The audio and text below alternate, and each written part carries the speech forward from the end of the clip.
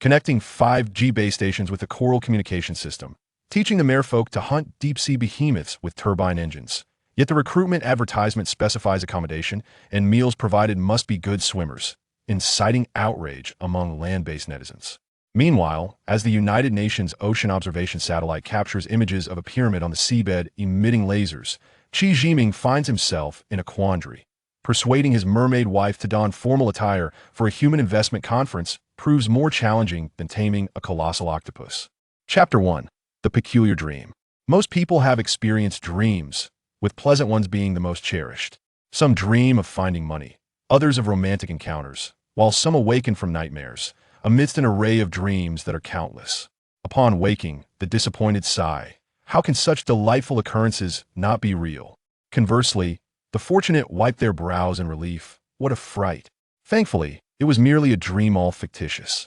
People often claim that dreams are mere illusions, not to be taken seriously. How mistaken. When one is desperately seeking a restroom in a dream, finally locating a suitable spot, and then ends up wetting the bed, that surely is all too real, isn't it? The damp evidence on the sheets cannot be denied upon waking, can it? Indeed, dreams can sometimes reflect reality. Your embarrassment over wetting the bed isn't so grave, it's simply a part of life. Who among us can claim to have never had such experiences? Qi Jiming also dreams, though not daily. Yet every few days, he encounters the same monotonous dream, one that has transcended into reality. This is certainly more than mere bedwetting. Whose child are you? Why do you keep appearing in my dreams? Where are your parents? Are you hungry? You're hungry? Then go find your mother. Why do you keep coming to me? Once again, he finds himself dreaming, yet again that same dream he has endured for over a decade. He feels utterly ridiculous. Conversing with a tiny child, can he truly comprehend? As dawn breaks, Qi Jiming lies sprawled on the grass, slowly opening his bleary eyes, the first sight being the pale light of dawn.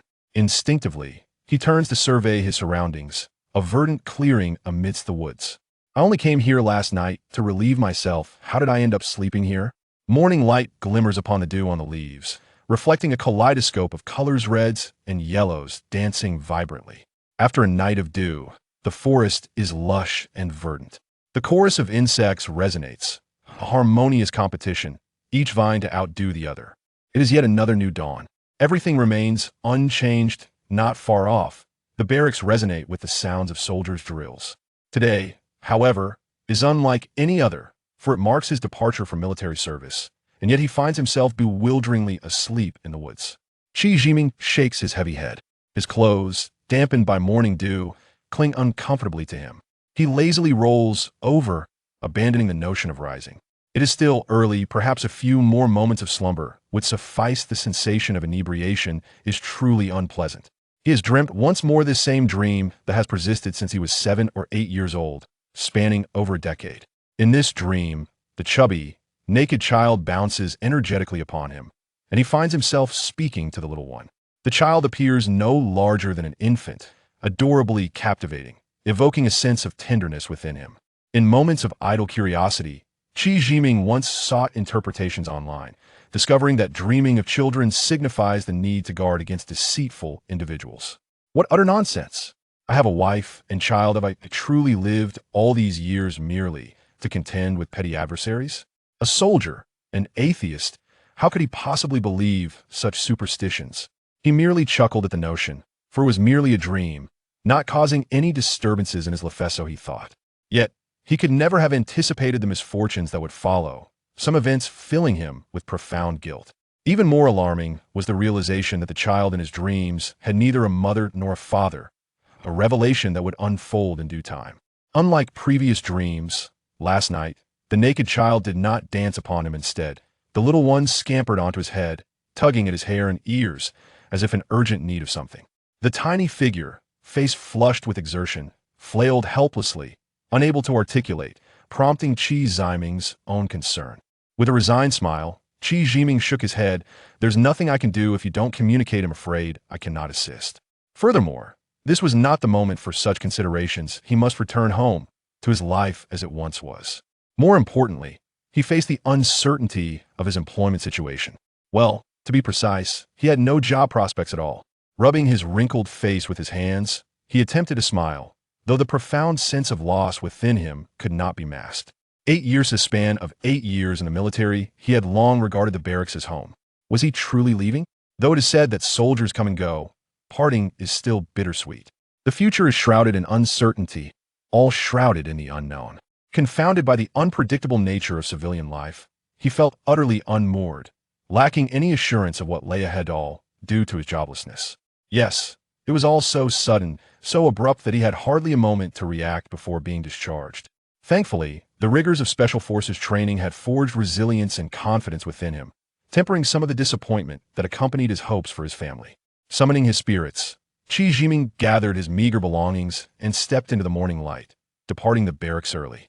The journey home spans over 400 kilometers, neither too distant nor too close. In this technological age, distance is no longer a barrier. As long as he can spend a night in a small town 100 kilometers from home, he can reach his destination the following morning. Yet, for one eager to return, it remains a considerable torment. To save both time and money, he chose a modest inn near the bus station. Last night's farewell revelries had been plentiful, and he still felt nauseated. This quaint town is familiar, having spent 6 years in high school here, and he still has many classmates around. However, now, in such a pitiful state, without even a job, he lacked the spirit to reconnect. Coupled with the discomfort from his hangover, his mood was bleak. Devoid of appetite, he merely washed up and retired early.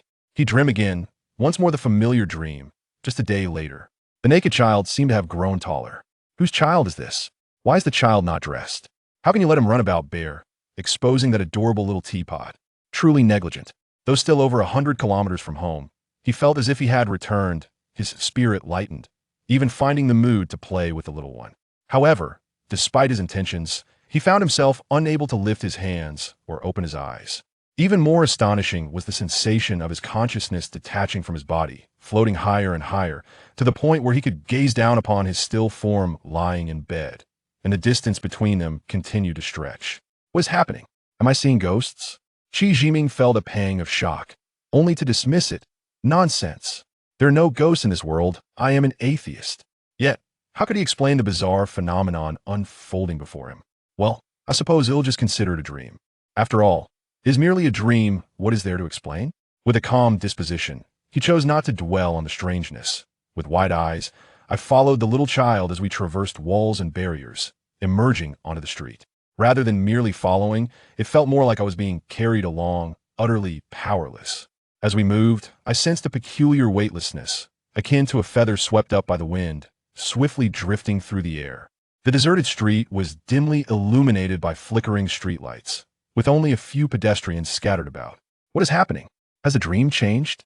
I marveled in bewilderment, for such scenes had never graced my dreams before.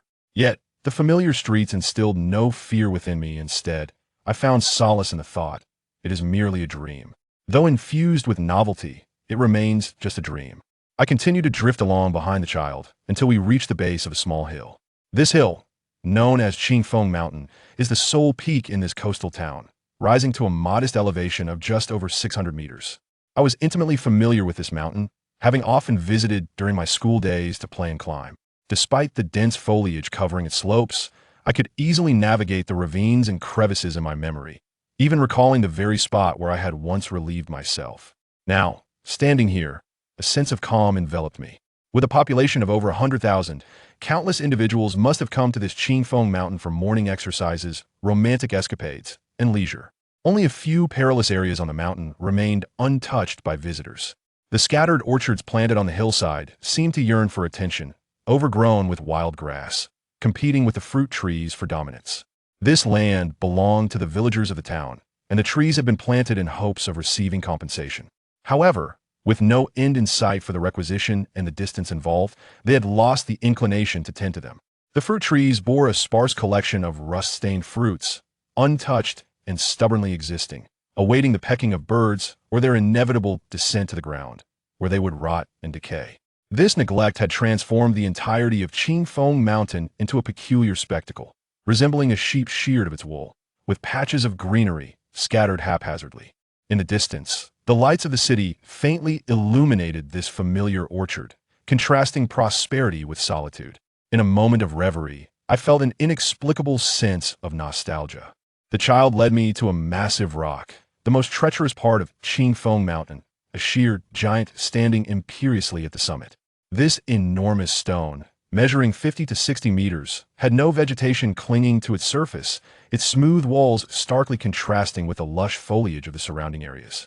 Typically, visitors would use this rock as a backdrop for photographs, yet no one dared to climb it.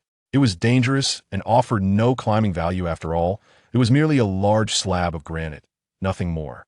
The child, undeterred, pulled me closer and leaped into the rock as if strolling down a street, encountering no obstacles whatsoever. It was as if an invisible door had always existed there, wide open. My mind brimmed with astonishment and questions, yet I remained speechless, merely observing as wonders unfolded before my eyes. After all, it was just a dream. Strange as it may be, it was still a dream, not to be taken seriously. Chapter 2. The Stingy Scholar in Green Robes. Even more astonishing was the discovery of a cave within the rock, a small cavern with a clear view of its depths. This space, measuring around 60 to 70 square meters, was empty save for two ordinary stone benches. The ground was bisected by a gently flowing brook.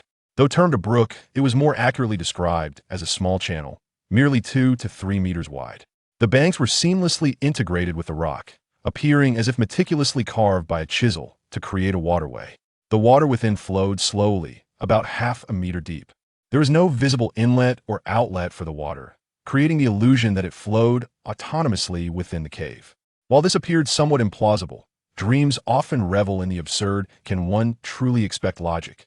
Seated in a recess of the opposite rock wall was a man clad in green, appearing to be in his 40s, as if embedded within the stone itself, his back pressed firmly against the rock face. "Welcome, young friend. Have we not shared a spiritual connection for over a decade? Today, we finally meet. What a fortunate occasion." The man smiled, his voice aged yet authoritative. Startled by his sudden appearance, I instinctively assumed a defensive posture.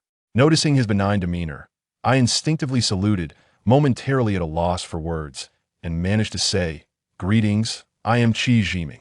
Please guide me." My habitual phrase felt oddly out of place in this context. Let us dispense with worldly formalities. You see, a distinguished guest has arrived, and I have not risen to greet you. My apologies for this initial oversight.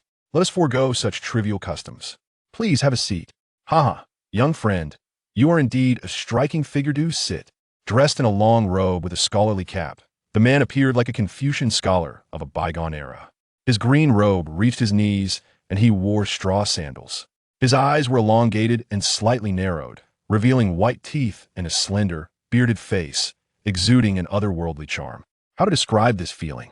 It was as if the clarity of a mountain stream resonated within him, akin to the freshness of blooming orchids, reminiscent of the ancient aroma of pine, and evoking the ethereal essence of morning mist in the forest. In short, it was an indescribable sensation, a distinct spirit, transcendent and unworldly. Yes, that is the only fitting description. As I settled onto the stone bench, the child scurried to the man, waving its chubby little hands excitedly. Perhaps unable to speak yet eager to communicate, the child soon resorted to jumping on the man's lap. This little one seems quite fond of you. Very well, go on." As soon as he finished speaking, the child leaped toward the cave's ceiling, disappearing without a trace. My eyes widened in astonishment. "Do not be alarmed, young friend. This is my long-cultivated Yuaning, quite the mischievous spirit. I apologize for any disturbances in your past. However, your bond with him is profound, and before I retreat once more, I felt compelled to facilitate this meeting, though it may seem abrupt." The man's words carried an air of apology, yet his tone remained calm and unperturbed. "Your kindness is greatly appreciated, esteemed elder. It is a true honor to meet you. May I ask for your name? Are you cultivating here? I am quite familiar with this mountain. We have surely never met before. A hermit of the wilds, I have renounced worldly names and titles. Should you wish to address me, Qing Shan Ke will suffice. I dwell here, employing a few allusions to avoid disturbance, nothing out of the ordinary. Our previous encounters were simply a matter of timing. The man spoke with clarity and eloquence, his words ringing true. I, not particularly adept at conversation, especially with strangers, found myself at a loss for words. After all, my knowledge derived from idle readings offered little more than this. Having shared all I could, I was unsure of how to proceed. As I remained silent, the man, identifying himself as Qing Shan Ku, did not initiate further conversation. We found ourselves in a quiet standoff, gazing at one another without awkwardness. Before long, the child reappeared, cradling a peach the size of a bowl, wobbling as it approached, its origin a mystery. The child's face was flushed, clearly struggling with the weight, and it looked at Qing Shan Ku with pleading eyes. "Ah, you truly are generous. 10 peaches, each over 300 years old. Very well, since you share such a bond with your friend, do hurry and present it." Qing Shan Ku seemed taken aback, torn between reluctance and obligation. The child, laboriously carrying the disproportionately large peach, approached me with a beaming smile, radiating genuine joy. The peach's tip was a fiery red, while the lower portion was a pale greenish white, indicating it was not yet fully ripe. "Such a precious item. I kindly ask you to keep it for your guests." Qi Jiming expressed gratitude towards the little child while harboring disdain for the guest in the blue robe. He mused, "This peach is merely larger in size and not particularly rare. They are abundant in the market. It seems the other party is loath to part with it. How tiresome." Thus, he resolutely declined the offer. Seeing Qi Jiming refuse the peach, the little child grew anxious and turned to the blue-robed guest with hopeful eyes. The guest, as if able to perceive the hearts of others, smiled gently at Qi Jiming. "Do not take offense, my young friend. It is not that I am reluctant to part with it. These 10 peaches have matured over several hundred years, and they are only now 8 parts ripe. They require the spring water from this cave for nourishment, and this little one has diligently tended to them, while I remain hidden. The peach tree has existed in this mountain for a millennium, yielding only 10 fruits, making them exceedingly rare. It is by fate that we share these fruits as hospitality. I was merely jesting with this little one. The fruit is best enjoyed fresh. Please do not waste the effort it took to cultivate them." Qi Jiming, who did not find the peach particularly remarkable, decided against further pretense. After expressing his thanks, he took a bite. As the skin broke, the juice flowed forth, consumed in an instant, leaving only the pit and skin behind. The fragrance was unlike any peach he had tasted before. The little child, beaming, reached out to take the pit and vanished from sight. "My young friend is indeed destined for great fortune. This little one would not venture out in search of you otherwise. He is quite timid, and I do not allow him to stray far, spending his days playing in this mountain, relying on him for sustenance." The guest in blue appeared somewhat fatigued, pausing for a moment before addressing Qi Jiming again. "I have diligently practiced here for over 300 years, yet I sense the spiritual energy diminishing. I fear I may soon transcend. When that time comes, this little one will naturally seek you out, so I hope you will look after him well." The guest's gaze was piercing as he fixed his eyes on Qi Jiming, awaiting his response. "To be frank, esteemed elder, I am currently in a precarious situation, uncertain of where I will find my next meal tomorrow. However, should I be entrusted with this responsibility, I will do my utmost to care for him, though my capabilities may fall short of your expectations." Qi Jiming met the gaze of the blue-robed guest with calmness. Though aware that the other was no ordinary person, he found himself at a dead end and in disarray, feeling no need for pretense or worry how much worse could his situation become. The proverbial saying about a dead pig not fearing boiling water aptly described his mindset. "My young friend, your recent misfortunes are but temporary. In the future, you will surely soar to great heights. A true man must possess unwavering resolve and must not be burdened by present troubles, lest he fall into despair. Remember this well." Qi Jiming smiled faintly in response, pondering, why do these words sound so awkward? Are empty platitudes truly of any value? Just then, the little child returned to the cave, climbing onto Qi Jiming's shoulder, motionless, gazing at him with innocent eyes brimming with affection. "Now, send your little friend back to rest. Let us share a connection today, and we shall surely meet again in the future. Safe travels, my young friend. I cannot accompany you." The jovial voice of the blue-robed guest echoed in the air as Qi Jiming and the little child stepped outside the massive stone. The mountain winds howled, and the moon cast a dim shadow. Below, the forest was dense, and distant lights flickered erratically. Looking back at the stone, it remained unchanged, without a single crack.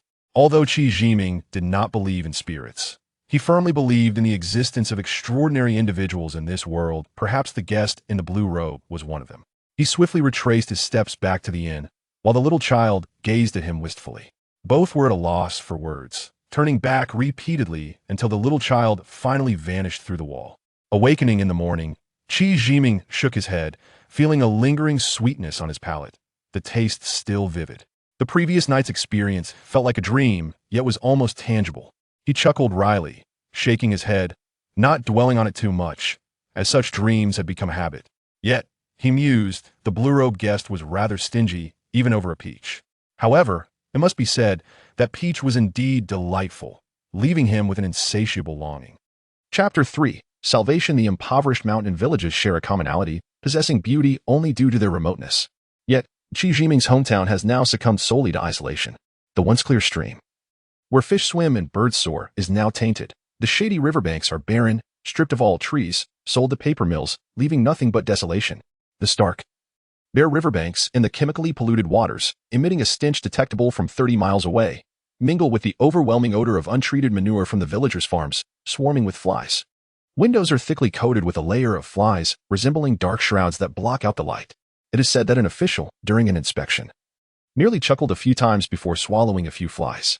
Villagers don masks, while farmers scrounge for grain to eat.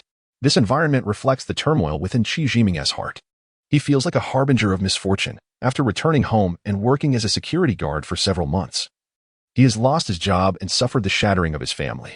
First, his wife, disillusioned by his lack of ambition, abandoned him and their 3-year-old son for a foreign land. Last month, his mother succumbed to illness due to financial constraints, and his father suffered a heart attack, dying atop his mother's coffin. The cascade of tragic events has plunged Qi Jiming into deep remorse, leading him to contemplate suicide after a spell of drunkenness. Then came Go Hong. They were comrades, as well as close friends who confided in one another. Despite his own struggles, Go Hong urged Qi Jiming not to succumb to despair, as he had a family of 13 to support. They decided to travel to Southeast Asia to clear their minds, hoping to earn some money, and if not, at least they would not disgrace their skills in death. With little else to their names, they resolved to take a gamble. Recently, Qi Jiming has been deeply troubled, and this opportunity to change his mood seemed serendipitous.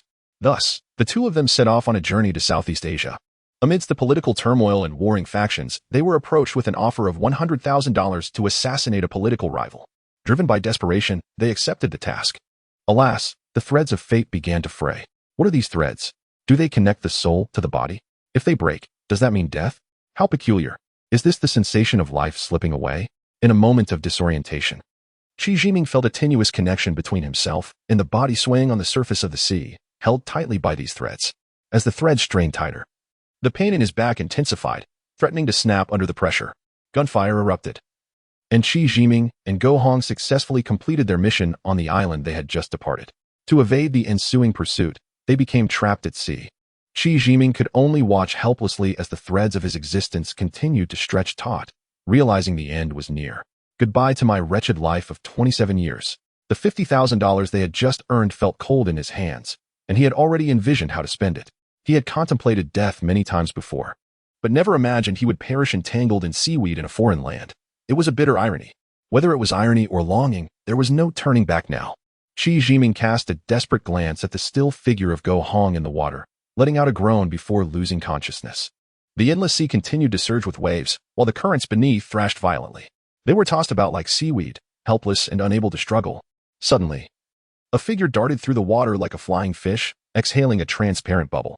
The bubble expanded rapidly, enveloping the two men and propelling them into the vast ocean. When Qi Jiming awoke, his entire body ached, as if 2 ribs had fractured.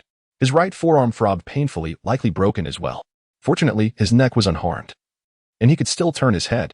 Opening his eyes, he surveyed his surroundings. He found himself in a cave carved into the mountainside, with uneven walls suggesting a hasty construction by someone in distress. Lying on a flat rock, he was covered by a quilt fashioned from feathers, warmly draped over him. Beneath him lay a soft leather padding, the fur from an unknown animal.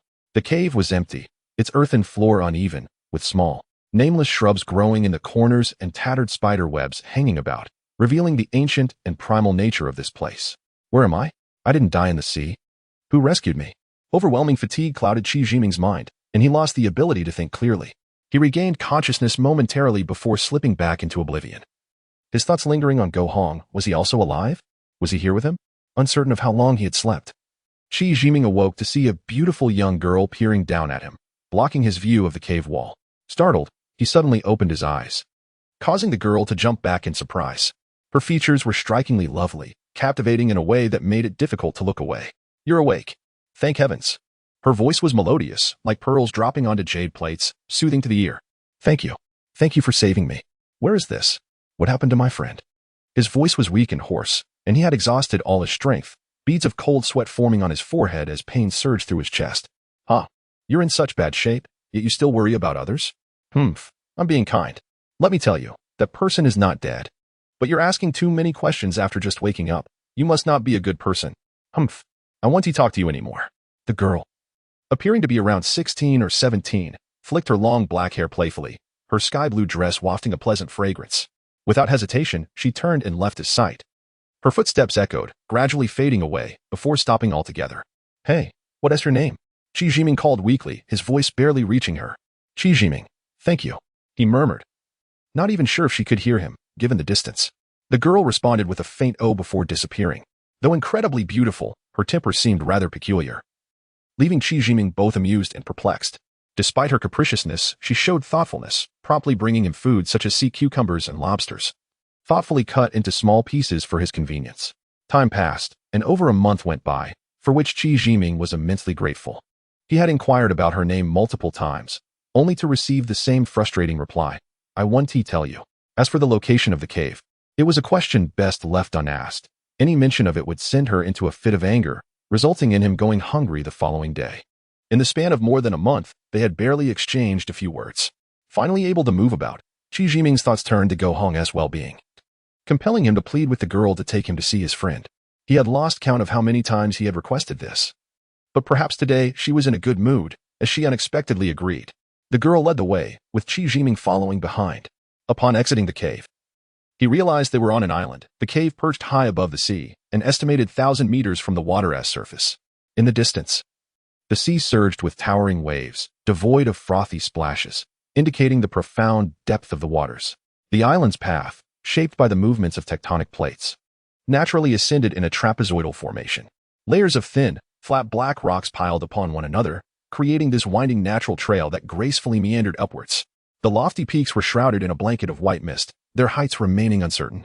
Sparse coconut trees grew around, while thickets of shrubs emerged chaotically, rendering the landscape desolately stark. Before one's eyes lay a vast expanse of black rocks and large sheets of black gravel. Under the blazing sun, ultraviolet rays penetrated the sweltering air, forming an inextricable web that seemed intent on engulfing any creature that ventured within. This depicted a scene steeped in dark hues, evoking a sense of oppression. Qi Jiming instinctively recoiled from it all, raising a hand to shield himself from the relentless sun, scanning the surroundings. Well, can't believe you're here without a care in the world. Not many can reach this place. You must be quite remarkable. What were you before this? Speak the truth. The girl, who had been hurrying forward, suddenly turned and inquired. I was a soldier. Are you setting a trap for me? If so, why save me? Since you have rescued me, there is no reason to harm me further. Thus I shall follow you without trepidation. Qi Jiming replied calmly. This statement was logical and unassailable. The girl, however, bit her lip in silence, seemingly at a loss for words, before abruptly uttering with inexplicable animosity, follow me. Take 3 steps forward, then 1 step back. Advance 2 steps, then retreat 1. Follow this pattern and sequence, for if you err, your fate is sealed. Should you perish, do not blame me. It will be your own folly. It appeared as though this girl harbored a deep-seated resentment towards someone. Chapter 4. Where is this place? Go Hong also resided in a cave to recuperate from his injuries, which were more severe than his entire body wrapped like a large dumpling. Yet his spirit remained high. Upon seeing Qi Jiming, he choked back words, calling out brother, as tears streamed down his face. The two embraced in relief, once again expressing gratitude to the young lady for her life-saving grace. To their surprise, the young woman seemed indifferent, paying no heed to their sentiments. Instead, she scrutinized their actions with wide eyes, observing them with incredulity, and soon erupted into fits of laughter, doubling over in mirth.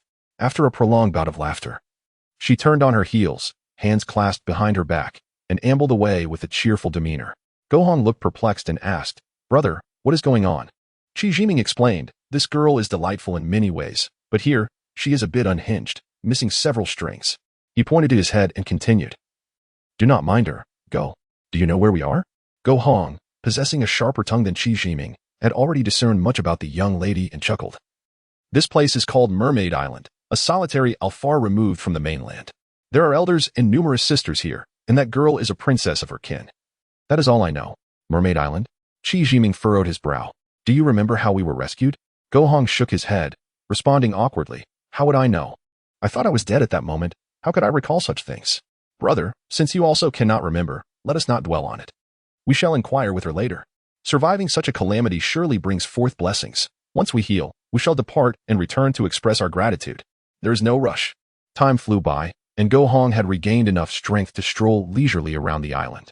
The climate remained unchanged, still resembling the conditions from when they first arrived. Their range of movement was restricted to this side of the stream, as the princess had imposed boundaries. Fortunately, the vegetation below their dwelling was lush and verdant, which naturally uplifted their spirits. As time passed, their interactions with the island's inhabitants increased, leading to a gradual familiarity. However, they mostly encountered young maidens. And with the distinctions between genders and various taboos, frivolous banter was ill-advised. Go Hong, known for his loquacity, was no exception. Moreover, aside from the princess, the others were not particularly warm. Their encounters were limited to shy smiles and nods of acknowledgement. The island's pleasant climate could not alleviate their boredom. Having explored their limited territory, they yearned to uncover more. They climbed to higher ground, craning their necks to catch a glimpse of the scenery beyond. Yet the view remained elusive. Nevertheless, they gained a general understanding of the island. It was indeed a solitary isle amidst boundless oceans, vast in area with no visible end. And the flora was well preserved. Except for the jagged rocks atop the mountains, the rest of the land was adorned with towering trees, many of which were thick enough to require several people to encircle, intertwined with vines, resembling a primeval forest. Most heartening was the abundance of wildlife on the island. Wild chickens and rabbits, unafraid of humans, were plump and well-fed. This meant they need not subsist solely on fresh seafood and fruits. For even the most delectable fare could become tiresome after months of consumption. For the two of them, survival in the wild was a trifling matter. The sizzling aroma of the roasted meat filled the air as they devoured their meal with gusto, oil dripping from their mouths. Just as they were indulging, several young girls, around 16 or 17, approached with stern expressions, boldly commanding from a distance, no fires allowed, no hunting of the island's animals. Go Hong, innocently holding up his roasted meat, exclaimed, "Delicious, better than fish. Girls, if you don't believe me, try a bite. It's truly delightful." However, the girls showed no appreciation for his offer. Perceiving his persistence as provocation, they charged forward without hesitation. Go Hong swiftly evaded their advance, exclaiming, "Hey, if you don't want to eat, that's fine. But you cannot hit me. Don't think just because I want to retaliate against women, you can bully me. Let me tell you, I've dealt with my fair share of trouble. Eating fish every day can be tiresome. Now get lost and go home to have babies." But who would heed his words? The girls had no qualms about confronting him, launching an immediate attack. Go Hong, left with no choice, executed a series of nimble maneuvers, deftly avoiding excessive contact, mindful of the complexities involved in fighting women. With strategic pulls and twists, targeting only their arms, he quickly subdued the girls. He dusted off his hands, disdainfully proclaiming, "Such flowery techniques, and you dare to overestimate yourselves? You'd be better off returning home to raise children." The princess rushed over from a distance, witnessing the fray's conclusion. She fixed a cold stare on Qi Jiming and Go Hong, smirking. Impressive skills. Shall we have a proper spar sometime?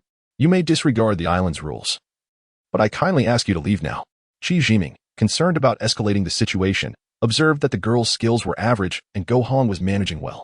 Thus, he remained a bystander. However, upon the princess's arrival, he sensed a hint of challenge in her demeanor. He had previously encountered her unreasonable temperament, despite her beauty. Her temperament could be quite fierce. It was not that he feared for Go Hong's safety. He knew that among special forces, Go Hong's prowess was commendable. Though he appeared harmless with his pudgy, cheerful face, his strikes could be ruthless.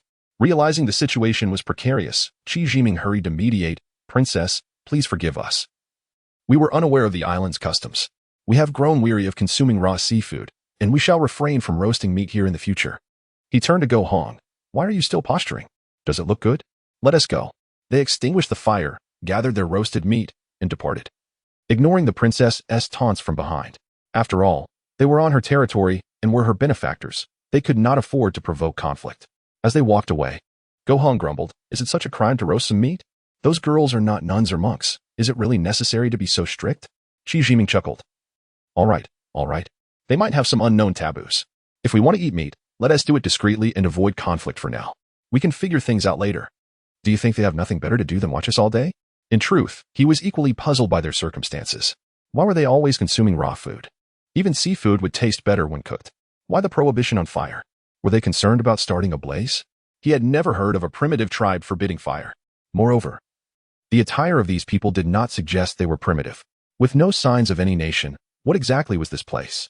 Chapter 5. A group of mermaids' time trickled by, and the scenery of the island remained unchanged. Qi Jiming and Go Hong continued to languish in idle monotony. Each day, they would ascend the mountain to release their pent-up energy while maintaining peak physical condition in case of unforeseen circumstances. Naturally, they also pondered how to return home, scanning the horizon for passing ships.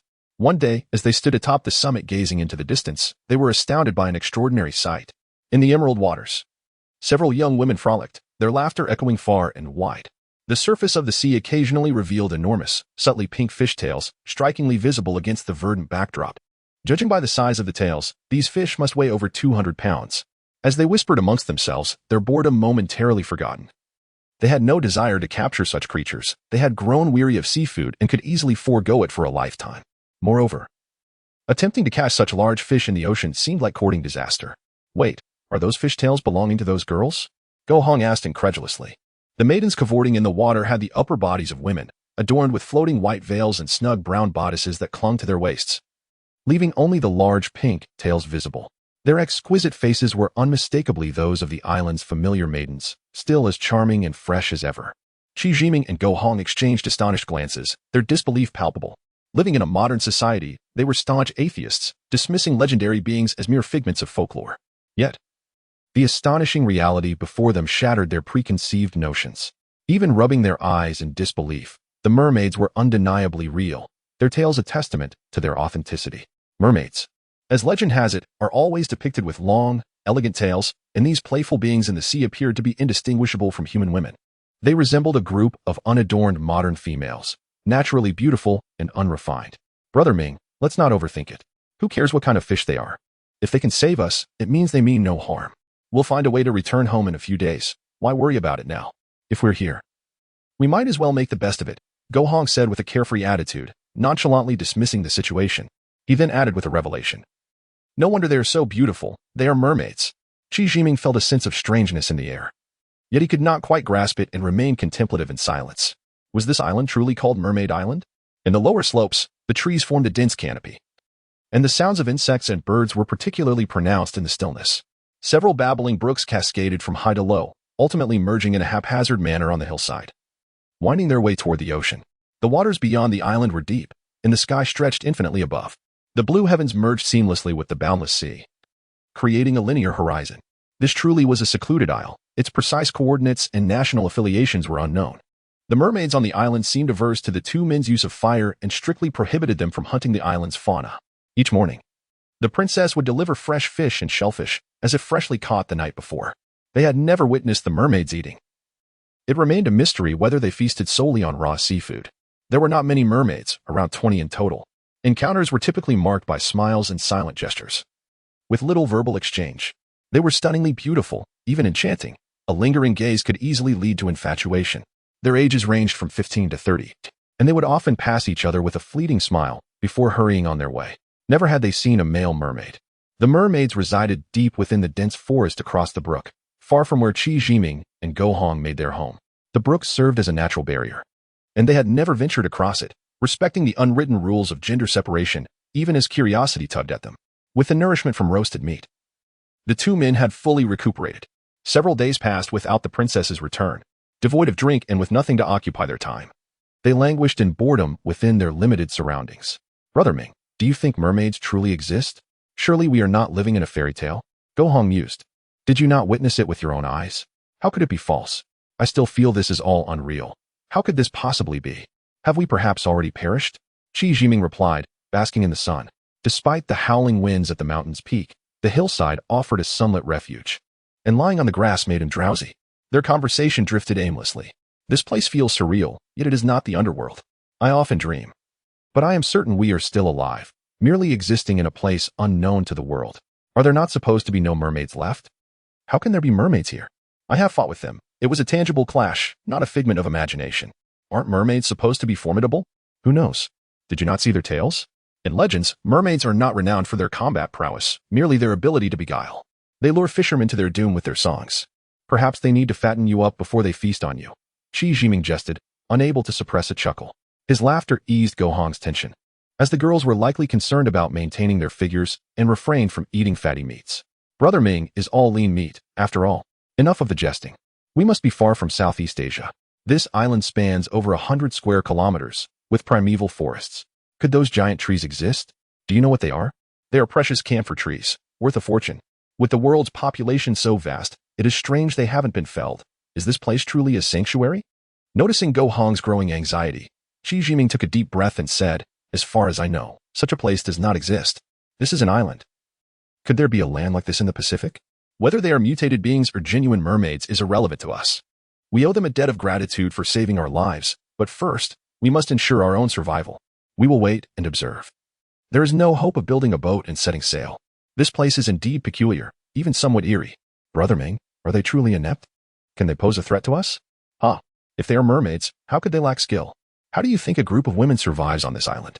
Surely there are elders among them? You have yet to see them. Do not rush to conclusions. Go Hong grew anxious. Does that mean we have no hope of returning home? How will we ever get back? How long must we wait? Qi Jiming chuckled. If they can rescue us, they can also send us home. It all depends on whether they choose to. Let us speak of beauty and act with practicality. We must do our part without resigning ourselves to fate, even if we owe them our lives. He held back a thought unspoken. Death is but a final bow. But one must not push too far, for even a cornered rabbit may bite. Regardless, he had no desire to eat fish again. It had become tiresome. Chapter 6, a terrifying eye beneath the sea at noon. The sunlight was abundant, and the clarity of the ocean water was exceptional. Qi Jiming and Go Hong decided to dive and explore the underwater realm. Since their observations from the mountain yielded little, they resolved to plunge into the sea.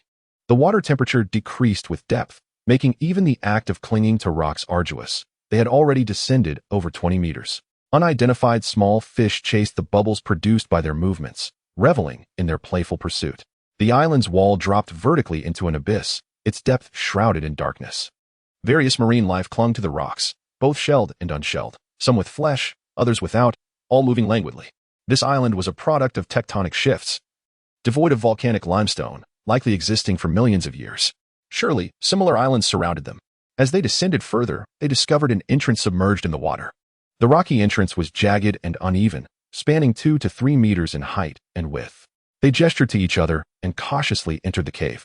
In the enveloping darkness, they treaded carefully, the space gradually expanding. The seawater no longer filled the cave entirely. The ceiling rose higher above the water's surface, revealing a distant light streaming down.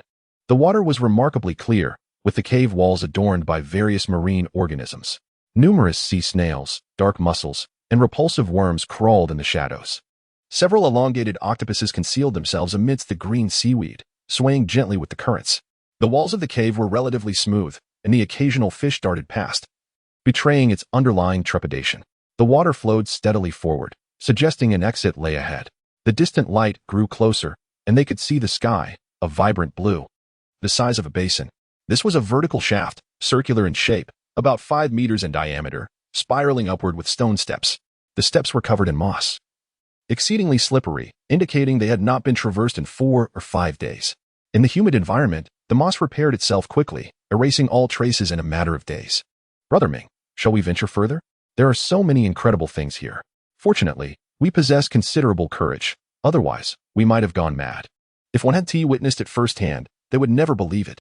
Just don't be reckless and endanger your life. More astonishing things may yet unfold, Qi Jiming quipped, leading the way forward. The water's surface was now 7 or 8 meters above them. As they swam, little had changed. The cave walls formed a cylindrical shape, akin to a colossal pipe extending deep into the mountain. The rock was solid and unaltered, as if nature had sculpted this circular passage within the granite. Go Hong submerged further, finding the underwater view indistinguishable from that above. This was a natural corridor, approximately 15 or 16 meters in diameter, extending into the mountain. After traversing about 2 kilometers, they encountered another vertical shaft. They had passed through 13 such shafts and had ventured over 20 kilometers into the cave. Brother Ming, I truly cannot swim any longer. How much farther do we have? I don't know. Let us take a look. If it's too much, we'll turn back. Both felt disheartened, famished, and exhausted, with little of value uncovered. Continuing further seemed daunting, and they feared succumbing to fatigue in this dark expanse. In their conversation, a faint light appeared ahead. The exit must be near.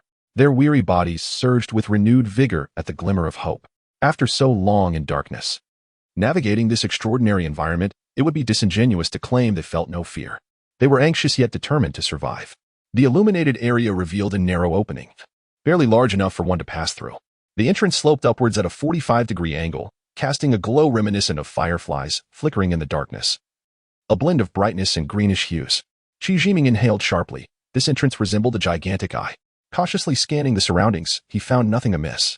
Though the cave felt somewhat eerie, they had come this far. It would be unsatisfying not to investigate further. The entrance was a considerable height above the water, with stone steps spiraling upwards toward it. The two men bravely ascended, finding the interior unusually dry, devoid of the anticipated moisture. The space widened into a conical structure, with smooth walls and ample room. Before them lay several stone tables, neatly arranged at the cave's depths, where the illumination was even brighter. The source of light came from a 5-meter-high ceiling, a gem embedded within, roughly the size of a fist, appearing somewhat hazy and not overly radiant. A luminous pearl, Go Hong exclaimed instinctively. Qi Jiming scrutinized the orb, shaking his head. I don't recognize it, but it could be. Let us not act hastily. Let us see if there is anything else before we proceed. This is our only source of illumination. Go Hong fixated on the orb, swallowing hard with excitement. This journey is truly worthwhile. They advanced slowly, reaching a smooth stone wall enveloped in a thin mist. On the massive stone wall, faint images of rivers, trees, and figures emerged. Inside the cave, there were 3 stone tables, each surrounded by 6 stone stools at equal intervals. The mist emanated from the wall, gathering without dissipating, creating a dreamlike atmosphere. The image depicted a meandering stream cascading down from the mountain peaks, dividing at the base into 2. On one side, 2 indistinct men with long hair and tattered clothing were ascending the mountain, while on the other, 4 or 5 women gazed longingly across the water, their beautiful faces etched with anticipation. The sun hung high above the peak, red as fire, radiating warmth yet devoid of any actual heat. Rocks, streams, and trees were sketched with simplicity yet vibrancy, showcasing the artist's skill. An artist of great talent. Brother Ming, doesn't this resemble our island? Those 2 men must be our companions. I need to examine this closely, Go Hong said, reaching out to touch the image for clarity, before Qi Jiming could interject. The scene shifted, revealing the 2 men standing at the edge of a cliff, facing the tumultuous waves below. As the next scene appeared, the 2 men stood upon the ocean's surface, while the distant waves churned fiercely, their feet resting upon tranquil waters. Images rapidly emerged and faded until the stone wall was left blank, devoid of any remnants. With the visuals gone, the mist dissipated entirely. The so-called luminous pearl was too high. Even if they stacked atop one another, they could not reach it. Gazing at the empty cavern, both men felt disheartened, their frustration palpable. What a farce. After all our toil, we find nothing. Go Hong muttered as they exited the cave, unwilling to abandon their quest. He descended the steps back to the water's edge, yet still found no discoveries. Disappointed, they continued swimming forward, encountering several more vertical shafts, until they eventually reached the cave's exit. Emerging from the sea, they realized they had traversed from the cave to the confluence of the island's stream and the ocean. One side belonged to them, the other to mermaids. Having labored all day, we returned empty-handed. Brother Ming, what if tomorrow we procure some tools to retrieve that luminous pearl? It's a treasure worth a city. Go Hong continued to plot, still unwilling to relinquish the thought of the pearl. Qi Jiming sensed that something was amiss, particularly regarding the cavern resembling a large eye. His thoughts were tangled, leaving him momentarily speechless in contemplation. Go Hong, chattering to himself and venting his grievances, fell silent when met with no response. Bathed in the warm and comforting sunlight, fatigue washed over their bodies, and the 2 lazily reclined in the grass, drifting into a peaceful slumber. Chapter 7. The princess's affection. As Qi Jiming and Go Hong awoke, the sun had already begun its descent. Stretching lazily, they carelessly hunted some game and retreated to prepare a barbecue to satiate their hunger. Although they had ample supplies of game at their abode, nothing could compare to the taste of freshly roasted fare. After satisfying their appetites, the 2 strolled back to their dwelling, only to spot a figure darting about in the distance. Upon recognizing the capricious mermaid princess, Qi Jiming playfully shouted, startling her into nearly losing her balance. Once she discerned it was him, she rushed over, unleashing a flurry of playful punches and kicks. All right. Can't we be affectionate in a more private setting? Haven't you noticed there are others around? He joked, mischievously seizing her small fist and dragging her towards the cave. It was then that the princess noticed Go Hong nearby and was instantly flushed with embarrassment. Turning her head away, she pondered Qi Jiming's earlier words, realizing they felt somewhat off, which incited her ire once more. Affectionate, is it? Back to the cave, you say? She retaliated with her fists, kicks, and even playful bites. I assure you, I saw nothing. I sleep like a log and wouldn't hear a thing. I could slumber until dawn. Go Hong exaggeratedly yawned, swaying as he made his way back. Enough. Look at your bites, as if I had done something to you. Qi Jiming released the princess's hand and darted into the cave. Hey, what have you both been up to? I've come twice and found you absent. Do tell. Where did you go? The princess inquired, hesitating momentarily before following him inside, curiosity piqued. Dear girl, it's quite late. And it seems inappropriate for a solitary man and woman to be together like this. While you did save me, it does not mean you can force me into a commitment. Qi Jiming feigned terror, curling up in a corner of the stone bed. You scoundrel. You infuriate me to no end. I could just— The princess, flustered, forgot her initial inquiry and advanced to strike him.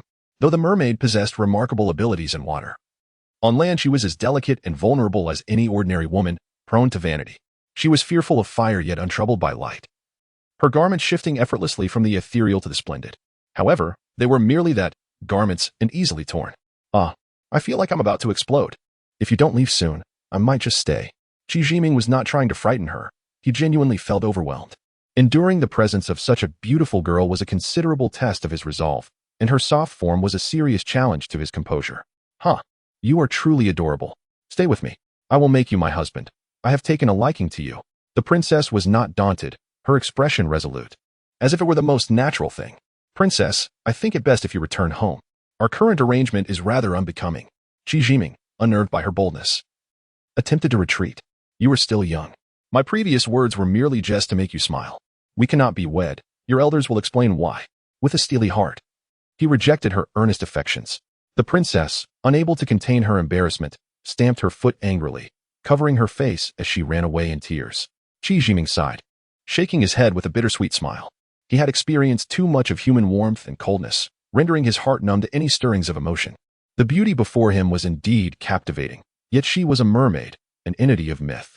Their paths were destined to diverge, and perhaps it was best to leave her in the realm of legends, avoiding unnecessary heartache. Despite her fiery temperament, the princess was not malevolent. He had already endured enough misfortune. Misfortune was like a contagious disease, best not spread to others. Pursuing a romance with this enchanting mermaid? It was a farcical notion. What could he offer her? Apart from a semblance of attractiveness, he possessed no other notable qualities. His past marriage, tied by years and a son, was as fragile as glass, easily shattered by misfortune. Moreover, she was a legendary mermaid. Certain experts in human society could spend a lifetime studying a mere fragment of a deceased skeleton. If they captured her, they would likely dissect her for endless research. No, he could not protect her within human society. Since he was impoverished and incapable of safeguarding her, it was best to sever any emotional ties, ensuring they would have no further interactions. This would be beneficial for both. As for repaying her life-saving grace, he would do so to the best of his ability on this island. Once he departed, he would never return. Qi Jiming's thoughts swirled. Yet the haunting image of that monstrous eye loomed large in his mind, preventing him from finding rest. Was there truly such a place on this island? Unable to sleep, he stepped out of the cave and meandered along the wooded path. The sounds of insects droned softly. The night enveloped him like a tranquil blanket, the waves crashing rhythmically in the distance. This place felt serene and calm, devoid of the chaotic troubles of human society. Apart from his son, there was little else to tether him to the world. Although his ex-wife had been a poor partner, she was undoubtedly a good mother. Their son thrived under her care. Did he truly wish to return to a life of competition and strife? Why did that thought leave him feeling so stifled? Life is fleeting. Death is inevitable. They are one and the same. The $50,000 he entrusted to Go Hong for his son was neither a fortune nor a pittance. It might be a sum he never earned in his lifetime. Who is there? Come out. It's me, Mingo. Where's your sister-in-law? Why are you out here alone? Go Hong emerged from the shadows with a grin. What are you doing awake? And what sister-in-law are you talking about? Qi Jiming was aware of Go Hong's dubious intentions and scolded him lightly. Mingo, let me clarify. I'm not eavesdropping. I merely wish to know how you managed to charm that headstrong princess. I find it curious. You always wear a stern expression and apart from bickering, you hardly exchange words. How did you become her suitor? Please, enlighten me. I could use a sibling. Go Hong prattled on. Fine, let me loosen up a bit, and then I shall share all. Qi Jiming cracked his knuckles, stretched his arms, and moved his limbs to shake off the stiffness. Seeing this, Go Hong quickly interjected. Mingo, I was just joking. I actually wanted to discuss whether we should explore the island tomorrow. It might be quite intriguing. Is that all? Ah, yes, just that. All right then, let us stretch a bit. We've been idle too long.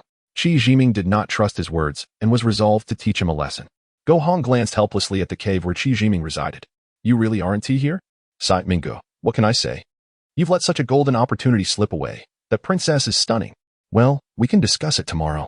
Before he could finish his sentence, he dashed away. Chapter 8. Treasures in the Cave. The dawn on the island was awakened by the cheerful chirping of birds.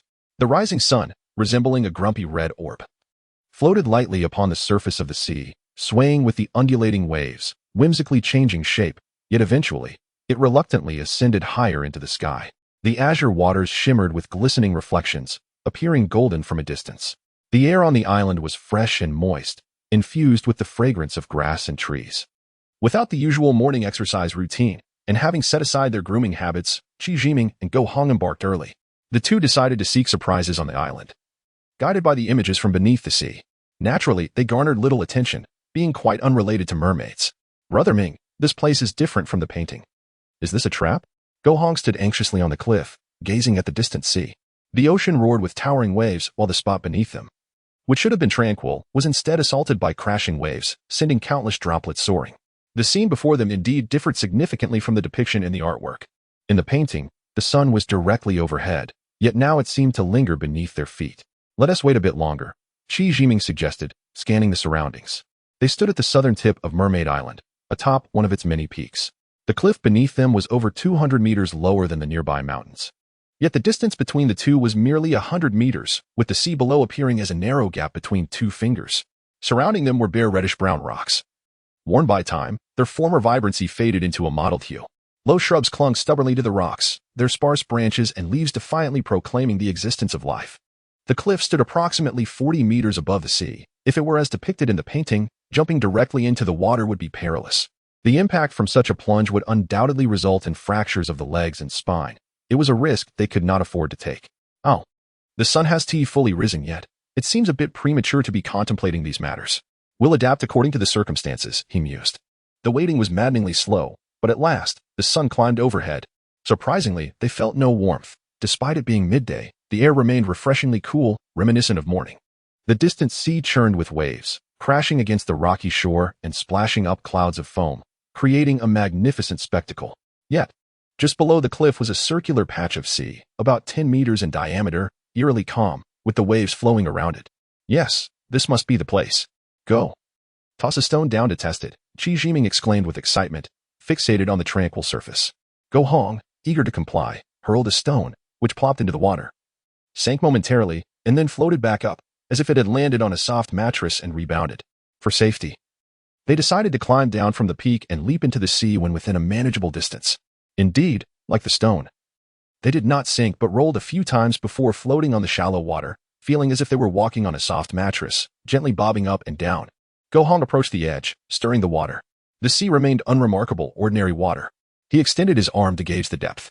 Brother Ming, this thing feels like a massive pillar, straight and smooth, but I can't reach the bottom. Should I dive down and take a look? Go Hong asked, shaking the droplets from his hands. No need.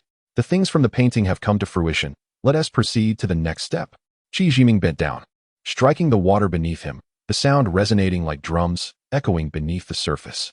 The sound did not dissipate, but traveled straight down. From above, the object beneath appeared opaque, suggesting it was hollow. With each rhythmic thump, the surface of the water began to rise.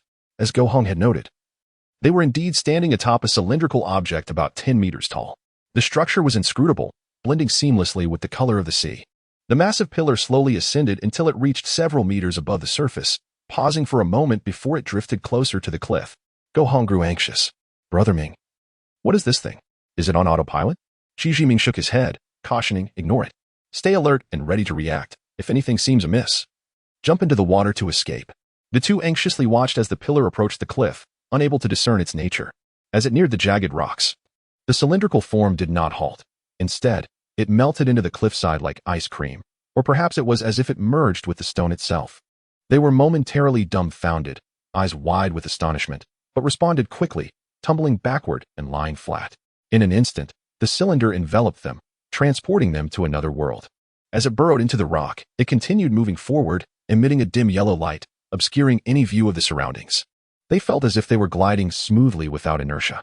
After approximately 4 or 5 minutes, the motion ceased, and they sensed a gradual descent. The enormous cylinder compressed into a cushion-like form about 50 to 60 centimeters high, with the yellow glow emanating from beneath it. With no time to observe closely, the light began to swirl, accelerating from slow to fast, enveloping their entire vision. Qi Jiming and Go Hong exchanged glances, their expressions filled with astonishment and bewilderment. When the yellow light suddenly dimmed, they found themselves hovering above a spacious area. From their elevated vantage point, they could see a vast expanse, about 2 to 3 kilometers in diameter, resembling a sports field. Remarkably, the climate here was unique. On the left, the sun rose, while on the right, it rained. From blooming plains to snow-capped mountains, all 4 seasons coexisted in this one realm. If it weren't for the movement of air, it might have seemed as if they were immersed in a watercolor painting. Entering this garden-like space, they were enveloped by the primal essence of the forest. Surrounded by an eerie silence, devoid of even a single bird, they ambled along, stopping intermittently, until they reached the base of a mountain, where a rectangular cave entrance, over 3 meters high, caught their attention. There's a cave. Is someone there? In their minds, the cushion beneath them began to rise automatically, swiftly propelling them toward the entrance, only to be abruptly met by a rush of water that left them dazed. They quickly wiped their faces, grateful there were no ambushes. Otherwise, they could have met their end there. Upon opening their eyes, they found themselves in a new realm. Before them stood a colossal palace, its edges beyond their line of sight. The central passageway of the palace was broad and smooth, flanked by countless pearls, each the size of a bowl, haphazardly piled. In human society, even a single pearl would be priceless. Qi Jiming recalled having spent thousands on a small pearl necklace for his wife, feeling a pang of regret. The sheer size of these pearls was unprecedented. Luminous pearls were evenly spaced along the ceiling, shimmering brightly, casting a radiant glow that harmonized with the pearls on the ground, creating a spectacular vista. Just as Qi Jiming felt the urge to venture forward for a closer look, the cushion beneath them began to glide slowly, as if it possessed a life of its own. Slow down, Brother Ming. Can you please move a bit slower? I need to take a good look. This can't be real, can it? How could there be so many? Go Hong exclaimed, urgency in his voice as disbelief washed over him, wishing to verify the reality with his own hands. Along the way, there were diamonds the size of fists and red corals towering over a meter in height, along with countless other treasures. These numerous unknown gems were haphazardly piled as if they were mere refuse. What is this place? Whose possessions are these? What kind of individuals can amass such wealth? The further they ventured, the more astonished they became, ultimately choosing to disregard it all.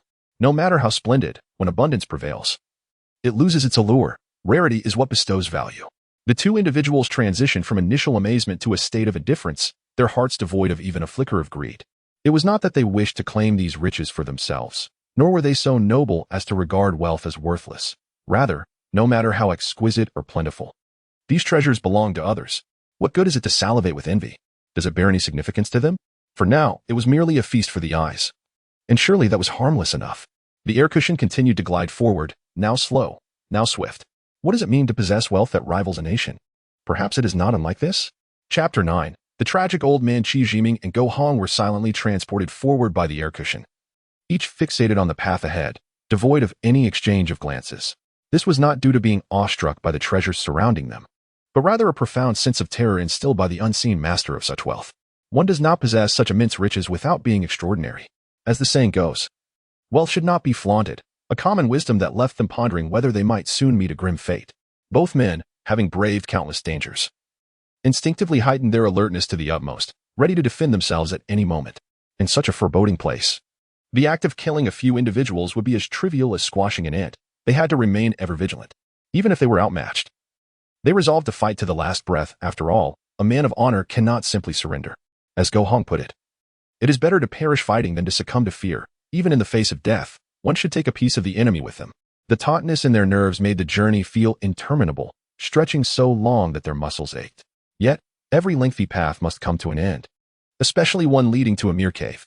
Upon reaching the cave's terminus, they were struck by a startling resemblance to a place encountered while diving, where they had seen an eye-like opening. 3 stone tables, each accompanied by 6 stone stools, and the same rocky walls greeted them at the cave's end. However, there was an additional presence here. Seated on the ground was an elderly scholar, his hair and beard entirely white, with brow and beard merging into one, betraying his advanced age. Adorned with a yellow crown and draped in a blue silk robe, with a white tightly fitted waistcoat and black square boots, he sat still as a statue, his hands resting flat on his knees. His face was gaunt and pale, eyelids sagging, seemingly lost in meditation. After a moment of scrutiny, Qi Jiming exchanged a glance with Go Hong, then approached with a bow from a distance of 6 or 7 meters. This was a safe distance. An attack was out of the question, but retreat was still an option. "We apologize for intruding, esteemed elder. Please forgive us." Qi Jiming spoke. Go Hong, slightly slower, could only echo the latter part. "Yes, yes, please forgive us." The old man remained oblivious, showing no sign of recognition, not even lifting an eyelid. They raised their voices, offering their greetings once more, yet still received no response. Just as they were engulfed in awkwardness, the air cushion unexpectedly propelled them closer to the elder. Panic-stricken, they exclaimed, "This is it, we're done for," and braced themselves for a fight. Yet, the elder remained seated, unmoving, and they waited in vain for him to open his eyes. "Go, don't move, let me check it out first," Qi Jiming cautioned, fearing Go Hong's impulsiveness. Upon closer inspection, it became evident that the elder's facial hair was utterly still. He had clearly departed from this world. His skin was dry and wrinkled, devoid of any life, having been deceased for an unknown length of time. Both men exhaled deeply, glancing around the cave, which was now silent with no further anomalies. Go Hong, now relaxed, chuckled. "What a journey of anxiety and fear. We've been thoroughly tested. Brother Ming, after all this, we finally encounter someone, and it turns out to be a corpse." Qi Jiming shot him a stern look. "Silence. We cannot leave this elder unburied. It is only right that we provide him with a proper resting place. It has always been the tradition to return the deceased to the earth." Go Hong humorously recoiled, hastily agreeing. "Yes, yes, of course. But where should we bury him? Please don't suggest this cave. There are too many treasures here." Suddenly recalling something, he added, "Brother Ming, do you think these treasures are genuine? We should verify their authenticity before letting this old man deceive us." As he spoke, he moved towards the treasures, examining a diamond the size of his fist against the cave's ceiling light, scrutinizing it from every angle. Qi Jiming turned his head, exasperated. Enough. They should be real. Who would counterfeit treasures here? Go Hong, unable to discern their authenticity, gazed at the jewels still glimmering on the ground, convinced they were genuine. Reflecting on Qi Jiming's logic, he reluctantly returned to the deceased elder. He closely inspected the corpse, squeezing the elder's arm, sighing, "Alas, this old man resembles a mummy. It is truly unfortunate, so many fine possessions, yet he cannot enjoy a splendid life." Qi Jiming yanked him away. "Can you not refrain from such idle chatter? Let us focus on giving this elder a proper burial." After some discussion, they agreed that the garden outside would be ideal, with its picturesque surroundings. Having made their decision, they bowed once more to the departed elder. Go Hong, while bowing, said, "Elder, please rest in peace. We shall ensure you receive a grand burial. May you find eternal rest. We promise to act honorably and not to disturb you afterward. Please do not rise up and frighten us. All these treasures, surely they belong to you? You can no longer use them. We do not wish to be greedy. Just a few items to support our families will suffice. The rest can be considered burial expenses. Is that agreeable?" Seeing no negative response from the elder, Go Hong interpreted it as consent. "Then we shall graciously accept. Out of respect for your generosity." Though he was typically loquacious and prone to foolishness, the perils they faced had rendered him silent until now. The truth is, faced with such a trove of unclaimed treasures, it would be disingenuous not to feel temptation. After all, who among them could claim to be a saint? Initially, Go Hong sought only a couple of treasures, which he could rationalize. However, seeking the remainder under the guise of burial expenses was akin to burying the truth. If the elder were to manifest any sign of discontent, it would surely terrify them. Qi Jiming, unable to tolerate Go Hong's disrespect towards the deceased, was about to admonish him when the stone wall at the cave's end began to project images, drawing their attention upward. The shifting images chronicled a man's life from childhood to old age, culminating in his demise at this very spot. They depicted moments of despair, anger, and helplessness during his final days, juxtaposed against times of triumph and exuberance. Each image unveiled the elder's life, illustrating a tapestry of honor and shame. As they beheld the final scenes, Qi Jiming and Go Hong felt their blood run cold, consumed by rage. How tragic. The injustices inflicted upon him were utterly intolerable. Chapter 10. Encountering the priceless treasure. Lu Wu, a member of the Han Dynasty royal family, embodied his name, having nurtured a profound passion for martial arts since childhood. In an era abundant with various cultivation resources and a plethora of ancient practices, Lu Wu was guided by esteemed masters. By the age of 6, his innate talents began to surface. At 16, he distinguished himself among his peers, garnering widespread attention, having emerged victorious in countless battles without a single defeat. By 18, through serendipity, he stumbled into a realm of chaos, witnessing ancient visions and acquiring the essential secrets of cultivation, far surpassing others. With his formidable skills, he traversed the world, earning the reverence of all, brimming with youthful exuberance, unmatched by any. He encountered a beautiful maiden, and their affections blossomed amidst the enchanting scenery. They sailed through stormy seas together, sharing laughter and camaraderie, reveling in their adventures. However, fate took a dark turn when he fell into a trap, unwittingly consuming poison wine and being besieged by numerous assailants.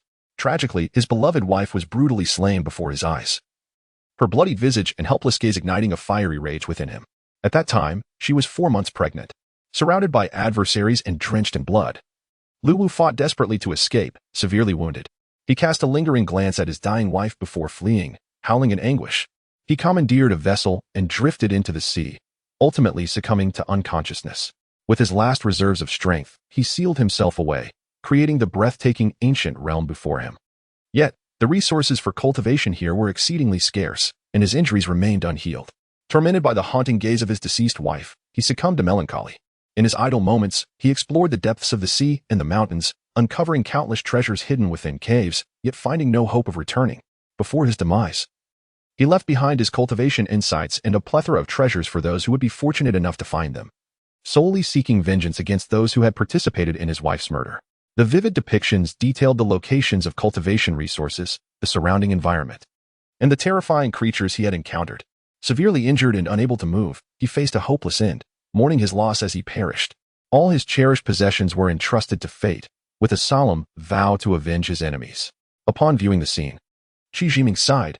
Although this man may not have been renowned in history, his tenacity marked him as a formidable figure. How could he have met his end in such a desolate place? Go Hong consoled him, remarking that the world is replete with wonders, and they had even encountered the legendary mermaid. What marvels could they not accept? After laying the elder Lu Wu to rest, the two were filled with sorrow for an extended period. Such a remarkable young man had been driven to an isolated desolation, where he ultimately perished. They empathized deeply. Bowing once more before returning to the cave, 3 stone tables bore records of cultivation methods, formations, and the identification of materials for cultivation. Beneath the elder's resting place lay a hide inscribed with the control and usage methods for a cushion. Looking up at the stone walls, they found them blank, with no further images to behold. The cave felt oppressively empty, leaving both men in a state of discomfort. They exchanged glances, uncertain of their next steps. Brother Ming, perhaps we should first learn the elder's skills? If we are to seek revenge, we have no one to turn to now. After so many years, his enemies are likely all long gone. Perhaps even their bones have turned to dust. If we encounter their descendants, a swift strike would suffice as retribution. Without power, returning home will be impossible.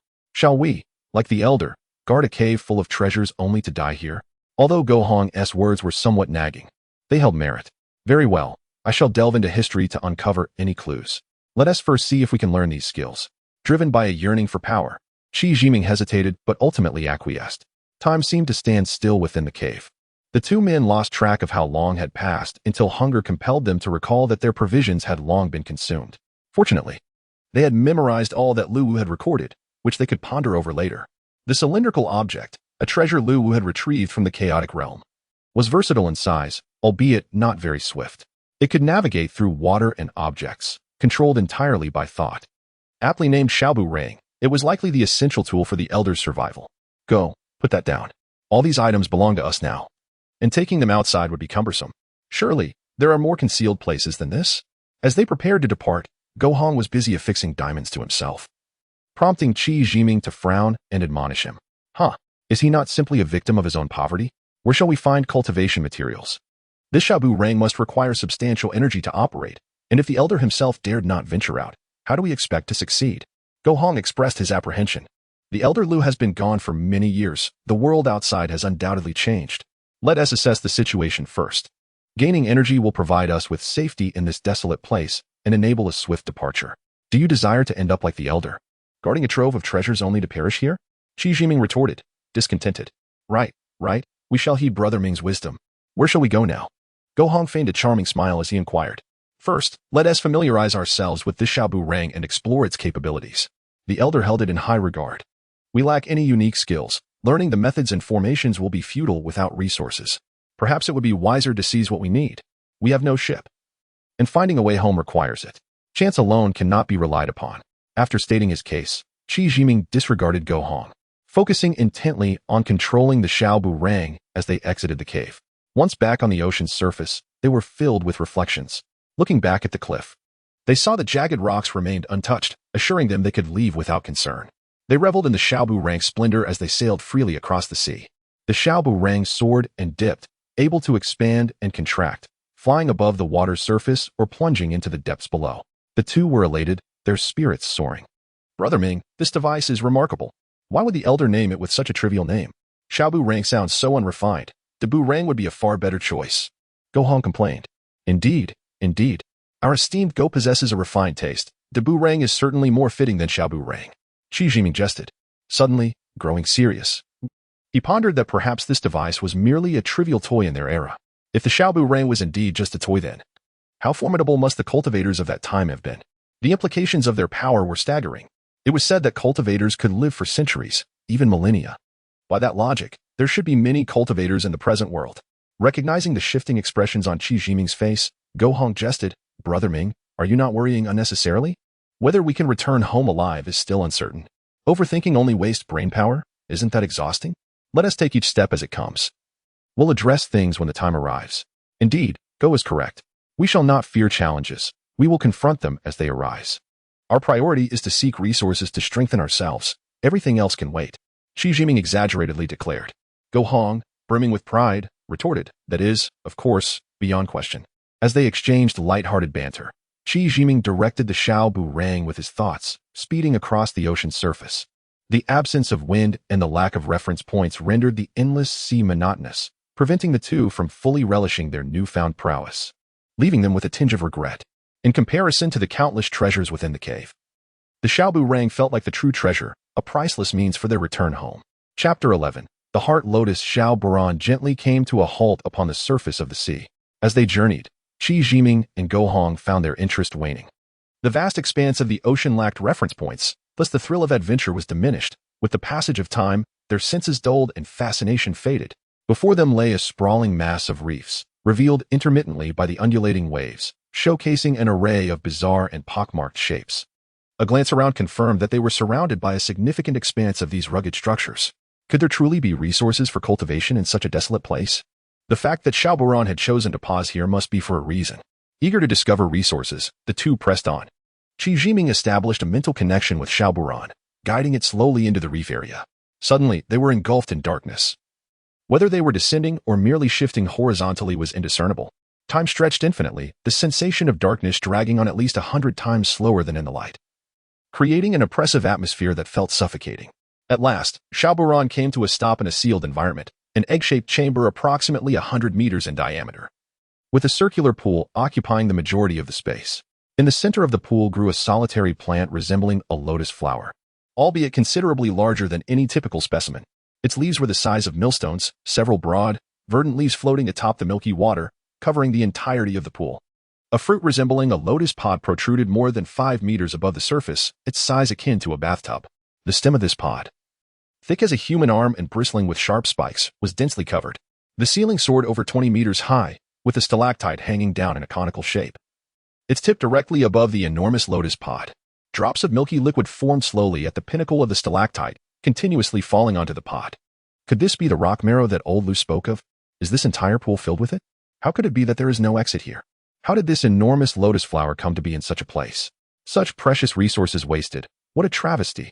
Go Hong stared at the pool in astonishment, muttering expletives under his breath. Qi Jiming, too concerned to admonish him, carefully surveyed the surroundings. There were no stones, only that pool. Sensing no immediate danger, he cautiously approached to examine the water.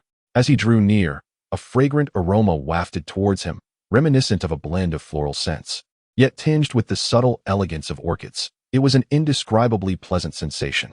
The water beneath the lotus leaves appeared viscous, thick as glue. Whether it was indeed rock marrow remained uncertain, for no one had ever seen such a thing.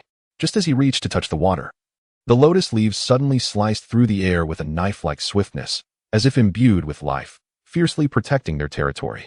Startled, Qi Jiming swiftly withdrew his hand, breaking into a cold sweat, and retreated a few steps to reassess the formidable lotus leaves. Brother Ming, come back quickly. That giant lotus flower has turned sentient. Go Hong exclaimed, his voice echoing with urgency. The leaves continued to slice back and forth at the edge of the pool, resembling a hand wielding a knife, forbidding any approach. This pool was formed over countless years by water droplets falling to the ground. Its walls were smooth and round, standing solitary within this enclosed space. While water can indeed wear away stone, the rate at which the droplets fell from the stalactite was maddeningly slow. It would take thousands of years to form such a large pool. The lotus leaves continued to rotate like a fan, their defenses impenetrable, leaving the two men at a loss for how to proceed. Go, do you think Shaburan could give it a try? If it fails, we can summon it back immediately. It should be fine, right? Qi Jiming pondered, uncertainty clouding his judgment. Brother Ming, let's not go down that path. Shaburan looks like it's made of rubber. If it gets harmed, how will we return? We could be stuck here forever, suffocating or starving to death. Either way, it would be the end for us. Don't be fooled by old Lu's extravagant tales of rock marrow. It won't keep us fed. Go Hong shook his head vigorously. Qi Jiming countered, in the long nights, dreams abound. Perhaps there are others who covet this as well. We must consult with Shaburan. It possesses life and can foresee danger. If it can traverse through rocks, it surely can manage this giant lotus flower. We cannot abandon the potential of such abundant rock marrow. What is this? A once-in-a-millennium treasure. If it truly is rock marrow, selling it would yield far more than the treasures within this cave. Moreover, this is more than mere currency. It can be a matter of life and death. At the mention of money, Go Hong's demeanor shifted. The gravity of life and death faded, replaced by a yearning for wealth. Their predicament stemmed from a lack of funds. Qi Jiming connected with Shaburan mentally. As anticipated, when Shaburan floated over the pool, the giant leaves ceased their movement. However, the pool's milky rock marrow began to vanish at an alarming rate. In the blink of an eye, the enormous leaves drooped helplessly to the bottom of the pool, leaving it devoid of any rock marrow. The two men watched in dismay, pounding their chests in regret. Such precious rock marrow, a hard-won cultivation resource, had been entirely consumed by Shaburan. Brother Ming, look what you've done. Old Lu would never have found so much rock marrow. What a treasure. Now it's all gone. And what are we supposed to cultivate with? Go Hong lamented, despair creeping into his voice as he witnessed the resources slip away. Couldn't Shaburan just regurgitate it? Qi Jiming attempted to communicate, but received no response. The air cushion beneath their feet began to rise slowly, approaching the massive lotus pod. Could this lotus pod also be a resource for cultivation? That would still be a consolation prize, they murmured as the cushion ascended. Over 20 lotus seeds, each the size of a fist, were embedded within the large pod, which itself was the size of a bathtub. The yellow-green pod and the dark seeds indicated their maturity. The enormous pod seemed to sense impending danger, instinctively drooping downwards. Meanwhile, the stalactite above continued to drip steadily, plink, plink, plink, cascading onto the back of the pod and flowing down its stem. Brother Ming, could this be the earthborn lotus flower that old Lu mentioned? This could be the best find yet, over 20 seeds. Go Hong exclaimed, excitement radiating from him. Brother Ming, let us split it down the middle. Amused by Go Hong's anxiousness, Qi Jiming replied, I have little left to cherish. Our mission is accomplished. Leaving $50,000 for my son will suffice. That is the extent of my capabilities. His mother loves him dearly. She may not be a good wife, but she is certainly a good mother, adept at raising children, leaving me with no worries. With my parents gone, wealth holds little interest for me. After all these years as brothers, while I wouldn't say we regard money as worthless, we have never treated material possessions as paramount. When my parents passed, I was destitute. The time for needing money has long since passed. You have a larger family. They all require assistance. Do as you wish, Qi Jiming said, a mix of melancholy and humor in his tone. Brother Ming, I apologize. I was merely jesting. You know how I am with my words. I didn't mean it. Go Hong hurriedly explained, sensing the somber mood. The loss of Qi Jiming's parents and the departure of his wife and child had always weighed heavily upon him, a pain he dared not revisit. Enough, go. My good brother, there is no need to worry. I will ensure you return home, and your family will no longer suffer from poverty. Within the cavern, treasures abound. Enough for your family to thrive for a lifetime, rest assured, Qi Jiming consoled with a smile. Brother Ming, if we are to leave, let us depart together. I am aware of your inner turmoil. I know, even without your words. You are akin to a silkworm, ensconced within your cocoon, fearful that your vulnerabilities may be exposed to others. You are human, and as such, do not bear your burdens in silence. No one navigates life without tribulations. You possess remarkable qualities, yet who truly acknowledges or appreciates you? You may dismiss the significance of wealth, but do you comprehend what women desire? They are pragmatic. No woman would gamble her youth for a promise of tomorrow. There are countless matters that you find disagreeable. Your lofty ideals and integrity are admirable, my brother. Yet what of it? What does it matter if you are a captain in a special forces unit? Upon entering society, do you not merely become a lowly security guard? Can you even maintain that position? You may feign indifference to societal disparities, but does anyone else? Does your sister-in-law remain unconcerned? She seeks merely a stable and comfortable home. What have you provided her? Now that we possess wealth, we are indeed prosperous. This is not mere bravado. Who would dare claim we are impoverished? I would swiftly silence them with money. Pounds, dollars, marks. Come, let us compare. Who fears whom? We have ample resources at our disposal. Do not utter those words about leaving me behind. As brothers, we shall face this together, leaving no one behind. Guohong exclaimed passionately. Indeed, Big Gua, you speak truth. In a word, true brothers stand united in life and death. I need not elaborate. Fate shall determine our course, Qi Jiming remarked, reluctant to delve into somber topics in this place, as he reached out to extract lotus seeds from the pod. The pod was rife with sharp thorns. And after much careful effort, his attempts proved futile. Gua, with greater strength, pressed the pod to the ground, bending its sturdy stem. The two of them trampled upon the pod, causing the seeds to scatter on the earth. The seeds, comparable in size to a fist, were plump and exhibited a dark yellow hue. Aside from their remarkable size, they bore no extraordinary characteristics. The two stared blankly at the seeds, pondering how to consume them. The Earth Heart Lotus, as chronicled by Lu Wu, was a treasure of unparalleled rarity. Yet, the method of consumption remained unclear. Perhaps they were assumed to be utterly ignorant? How could the old man Lu have claimed such treasures for himself while allowing us to benefit from them for free? Guohong queried with confusion. Senior Lu has been deceased for many years. This place may not have even harbored such treasures in his time. The Earth Heart Lotus was merely his assertion. Should we not taste and discover the truth for ourselves? You foolish child, Qi Jiming teased. Chapter 12. The first taste of power. The lotus seed's shell was impervious, resistant to all attempts to break it.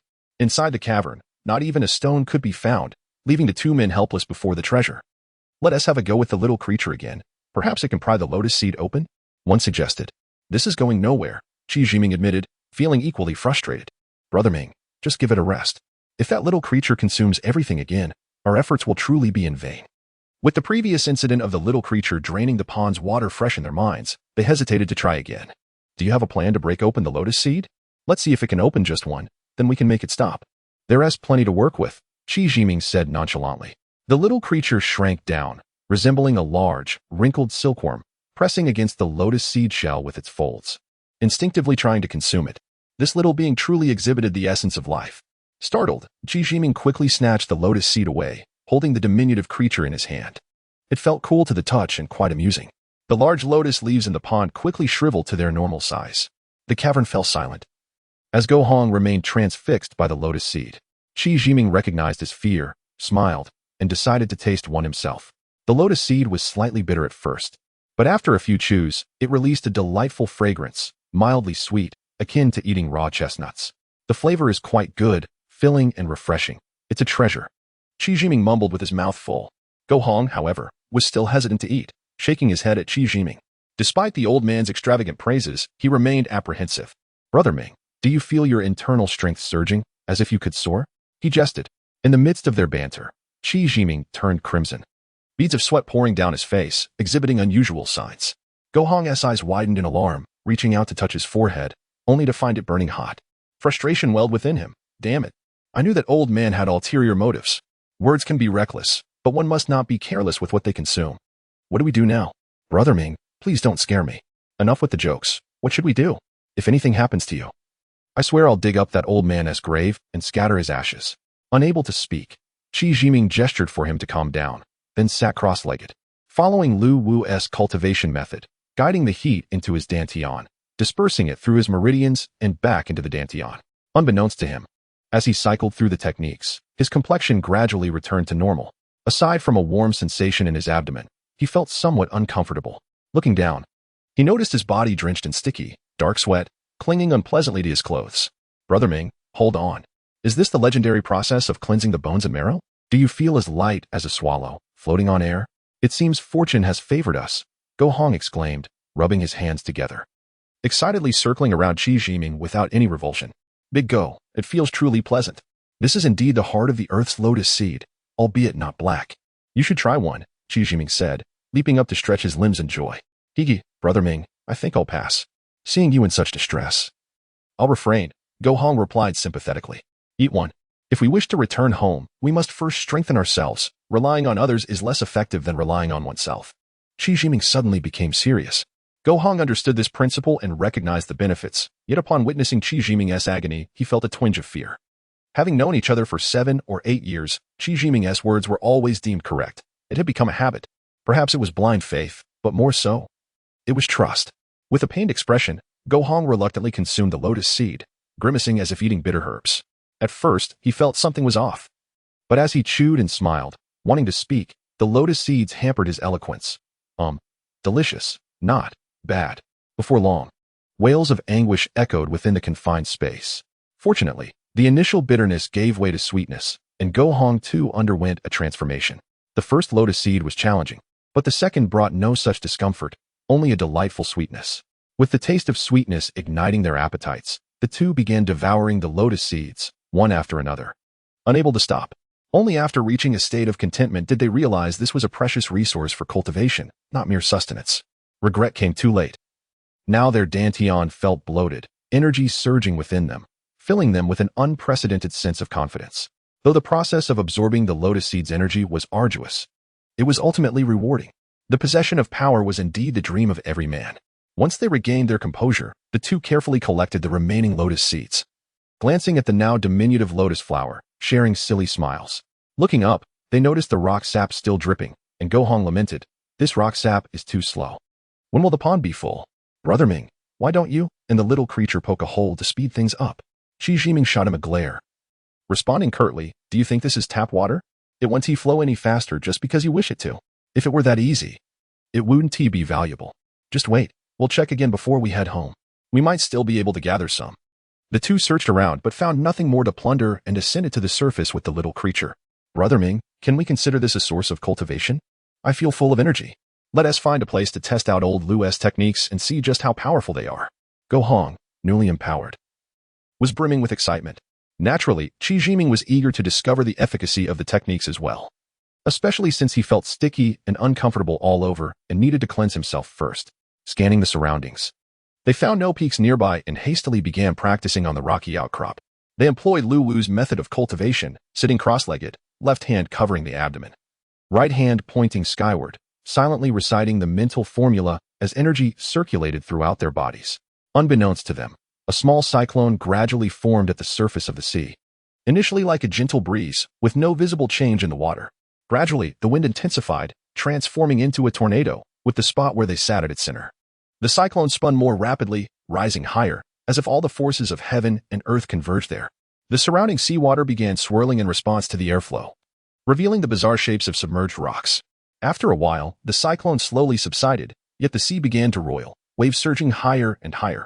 As they stood, they felt an extraordinary energy coursing through them, their gazes electric as they exchanged glances. The power gathered by the cyclone had been entirely absorbed during its descent, leaving them invigorated and elated.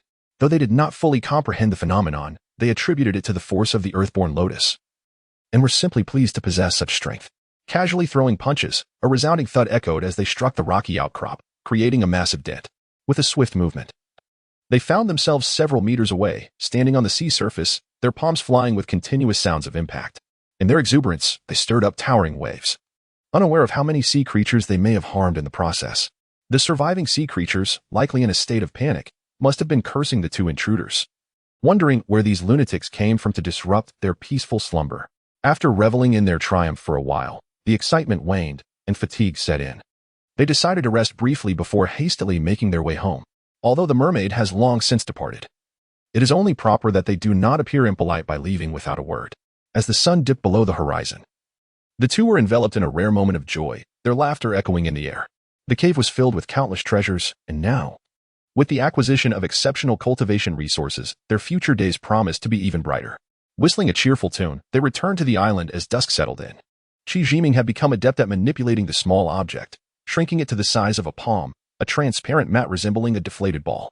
With great care, he tucked it into his pocket before stepping slowly into the cave. Chapter 13. Homecoming. That night, Qi Jiming found himself unable to sleep. It was not the excitement of having acquired the little Bujian and the Earth Heart Lotus, nor was it the treasure that filled the cave, but rather a palpable sensation of being watched, a disconcerting prickling upon his skin. Qi Jiming had always maintained a vigilant demeanor, while he did not sleep with one eye open. He possessed an innate alertness. The feeling of being surveilled was unmistakable, leading him to ponder silently, if the mermaid had rescued him and his companion. What reason could there be for her to harbor ill intentions? For months, it seemed no one had been watching him. Was it something he had overlooked previously? Or had his constitution changed after consuming the Earthheart Lotus? Feigning ignorance, he lay still upon the stone bed. Outside, The footsteps were exceedingly faint, cloaked by the sound of the wind, barely discernible. The footsteps ceased, and he could hear soft breaths. Someone had reached the cave entrance. Qi Jiming remained motionless, gathering strength to seize the intruder the moment they stepped inside. However, the visitor was cautious and did not advance. He pretended to be unaware, turning over in bed to feign sleep. The stalemate continued between them, one inside and the other outside. After a considerable wait, Qi Jiming resolved to investigate. Rising with the pretense of relieving himself, he tiptoed and swiftly exited the cave. Under the faint moonlight, within a radius of several hundred meters, there was not a soul in sight, save for the howling mountain winds. Even the wild beasts could not flee so swiftly. Moreover, the sensation of being watched was certainly not that of an animal. This person could not be the princess. She lacked the agility required. It was unlikely she was playing a prank, for if she were, she would have been unable to stifle her laughter. Who could it be? The trees were sparse in this area, making concealment difficult. Having darted from the cave to the outside with such speed, anyone would not have ventured far.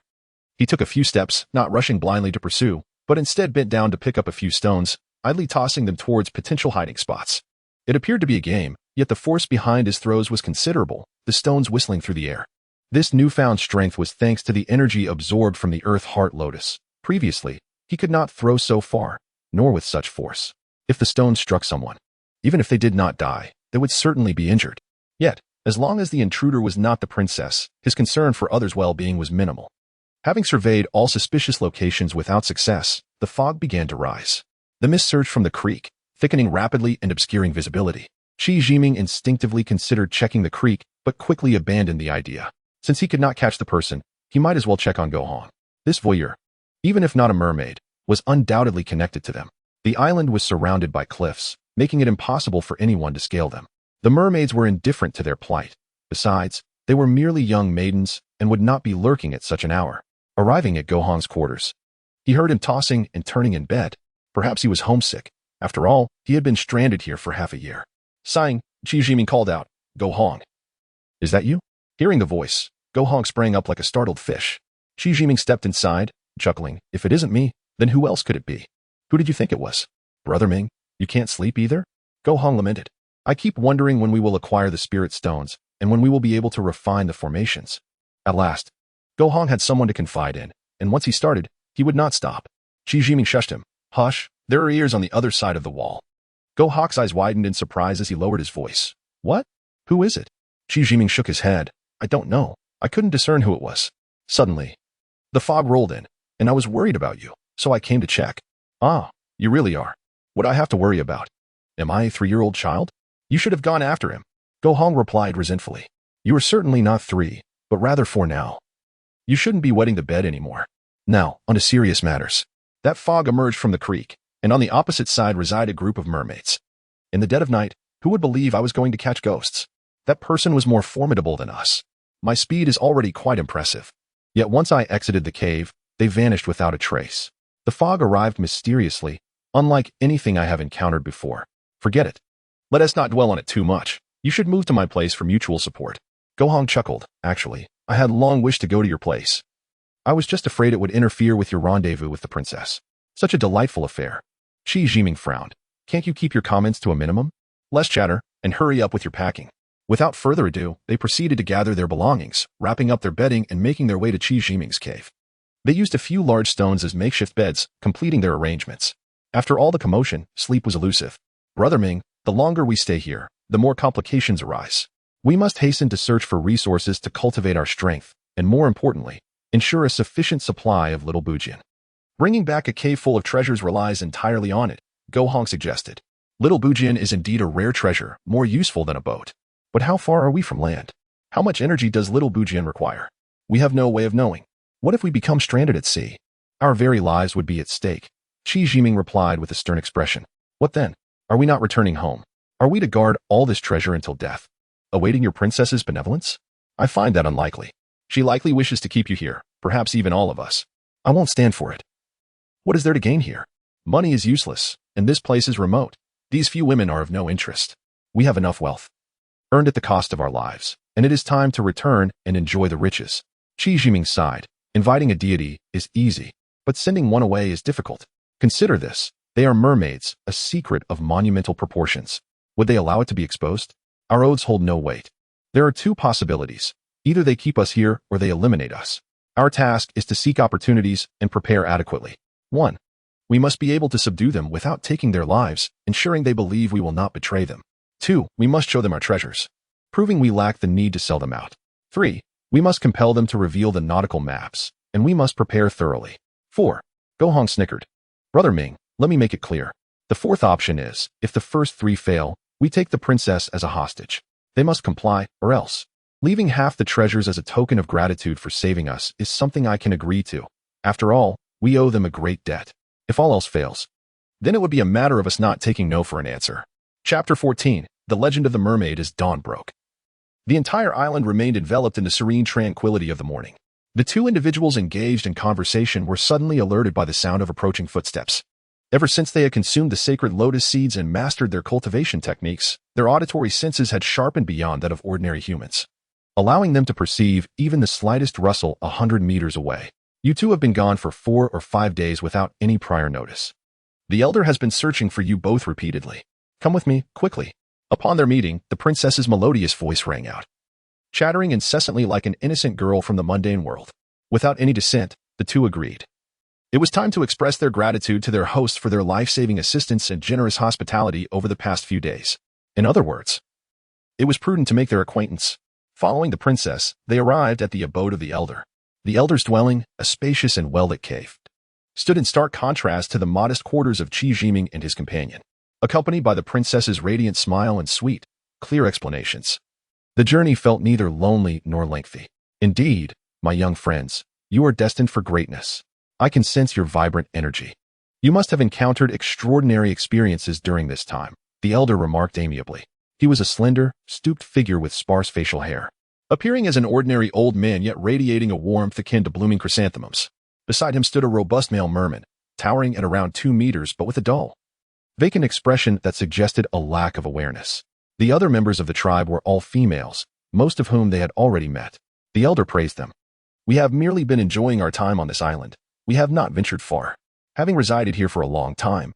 The elder was undoubtedly familiar with every aspect of the island's flora and fauna, so the notion of extraordinary encounters seemed misplaced. Although Qi Jiming had faced misfortunes, he was astute enough to discern the underlying implications and quickly stifled any further discussion on the matter. Haha, it seems I have truly aged. Do not take offense. My young friend, let us speak plainly. We are of the merfolk, and you must have long been aware of this. Is there perhaps a lingering prejudice in the world, suggesting that humans and mermaids cannot coexist? The elder's words flowed with a rhythm, laced with subtle probing. Qi Jiming, intrigued, feigned concern and replied, Elder, why do you say such things?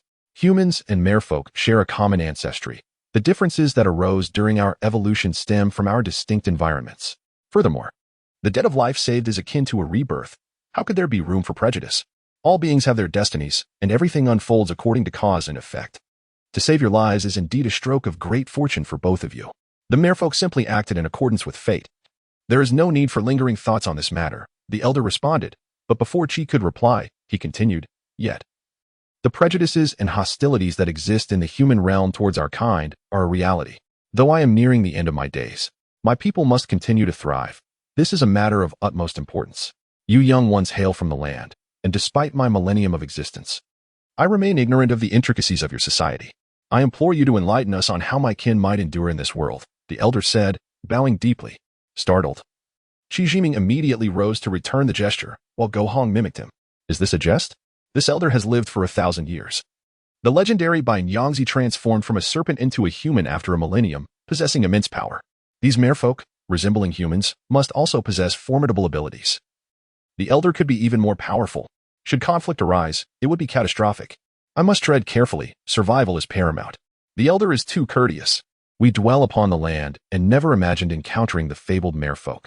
We initially sought to earn a living by eliminating a villain, but were pursued, leading us into dire straits. Had you not intervened, we would have surely met our end beneath the waves, Qi Jiming recounted. My knowledge is limited. Any understanding I possess stems from exaggerated news reports and folklore. Perhaps the impressions are less than favorable. Would you still wish to hear them? I hope I do not invoke your ire. Dear friend, you worry unnecessarily, since I wish to understand how my people are perceived in your society. I hope you will speak candidly, the elder replied with a hearty laugh. Do not fear. Prejudices have long existed, but they are unrelated to you. Please, Share your knowledge freely. The elder's smile, reminiscent of a blooming chrysanthemum, belied a cunning glint in his eye, mingled with hope and a hint of chance. Should you not take offense, I shall speak freely. What I share are merely tales and hearsay. Qi Jiming confirmed once more.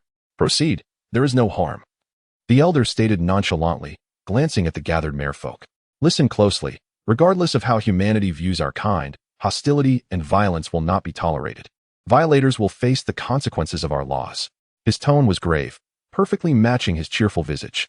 The tribe echoed their agreement in unison. Then I shall be unreserved. There exists a text titled Records of the Gods, which states, beyond the South Sea, there are the Jiao people, dwelling underwater like fish, never ceasing their weaving. When they weep, they produce pearls. There is also mention of mermaids, all possessing enchanting beauty. The Taiping Guanzhi recounts, mermaids. In the Eastern Sea, the larger ones grow 5 to 6 feet, resembling humans with graceful features, mouths, noses, and hands, all beautiful maidens. Their skin is as white as jade, devoid of scales, with fine, soft hair measuring 1 to 2 inches. Their hair resembles horsetails, reaching 5 to 6 feet in length. Upon concluding, Qi Jiming observed the elder's reaction. Continue, the elder urged, his expression unchanging, as were those of the other merfolk. Qi Jiming mused silently. You seem to be reveling in your own praises, suppressing laughter, perhaps. In the Eastern Sea, there are the Jiao people, dwelling among coral, known for their lasciviousness. They beguile fishermen with their allure, leading to their demise without a trace. They are soulless, devoid of compassion. Those who sought to capture them used oil to keep their flames eternally alight, resulting in their gradual extinction. Qi Jiming glanced at the merfolk, noting their impassive expressions, demonstrating remarkable self-control. Such mastery over their emotions could only belong to either turtles or beings far beyond the ordinary. A Tang poet, Li Xian, composed a poem titled Song of the Jiao People, which goes, the Jiao people weave in the depths, gliding among the fish. Their delicate silks and patterns are beyond comprehension. As the moonlight dances upon the tranquil waves, occasionally, they visit the city, while the endless sea remains boundless. Weeping pearls in gratitude, do not refuse my lord. This year we meet, next year we shall part. I now realize that all races exist. 100-foot deep spring serves as our threshold. When birds vanish into the empty mountains, who gazes back? A glance at the tumultuous clouds may reveal the truth. My knowledge is limited, and I struggle to comprehend it all. I can only recite it to the best of my ability. After finishing, Qi Jiming looked calmly at the elder. Go Hong whispered, Brother Ming, can you truly recite such verses? Or did you memorize them previously? Enough nonsense. Qi Jiming shot him a glare, irritated by the interruption. This poem was a means to sway the elder. If successful, it would bode well for them. Should they falter, their fate could be sealed. Perhaps even within the belly of a fish. Frustrated, Qi Jiming thought, is it so easy for me? After racking my brain, this is all I could muster. The outcome now rests on how the merfolk interpret it. I suspect this elder is not easily deceived. As anticipated, the elder inquired, what you have recounted is merely folklore. You have yet to address the news that was not mentioned. This elder was indeed not easily fooled. Huzich Ming, feeling helpless, reflected on the reports and various rumors he had encountered in the past, and slowly said, Elder, do not hold it against the younger generation for spreading hearsay. I shall convey the rumors I have heard to you. These tales are often distorted, so please treat them merely as stories and not as truths. In the Song dynasty, the book Zyj records, during the reign of Emperor Taizong of Song, an official named Hdo was sent to Goryeo and witnessed a woman appearing on the surface of the sea, dressed in a red robe, her hair disheveled, with a faint blush on her cheeks and her tail submerged in the water. She was a mermaid. In 1962, the British The Sun and several newspapers in China, including Harbin's Xin Bao, reported that a Soviet research vessel had captured a child who could speak human languages, possessing fish-like skin, gills, a human-like head, and a fish's tail. This little mermaid claimed to have come from Atlantis, which sank millions of years ago, where the remaining inhabitants live underwater and can live up to 300 years. On August 24, 1980, Kuwait's Torch reported the discovery of a mermaid along the Red Sea coast, with an upper body resembling a fish and a lower body like a woman, possessing 2 legs and 10 toes like a human. In April 1990, Wenwei Bao reported that a group of construction workers discovered a miraculous creature near a treasure-laden grave on the Black Sea coast outside Swoki City, whose upper body resembled that of a beautifully dark-skinned princess with a scaly fishtail, measuring 173 centimeters, who had died 3,000 years ago at the age of over 100. On July 2, 1991, Singapore's United Daily News reported the discovery of a mermaid fossil from 12,000 000 years ago off the coast of Banslav, measuring 160 centimeters long, who perished during a mudslide at the seabed. Its eyes resembled those of a fish, lacking eyelids, and its hands bore claws. The upper body was human-like, while the lower half was a fishtail. In August 1991, two American fishermen found the skeleton of a mermaid in the stomach of a tiger shark. In truth, there are countless tales circulating, but I have only recounted a few that I remember. I hope the elder does not take offense, QZHMing said apologetically. After listening to QZHMing's words, the mermaid elder pondered for a long while and suddenly asked, "Do you think we resemble mermaids?" QZHMing cursed inwardly. There was no appropriate way to respond to this question. If he said they resembled mermaids, they currently lacked tails. If he denied it, they claimed to be mermaids themselves. He could not determine whether they preferred to be regarded as humans or fish. A careless answer could provoke their ire, leading to dire consequences for both of them, entirely dependent on the whims of their culinary preferences. Regardless of the choice, it was disadvantageous for him. Hence QZHMing hesitated to respond. "I do not see you as mermaids. Mermaids have tails, and you do not. You are just like us," said GUHing directly. QZHMing was startled by the first part of GUHing's statement, but the latter part eased his mind. This fellow was somewhat reliable. Such straightforward and unembellished responses turned out to be the best approach. Indeed. The mermaid elder was caught off guard by GUHing's reply, stunned for a moment before saying, "We are indeed of the mermaid lineage. Other matters will gradually become clear in due time." After a brief pause, he added, "I wish to request that you accompany the princess off the island, Q Xiaoyu. What do you think?" This sounded like a request, but in reality, it was a direct order. At this moment, under the eaves of another, was there truly room for negotiation? "I am just an ordinary person with limited abilities. I fear I may disappoint your expectations. As long as you do not mind me being a burden to the princess, that is sufficient. I owe a debt of gratitude for saving my life. I fear no danger, even in the face of a mountain of knives or a sea of flames. Please rest assured." QZHMing smiled as he spoke. "You are overly modest, young friend. There is no risk in this journey. Do you not wish to quickly ascertain the situation of the surrounding waters?" Observing the elder's half-smile, QZHMing felt a surge of frustration, wishing to curse. Speaking with such a fish spirit was genuinely exhausting. One could not outwit them. They could only proceed step by step. When soldiers come, one must defend. When water comes, one must block. Overthinking was exhausting. He had his strategies, and he had his tools. "Are you asking me to accompany the princess off the island alone?" QZHMing inquired once more. "There is no risk in this journey. You alone shall suffice. Jiyu Xiaoyu will remain here as a guest. Do not worry. I assure you of Jiyu Xiaoyu's safety. The princess is young, so I hope you will look after her well," the mermaid elder stated. At this, both QZHMing and GUHing understood that this was a demand for a hostage. Should anything happen to the princess or should he not return, GUHing would undoubtedly face dire consequences. At this point, there was no alternative. They could only hope to return safely, for there was no other course. Upon returning to their dwelling, QZHMing repeatedly cautioned GUHing not to act impulsively, not to reveal his abilities, not to discuss treasures, and not to speak excessively. This left GUHing exasperated. "Dude, the one spying on us is surely that elder, even without you saying it. I am not foolish, I understand. I will keep a low profile and not cause trouble, respecting him as an elder. But if he truly seeks my life, do you think I will just stand by like a pig waiting for slaughter?" "All right, you said it yourself. Do not provoke them," QZHMing reiterated. But he could not anticipate that the situation would unfold quite differently. Chapter 15, the heartfelt concerns of the mermaid tribe. The night sky shimmered with countless stars, while the waves crashed melodiously against the shore. The mermaid princess led Shijiming away from Mermaid Island, enveloped in a bubble, racing through the dimness. This little princess, willful and headstrong, went wherever she pleased. Her word dictated the location, and Shijiming refrained from questioning her. Such inquiries would be futile, as her mood alone determined the answers. He, a grown man, could not allow himself to lose face. All he could do was commit to memory the intricate shapes and characteristics of the islands they traversed. They traveled by day and hid by night, unaware of how long they had been journeying, only sensing the climate growing warmer. Initially, the princess spoke little, her demeanor cold and guarded. However, as she observed Shijiming's courteous behavior, catching fish, arranging camp, and preparing meals, all executed with admirable orderliness, her conversation gradually increased. She began to introduce him to various locales.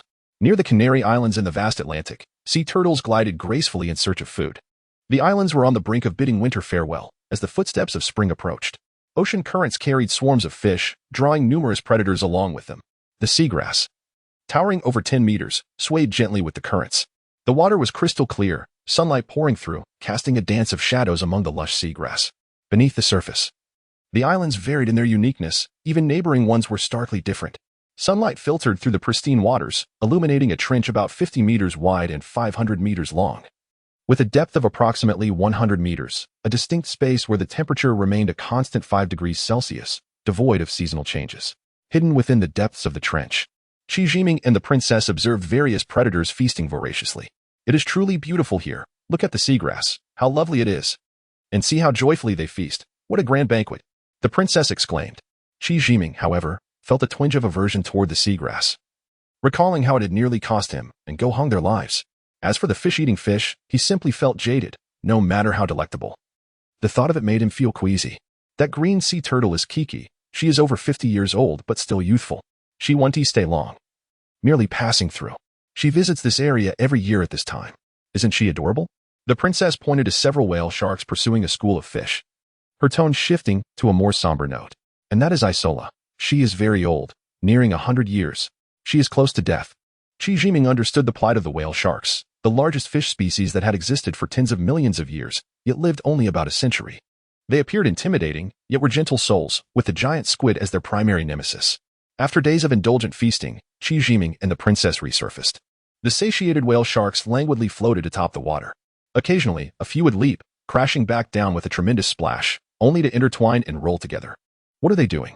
Qi Jiming asked, a look of confusion on his face. The princess's cheeks flushed crimson as she bit her lip, hesitating before quietly murmuring. I want to tell you. Yet moments later, she added, they are trying to have a baby, hurriedly turning her head away.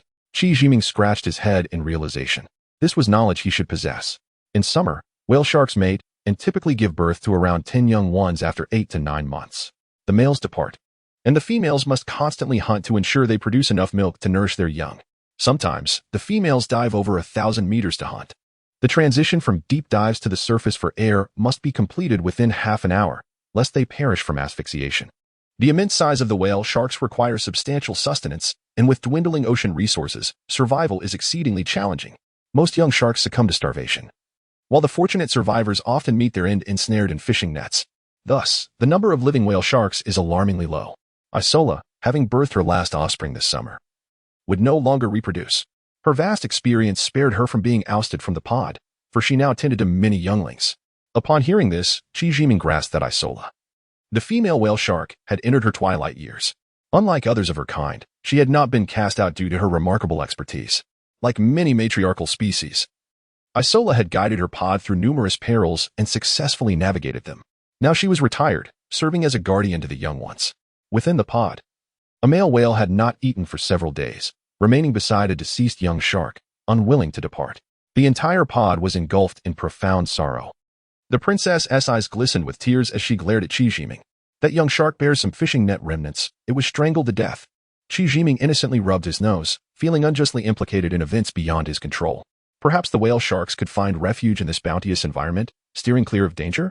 Perhaps Isola would vanish in a few years, taking her invaluable wisdom with her offspring, continuing the legacy of deep-sea tales in these waters. Having departed from this marine realm, the princess embarked on another journey. Qi Jiming refrained from inquiring about their destination, allowing her whims to dictate their path. The pace was leisurely, the two remaining silent. The atmosphere heavy with unspoken thoughts. The princess's countenance clearly conveyed her displeasure, an unmistakable warning not to provoke her. In response, Qi Jiming resorted to light-hearted jests about cats and dogs, knowing her youthful spirit would respond. A simple "you are annoying" from her brightened the day. Traveling in the company of beauty is a delightful experience, whether skimming over waves or wading in shallow waters.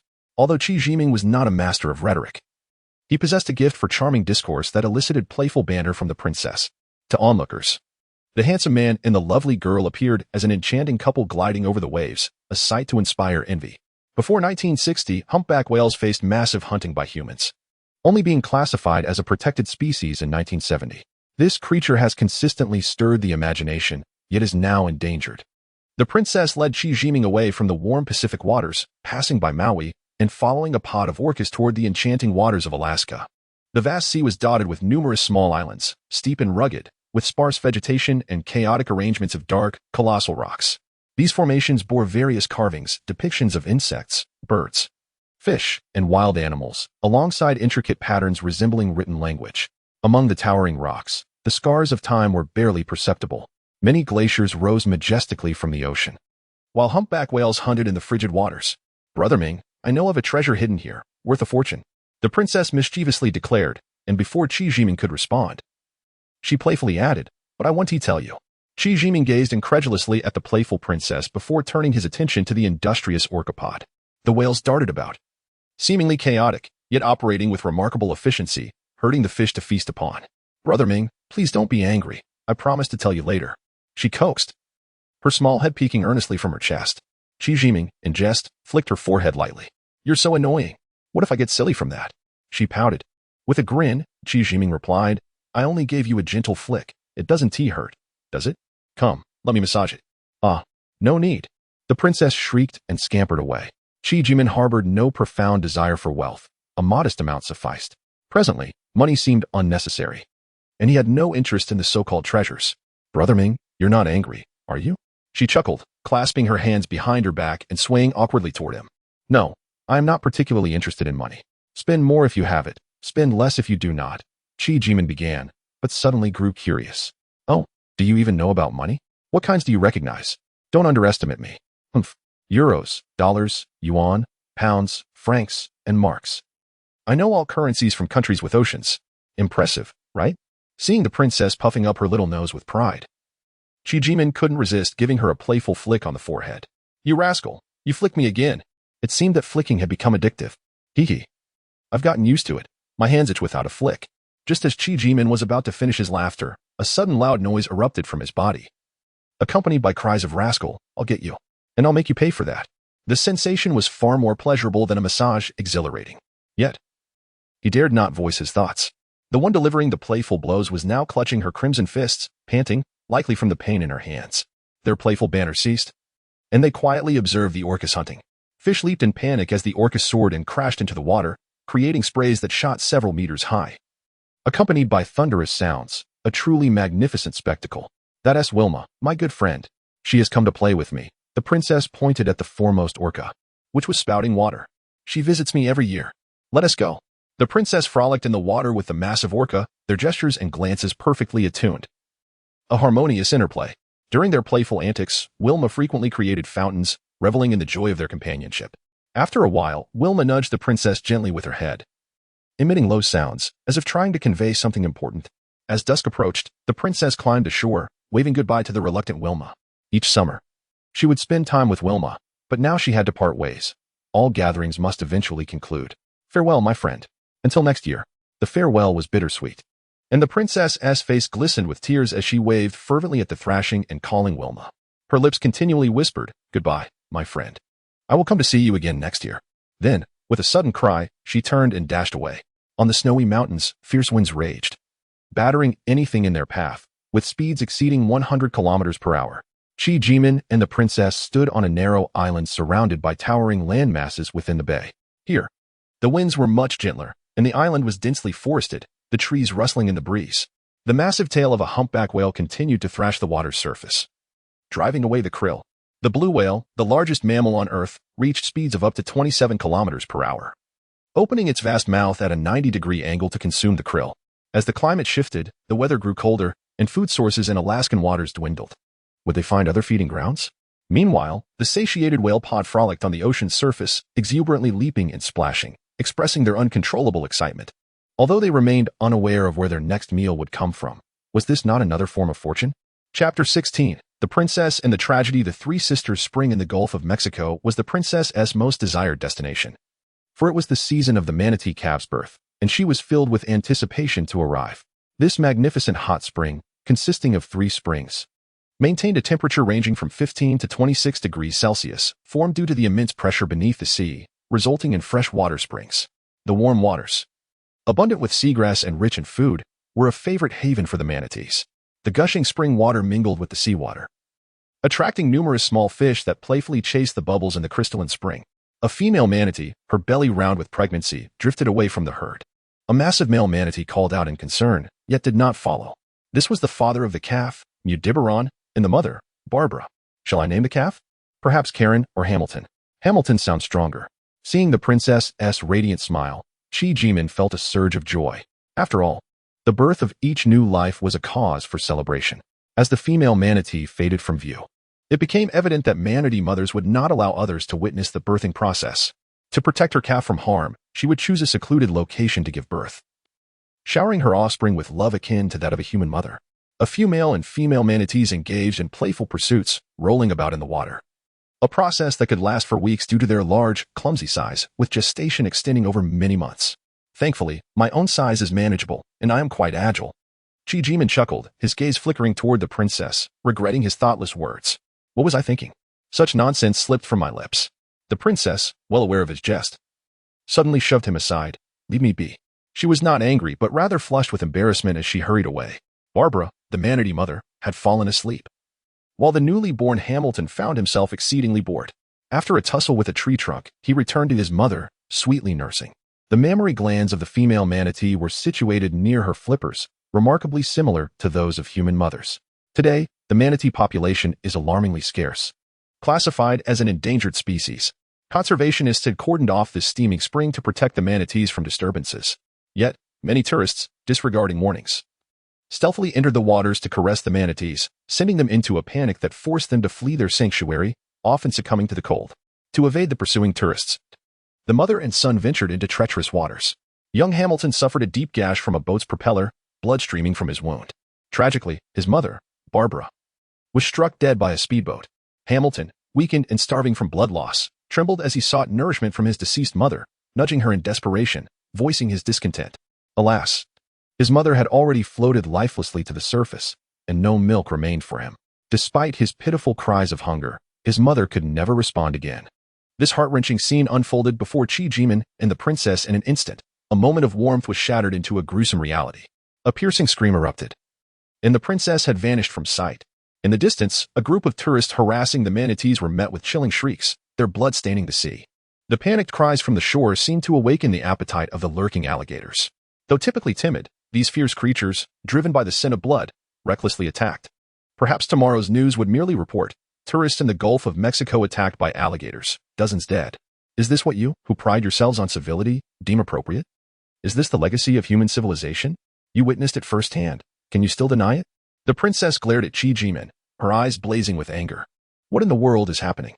Chi Jimin mused, scratching his nose innocently. There are always those in society engaged in repugnant acts, inflicting harm on others for their own gain, reveling in their vile deeds. What right do they have to commit such transgressions? With billions populating the earth and waste littering every corner, how can it possibly affect me, a mere fish in this vast sea? There exist both good and bad individuals everywhere, do they not? We cannot condemn the many virtuous for the misdeeds of a few. The virtuous will always outnumber the wicked, and their numbers are ever growing. You cannot taste a single rotten apple among a basket of fresh ones and declare the entire batch spoiled, can you? Chi Jimin's feeble defense left him feeling nauseated. There was no choice. He dared not provoke the princess's fury. One misstep could lead to dire consequences. She could lash out without a moment's hesitation, unflinching at the loss of human lives. He understood she posed no threat to him. Yet her wrath could easily spill over to others. After much coaxing and countless smiles, he finally managed to quell her anger. As they walked in silence, patches of withered seagrass appeared beneath their feet. Gazing ahead, they saw the seafloor blanketed in yellowed seagrass, scattered with bottles bearing skull and crossbones labels. The sight of several manatee corpses near the reefs, carried by the currents, was utterly horrifying. Today had taken a turn for the macabre. Chi Jimin's teeth clenched in anger. Here he was, weakly defending their actions, covering for their transgressions, and yet they persisted in their destructive ways. They showed no shame, while he sought to uphold some semblance of dignity. The situation had indeed spiraled out of control. The princess's face paled, her eyes reddening, signaling a murderous intent. After walking a few more meters, they encountered yet another cluster of manatee carcasses, leaving them speechless, their eyes wide in disbelief. Fortunately, the princess refrained from turning her ire upon him. Yet, the sight of the numerous manatee bodies was shocking. Chi Jimin was filled with disgust and shame for humanity, questioning the merits of mermaids striving to become human. In this moment, devoid of fury, he wished to cry out, "What is the purpose of this? Why must it always be like this?" He longed to shout in frustration, but who would he even chastise? For fleeting gains, the deterioration of the environment is permitted, and the long-term sustainable use of resources is entirely disregarded. How could a few individuals hope to change such a vast, systemic issue? To kill the goose that lays the golden eggs, an act scorned by the ancients, still persists among today's so-called civilized beings. At this moment, he too felt the urge to kill. Upon witnessing the pile of manatee corpses, the princess emitted strange sounds, calling out for an extended period until a massive manatee appeared before them. It was Mudiberon, Hamilton's father, who moved through the water with a deep call, then turned his gaze toward the distance. In an instant, the princess dashed towards the direction Mudiberon had turned, leaving behind a trail of tiny bubbles. By the time Chi Jimin arrived, the scene had transformed into a slaughterhouse. The seafloor was strewn with fragments of flesh and torn clothing, while nearby lay manatee skins and the bloody remains of dismembered manatees. The two stood in shocked silence for a long while, until the tide washed away the last remnants of red from the manatee's body. Only then did Chi Jimin grasp the princess's arm and guide her to the surface. Chapter 17. Who defines the masculine and feminine? The California waters are abundant in marine resources, often referred to as the Blue Serengeti, surpassing even the famed Serengeti Plains. Each autumn, the apex predator of the ocean, the great white shark, migrates here to feed, traversing thousands of kilometers from the distant Pacific and remaining for only 5 months before returning, relying on its keen sense of smell far more than its sight. This particular shark is named Flat Top, for her dorsal fin bears a distinct notch, and she is indeed a female. Accompanying her is Mr. Burns, with whom she has shared her life for 21 years. Then there is Mr. Tom, who perpetually trails behind them, much to the princess's chagrin. "Look at him," she exclaimed, wrinkling her charming little nose, embodying the essence of a delicate young girl. Yet, anyone who had encountered this seemingly fragile girl would be astonished to learn that not long ago, she had effortlessly dispatched dozens of poachers. Behold, that is Clown, Flat Top's offspring, and now he is a father himself. Following the direction of the princess's finger, a great white shark with a jagged dorsal fin appeared in the distance, its tail equally uneven. "So this is what they call Clown. Princess, how can you tell whether a great white shark is male or female? I can't seem to discern." Chi Jiming inquired mischievously. "Brother Ming, you are quite the pervert," she chided, then added after a brief pause, "Look closely at their bellies. There are distinctions. If you examine them carefully, you'll see the differences." The princess assumed the demeanor of a patient teacher. While Chi Jiming's childlike curiosity surged, the belly of the male whale has a protrusion, yet it hardly resembles a you-know-what. His expression of innocent naivety embarrassed the princess, prompting her to dart away a considerable distance. By the time Chi Jiming hurried to catch up, the princess had regained her usual composure, exuding an elegant yet commanding presence. He dared not jest any further. The pair walked side by side, gradually moving away, two bubbles drifting together in the vast ocean. Tentatively, Chi Jiming wrapped his arm around the princess's shoulders, and her soft form merely quivered before allowing his embrace. The bubbles gleamed brightly as they strolled together, a sight that evoked envy in others. "Brother Ming, after such a long journey, you must be weary. Shall we rest ahead?" It was then that the princess's address shifted from the informal you to the more affectionate Brother Ming. Perhaps Chi Jiming's unintentional care and concern had stirred something within this proud little princess. A man is always a woman's steadfast support, for even the most formidable women seek a safe haven. Chi Jiming tenderly squeezed her shoulder. "All right, let us find a tranquil island." After about an hour of travel, a small island emerged before them. Its black, jagged mountains rose sharply, with colossal waves crashing against the rocky shores, sending sprays of water 6 to 7 meters high. Gazing upward, the island appeared dense with trees, stretching endlessly. Nearby, numerous coconut palms swayed, their branches adorned with coconuts. Although the island was steep and challenging to navigate, it posed no obstacle for the duo, who gracefully leaped onto this unfamiliar land. Despite her extraordinary abilities, the princess, like any girl, felt fear in unfamiliar surroundings. Clutching Chi Jiming's arm anxiously, "Brother Ming, I feel frightened here. Shall we leave and find another place?" At that moment, a man could not show fear, and Chi Jiming was no exception. "Do not worry, my dear. I am here. We won't venture too far, just rest by the shore for the night. Everything will be fine, I promise." His words eased the princess's anxiety somewhat. A towering rock, though rugged and uneven, provided a good shelter from the wind. Chi Jiming laid his shirt on the ground for her to sit upon. Girls, by nature, cherish cleanliness, even on a deserted island. "Rest here for a moment. I will gather some food. If danger arises, jump into the sea. I will return shortly." No sooner had Chi Jiming spoken than the princess clung to his arm desperately. "Brother Ming, please don't go. Why not eat fish instead? I'm truly afraid." Her face was a picture of pleading. "Sweetheart, I won't wander far. I'll gather some firewood. Regardless of whether I find food, I shall return immediately. Fear not, for I am here." though Qi Jiming longed for something other than fish. He took the opportunity to gently caress the princess's lovely face, harboring no ulterior motives, merely seeking to reassure her. This was their first close encounter, and previously, Qi Jiming had kept his distance due to her unpredictable temperament. He had always thought to return to human society with Go Hong when the time was right, never intending to become entangled here. Yet, unexpectedly, feelings had begun to blossom within him. The princess grew quiet as Qi Jiming gathered firewood.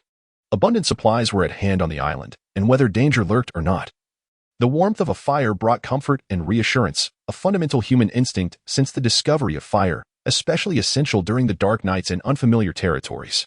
As the flames flickered, the princess's exquisite face was illuminated in a warm glow, her mood gradually lifting. Unlike other mermaids, she seemed unafraid of fire, gazing thoughtfully into the flames. Darling, keep your eyes on the fire and don't let it extinguish. I'm going to set some traps to catch game. I crave meat after days of seafood. Will that be all right? I'll be back shortly.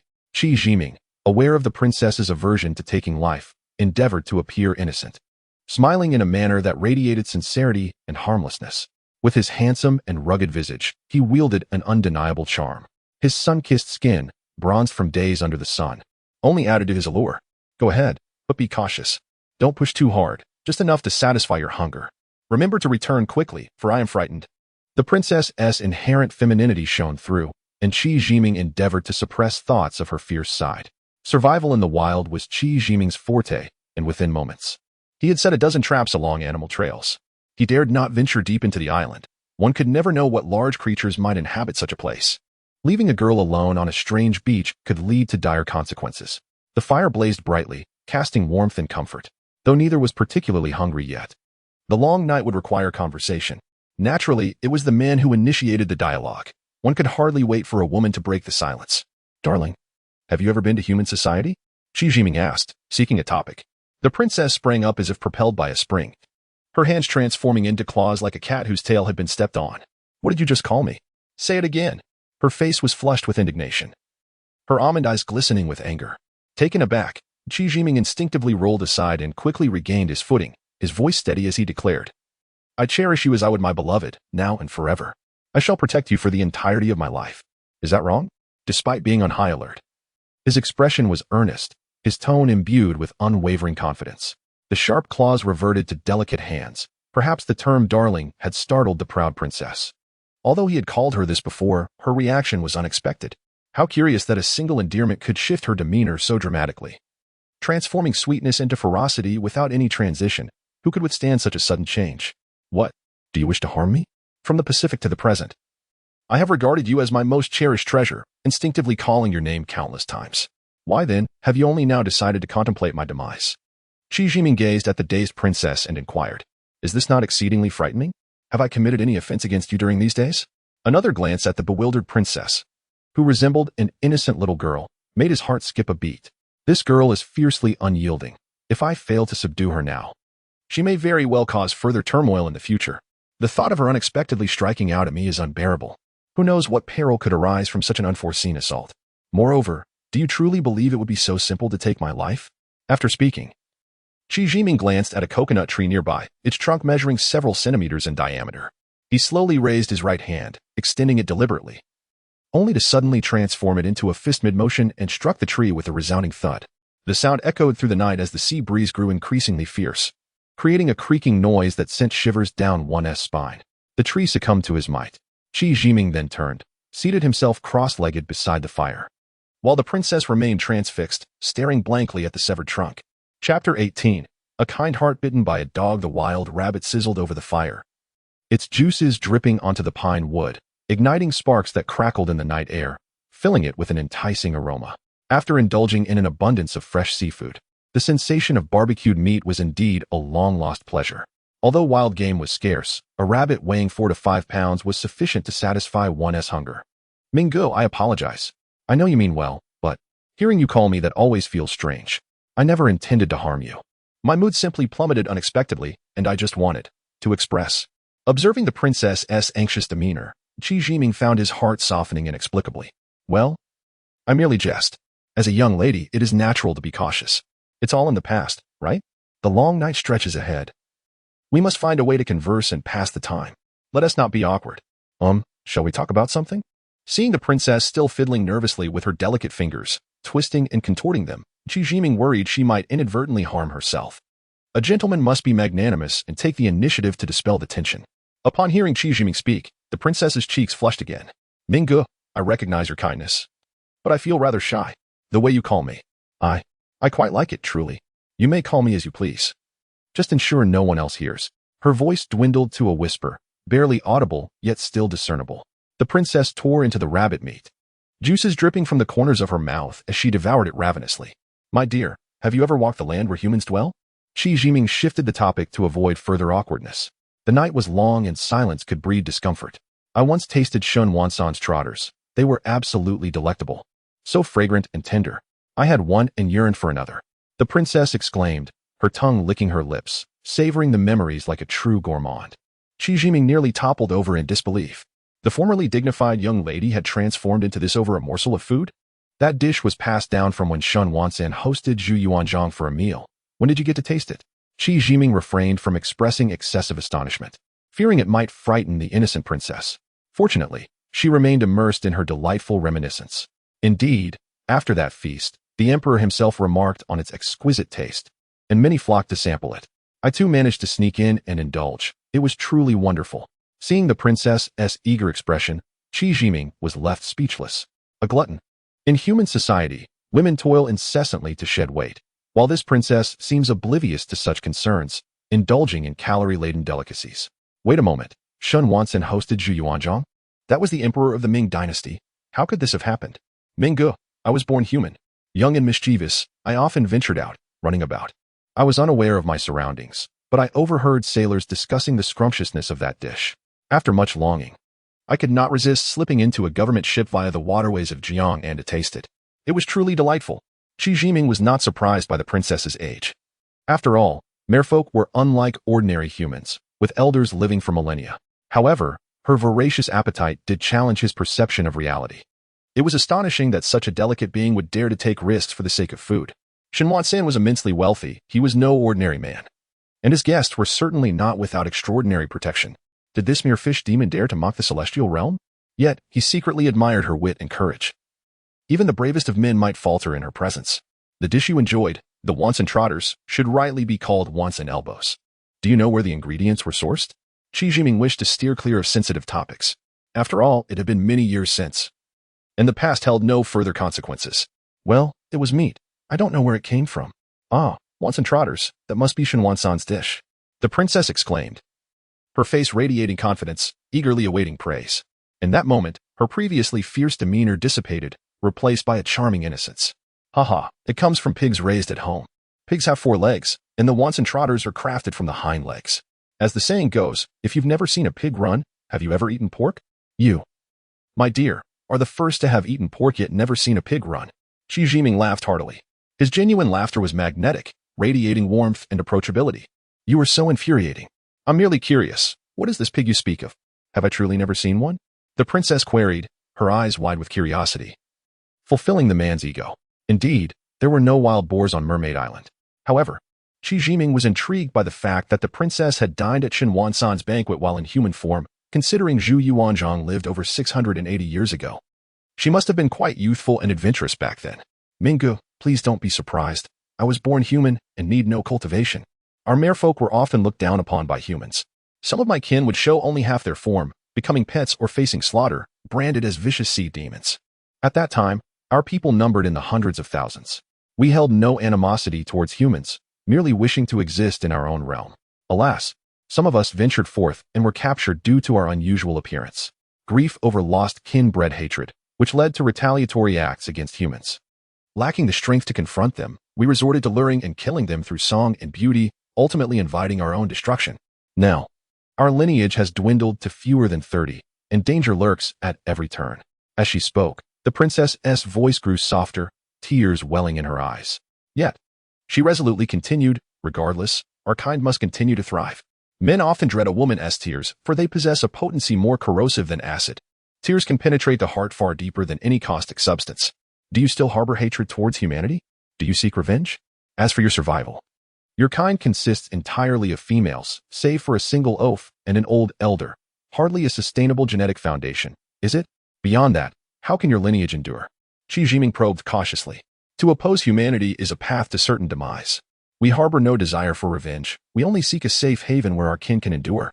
In truth, the continuation of our kind does not rely solely on our males. Humans can also play a part. The princess labored to articulate her thoughts, her cheeks flushing with embarrassment. Let us set aside matters of lineage for now. What dangers do you face? You desire a safe haven, but do not seek revenge. Living on that island should suffice. We have traversed half the globe. Surely, the fish of the oceans pose no threat to you? Qi Jiming inquired, intrigued. Minge. There are still immense dangers present. I cannot yet disclose matters concerning humans and the merfolk. I have a premonition that you could help us escape peril. However, I cannot reveal everything now, fearing you may lack the strength and abandon us. I will tell you later, if that is acceptable. The elder instructed me to accompany you across the seas to witness the damage humanity has wrought upon the oceans, for you are a person of discernment. Water pollution, climate change, and unrelenting disasters have led to the near extinction of marine life, all due to human actions. I know there are vast deserts on land. Must humanity truly turn the oceans into deserts as well? I sense that you are a person of great fortune, as the elder has also mentioned. In this current maritime expanse, there remains no immediate peril. As the princess spoke, she began to weep, her tears resembling delicate pear blossoms in the rain, evoking profound sorrow.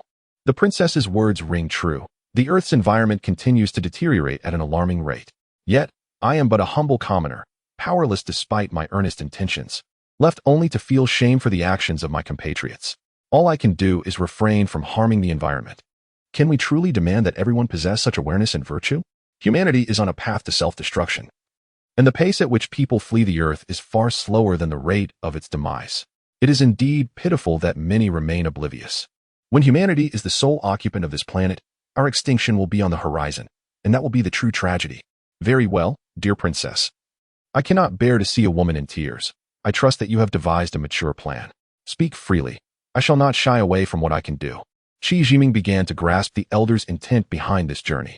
Here, we find safety. We wish for you to purchase this maritime territory, ensuring the safety of our kin. The princess's transformation from sorrow to radiant joy was so swift it could rival the artistry of a Sichuan opera face change, leaving Qi Jiming with an overwhelming sense of coercion. You might as well sell me.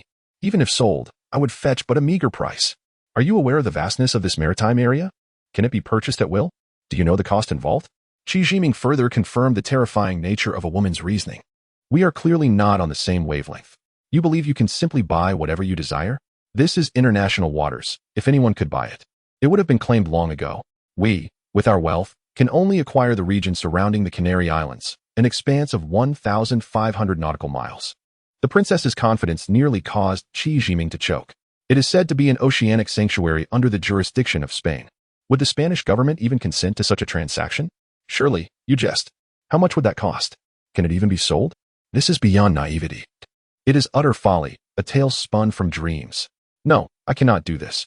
That is a marine sanctuary, and the Spanish government would never entertain such a sale.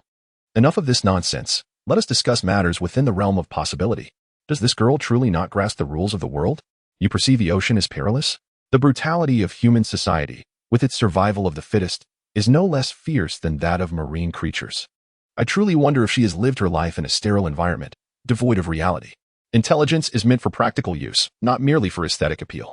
Brother Ming, do not be so hasty. We possess diamonds, pearls, antiques, gold coins, and countless other treasures of great value. You may sell them. It should amount to a significant sum. And if it falls short, we can seek more. Qi Jiming was thoroughly exasperated, realizing that this girl was utterly ignorant of the situation. Setting aside the question of how much their treasures might fetch, how would one even go about selling them? How would one explain a large sum of unexplained wealth? Yet, the princess's hopeful gaze was something no man could refuse. Alas, I must not allow a young woman who has bestowed upon me the gift of life to plead. I am acutely aware of her plight. I can only attempt this first. If it fails, we shall devise another plan. After much contemplation, Qi Jiming resolutely declared, "Let Go Hong return. He shall handle the selling. We will first assess the goods, and if there are sufficient treasures, we may negotiate." But it can only be termed as an attempt. Unexpectedly, the princess pouted, muttering money grubber, before turning away in anger. Qi Jiming was taken aback, thinking, how unfortunate it is that kindness can be met with such disdain. Do I lack wealth? A money grubber? Or have I displayed such avarice? Chapter 19. Is this a threat? The princess, in a fit of pique, emerged from the shelter of the boulder, her body curled up against the chill, appearing quite pitiable. This island, which she deemed perilous, also stirred instinctive unease within Qi Jiming. However, as it belonged to human society, one would presume the absence of large carnivorous creatures. Even if such beasts existed, they would have surely been exterminated long ago. In a dazed state, he suddenly sensed someone approaching stealthily. This instinctive awareness, honed amidst the chaos of gunfire, was now sharper than ever before. The princess was undoubtedly still irate. Rousing her would only worsen matters. Qi Jiming instinctively turned, casting a sidelong glance about 100 meters away, where a group of men armed with semi-automatic rifles was cautiously encroaching. Their attire was eclectic, revealing little about their national origin. Yet, such details were trivial compared to the hostility radiating from them and the necessity for firearms. This was sufficient cause for concern. In truth, they remained within the bounds of human society, and should he wish to escape, the princess could not impede him. There had been numerous opportunities along the way, but Qi Jiming had never contemplated fleeing alone. Observing the well-trained individuals before him, of varying ages, he recognized they were not regular soldiers, but rather deserters or pirates. He felt indifferent, hardly regarding them as a threat, for their eyes were fixated solely on the princess, perceiving them as mere tourists. Feigning ignorance, he rolled over and reached out as if grasping for something, mumbling, "Darling, where are you?" His hands flailed about, and he staggered towards the princess, exclaiming, "Darling, why did you run over here?" Startled awake, she was about to lash out, but his next words stifled her retort. "There are a dozen armed thugs just 100 meters away. If you wish to live, heed my words. Go wash up in the sea, dive deep. Bullets won't reach you beyond 10 meters. I'll handle this, just don't complicate matters." The princess gazed at him intently, without turning her head, listening to the sounds nearby. "I trust you. You'd better not deceive me." With that, she shoved Qi Jiming, who still clung to her, and half-jokingly declared, "Don't bother me. Isn't it enough that you've already made me angry?" She then gathered her long hair, accentuating her stunning visage. In their playful tussle, she too noticed that indeed, someone was coming. With a hint of flirtation, she said, "Accompany me to bathe, and I'll overlook the past. Hurry." Qi Jiming, recognizing the charade, complied without hesitation. They rounded the rock, ensuring they were out of sight from the approaching men. The princess cautioned, "Be careful, Minggu. Don't act recklessly." With a splash, she leapt into the water. Qi Jiming dashed a few paces into the woods, circling around to position himself behind the men. As they feigned an argument, the flickering firelight illuminated the princess's alluring features, much to the delight of the thugs. These men were cautious, leaving two to watch their backs while the others advanced towards the shore. They understood that a woman couldn't escape in the water. Bathing necessitated disrobing, and such beauty was not to be missed. As for the unarmed man, a single bullet would suffice to eliminate him, posing no real threat. The two sentinels murmured their discontent, lamenting that all the good fortune went to those in front while their comrades suffered. They craned their necks, peering towards the sea.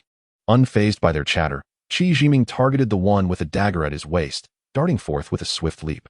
He covered the man's mouth and twisted his neck with a snap, rendering him lifeless.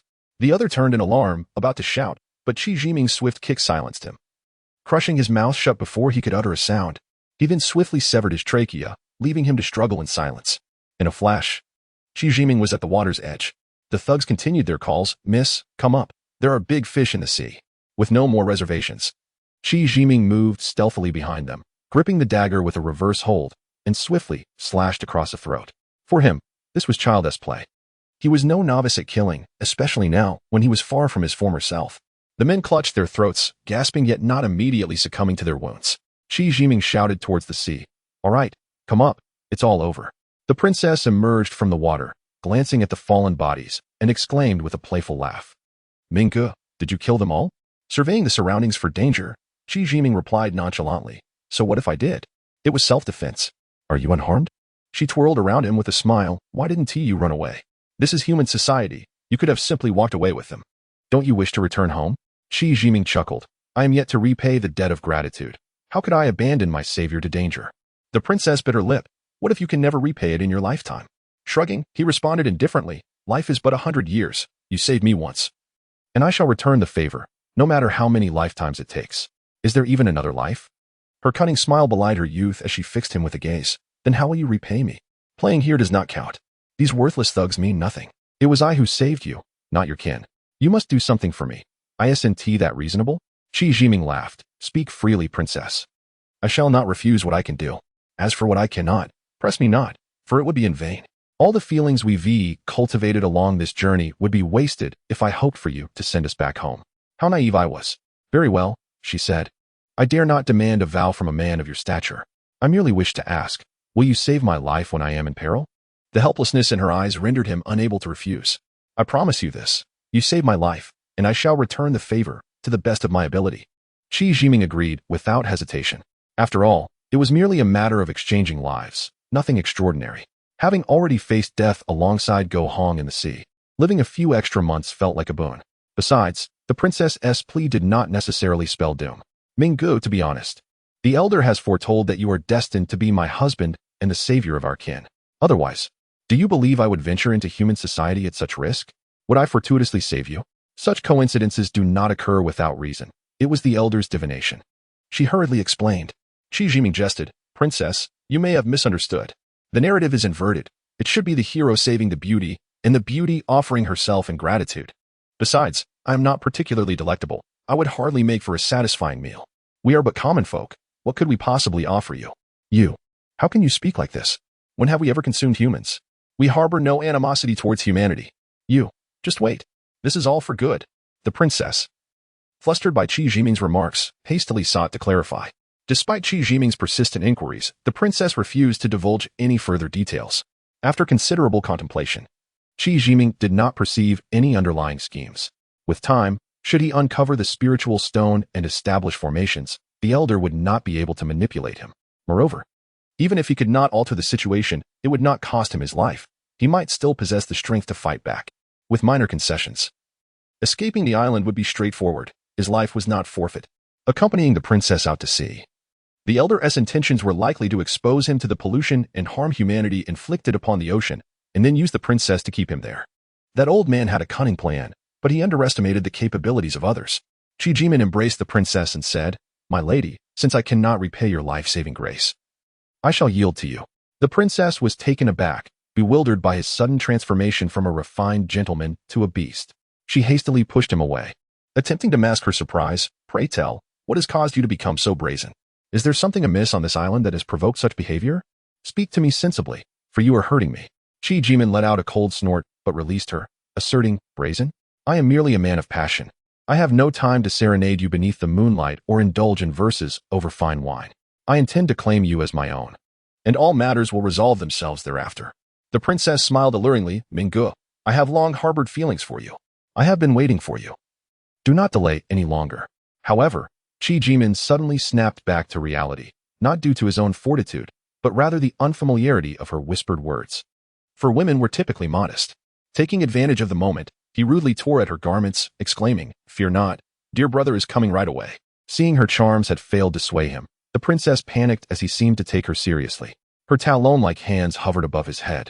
Caught in a moment of indecision before they fell in despair, Minggu. Minggu, I was jesting. I dare not pursue this any further. You promised to protect me. Qi Jiming halted his actions and replied with a mocking smile, Then let us consider this matter settled. Your seduction and the life-saving grace will be erased. My sparing of your life is also a form of protection. Had your hand dared to descend even an inch, I would have severed it. With that, he flicked his wrist, and a dagger shot forth, embedding itself in the sand. The princess, flustered, adjusted her attire and smoothed her disheveled hair, smiling calmly.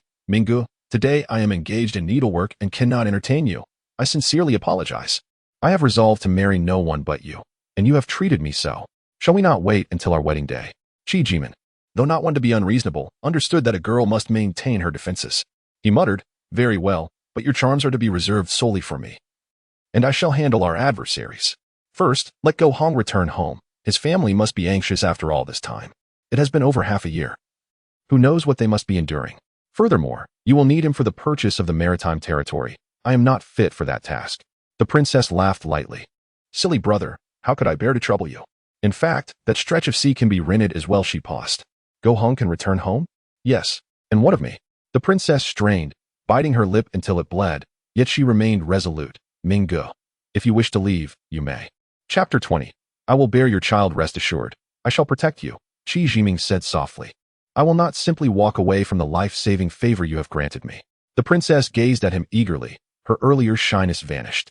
Then I want you to marry me. Surely, you wouldn't find that impossible? Qi Jiming was momentarily taken aback. looking deeply into her eyes. Do you truly know who I am? Is it rather rash for a young lady to make such a request? The princess chuckled. In our merfolk clan, we are untouched by the chaotic affairs of human society. Love is love, unwavering for a lifetime. He had intended to jest, thinking it no wonder that your kind remains unenthusiastic about such matters. The words lingered on his lips but were quickly swallowed. A merman who falls in battle is a true warrior, deserving of respect and admiration. Seeing his silence, she persisted, Brother Ming, don't overthink it. The elder shares this sentiment. Our kin view humans as overly wicked. Many sisters disapprove, but that is simply because they do not understand you. What matters is my affection for you, and the elder will bless our union. Qi Jiming, moved, gently stroked her hair. Silly girl, let us wait a little longer. We can discuss this when you truly understand me. You are still quite young. Bah, I am far older than you. You also have feelings for me. Yet you remain hesitant. Humans are always full of such concerns. Love is love, affection is affection, clarity is all that is needed. Brother Ming, do you like me? I do. The princess erupted into joyous laughter. La la la la. The scent of blood on the beach did little to dampen her spirits. It seemed she truly regarded those pirates with disdain. Qi Jiming watched her dance with a heart full of joy, admiring her carefree exuberance. Suddenly, a walkie-talkie crackled from the corpse of a fallen pirate, shattering the moment. Black Dog, do you have any updates? Black Dog, the princess promptly stomped on the device, burying it in the sand. Qi Jiming deemed this prudent. On this forsaken island, with such firearms, they could eliminate as many foes as approached, facing no subsequent troubles. At dawn, they could simply depart. That night, neither could find rest, embracing each other and exchanging trivial sweet nothings until the first light of dawn. Qi Jiming collected the weapons, pulling back the slides with a series of clicks, checking the firearms, consolidating bullets and other useful items, meticulously packing them for departure. The princess, observing his actions, grew anxious. Brother Ming, what do you need those for? They are ominous objects. Objects that harm are indeed ominous, yet those that save lives are auspicious. The distinction lies in who wields them, Qi Jiming replied dismissively. The princess remained displeased and turned away, plunging into the sea. Qi Jiming continued to gaze at the distant ocean, searching for islands, desperately recalling their route. Humph! She sulked, irritated, her lovely nose crinkling as she descended into the water. Still fuming.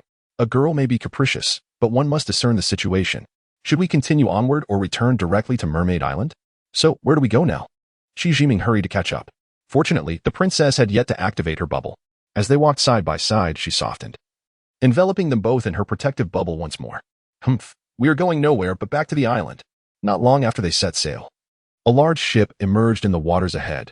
2 gun turrets perched at its bow, and 2 men stood at the machine gun positions. The deck bustled with activity. Clearly having spotted them, binoculars raised, pointing and discussing their presence. Trouble is brewing, Qi Jiming warned. That ship is armed like a warship and surely has torpedoes. We must retreat, engage in guerrilla tactics on the island, and seek an opportunity to escape by night. Curious, the princess inquired, are torpedoes very powerful? Can they reach us? Absolutely. We must dive to the seabed and return to the island swiftly. He cursed under his breath.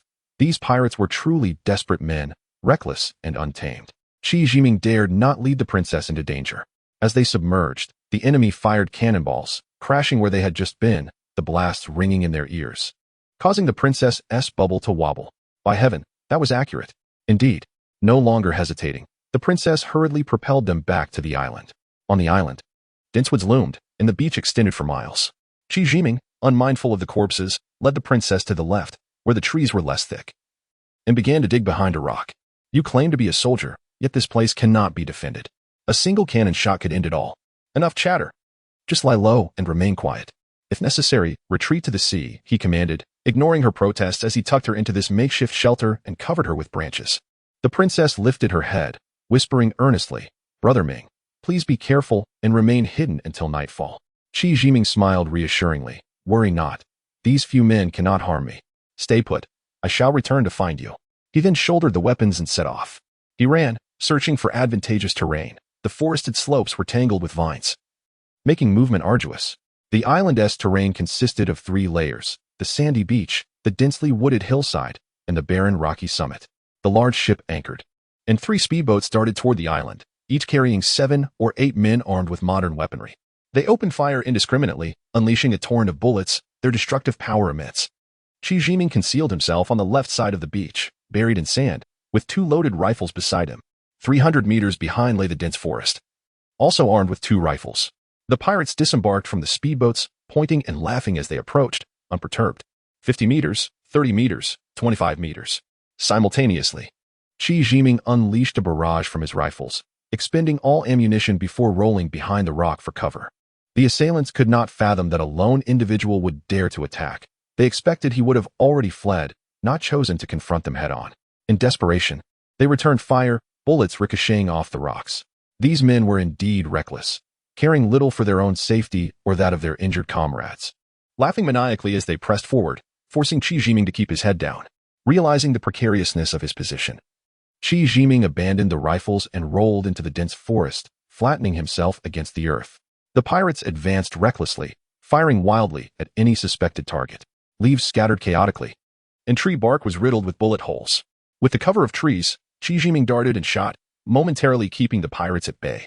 If only Guohong were here. He could wield those weapons with finesse. Both sides found themselves in a standoff, and the pirates on the ship grew impatient, launching several cannonballs that landed dangerously close, showering him with sand and debris. Yet he remained motionless, quietly awaiting the pirates' approach.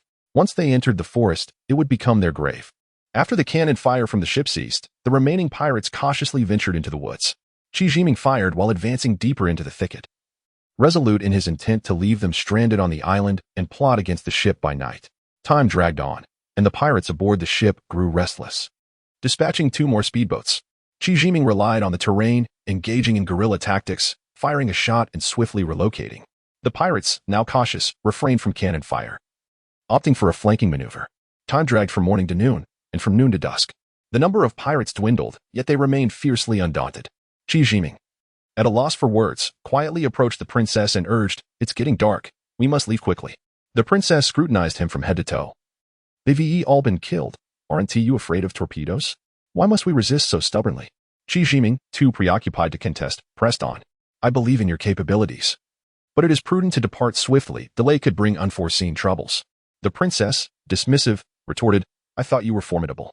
I have dealt with these scoundrels before. It's none of your concern." Qi Jiming fixed her with a steady gaze. "I believe you, but it is best we leave at once." Reluctantly, the princess activated a bubble shield, and as light erupted, it drew cannon fire. The bubble surged with seawater, rising and falling. "Mingge, wait for me here. I shall return shortly. I'm going to kill them." Qi Jiming seized her arm. "That ship is heavily armed and crewed with many men. How do you plan to approach? Is it truly necessary to slay them all? If you insist, I shall accompany you." The princess scoffed. "They have humiliated me. They must die. You said this is self-defense. Just wait, I will avenge myself." Qi Jiming watched helplessly as she vanished into the sea, worry gnawing at him. He sprinted several hundred meters toward the island, firing his weapon to divert the pirates' attention. The princess's whereabouts were now obscured, and Qi Jiming felt a surge of anxiety. The princess boarded the large ship, and finding the hold empty, she relaxed her guard and strode confidently, inwardly deriding Qi Jiming for his overthinking. "Freeze. Get down. Hands on your head," a voice called out. "What a stunning woman," another added. "Boss, there's a man we haven't captured." The scar-faced man sneered. "No need to pursue him. With this beauty here, he won't dare show up. Tonight, let him witness how we treat his wife." Knowing the peril of firearms, the princess remained still, but as she prepared to glare defiantly, she was struck unconscious by a punch, and several men began to tear at her clothing. Qi Jiming witnessed the scene unfold, fury igniting within him. "Hey, everyone, come over here," he shouted. "Finally, this brat has delivered himself to us. Let him see how we play with his wife." The scar-faced man brandished a dagger, slicing his tongue to taste the blood, grinning menacingly. "Kid, will you watch or die?" Qi Jiming coldly replied, "How many against one?"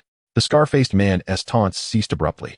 In a flash, Qi Jiming lunged forward, his fingers striking like a serpent, piercing the man's throat. In a whirlwind of motion, he unleashed a flurry of punches and kicks, each strike lethal. He scooped up the princess, gently pinching her to rouse her. "Stay here, I will take care of them." The princess slowly regained consciousness, surveying her disheveled state, and said through gritted teeth, "No need. I can handle it myself." Qi Jiming shook his head in disbelief. Overcome with rage, the princess revealed her true prowess. Swift as lightning, her hands moved with blinding speed, leaving multiple holes in the pirates' heads. They fought their way through the ship, leaving no one alive. Seeing the princess still seething with anger, Qi Jiming advised, "They are all dead. There are a few left on the shore. If you still seek vengeance, then go ahead. How can you speak so nonchalantly when my dignity has been so thoroughly trampled? Are you even a man?" The princess retorted, her fury unabated. It is as you say. If you consider me your wife, then I would slap you for that. If not, then your words are misguided. You brought this upon yourself, and I could not intervene. Qi Jiming replied with a calm smile. Are you saying I am not your wife? I have already pledged myself to you, the princess seethed. Very well.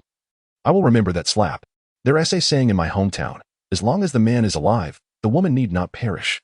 I spared these men out of compassion, but now, none will be left alive, not just for your sake, but because our whereabouts will be compromised. After setting the ship's cannons to auto-target, Qi Jiming observed the pirates clearly through the infrared scope. Shall we go? What are you still contemplating? He asked.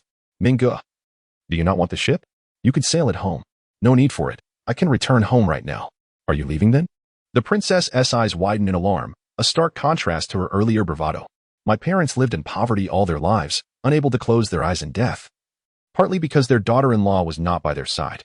If we work together, we can return and show them. Qi Jiming smiled. Please, do not speak like that. We are not yet married, the princess stammered. I promise to give you several children. We will return home to honor our ancestors and comfort the spirits of our elders.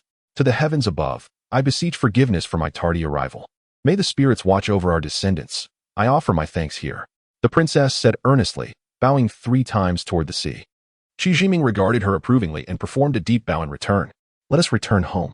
Back to that home? First to Mermaid Island, and soon. I will provide you with a home of our own, Qi Jiming promised. The princess's eyes sparkled with surprise. Really? Is that what you mean? You must not deceive me. Of course, I speak the truth. Where will it be? On the island? Qi Jiming chuckled. Perhaps. I cannot say for certain. You will define it yourself when the time comes. You don't even know where it will be? How foolish. The princess chided.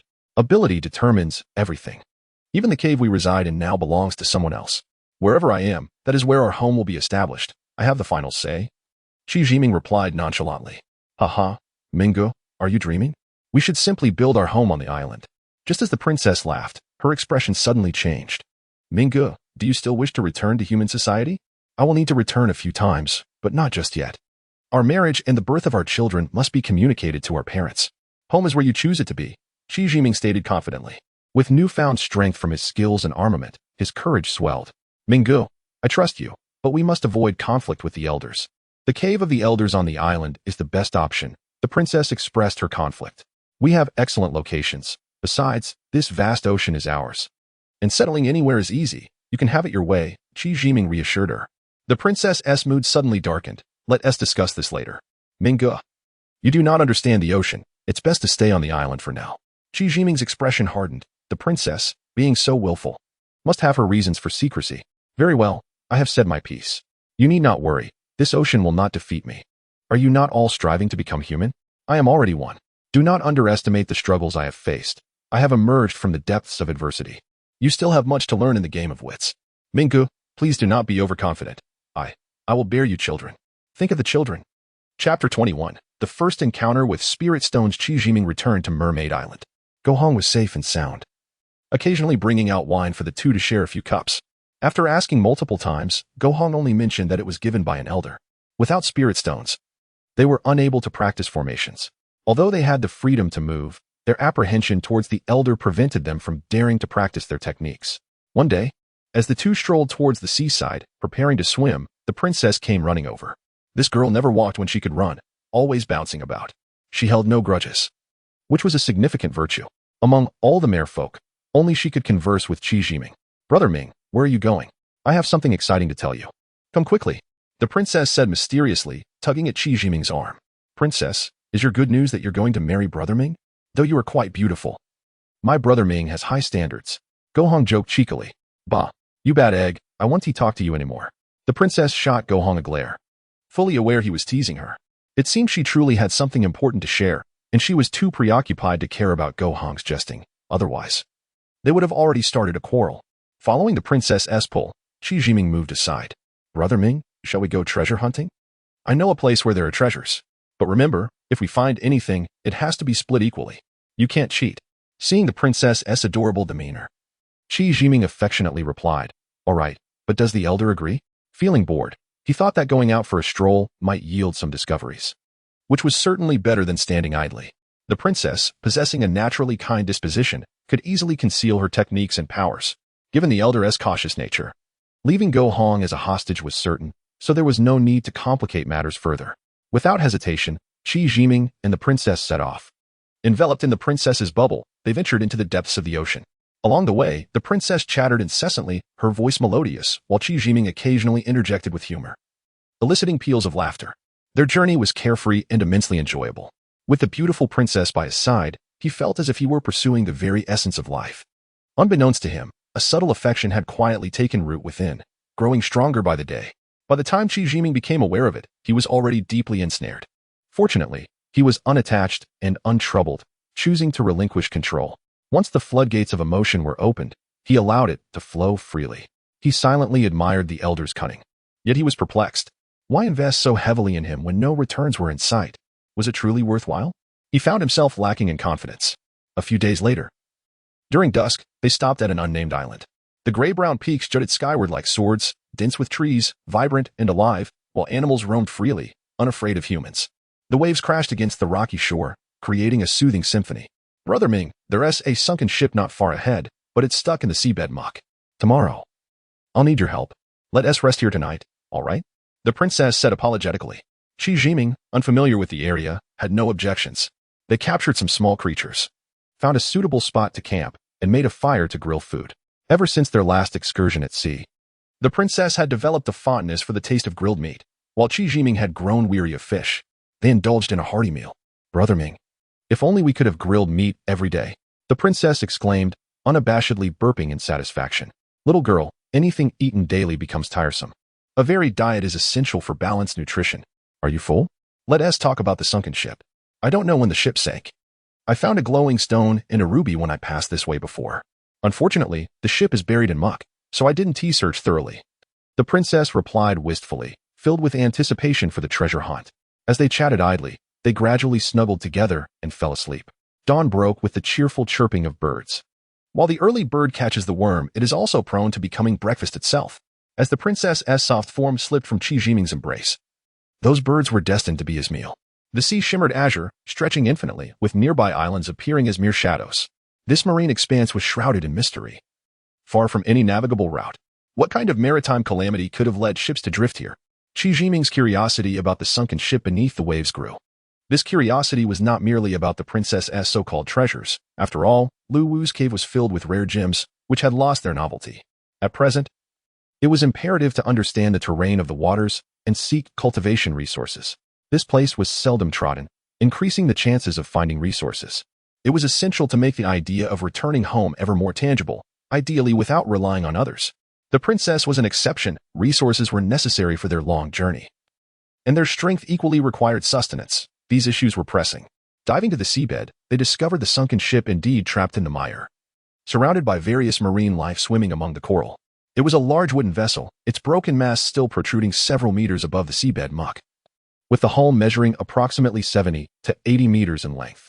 Qi Jiming hesitated to use his abilities, wary of attracting trouble. This entity was too extraordinary. Given the princess's inquisitive nature, she would undoubtedly dig for answers, and their relationship had not yet deepened to a level devoid of secrets. The princess exhaled a bubble from her mouth, which gradually expanded until it reached several meters in diameter. The bubble rolled over the ship, acting like a massive air pump, blowing the muck away layer by layer, fully revealing the vessel as the water turned murky. They resurfaced and waited.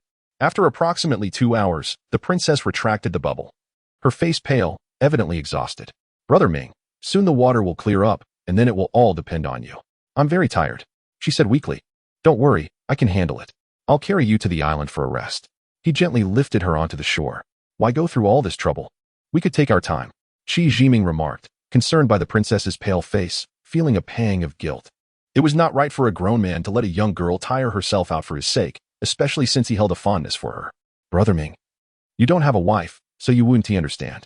Women are enamored with jewels and beautiful stones. You don't grasp that. The sooner we have them, the better. The princess teased playfully. Qi Jiming could only smile wryly and shake his head, reflecting on his ex-wife, realizing he truly did not understand women. The princess seemed to imply that nothing could rival the allure of beautiful stones. Princess, tell me, which is more important, a husband or beautiful stones and jewels? Qi Jiming genuinely wished to understand a woman's perspective. After all, he had spent his adulthood in the military, lacking opportunities to engage with women. Though he had loved his ex-wife for many years, she had departed during his lowest moments, and their connection had evaporated, leaving him with little insight into the female psyche. If I had to choose, it would be the beautiful stones, I suppose. I don't really know. Brother Ming, why are you asking this? The princess inquired curiously. Oh, it's nothing. Just a casual question, Qi Jiming explained. Indeed, women are perfectionists, and the princess was remarkably astute. With a fleeting glance, I discerned your secret. Indeed, you must have been deceived by women before. Qi Jiming offered no explanation, merely responding, aren't you tired yet? The sea had grown clear. Yet the vessel remained cloaked in a thin layer of sediment, a testament to Qi Jiming's existence. After a thorough stirring and cleansing, we descended into the cabin. The wooden chests lay in disarray, their contents of gold and silver tarnished with rust. After an exhaustive search, we salvaged a mere handful of intact small boxes, hastily bringing them back to the island. The princess eagerly opened each one, her face displaying a profound disappointment. Upon closer inspection, Qi Jiming noted that the gems were predominantly of mediocre quality, glimmering in hues of red and green. Hundreds of gemstones, each the size of pigeon eggs, nestled within their compartments. Among them, a stone of fist-sized dimensions emitted a faint glow, crystal clear in its transparency. My dear, with so many jewels, why the long face? Are you not fond of beautiful stones? What troubles you? Look at how furrowed your brow has become. Qi Jiming found her reaction both amusing and vexing. What insatiable appetite did this girl possess? Was this not enough? The princess pouted, disdain evident in her expression. What use do I have for these trinkets? Just give me that stone. These gems are valuable. We should take them back, Qi Jiming advised. In the realm of humanity, each gem could alter the fate of an ordinary person. Yet this princess, unimpressed by such wealth, left him speechless, shaking his head in resignation, choosing to disregard her discontent. His true interest lay solely in the transparent stone. According to Lu Wu's accounts, it was a spirit stone, integral for array formations, still glowing faintly, indicating it had not lost its spiritual essence. Their division of treasures was settled, though the princess remained uninterested, sulking as she nibbled on some food. Do you know where I might find deep mountains or vast marshes? A cave would suffice as long as it harbors danger. The more perilous the location, the better the treasures. It was a rare opportunity to explore, and they should seek out resources for cultivation. As for the treasures the princess mentioned, they could be discussed later. If true treasures were desired, caves were abundant with them. The rarer the resources, the more likely they were to be found in treacherous locales. Although they still possessed several lotus seeds, an abundance of cultivation resources was always preferable. There are many such places, yet I would not dare venture there, the princess lazily remarked, implying that if she could not, he was even less capable of such feats. The disdain she cast upon him was unbearable, particularly from a woman he held dear. Dear girl, observe closely, Qi Jiming declared, settling into a meditative posture. As he gradually ascended to a height of 6 or 7 meters, he aimed a powerful punch at a tree trunk of comparable girth, causing it to topple with a resounding crack. Upon descending, the princess's astonishment left her mouth agape. Well, now we can proceed, can't we? Qi Jiming felt a surge of exhilaration. Brother Ming, when did you become so formidable? The princess inquired, recalling the harrowing moment when she had rescued him and Go Hong from the sea. With such prowess, he shouldn't have nearly perished in the ocean. It seemed illogical. I've always had this ability. What happened at sea was merely a fluke, Qi Jiming clarified. Every man relishes the admiration of his beloved. And Qi Jiming's vanity swelled with satisfaction, causing him to forget the initial intent of concealing his skills. Although he had previously showcased his abilities during their last outing, the difference in his current prowess was striking. Brother Ming, how impressive. When we venture into perilous lands, you will protect me, won't you? The princess exclaimed joyfully. In their youthful fervor, both Qi Jiming and the princess, lost in their admiration for one another, embraced the thrill of the unknown, setting off on their reckless adventure without a second thought. Chapter 22. The subtle uses of cultivation techniques. The journey unfolded unexpectedly smoothly, with the sea calm and serene, dotted with numerous islands where mountains and waters intertwined in picturesque scenery. However, the two travelers were not in the mood to admire the beauty around them. They hurriedly advanced according to the princess's guidance, arriving at a towering island. The water here was a deep azure, with colossal waves crashing against the rocks along the shore, producing a resounding roar. Raising their eyes, they beheld black peaks rising steeply, the bare rocks at their summits standing stark against the sky. The trees at mid-mountain soared high, thick and lush, entwined with vines, while low shrubs filled the underbrush, creating an air of dark seclusion. At a glance, it was evident that this place did not seem welcoming. Upon reaching the island, the sun hung low in the west. The ground was overgrown with weeds, making progress arduous, and inexplicable roars echoed around them, sending chills down their spines. They sought a suitable spot to camp and settled down. Though eager, they were not reckless. They understood that while the dangers ahead remained uncertain, the environment clearly indicated that peril loomed. If they must confront danger, daylight was far preferable to the cover of night. The wild beasts on the island roared incessantly, striking fear into their hearts. Their surroundings revealed many wildflowers, radiant like clouds at dawn, exuding an unusual fragrance. The soil carried a hint of sulfur, and the mountain peak seemed to inspire unease with every glance, enveloping the island in an aura of mystery. After hastily satisfying their hunger, they lit a bonfire and found makeshift bedding to rest. In the dimness, the princess approached. "Brother Ming, I am frightened. I cannot sleep here," she said, her voice tinged with unease. Despite their mutual affection and a tacit acknowledgement of their relationship, they remained steadfast in their adherence to propriety. "Then sleep beside me. It will be all right. Rest well," Qi Jiming replied gently, recognizing the girl's fear. Even he felt a twinge of anxiety in this enigmatic place. The princess curled up beside him and soon fell into a deep slumber. Qi Jiming, however, found sleep elusive and chose to sit cross-legged, practicing his cultivation techniques. In that moment, the sounds of grass growing and insects scuttling filled his ears. He could even sense movements far beyond his immediate vicinity. Yet caution restrained him from venturing too far in this perilous land. This heightened awareness must have stemmed from the effects of the lotus seeds. Indeed, they were a true treasure, fueling his desire to seek out more resources for cultivation. Suddenly, a flash of red light darted by, causing Qi Jiming to snap open his eyes. He merely caught a glimpse before closing them again. The night on the island passed amidst the princess's murmurs and the wild beast's roars. When the princess awoke, she playfully tugged at Qi Jiming's ear, teasing him for his slumber. After freshening up and having a meal, the two set forth toward the peak. Qi Jiming led the way, clearing the path as he headed directly toward the spot where the red light had vanished the previous night. Legends spoke of hidden treasures in the remote mountains, where countless years of absorbing the essence of heaven and earth had endowed many animals and plants with spiritual qualities. This island had likely remained untouched for tens of thousands, perhaps even millions of years since the upheaval of the earth's crust. If fortune favored them, they might uncover something remarkable. Along the way, Qi Jiming instructed the princess to remain silent, promising to show her something extraordinary. Complying, she kept quiet, her large eyes darting around curiously. Upon reaching the location, Qi Jiming began to search meticulously. Finding the right spot, he commenced digging and soon unearthed a tuber resembling a plump child, his face lighting up with joy as he examined it from all angles, overwhelmed with delight. "What is this? Is it valuable?" the princess inquired, unable to contain her curiosity upon witnessing his rare expression of happiness. "This is a true treasure, far superior to your pretty stones. It's called the showu. It has been around for thousands of years." Qi Jiming chuckled gleefully. "Is it really that good? It looks rather hideous. Are you deceiving me?" the princess retorted, glancing skeptically at the unappealing tuber, convinced Qi Jiming was merely jesting at her expense. "Why would I deceive you? The showu is indeed a remarkable medicinal herb. After thousands of years, it can even restore life," Qi Jiming exclaimed, caught up in his excitement, unwittingly committing a grave error. Suddenly, the princess stepped forward, snatching it from him, and in the midst of Qi Jiming's astonishment, she calmly declared, "We agreed to split it, and we even made a promise." With that, she attempted to break the showu in two. "Wait, don't break it. If you do, it will lose its potency and be useless," Qi Jiming exclaimed in alarm at her actions. "Then how shall we divide it?" The princess clutched the showu tightly, her large eyes blinking innocently at him. "There should be another. It must be nearby. I will dig it up for you shortly, and that should suffice, right?" Qi Jiming offered helplessly. "Are you still trying to deceive me? There is another one? Then why didn't you dig it up together?" She huffed, crossing her arms and pouting, clearly unconvinced. "These things often come in pairs. This one is male, so there must be a female nearby. Look, doesn't this one have a little appendage? That makes it a male, right?" Qi Jiming pointed to a specific part of the tuber, trying to explain.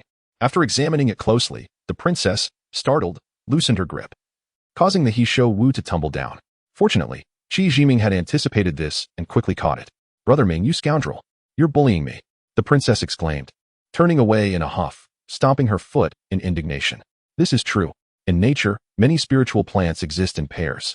If you still don't believe me, we can dig up the female one and see." Qi Jiming hurriedly assuaged her, pointing out the location of another showu. "I'll dig it myself." "And you're not allowed to peek," she declared, resolutely taking matters into her own hands. In truth, Qi Jiming had not spoken falsely. Many rare plants in nature indeed grow in pairs, such as the showu and ginseng. The wonders of nature were astounding, far beyond human comprehension. Given the presence of such treasures on this island, one couldn't help but wonder what other surprises awaited. Before long, the princess successfully unearthed a female humanoid Hishowu, its form perfectly embodying feminine characteristics. Without waiting for Qi Jiming to examine it further, she promptly dressed it in a sleeve of clothing, her satisfaction apparent. Akin to a child receiving candy, reveling in her find as she teased Qi Jiming with a triumphant gaze. Qi Jiming merely shook his head with a smile. The island's ability to nurture such precious plants suggested an abundance of spiritual energy. He pondered whether there might also be caves on the island. Spirit stones often formed underground, frequently discovered embedded in cave walls, and his anticipation grew. From the base of the island to the hillside, every step proved treacherous. The underbrush was dense, vines entwined, mosquitoes swarmed, and dust clouded their faces. The princess's delicate visage was marred, resembling a warrior, her long hair disheveled, and her clothing askew. Qi Jiming, leading the way, found himself in a similarly disheveled state. It was fortunate that a man could tolerate a bit of untidiness, while a girl's innate desire for cleanliness could scarcely endure the slightest mess. "Brother Ming, let us take a break. It's too difficult to traverse here," the princess implored, breathless. "There's water just ahead. We'll be there soon. Stopping here is akin to waiting for death. We must press on a little further." Qi Jiming encouraged her. Resting among the dense thickets was tantamount to courting disaster. After all, 3 mosquitoes could easily constitute a meal for a snake or an ant. And among the ferocious beasts, a single encounter could lead them to the gates of the underworld. In the forest, where the heat bore down without a whisper of wind, pausing to catch one's breath only allowed the sweat to draw away the limited moisture within, leaving the body increasingly feeble, leading to dizziness and fainting, ultimately resulting in becoming sustenance for the wilderness, with no bones remaining. At this moment, Qi Jiming's physical advantage became evident. As a man of military background, his constitution was already commendable, and bolstered by the consumption of lotus seeds, his stamina surged even further. The princess, though a mermaid with potential abilities in the water, was merely a delicate maiden on land. Yet, her stubborn spirit refused to yield. She resolutely pressed on through gritted teeth. The oppressive heat enveloped the forest like a vast steamer, and the princess was incessantly swatting away the incessant bites of mosquitoes. As her consciousness began to wane, the likelihood of heat stroke became an undeniable certainty. Indeed, she soon collapsed. Qi Jiming hastily scooped her up, swiftly carrying her to the edge of a pond. This tranquil freshwater lake, nestled halfway up the mountainside, had formed from rainwater cascading down from above. With no apparent danger in sight, he eagerly washed her face, cooled her down, and offered her water. Had he not feared the unknown hazards lurking within the lake, he would have plunged her into the water, the best remedy for her condition. Fortunately, the princess revived, her cheeks still flushed, and she urgently requested Qi Jiming to turn away, expressing her desire for a bath. He contemplated warning her of the possible dangers beneath the water's surface, but then reconsidered. As a mermaid, she should be capable of handling herself underwater, and besides, he was not far off. Deciding to acquiesce, he turned away. The sound of splashing water echoed through the air. Qi Jiming felt a wave of embarrassment wash over him. He fidgeted restlessly, reluctant to stray too far, caught in an extreme discomfort. The mere thought of a young lady bathing stirred his imagination. And being a youth brimming with vitality, it proved an unbearable torment. Time slipped away unmeasured until he heard her voice call out, "Brother Ming, I'm done." That was so refreshing. This dreadful place nearly cooked me alive. You should wash up too. The princess, as she spoke, brushed her damp hair while passing by Qi Jiming, a fragrant allure wafting towards him, stirring his senses and compelling him to avert his gaze from the captivating sight of her wet form. In haste, he bent low and leaped into the water to conceal his embarrassment. The lake, expansive and surrounded by mountains, had its depths diminished by the sediment washed down by the rain. Overflowing, the lake's waters trickled through a small channel into an underground cavern. The entrance was wide enough for a person to enter, and the waters flowed into the depths, with an echo that hinted at its profoundness. The water was pleasantly warm, and upon submerging, a wave of refreshment enveloped him. The faint scent of sulfur lingered in the air, invigorating his every pore, banishing fatigue and bestowing a sense of revitalization. Qi Jiming, in a moment of whimsy, began to channel his energy, and before he realized it, a tornado-like column of water spiraled upward from the lake's surface. Rising higher and higher, the outflowing water ceased, wildlife fell silent, and the serene wilderness held its breath. Sunlight illuminated the air currents visibly converging into the water column, producing a continuous hissing sound. As the water level receded, Qi Jiming found himself standing on the lake bed. This extraordinary phenomenon captivated the princess, her eyes widening in astonishment. Hands clenched tight, utterly transfixed by the sight of Qi Jiming in the water, momentarily forgetting the decorum between genders. As the water column fell back into the lake, The waters resumed their overflow, and the sounds of nature returned to normalcy. With an air of disbelief in her gaze, Qi Jiming wobbled ashore. Why such a look? Little girl? Am I not handsome? He jested. Suddenly realizing his current state, he dashed into the bushes, self-conscious about being drenched. The princess, still in a daze, gazed at him as though he were a creature of wonder, leaving him puzzled, questioning whether her mind had indeed wandered off. Hey, are you all right? Qi Jiming called several times, but she remained unresponsive. With a sudden shout, she finally snapped back to reality. What are you doing? You're making a racket, she grumbled, rubbing her ears. What's wrong with you? I called your name, and you didn't reply, he retorted, slightly annoyed. Brother Ming, was that waterspout you conjured? She inquired with curiosity. How did you do that? Was it fun? Her intrigue was evident. You were lucky, enjoying a pleasant bath. I, on the other hand, faced a tornado. If I had been sturdy, I might have been swept away. Qi Jiming lamented with a sigh, and the princess seemed to believe his words. Did it target me because of my looks? You're fortunate to be beautiful, he added, complimenting her, which made her beam with joy, momentarily forgetting her inquiries. Brother Ming, you're handsome too, she exclaimed. Handsome? If the heavens are bullying me, then I must not be so, he replied, jesting. They laughed and bantered, allowing the moment to pass without further thought. Yet, Qi Jiming felt an unsettling aftertaste. How had he lost control so easily? His self-discipline had always been strong, yet a simple bath had led him astray. It was perplexing, and he couldn't pinpoint the peculiarities. The princess, seemingly unperturbed, was a relief. Otherwise, he would have much to explain upon returning to the island. Was he truly fearful of being discovered by the elders? Was that the truth? Confusion clouded his mind, and he resolved to deal with it later. Having practiced his technique only briefly, he now felt a surge of vigor. He began to understand that this practice was specifically designed to absorb the essence of the world around him. The lotus seeds he and Go Hong had consumed were merely the catalyst to unlock this technique. With each practice, he would grow stronger. Though this place was strange, it was rich in spiritual energy, and diligent practice would be the key to his empowerment. Chapter 23. The formation of the formation. The only point of interest here was the entrance where the lake water flowed in. Given the substantial weight of the spirit stones and gems, it was highly probable they existed within the rock walls due to the force of the water. Qi Jiming resolved to venture into this underground cave to uncover the truth. The princess was adamant about accompanying him. Qi Jiming agreed to share any treasures they found, but he cautioned that the subterranean environment was filthy and unsuitable for a lady. Casting a reluctant glance at the dirty entrance, the princess finally relented, saying, All right, but remember to split it fairly. The cave was steep and slippery, devoid of any footholds. Nevertheless, Qi Jiming effortlessly guided her down to the cave's bottom. The lake water cascaded down and merged with an underground river. Before them lay a riverbed barely 2 or 3 meters wide, exposed amidst the rocky crevices, with much of its expanse concealed by stone, leaving its true breadth and length a mystery. Above the river, a vaulted cavern soared to heights of over 10 meters. The cave extended with the flowing water, its destination unknown. The gentle babbling of the stream gradually faded into silence. The cave ceiling twinkled with starlight, while the river shimmered like a tapestry of stars in the night sky. Illuminated by the resin torches, it radiated a kaleidoscope of colors, casting an aura of mystery in the dimness, igniting a flicker of desire in this dreamlike realm. After a thorough inspection, Qi Jiming deemed the area safe. Concerned about leaving the princess alone on the unfamiliar island, he hastily collected a few glowing stones and returned to the surface. Brother Ming, what treasures are in that cave? Are there many? Upon seeing Qi Jiming emerge, the princess eagerly approached, her innate greed evident. Here, take a look at this. There are indeed quite a few down there. Though whether they qualify as treasures is uncertain, he replied, handing her the small stones he had retrieved. The pink stone, slightly larger than an egg, sparkled brilliantly in the sunlight, captivating even Qi Jiming with its allure. Is this a diamond? A pink one?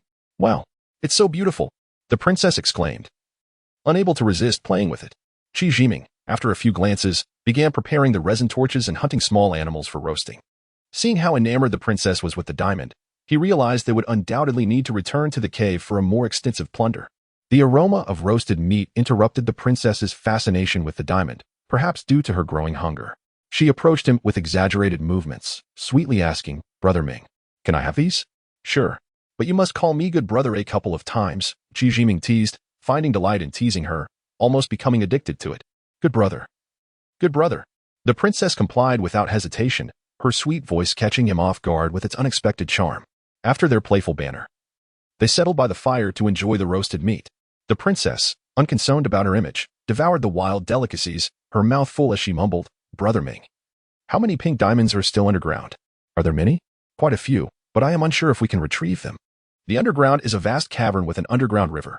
Diamonds are present at both the cave ceiling and in the river, and it appears to be safe. However, we must be cautious and return to the surface before dark. If you agree, we shall descend. Otherwise, we will not, Qi Jiming stated seriously. This was no jest, as he knew the princess's insatiable greed could lead to trouble. The night belonged to fierce predators, and danger lurked everywhere. "All right, I will follow your lead, Brother Ming." The princess acknowledged, understanding that despite his playful demeanor, he was serious when it mattered, and she solemnly agreed. By around noon, the two of them prepared to descend into the cave. Although the princess was curious about Qi Jiming's prowess, she had already witnessed many of his extraordinary capabilities and refrained from asking further questions, her mind consumed by the dazzling diamonds awaiting her discovery. However, extracting the diamonds from the rock walls proved laborious. The gems were firmly embedded within the hard stone, with no crevice to exploit. Even though both were exceptionally skilled, their efforts yielded few diamonds after hours of toil. "Let us check the river. It should be easier there." "This is proving too difficult," Qi Jiming suggested, pulling the princess away from her struggle with the rock. Though the underground river appeared narrow, descending revealed its true width. The water was dark, with only the section exposed and the cavern illuminated faintly. The water level was about 4 to 5 meters deep, not too perilous, and flowed gently. Diamonds lay scattered along the riverbed, emitting a soft glow, easily identifiable. The surrounding rocks had been worn down by the water over time, making the diamonds more accessible than those embedded in the cave walls. With a little effort, they began to gather quite a few, reveling in their success. Once they had collected enough from the nearby area, they both suspected that many more lay below the river, but the dangers there were not worth the risk. When they returned to the cavern, they felt satisfied with their ample haul and had no desire to waste more time on the diamonds trapped in the walls. So they ascended back to the surface. "Brother Ming, let us lay out all the diamonds we've collected and split them," the princess declared as she settled down. Eager to divide their spoils, her spirit reminiscent of a conspirator ready to share the loot. She had noticed Qi Jiming had gathered far more than she had. Qi Jiming emptied his pockets, but the princess's incredulous gaze remained fixed on his hands, hoping for more. "That's all there is, it's all on the ground. What's wrong?" Qi Jiming said innocently, patting his empty pockets as if the princess suspected him of hoarding treasures. The princess quickly approached him, her hands searching through his pockets, genuinely doubting his honesty. "Why is there so little? What use are these worthless stones? Just these few diamonds? Humph, you are truly foolish," she scolded him, glancing at the substantial pile of diamonds she had compared to his meager collection. Gritting her teeth, she reluctantly said, "Forget splitting. I'll give you 4, no, just 3.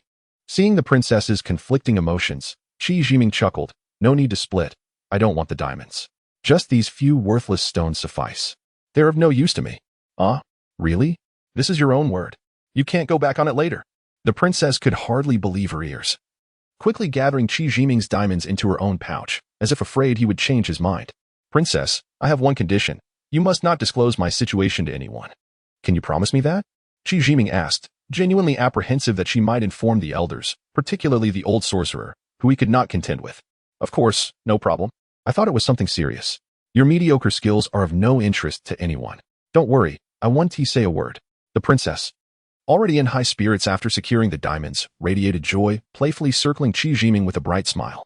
With arched brows and a beaming smile that seemed unable to contain itself, Qi Jiming had ventured out to hunt some game for the princess to roast. He meticulously examined the few stones he had acquired that day, which were, as Lu Wu had described, spirit stones. He resolved to experiment with a concealment formation that very night. Like all young boys, he had been captivated by such matters since childhood. While reading Romance of the Three Kingdoms, he had admired Zhuge Liang's ability to trap 100,000 soldiers with just a few stones. According to Lu Wu's account, the first step involved burying a spirit stone in each of the 4 cardinal directions, north, south, east, and west, before diligently arranging them. The entire process appeared remarkably straightforward. As he silently recited the incantation for the formation, he struck the spirit stone at the center with a firm palm, causing all the surrounding stones to emit a flash of white light. Suddenly, the world around him fell silent, as if he had stepped into an alternate reality. Yet the scenery remained vivid. The princess had finished roasting the meat and was searching for Qi Jiming. Although they were mere steps apart, she remained oblivious to his presence, indicating that the concealment formation was indeed effective. In a moment of excitement, he playfully appeared before her with a sudden exclamation, nearly causing their noses to touch. Startled, the princess let out a cry and fled. After running a few paces, she turned back to see who it was. upon recognizing Qi Jiming. She rubbed her eyes to regain her composure, only to unleash a flurry of playful punches and kicks upon him, evidently still shaken by the encounter. After a brief commotion, Qi Jiming repeatedly apologized, and the episode came to a close. However, despite the cessation of their playful tussle, the princess began to weep, her tears resembling delicate blossoms in the rain. Chapter 24, The Mysterious Creatures. As night descended, eerie sounds echoed across the island. At last, the princess had ceased her tears, and the two of them engaged in light-hearted conversation around the campfire. Ming, did you truly come from the mainland? I sense an air of mystery about you. The princess inquired hesitantly. Indeed, I hail from human society on the mainland, but I have occasionally encountered unique circumstances that allowed me to practice certain special techniques. I hope you will honor your promise and keep this confidential, Qi Jiming replied earnestly. Rest assured, I shall not speak of it to anyone. What other techniques do you possess? May I see them? The princess, filled with earnestness, also bore a hint of anticipation. Certainly. In due time, you shall witness them. Qi Jiming paused for a moment before asking. You mentioned I do not resemble other humans. Have you encountered any others? What do they look like? Where are they from? Are they formidable? Noticing Qi Jiming's tension, the princess too felt a surge of anxiety and took a moment to gather herself before responding. I have seen some beings resembling humans. They traveled in large, disc-shaped objects that emitted light and spun rapidly. Once, several such beings descended from their disc. Holding a square box of a certain size, they pressed a button, and a beam of light shot forth, causing my kin to faint. They were then taken away. And to this day, they have not returned, neither alive nor dead. The princess spoke with sorrow. When you suddenly appeared before me, I was terrified, fearing I too would be captured by those beings. You must promise not to frighten me again. I am genuinely afraid at times. As she spoke, the princess leaned against Qi Jiming on the verge of tears once more. Fear not. I shall not frighten you again. Nor will I allow those beings the chance to capture your kin. Please explain the situation thoroughly. We must understand both ourselves and our adversaries to ensure victory. Qi Jiming said, raising his hand instinctively to pat the princess's back in comfort. Suddenly recalling her status as a young lady, he halted, his hand hovering in midair before curving back to rest heavily on his own thigh. Where did you encounter them? When did this occur? Qi Jiming inquired with a composed demeanor. In the past, while we were playing on an island, two enormous discs suddenly appeared. We all fled into the sea. But I turned back to see one of my kin being taken away, and they have not returned since. Although we were filled with anger and sorrow, we have not dared to return to that island. The princess lamented. We asked for your help in finding a safe sea area, but you hesitated. The elders said that with your status, you could assist us, for as merfolk, we could never accomplish such a task. The humans on the mainland would capture us as monsters. Tears welled in the princess's eyes, evoking a sense of pity. Well, dear princess, you truly are remarkable. You have succeeded again. Qi Jiming sighed deeply, understanding the underlying reasons. Is this what you call danger? Will relocating to another area guarantee your safety? The merfolk island is quite pleasant. Changing locations may not yield better results. This is not a refusal. It merely seems unnecessary. Should you truly need to purchase an island, I will certainly do my utmost to assist you. Thank you, dear brother. The elders said you would surely help us. I knew you were the best, the princess exclaimed, clinging to Qi Jiming's arm, shaking it playfully. Her small face beamed with joy, as if the matter were already settled. How far is the island where you encountered these mysterious beings from your home? When we return, please tell me. I do not intend to confront them. I merely wish to see what they look like. Qi Jiming recalled Lu Wu's encounter with humanoid beings, drawing parallels to the princess's ordeal. He resolved to first gather information before negotiating with the elders, making his departure seem inevitable. The distance that Xiaoburan could run was still uncertain, but he believed that with sufficient energy, it could carry both itself and Go Hong home. However, the question remained, how much sustenance did Xiaoburan require to be satisfied? And how far could it travel once nourished? These remained unknowns. With only a few dozen spiritual stones in hand, resources were severely lacking. So it was prudent to wait and see. Ming, you are too kind. However, we cannot return there. You cannot defeat them, and I will not allow you to go. That island is better left to them. There are many islands. We can simply go elsewhere, the princess urged fervently. Qi Jiming pondered. There were indeed tales in human society regarding extraterrestrial beings and UFOs, but they were merely legends. Even formidable figures like Lu were paralyzed by fear at the sight of the unknown, indicating the terrifying capabilities of such entities. The beings the princess described bore a striking resemblance to the aliens of lore. His own limited skills might not suffice against them. It was imperative to seek more spiritual stones and hasten his own growth. In time, should he encounter these mysterious beings, he would at least have the option to escape if necessary. Until his techniques reached maturity, he would not be able to overcome them.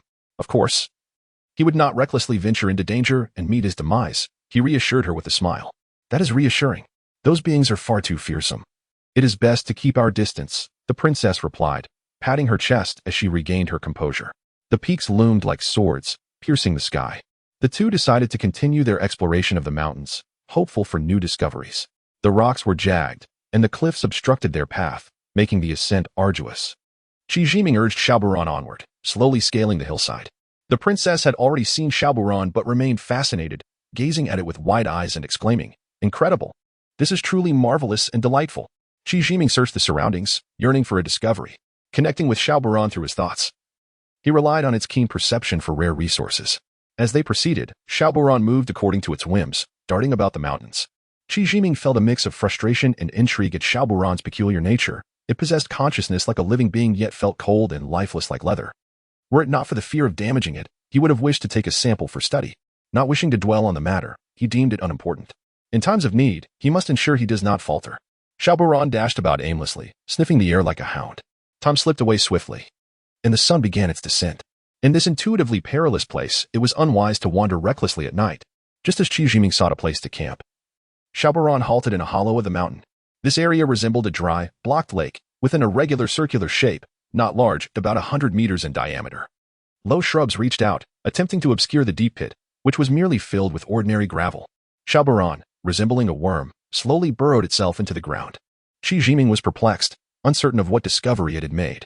He decided to let it be, saving his curiosity for the eventual outcome. The princess silently observed her treasure, and Qi Jiming silently commended her. What a sensible girl she was, not pestering him with questions as she had in the past. Perhaps she had grown accustomed to the strange happenings surrounding him, rendering her less inquisitive. In the dim light, he could see Xiaoburan wriggling, incessantly absorbing the luminous specks nearby. As it moved, it continued to draw in the light. Qi Jiming reached out to grasp a handful. The light emanated from crystalline particles embedded in the rocky wall.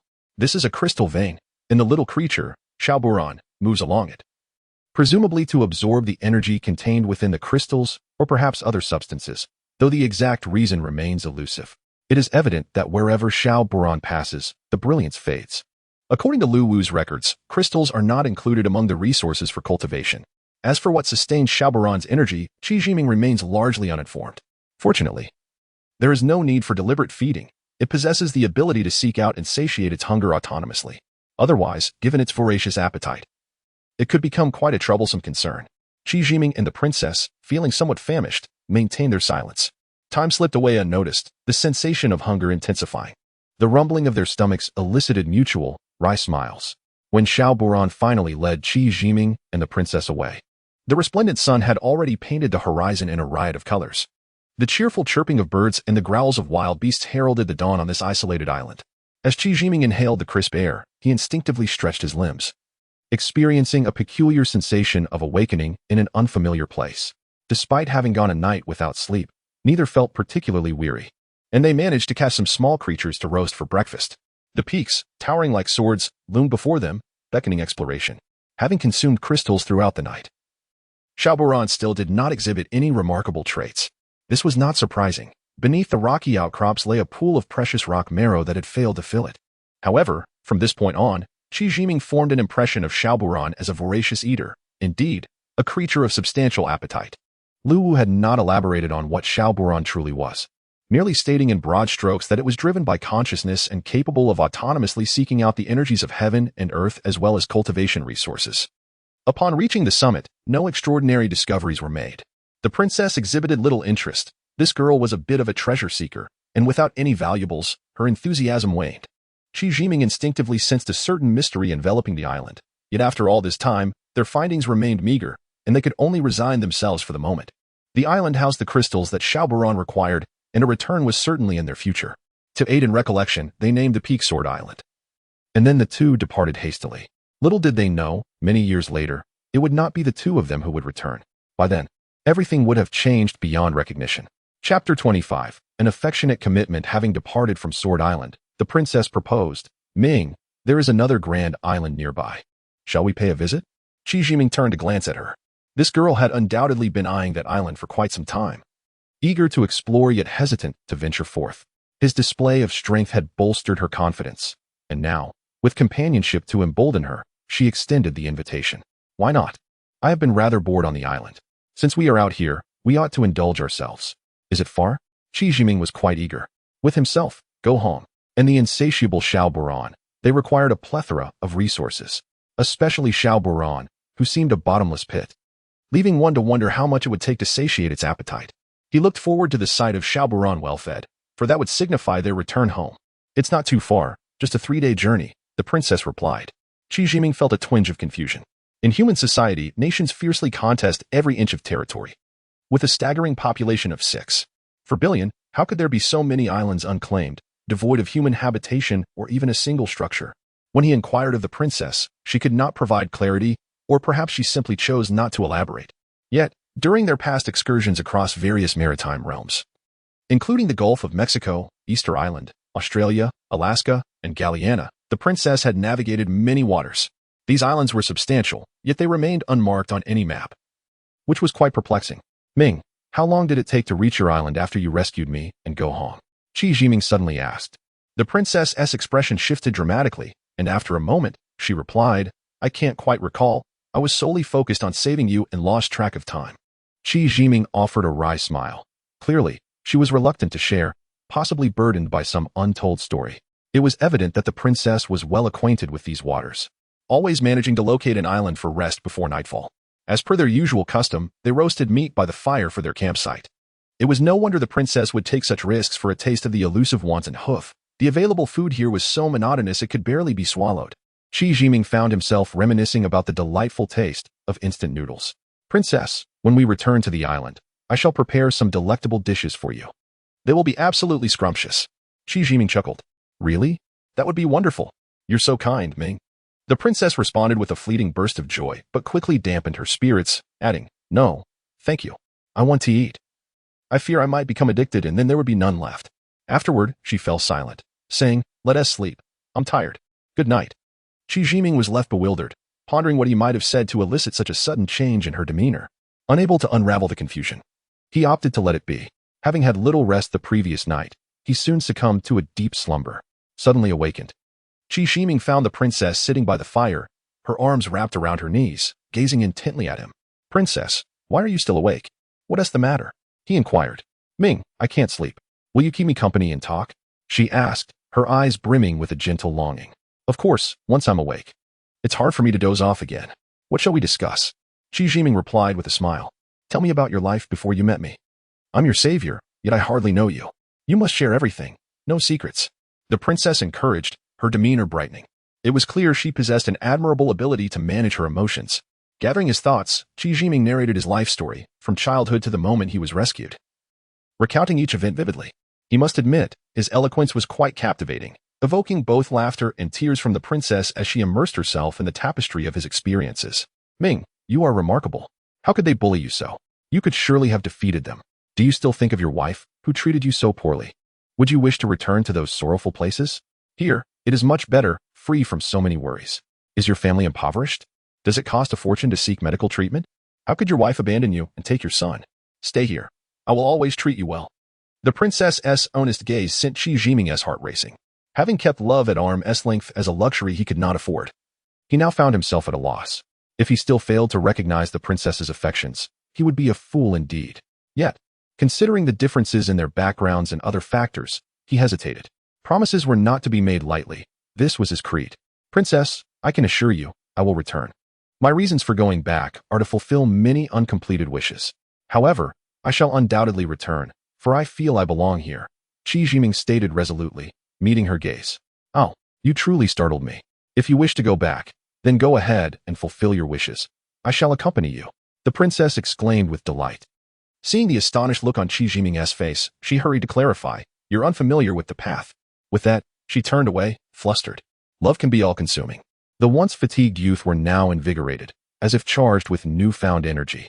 As they shared their innermost thoughts, both felt a delightful awkwardness. The princess's cheeks were flushed with a rosy hue, and her demeanor was imbued with a charming shyness.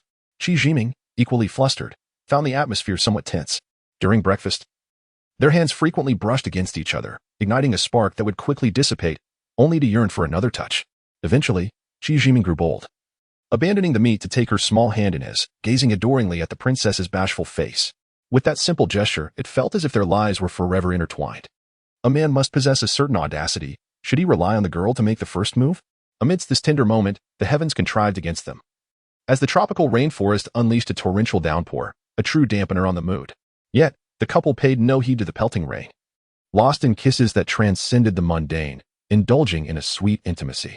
When the storm abated, they felt no urgency to continue their journey. Hand in hand, they ascended the peak and stood side by side, gazing into the vast expanse, with the azure sky and sea blending seamlessly. Qi Jiming felt an overwhelming sense of liberation wash over him. Unable to contain his elation, he shouted into the distance, "I have arrived. I wish to remain here. I want to be with the princess. Together for a lifetime. Never depart."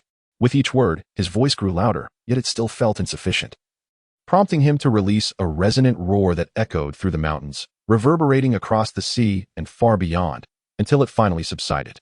Qi Jiming sensed a surge of energy within him. His training was evidently beginning to bear fruit. The princess gazed at him with tear-filled eyes, silently watching his exuberance. The beauty of the mountain, the streams, and the flowers bore witness to their affection. After lingering for a considerable time, they finally took their leave. This place, named Affection Island, would forever bear the mark of their mutual love. As they set sail once more, their spirits were distinctly elevated. The princess was no longer willful and capricious. She had become as gentle as a bird, her heart fully devoted to her beloved. Qi Jiming, though brimming with ambition, understood the weight of responsibility that lay upon him and proceeded with utmost caution. "Princess, how do you feel about being called wife from now on?" Qi Jiming inquired with a beaming smile. "Absolutely not. That sounds dreadful. Simply call me Yexiang." The princess replied playfully. "There exist a myriad of appellations for women, such as wife, spouse, lady of the house, domestic partner, gentlewoman, madam, and my humble lady. Which term do you prefer?" Qi Jiming jested. "None of them. They all sound unpleasant. How unfortunate that you have received an education yet remain unaware of the adage when in Rome, do as the Romans do. If I must choose a designation, then let it be madam." The princess pouted, playfully chiding. Chapter 26. The Legend of Dragon's Spittle. As the night deepened, the playful banter between the two continued unabated. Their feelings for each other blossomed, and after a delightful chase, they finally reached the island described by the princess. This island spanned 100 miles, elongated from east to west and slightly narrower from north to south. Surrounded by towering peaks, the center of the island formed a deep, concave shape resembling a volcanic crater. From a distance, a thick white mist rose from the island's core, enveloping a landscape rich in lush vegetation, where trees stood densely packed, leaving no gaps in sight. The beach was broad, with fine, white sand, and the azure sea sparkled around it. The waves lapped gently against the shore, creating a picturesque scene. "Yexiang, it is beautiful here. Is this the grand island you spoke of?" Qi Jiming and the princess halted on the water's surface, marveling at the scenery. "If you like it, then this shall be our home. We can toil together, living joyously for a lifetime, nurturing a multitude of children. What do you think?" The princess's face radiated happiness at the first part of his statement, but as he continued, she was taken aback, pushing him playfully. "Who said anything about having a multitude of children? How improper." Flushing with embarrassment, she turned her face away. After a moment, as the rosy hue faded, she turned back towards the island. "Minggu, do not let your guard down. Though this island appears harmless, there is a deep lake at its center, and that mist rises from it. Look closely at the mist. Does it not seem peculiar?" The princess spoke earnestly. From afar, the mist resembled steam rising from a hot spring, yet upon closer inspection, a hint of pink intermingled within it, lending an air of mystery. With his skills and formations nearly mastered, Qi Jiming felt a surge of anticipation, unperturbed by the enigma. "Yexiang, we have yet to uncover any treasures on our journey to the island. Are you disappointed?" Qi Jiming teased the princess unconsciously. "I already possess the greatest treasure. Nothing else can compare, so I shall cease my search." The princess gazed at him with deep affection, her voice soft. "Oh, when did you find it?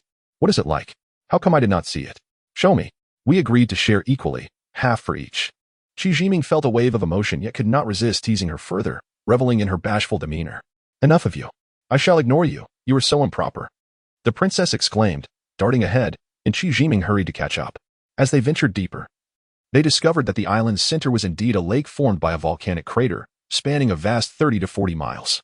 The surface of the dark water was thick with white mist, especially dense at its center, creating a dreamlike atmosphere. The lake was embraced by verdant mountains, with a gentle slope to the right adorned with blooming wildflowers, their fragrance wafting on the breeze. Had the princess not warned him of potential danger? Qi Jiming would have believed he had stumbled upon a celestial paradise. The couple nestled together on the hillside, enjoying the scenery while observing the lake's changes. This volcano had not erupted for countless years. The island's formation and the towering trees hinted at an age of several centuries. What a magnificent sight must have been witnessed during its eruptions. In the embrace of love, time seemed fleeting, and before long, night had fully descended. Not a single animal approached the water's edge, and the returning birds were silent. The faint hum of insects accentuated the valley's stillness and heaviness. Despite the island's abundant spiritual energy, it appeared eerily lifeless. Both were filled with questions but managed to remain composed. In the dead of night, a sudden splash reverberated through the air. A massive serpent's head emerged from the water, lingering for a moment before swiftly gliding towards the opposite shore. Its lengthy body, shrouded in darkness beneath the moonlight, created a cacophony that echoed through the still night, particularly jarring in the oppressive silence. Qi Jiming and the princess exchanged glances and quietly followed. The enormous serpent slithered up the mountainside, heedless of the noise it made as it disturbed the rocks and trees. The princess clung tightly to Qi Jiming's arm, clearly anxious. Though she was not typically afraid of snakes, the island's strange atmosphere had unsettled her. Qi Jiming comfortingly wrapped his arm around her shoulder, silently continuing their pursuit. Rumors spoke of fierce beasts guarding rare flora in deep mountains and vast marshes, ensuring no one could encroach upon their territory. When the time was ripe, these guardians would consume the treasures, significantly enhancing their own powers. Legends of spirit foxes worshipping the moon and giant pythons undergoing tribulations also persisted. This island, suspended over the sea, had likely witnessed centuries or even millennia without human presence. It was entirely possible that miraculous events could unfold here. The serpent moved with urgency, its purpose unknown. The couple continued to trail at a distance. Eventually, the giant serpent halted at a mountain cave approximately 6 or 7 meters wide, cautiously peering inside with evident trepidation. The entrance was devoid of trees or stones, forming a smooth, basketball court-sized clearing surrounded by dense foliage, reminiscent of a quaint farmhouse courtyard.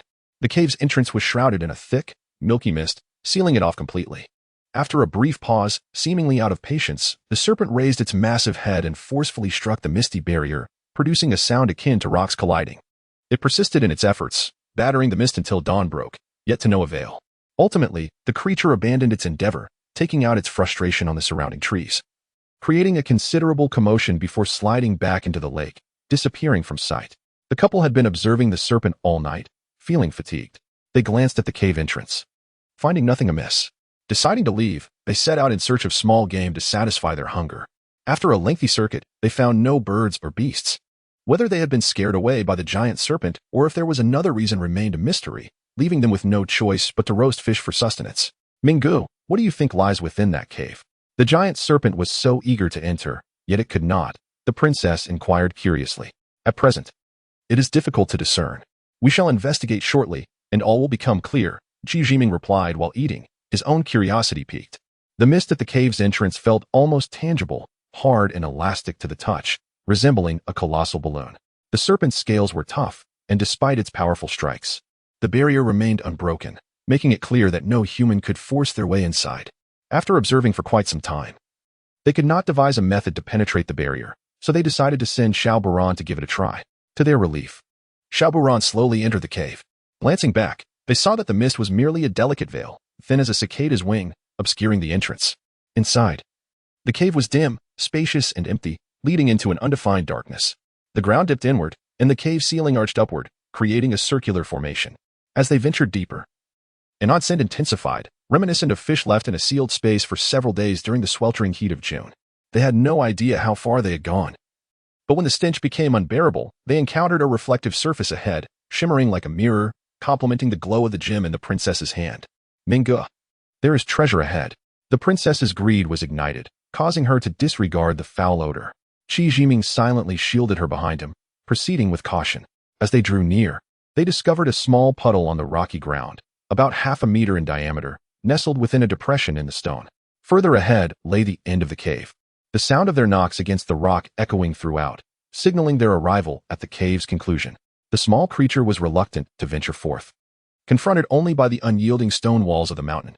As the princess surveyed her surroundings, disappointment washed over her. There was nothing remarkable to behold.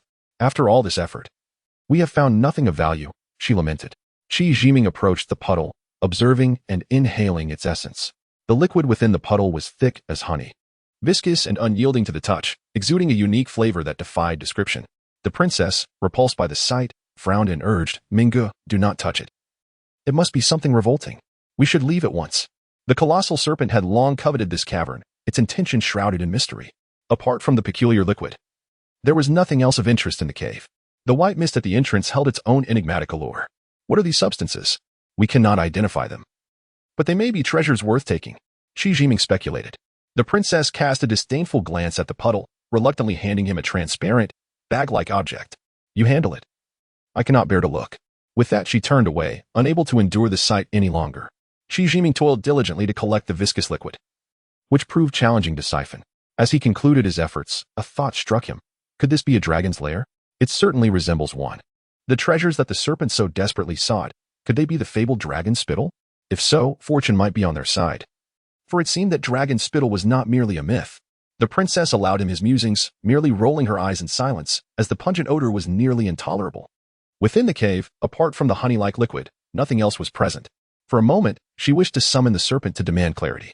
Shi Jiming, adhering to the philosophy of better to collect wrongly than to miss out, gathered every drop of the liquid.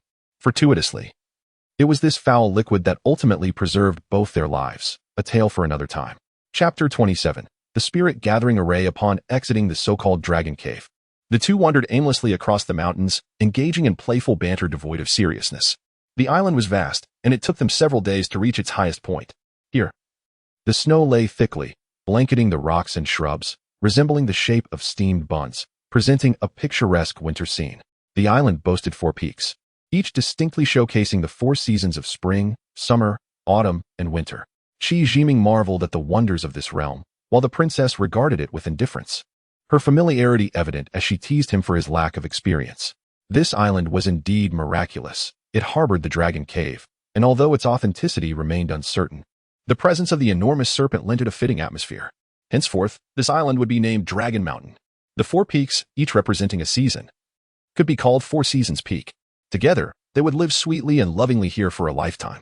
Shi Jiming affectionately embraced the princess's slender waist, passionately envisioning their future.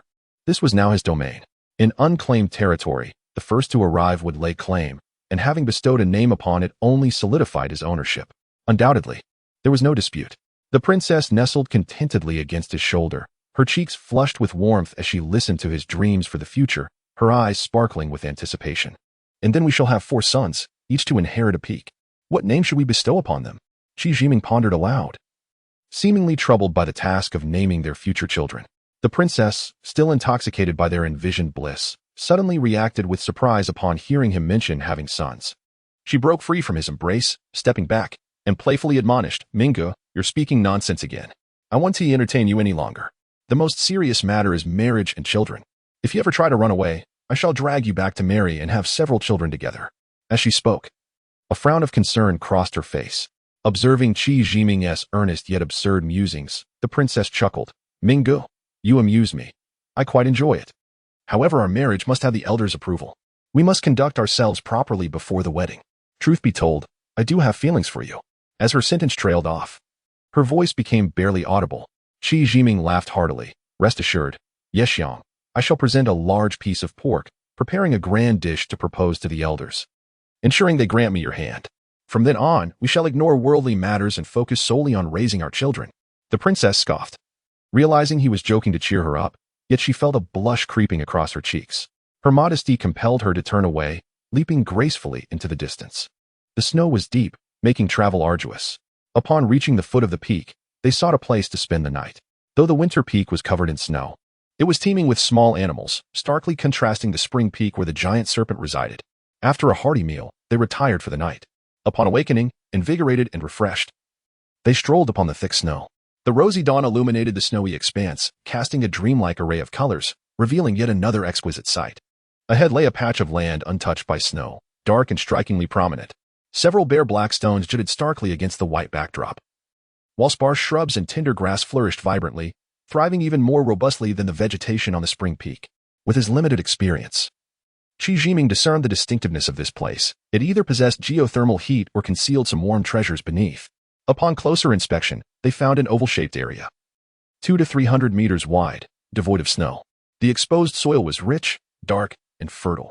Scattered low shrubs and lush grasses surrounded 7 black stones, each towering several meters high. This soil is excellent for growing vegetables, Qi Jiming remarked. Why are you suddenly talking about growing vegetables? Let us focus on our surroundings. Shall we? The princess replied, casting him an exasperated glance. Ah, a farmer's son is accustomed to hard times. It's only natural for me to think of planting vegetables. He chuckled. Understanding his difficult past, the princess could not scold him harshly. She stuck out her tongue, wrinkled her nose, and made a playful face before falling silent. If there were geothermal heat, one would expect water flows formed from melting snow. Yet there were no signs of water here, thus eliminating that possibility. If there were treasures, what kind could prevent the snow from settling? The lush vegetation suggested moisture lay beneath the surface. The underground mystery seemed plausible. Since all secrets resided below, they decided to venture underground. As they approached the stones, Qi Jiming noticed they did not appear to have rolled down from the peaks. The location was far from the winter peak, devoid of loose stones, making such a descent improbable. Moreover, the stones were massive and arranged in an orderly fashion. Suddenly, his expression shifted dramatically, and he shouted hoarsely, Yexiang, return quickly. Hurry. Without waiting for the princess to react, he scooped her up and leapt back to their previous position, his face pale with cold sweat. The princess looked at him in confusion, having never seen him so anxious. This is a large formation known as the spirit-gathering array. I was careless just now, and it could have endangered you. Qi Jiming steadied himself, filled with remorse, and slapped his own face in self-reproach. Minggu, please don't be like this. I am not afraid when I am with you. Yexiang will follow you through life and death. The princess declared firmly, her previous shyness vanished. Moved, Qi Jiming embraced her tightly and gradually explained the array's purpose. According to Lu Wu's records on formations, once the spirit-gathering array is activated, the spiritual energy within a radius of several dozen miles would be entirely collected within the array. All living beings within this range would have their spiritual energy cultivation and spiritual power extracted without exception. The array does not harm lives, which is its only benevolent aspect. Qi Jiming had initially thought the 7 stones were merely a coincidence, unaware that this island had remained untouched for centuries, making it unfathomable that such an array existed. His momentary oversight almost placed both him and the princess in jeopardy. The stones were arranged in the pattern of the Big Dipper, subtly aligning with the principles of yin and yang, employing the 5 elements of metal, wood, water, fire, and earth to gather celestial energy for the array's creator. Truly formidable. The array's setup is demanding, rendering its formation exceedingly rare. Firstly, an ample supply of spiritual stones is required to maintain the array's operation over time. The array remains in an open state, necessitating a vast amount of spiritual stones for sustenance. Qi Jiming knew his few stones would never suffice. Even multiplied 100-fold, they would only activate the array temporarily. Additionally, it must be located in a remote area. Once the array is established, temperatures will plummet, and the surroundings will be blanketed in perpetual snow. Even in the height of summer, such conditions are bound to attract attention and ultimately lead to its unraveling. Furthermore, the terrain must be spacious enough to employ the 5-element principles. It must remain unchanged over the years. Otherwise, if the formation is set today and the terrain shifts tomorrow, all efforts would be in vain. No wonder this island exhibits the 4 seasons.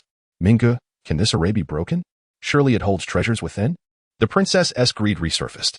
Undoubtedly, it can be broken. An array, once formed, can indeed be dismantled. Otherwise, chaos would ensue. Dearest, there must be something. Though I am uncertain if it aligns with your tastes. Qi Jiming chuckled. I am certain to like it. We shall not keep what we do not favor. To hasten to break this formation, the princess urged. In times past, she would have remarked, what I do not fancy, I shall offer to you. Yet the princess had transformed. Her heart had intertwined with Qi Jiming's, binding her affections firmly to him. To dismantle the formation, they must wait until nightfall. For the ethereal energies remain obscured in daylight. Let us distance ourselves. Once the formation activates, we shall be caught in its influence, Qi Jiming suggested, gently taking the princess's hand as they ventured towards a distant peak. There lay Qiufeng, a true embodiment of autumn, its branches laden with fruit. Qi Jiming indulged himself delightfully, while the princess observed him with a smile, her interest waning. I hear that consuming more fruits enhances beauty. She reluctantly tasted a few. Truly exquisite, she exclaimed, soon feeling quite full and lamenting her discomfort. Qi Jiming chose a vantage point to observe the formation, hunting some game and kindling a fire to roast it. Eating fruits alone often leaves one famished, and their nocturnal vigil required ample provisions. Now everything was in readiness, awaiting the moment the spirit-gathering formation would ignite. As the moon ascended in anticipation, the flora around them became vividly discernible, illuminating the clearing of the formation. For an ordinary person, limited by their sight, even a brighter light would not reveal scenes beyond a few miles. However, Qi Jiming, having partaken of the Earth's lotus, was no ordinary being. The princess, too, was far from commonplace. The two remained motionless, keenly observing the formation, awaiting its activation.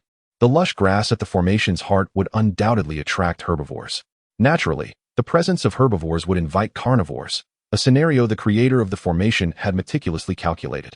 Once the animals ventured deep into the formation, it would activate, beginning to draw energy from the heavens and the earth.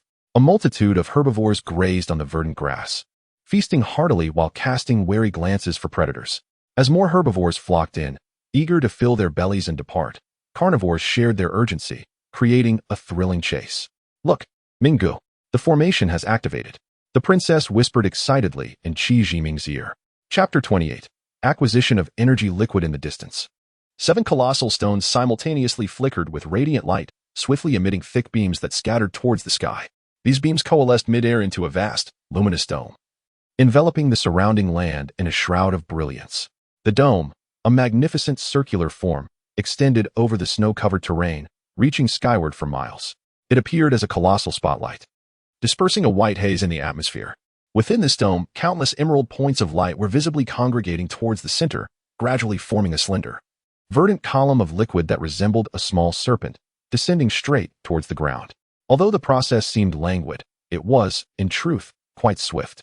The green column flowed gently down, infusing the underground of the 5th giant stone, the one nearest to Qi Jiming.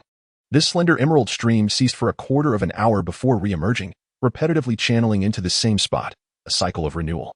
The creatures of the ground had long since vanished, seemingly unscathed. Perhaps this was the intent of the array's creator? In such a remote location, annihilating the animals would render the existence of the formation meaningless. The array functioned throughout the night, initially allowing the green liquid to permeate the ground every 15 minutes. However, as time progressed, the intervals grew longer, eventually extending to half a day, possibly due to the surrounding spiritual energy being thin. As dawn broke, the white dome gradually dissipated. It was conceivable that animals might activate the array during the day, yet upon reflection, this seemed improbable. After experiencing fright at night, they would certainly not risk venturing forth out of hunger. Moreover, these creatures primarily roamed at night, with the snow and frigid climate being reasons for their perilous journey to this lush land. After all, they too sought to survive. These animals bore little spiritual energy themselves. Their existence merely served to activate the array. The formation frightened them but did not threaten their lives. However, engaging in such activities frequently might drive them to the spring peak and autumn peak. Of course, the presence of giant snakes at the spring peak would understandably deter them. One could not help but wonder what peculiarities lay at the autumn peak. Wow, Minggu, is this spirit-gathering array truly so powerful? Is that emerald liquid the essence of spiritual energy? What is it? What purpose does it serve? The princess, showing a commendable sense of awareness, recognized that Qi Jiming preferred solitude when contemplating and working, thus she refrained from interrupting him throughout the night. Now that the array had ceased, her curiosity bubbled forth in an incessant stream of questions, revealing her bewilderment. This is indeed the spirit-gathering array, and it is remarkably potent. For cultivators, consuming that energy water, what you see as the verdant liquid, while training will yield remarkable results. That energy water is derived from the spirit-gathering array and is now entirely stored underground, Qi Jiming replied. His spirits lifted as he willingly answered the princess's inquiries. Minggu, you are a cultivator, right? Those inconspicuous stones we found in our treasure hunt were the so-called spirit stones, weren't they? No wonder you cherished them so, the princess remarked, scrunching her delicate nose in disapproval. Before Qi Jiming could respond, she continued, Minggu, you mentioned that the green water is immensely beneficial to you, correct? Surely it surpasses the spirit stones? The spirit-gathering array can collect a significant amount of energy water overnight, right? How much do you need?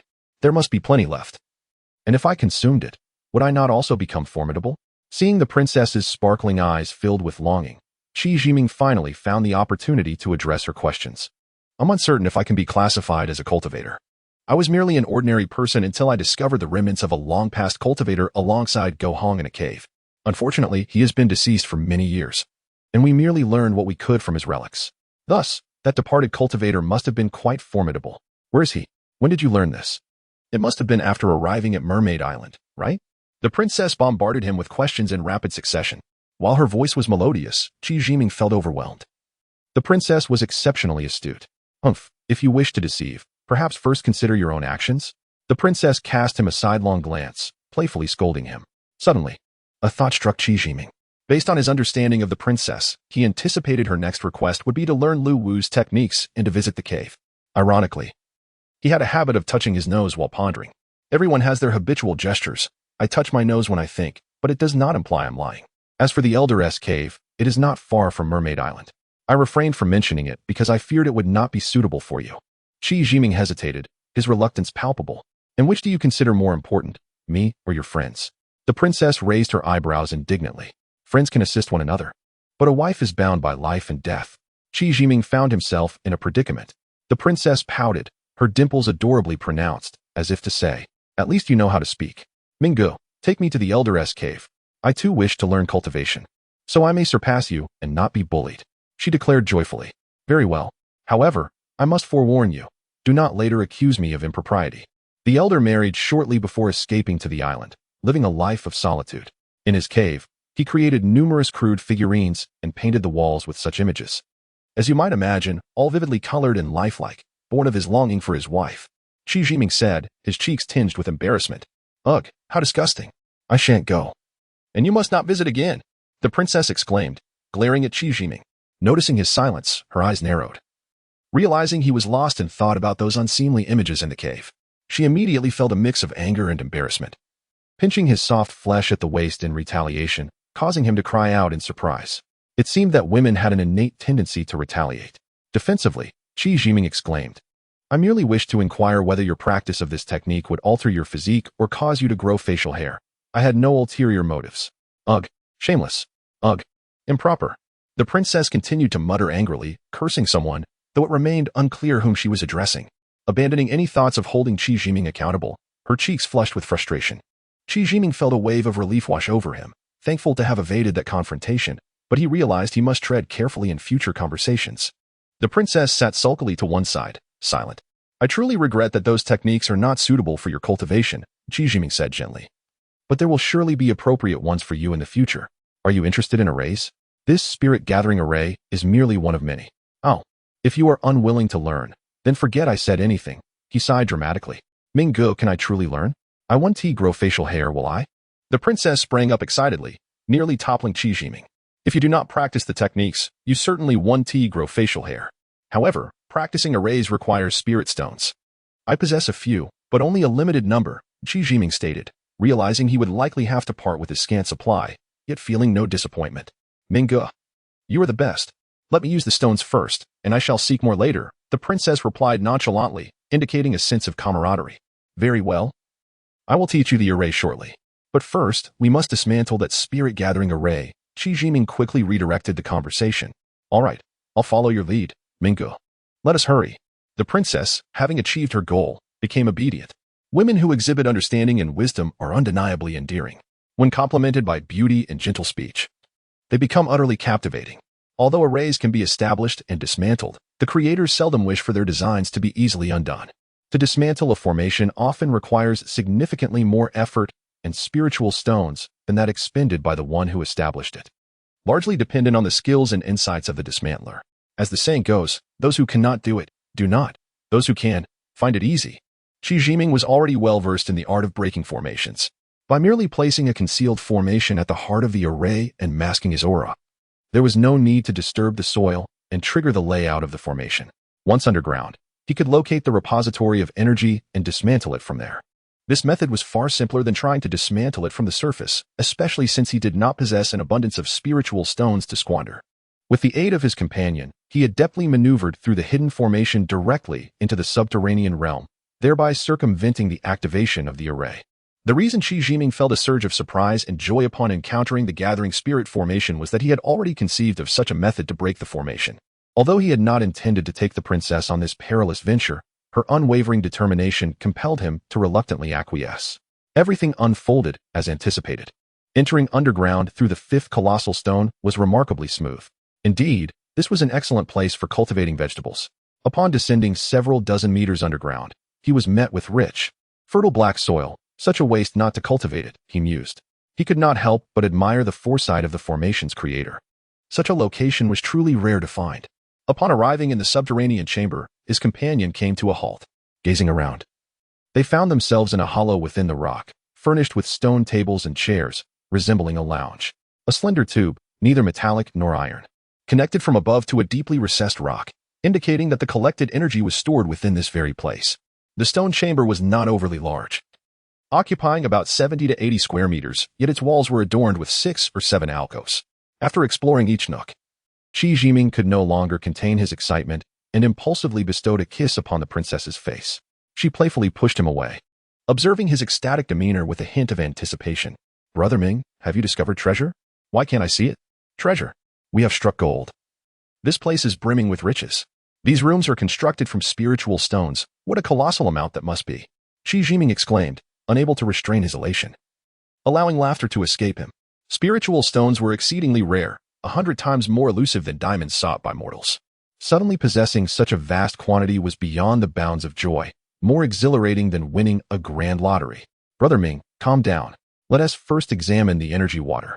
These spiritual stones won't flee, but the energy water may dissipate," the princess reminded him, unable to suppress her concern. "Indeed, precious treasures." Qi Jiming quickly regained his composure, though he couldn't resist planting a few more kisses on the princess's delicate face. She wiped her cheek, momentarily setting aside her grievances, and watched him as he began to manipulate the rock containing the energy water. This massive spiritual stone had been hollowed out to form a vessel, with fine tubes inserted and sealed with a gelatinous substance. The magnitude of its internal space and capacity remained a mystery, as did the method of extraction. Qi Jiming wished to avoid damaging any artifacts, yet he was determined to find a way to retrieve the energy water. He pondered the ingenuity of the formation's creator. Whoever had set this gathering spirit formation over a vein of spiritual stones ensured that it would never lack support, allowing it to function perpetually, a true stroke of genius. Observing the several bags of energy liquid, Qi Jiming could hardly contain his glee. With the surroundings littered with spiritual stones, both he and his companion filled their satchels. This venture had also allowed his companion to adequately absorb energy. However, it seemed this creature was insatiable, as if it intended to consume the entire spiritual stone vein. The stones that had been consumed by his companion transformed into a white powder, crumbling at a mere touch. After a time of indulgence, his companion ceased its consumption, evidently satisfied, and took the initiative to ascend to the surface. Qi Jiming stood grinning at the exit, where he had already set up a concealed formation enhanced by numerous spiritual stones, ensuring it would remain hidden for decades to come. The utility of this energy surpassed that of any rare treasures, and he contemplated returning in the future. It was indeed prudent to keep this location concealed. Although it may not deter the formation's original creator, he had ensured its secrecy. Chapter 29. A battle worth engaging. Once again traversing the autumn peak. The princess's brows were alight with mirth, her lips curving into a delightful smile, brimming with joy. Qi Jiming could not resist teasing, "My lady, if you are with child, do not keep the news to yourself. How long has it been? Pray, share it with me, so I too may revel in the bliss of impending fatherhood." Naturally. He was elated, laughing heartily. With so many treasures around, we can surely engage in the art of array formation. His laughter was abruptly silenced. "Qi Jiming, I will smite you," came a thunderous roar, prompting him to flee. Though his words were light-hearted, the pain from her playful threat was indeed quite unbearable. The autumn peak radiated the splendor of the harvest season. Trees laden with fruit exuded a sweet, ripe fragrance that was utterly delightful. The mountainsides were adorned with bountiful fruit trees, filling the air with their aromatic essence. What a splendid place! Such natural bounty would be in high demand in the human realm. Yet here, it was a boon for the animals, which was a pity. Qi Jiming, while savoring the fruits, could not help but lament. The princess cast him a sidelong glance, puzzled as to why a grown man would wax poetic over wild fruits. Enough of this. Let us find a suitable place to practice the formations. There is nothing of interest here, she urged repeatedly. She had little understanding of the human world and cared not to delve into it, save for the man before her. Qi Jiming was reluctant to let the princess practice the formations in this location. She was heedless of the consequences. If she were to act recklessly, the flourishing fruit trees would be ruined, leaving a bittersweet regret for their future visits. Hastily, they moved past the autumn peak to the summer peak. The summer peak presented a different spectacle altogether. The sea shimmered a brilliant blue, with expansive crescent-shaped natural beaches separated from the endless ocean. The soft, fine sand caressed the shore, while tall coconut trees bore plentiful coconuts. It was a picturesque scene reminiscent of Hawaii. Towering cliffs extended outward like the outstretched arms of a giant, embracing the azure bay. The lush green grass blanketing the slopes resembled an expertly manicured lawn. How beautiful! The princess exclaimed in awe, dashing down the hill. Fearing for her safety, Qi Jiming hurried to follow. Upon reaching the beach, the princess eagerly rushed toward the water. Suddenly recalling something, she halted and turned, calling out, "Brother Ming, I am going for a bath. You must turn around." Qi Jiming, initially alarmed by her abrupt stop, rushed to her side, fearing danger. Upon hearing her intent to bathe, he paused, chuckling ruefully as he turned away. "We are but an old married couple. What is there to hide?" The princess scoffed, dismissing him, and plunged into the sea.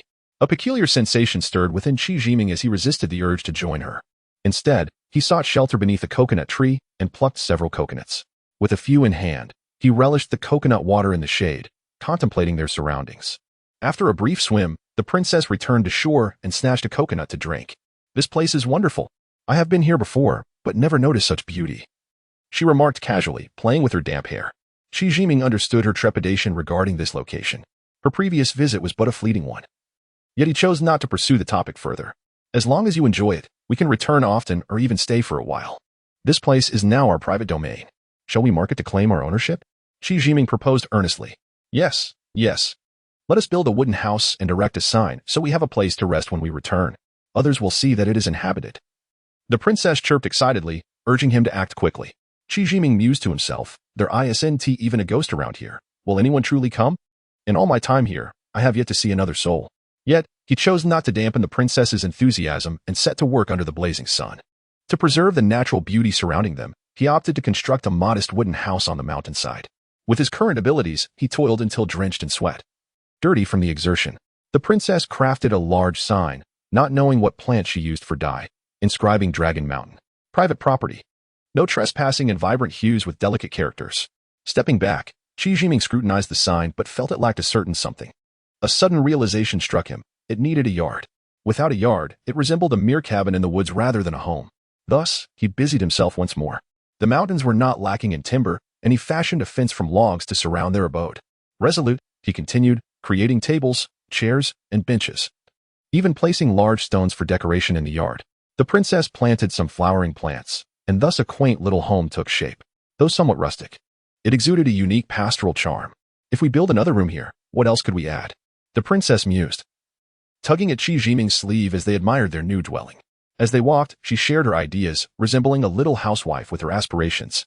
Qi Jiming understood that if they continued along her path of construction, soon the entire hillside would be dotted with houses. Time was a constraint, and it would be unwise to tarnish the natural beauty of the place. "My dear, let us leave it as is for now. It is just the two of us for now. In time, when we have more children, we can build more houses. For tonight, let us celebrate our union," he declared playfully. "Yes, we shall build more houses later." "What did you just say?" the princess suddenly realized, reaching for his ear. Qi Jiming, however, evaded her grasp and sprinted toward the bathing area. Feeling unclean from the day's labor, he yearned for a refreshing wash. "Stop right there. So, you want to celebrate our union?" the princess shouted, chasing after him. With a splash, Qi Jiming dove into the water. The sensation was delightful. The water was pleasantly warm and invigorating. In a moment of exuberance, he swam beyond the bay and into the open sea. The princess lingered on the shore for a while, but as Qi Jiming ventured further, concern crept in, prompting her to follow him into the water. Momentarily forgetting her intent to reprimand him, Qi Jiming frolicked in the sea, alternating between surface and depths like a nimble fish. Watching him from a distance, the princess beamed with joy, her heart full of happiness. Suddenly, sensing that Qi Jiming had been submerged for quite some time, she grew anxious. Just as she prepared to leap into the water, he emerged, triumphantly holding a rock resembling a tree root. "You truly frightened me. You must not do this again," she scolded, though soon after, curiosity took over. "What do you have there? Is it worth the risk?" "It is a treasure. Do not fret. I will clean it up. You go ashore first," Qi Jiming replied mysteriously. "Humph, who cares?" the princess retorted, swimming back to the shore. Later, while gathering some dry twigs in the yard, she grew impatient, tapping her fingers. Qi Jiming approached, shirtless and cradling something wrapped in cloth. "How shameless you are. Put on some clothes," the princess exclaimed, covering her face. "You must not open your eyes until I say so." Qi Jiming placed the item he held onto a makeshift stone table, hastily donning his attire while offering admonitions. "Bah, who cares? Hurry and put on your clothes. It's utterly hideous," the princess exclaimed, concealing her face, her voice buzzing with discontent. "All right, open your eyes," Qi Jiming declared with unwavering confidence. He was certain the princess would be enamored, for she was indeed a little treasure enthusiast. "Wow, how beautiful!" she gasped. "This is red coral, truly exquisite." As anticipated, her face lit up with delight, her eyes sparkling like tiny stars. This magnificent piece, over a meter tall and of a deep crimson hue, had been discovered by Qi Jiming during his underwater explorations. While many recognized the rarity of red coral, few understood that the deeper the red, the more precious it became. In human society, such a sizable dark red coral would undoubtedly be considered a priceless treasure. However, Qi Jiming lacked this perspective. In the 21st century, what held the utmost importance? Talent. Possessing one's own capabilities was paramount. In his eyes, this beautiful yet impractical object paled in comparison to a small spiritual stone. The princess, captivated, fondled the coral with affection. Qi Jiming chose not to disturb her. Instead, he ventured out to hunt for food, soon filling the air with the enticing aroma of roasting meat. "Brother Ming, is this coral for me?" she inquired. "Of course. Who else would I give it to if not my wife?" he retorted playfully. "Come now, don't be silly. Presenting fine treasures to one's beloved is the most honorable act. This coral is quite valuable," she noted. "I am worth more than coral," he replied with a grin. "Seeking priceless treasures is easy, but finding a loving partner is rare." "Bah, a mouse weighing itself, self-praising and shameless," she teased. Qi Jiming chuckled. "My dear, with your support, these islands belong to us." "I too lack sufficient strength," he admitted, "but developing one's own abilities is crucial. Here, respect is reserved for the strong. There is no reasoning involved. Brother Ming must strive diligently." Noticing his inflated confidence, the princess could not help but offer counsel. Qi Jiming dismissed her concerns, stating, "With spiritual stones and energy liquids, I shall be able to contend with those humanoid beings." The princess simply smiled, choosing not to counter his fervent conviction. Chapter 30, Taming the Giant Serpent, Part 1. Upon waking in the morning, Qi Jiming expressed his intention to depart immediately in search of a deserted island to practice formations. The princess, instantly reluctant, felt a pang of sorrow. After all, this was the first home they had built together, imbued with special significance and emotion. Returning here again, who could say when that would be? Observing the princess on the verge of tears, Qi Jiming felt a similar ache in his heart. It had been ages since he had a home. Having just established one, he was already compelled to leave. There was still much to accomplish. While it was indeed comforting to linger here amidst affection, the moment was not yet ripe. He consoled her, saying, "My dear, we shall return soon. When we do, you may stay as long as you wish. Look, you have already erected the sign. This island is ours henceforth. Brother Ming, when will we be able to return? Can we truly stay for a long time?" The hopeful gleam in the princess's eyes made Qi Jiming hesitate. Indeed, when could they return? Guohong would surely return to the human world, along with his large family. As for Qi Jiming, he could reside anywhere. With his parents deceased and his son living abroad with his ex-wife, he found himself utterly alone. Yet, the mermaid elder would not be easily appeased. Although the idea of purchasing the island to negotiate Guohong's departure was feasible, what if the plan failed? What if the mermaids, having brought forth their cherished treasures, could not finalize the purchase? If they were to vent their anger on him, the princess would undoubtedly object, leading to an undesirable situation. The elder, that cunning old fox, would surely agree to the island's acquisition, harboring his own schemes, perhaps even imposing restrictions on Guohong, though such notions had previously been mere legends. The myriad astonishing experiences he had encountered compelled him to acknowledge the existence of certain mysteries. In this modern age, where human footprints have traversed every corner of the earth, could there truly be uninhabited islands? With nations fiercely contesting territories, who could disregard such lands? Qi Jiming found himself questioning the nature of the world he inhabited. Ultimately, all conjectures must be validated through strength. While he was uncertain of the elder's prowess, he assumed it was not insignificant. Thus, he resolved to strengthen himself. For only then would he possess a voice. Diligent cultivation was the path forward. "Yexiang, do not linger in sadness. We shall return. Did you not say you wished to study formations? Are you no longer interested?" Qi Jiming diverted the conversation, drawing the princess's attention away from her sorrow. "Who said I was no longer interested? There are so many spirit stones. Hurry and teach me. Where shall I learn?" The princess, filled with eager anticipation, began to search for a suitable location. "Let us study the incantations as we travel, and when we find an appropriate place, we shall practice. Come, let us go," Qi Jiming said, taking the princess to the seaside. The princess conjured bubbles, swiftly departing from Longshan toward the horizon. Throughout their journey, Qi Jiming diligently imparted knowledge of formations, and the princess, possessing sharp intellect, absorbed the teachings with remarkable understanding. As dusk fell, they arrived at an unnamed deserted island. with the princess having learned a considerable amount. They lit a fire to cook food, and for the moment, sleep eluded them. Qi Jiming imparted the knowledge of formations and the identification of cultivation resources to the princess.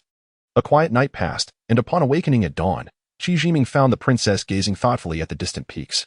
"Yes, young, what troubles you? Why are you lost in thought?" he inquired, puzzled. The princess, seemingly roused from a reverie, turned to him with a smile. "Brother Ming, you are awake. I was contemplating the mountain's shape, seeking insights into formations. Do not be too hasty. Let us have breakfast first, and then we can explore the mountaintop to find a suitable place," Qi Jiming replied gently. Indeed, this was a true deserted island, with jagged rocks and sparse, feeble trees struggling to thrive. The small island, spanning only a few miles, appeared lifeless. Qi Jiming nodded, affirming, "This is the place. In such a remote location, its destruction would not be regrettable." The princess chuckled at his quaintness. As the days slipped by, the island echoed with the sounds of upheaval. Half of the deserted isle was cleaved away, revealing an even more desolate landscape. On a day of clear skies, the bubbles sped across the sea, moving faster than ever before. This was the fleeting silhouette of Qi Jiming and the princess as they departed from the island. "Brother Ming, have we consumed too many spirit stones? We brought back so many from Longshan, and now they are nearly depleted after just a few days. It is cumbersome to keep returning. Is there a way to reduce our consumption? You mentioned that spirit stones are quite precious." The princess, her power significantly enhanced, felt elated yet pained by the rapid depletion of spirit stones. At first, the consumption is indeed substantial due to insufficient strength. As one's power increases, the consumption of spirit stones will decrease. Among the resources documented by Elder Liu, spirit stones are considered the most basic. With fortune, we may acquire superior resources. Qi Jiming reassured her. Having taken many spirit stones from Longshan, they found that in just over 10 days of cultivation on the deserted island, they had exhausted them all. Although their abilities had surged, they could not help but feel a pang of regret, leading them to return to Longshan for more. Qi Jiming sensed that a new discovery awaited them, though he could not yet ascertain what it might be. Upon returning to the underground gathering array, the princess no longer dismissed the unremarkable spirit stones. They seemed to glimmer with promise. Her eyes alight, she eagerly brushed her hands against the stone walls. As twilight approached, they decided to remain in the stone chamber, absorbing more of the spirit stone's energy. Neither mentioned the issue of dinner. Time passed swiftly, and when their stomachs began to rumble, it was already midnight. Reluctantly concluding their cultivation, they returned to the surface in search of sustenance. A series of dull thuds reverberated in the stillness of the island, jarring in the silence. Their expressions shifted abruptly. Had someone arrived on the island? Who could it be? This was the sanctuary they had chosen. Moreover, they had already claimed sovereignty, necessitating a confrontation. "Brother Ming, it is coming from the direction of Chunfeng," the princess whispered. Longshan had only 2 points of access to the island, Chunfeng and Xiaofeng. All other areas were sheer cliffs, virtually impossible for an ordinary person to scale. There was no use in overthinking. The truth was evident. Qi Jiming took the princess's hand, activating the bubbles, and swiftly made their way toward Chunfeng. In mere moments, they covered the distance. The sounds emanating from the dragon cave elicited a bemused smile from them as they drew near. Chapter 31. Taming the Giant Serpent, Part 2. The dense mist that once shrouded the entrance of the dragon cave had mysteriously dissipated, revealing a giant serpent in a fit of rage. It seemed that upon entering the cave after the fog cleared, it discovered that the long-awaited treasure had inexplicably vanished. Qi Jiming and the princess understood the situation well. Aside from the unknown filthy liquids, there was nothing else in the cave, and the serpent must have come for these substances. Now that they were gone, anyone would be overwhelmed by such a tremendous loss. It would indeed be strange not to throw a tantrum. "Brother Ming, are those filthy liquids really treasures?" the princess exclaimed, her face a mask of disbelief. It was hardly surprising. Young girls tend to favor beautiful and charming things, and naturally, they would disdain the ugly and grotesque. They must be something valuable, otherwise. Why would this mighty serpent be so furious? Qi Jiming observed, trying to suppress a smile as he watched the serpent thrash its tail in agitation at the cave entrance. The sound of its crashing tail was undeniably amusing. "Little girl, would you like to have a pet?" Qi Jiming suddenly mused, envisioning the grandeur of taming a giant serpent to ride upon its back across the sea. Though it may not compare to soaring on the back of a dragon, it would certainly be a spectacle to behold. "Brother Ming, please don't be foolish. Such a gigantic serpent is not to be trifled with. It is exceedingly dangerous." The princess, realizing her beloved's intentions, was instantly alarmed, her face paling as she hurriedly attempted to dissuade him. "Fear not, I am not jesting. I intend to make it a reality," Qi Jiming declared, and with a leap, he sprang onto the wide expanse before the dragon cave. The princess reached out in desperation, but it was too late. She could not grasp him and let out a startled gasp. Looking down, she saw Qi Jiming smiling at her, reassuring her that he had a plan. Wait for me here. Do not approach.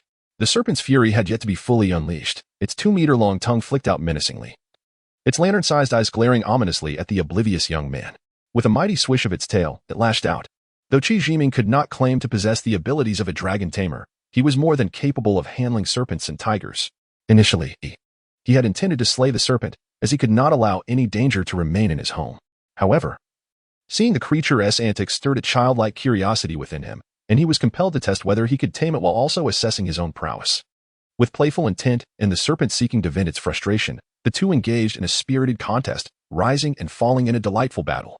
Qi Jiming was endowed with strength and skill, his movements swift and agile, dodging the serpent's strikes while targeting its vulnerable spots. His punches could easily break a tree trunk of considerable thickness, indicating his formidable power. Even though the serpent's scales were thick, after enduring countless blows, it could no longer withstand the assault. Moreover, it soon became apparent that this human was no ordinary being. All its attempts to retaliate were futile. As the struggle continued, the serpent grew increasingly disheartened, realizing it was destined only to receive punishment. 2 hours later, as Qi Jiming triumphantly sat atop the serpent, the princess finally exhaled a sigh of relief, her nerves having been taut with tension. The serpent, having exhausted its strength and feeling immense pain from the critical strikes it had endured, wisely chose to submit, lying down obediently, unwilling to move. Preserving its life was of utmost importance.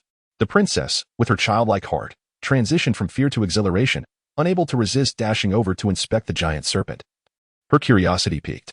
This serpent must have cultivated for many years, possessing considerable intelligence. It has no choice but to endure Qi Jiming's bullying, she thought, her anger flaring as she witnessed the audacity of the creature, which seemed to dismiss her presence entirely. With a pent-up frustration seeking an outlet, she suddenly directed her ire at the diminutive figure of Qi Jiming, who was now a target for the serpent's massive tail. Fortunately, the princess had significantly improved in strength since their earlier encounters. She leapt aside just in time, though she could not help but scream in fright. Qi Jiming swiftly subdued the serpent's head and unleashed another series of strikes. After the serpent's head once again lay flat against the ground, trembling in surrender, he commanded, "Stay put." He then fashioned a symbolic noose from a slender vine around the serpent's neck and climbed onto its back, guiding it toward the lakeside where it came to a halt. The descent from the mountainside was quite a spectacle. The princess, eyes tightly shut, dared not look. Clinging tightly to Qi Jiming's waist, trembling but remaining silent, a testament to her newfound bravery. Once they dismounted from the serpent, Qi Jiming removed the vine and gave the serpent a pat on its massive head, ordering, "Be good and stay here." The serpent, dragging its lengthy body, gradually swam into the lake, slowly disappearing from view. Exhausted, Qi Jiming led the princess back up the hill to rest, though she remained visibly shaken. "Brother Ming, you are incredible. Do you truly intend to keep such a massive serpent as a pet? It's terrifying." "No, I refuse," she protested, pouting in defiance. "This creature possesses remarkable intelligence. It can sense our presence in the dragon cave and undoubtedly knows that the treasure has been taken from it. Now, having been bested, it must be feeling quite frustrated. Just wait. I am determined to tame it," Qi Jiming proclaimed confidently. "I mean, do you really want it as a pet?" "I just like the idea," the princess retorted, unable to restrain her voice. "Having a pet means it guards our home. Why would we bring it along? It's far too large. Am I insane?" "It's better left at home," Qi Jiming exclaimed excitedly. The princess sighed in relief, exhaling deeply. "Well, you're not insane. That is somewhat better." As dawn broke, the massive serpent indeed emerged above the lake's surface, its long tongue flicking in and out. It appeared to have recovered. It was uncertain whether it had come to submit or engage in another battle. Qi Jiming, undaunted, smiled and remarked, "So it has returned." He descended the hillside toward the lake. "Brother Ming, be careful," the princess called out behind him. Qi Jiming turned, giving her an okay sign before continuing toward the water. The serpent raised its enormous head, towering over 3 meters above the water surface. Its massive body churned the lake, sending waves crashing against the shore as it swiftly approached. Qi Jiming, perched atop a small rock, elevated himself 10 meters above the water, awaiting the serpent for another confrontation. However, the serpent's pace slowed considerably as it approached Qi Jiming, lowering its head in a gesture of submission. Unfazed, Qi Jiming leapt onto the serpent's neck and patted its head, instructing it to ascend the slope where the princess stood. Startled, she quickly moved aside. Qi Jiming dismounted and reassured her, "I know you can understand me. Just stay calm." He then embraced the princess, comforting her. "It's all right. Don't be afraid." This creature is quite intelligent. It has likely been cultivating for many years and can comprehend our words. Don't worry. Come, touch it. We'll get acquainted. With a mix of persuasion and coaxing, Qi Jiming finally placed the princess's small hand on the serpent's massive head. The giant serpent remained still, flicking its long tongue, as docile as a lamb. This is my wife. This island is our home. You are now tasked with its protection. No outsiders are to disturb our peace. If necessary, just scare them away. But do not harm anyone. I understand you aspire to transform into a dragon, so accumulate merits and refrain from unnecessary killing, and I shall assist you. Qi Jiming spoke earnestly. The serpent tilted its head slightly, its long tongue brushing against the hands of both Qi Jiming and the princess, before lowering its head once more, indicating for them to mount. The colossal serpent, bearing 2 passengers, ascended gently to the surface of the lake, reaching its center before casting a glance back. Night fragrance. Release the bubbles. It intends to take us beneath the depths. The great serpent began its gradual descent, the water crystal clear, revealing the bottom at a depth of 40 to 50 meters. A dark, ominous entrance emerged at the lake's floor, into which the serpent slithered slowly. Contrary to expectations of darkness within the cave, the interior gleamed with an extraordinary brilliance, illuminated by resplendent treasures. Within the elongated chamber lay countless rare and exquisite artifacts. Treasures befitting a princess, sparkling and densely packed. The two disembarked from the serpent, proceeding cautiously to admire their surroundings. In days past, the princess would have rushed forward with excitement, yet now she remained composed, as if confronted not by treasures but by mere gravel. Qi Jiming felt a surge of joy. It appeared the princess was not overly enamored with wealth, recognizing that these items paled in comparison to spiritual stones. Upon reaching the cave's depths, the serpent raised its head high, its massive form closely trailing behind. Noticing that the two had shown no interest in any treasures, its grand head drooped in disappointment. Ah, you have not only gained sentience but also awakened your intellect. I am a cultivator, and you must have discerned this long ago. These items do not pique our interest. You wish to barter with us for the treasures within this cave, do you not? Qi Jiming chuckled as he spoke. The great serpent exhibited wisdom, and quite considerable at that. If it weren't for the pain he felt from an earlier encounter, he might have suspected he was dreaming. Reflecting on his previous hardships and then observing the wealth comparable to nations, the docile serpent, the unparalleled beauty of the princess, and his own prowess, he thought. If this were a dream, may he never awaken. Upon hearing Qi Jiming's words, a glimmer of intelligence sparkled in the serpent's eyes, which then closed in frustration. Yet it refrained from launching another assault. Resigned to its fate, it apathetically lowered its head, no longer engaging with Qi Jiming and the princess. Do not lose heart. Is there not dragoness saliva within that cave? The serpent nodded fervently. Qi Jiming contemplated. It seemed he would have to concede a portion. I can assist you in transforming from a serpent into a dragon, and I shall share half of the dragon's saliva with you. Success or failure shall depend on your own fortune. However, before you become a dragon, you must serve my purposes. I shall name you Little Dragon and will grant you my protection during your tribulation. Are you willing? Qi Jiming intoned solemnly. The serpent eagerly nodded in agreement. Returning to the lake's surface, Qi Jiming and the princess rode the serpent as it traversed the Four Seasons Peak. Upon reaching the spirit-gathering array, Qi Jiming offered further guidance to the serpent, dividing half of the dragon's saliva for it. The two then departed directly from the Winter Peak. Chapter 32. The Trapped Rat Men. Upon departing from Longshan, the princess remained despondent, silent, and melancholic throughout the journey. Qi Jiming understood that she was reluctant to leave the home in Longshan. After much coaxing and numerous reassurances, he finally managed to alleviate her sorrow. On their way back to Mermaid Island, Qi Jiming insisted on visiting the island where the mysterious creatures had captured members of the merfolk. The princess even threw a tantrum, exclaiming, "Mingu, please don't go. You are no match for them yet. What will become of me if you two are captured?" In her distress, she burst into tears. "Do not worry. I will ensure Xiaoburan does not approach. We shall not enter the island. I will set up hidden formations and traps beneath the sea. Should they pursue us, we will retreat into the formations.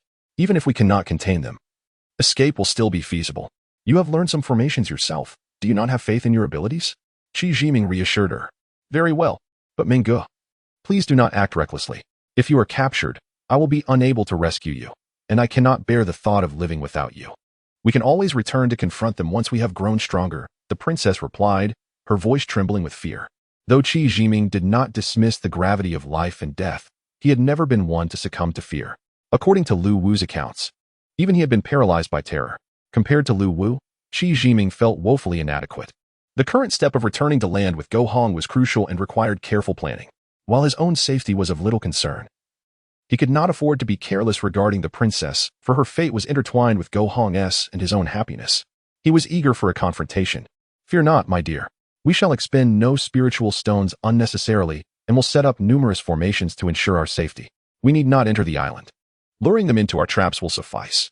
We can encircle them and leave them ensnared. If the situation turns dire, we can retreat safely, Qi Jiming said. Confident in his strategy, the princess, aware of his cautious nature, reluctantly agreed. 2 days later, in the afternoon, they spotted the island that the princess had mentioned from a distance. Spanning several hundred miles, the island was lush with vegetation, seemingly unremarkable. Qi Jiming remained vigilant, and, beyond the island's cliffs, laid down formations for concealment, entrapment, and evasion. After a brief respite, he instructed Xiao Buran to land on the island. Maintaining an altitude of about 3 meters, Xiao Buran hopped onto the island with the grace of a large puppet. Qi Jiming focused intently, communicating through thought, unwilling to let his guard down. The sounds of Xiao Buran's playful leaps echoed loudly across the still island. Suddenly, creatures resembling humanoid rodents emerged from the underbrush, chattering amongst themselves. They stood just over a meter tall, covered in a viscous green substance, with bald heads and round faces. Their short bodies and limbs bore an uncanny resemblance to giant rats that had somehow gained sentience. If only I had brought the little dragon along. After all, snakes eat rats, and it would be a fitting encounter. Qi Jiming mused. The rodent men gathered, chattering incessantly around Xiao Buran, seemingly engaged in a never-ending debate. Xiao Buran, in a flurry, darted away, evading their gaze and swiftly traversing the island. Remarkably, he discovered 2 large, spinning discs, each several dozen meters in diameter, with silver-gray exteriors. Upon colliding with one, the disc illuminated as if powered on, vibrant neon lights flashing in a dazzling display. It bore a striking resemblance to the UFOs spoken of in human lore. Yet, these giant rodents hardly exuded the aura of advanced extraterrestrial beings. Were these the repugnant aliens of legend? The rodents, unable to match Xiao Buran's speed, began to wield small boxes as described by the princess, aiming them at Xiao Buran. Beams of red light struck the rocks, creating undulating arcs like ripples on the water's surface. When hitting the foliage, the verdant trees instantly turned withered and yellow. Qi Jiming, well-versed in weaponry, discerned that this was no human-made device, but rather a type of magnetic weapon emitting light waves. Such a weapon would not cause physical wounds, but rather incapacitate its target. The colorful ripples produced upon striking iron-rich rocks were only possible with magnetic waves. The instantaneous wilting of trees was due to the high magnetic force evaporating their moisture. Concerned for Xiao Buran's safety, Qi Jiming quickly directed him into the formation. This action, however, provoked a vigorous counterattack from the rodent men.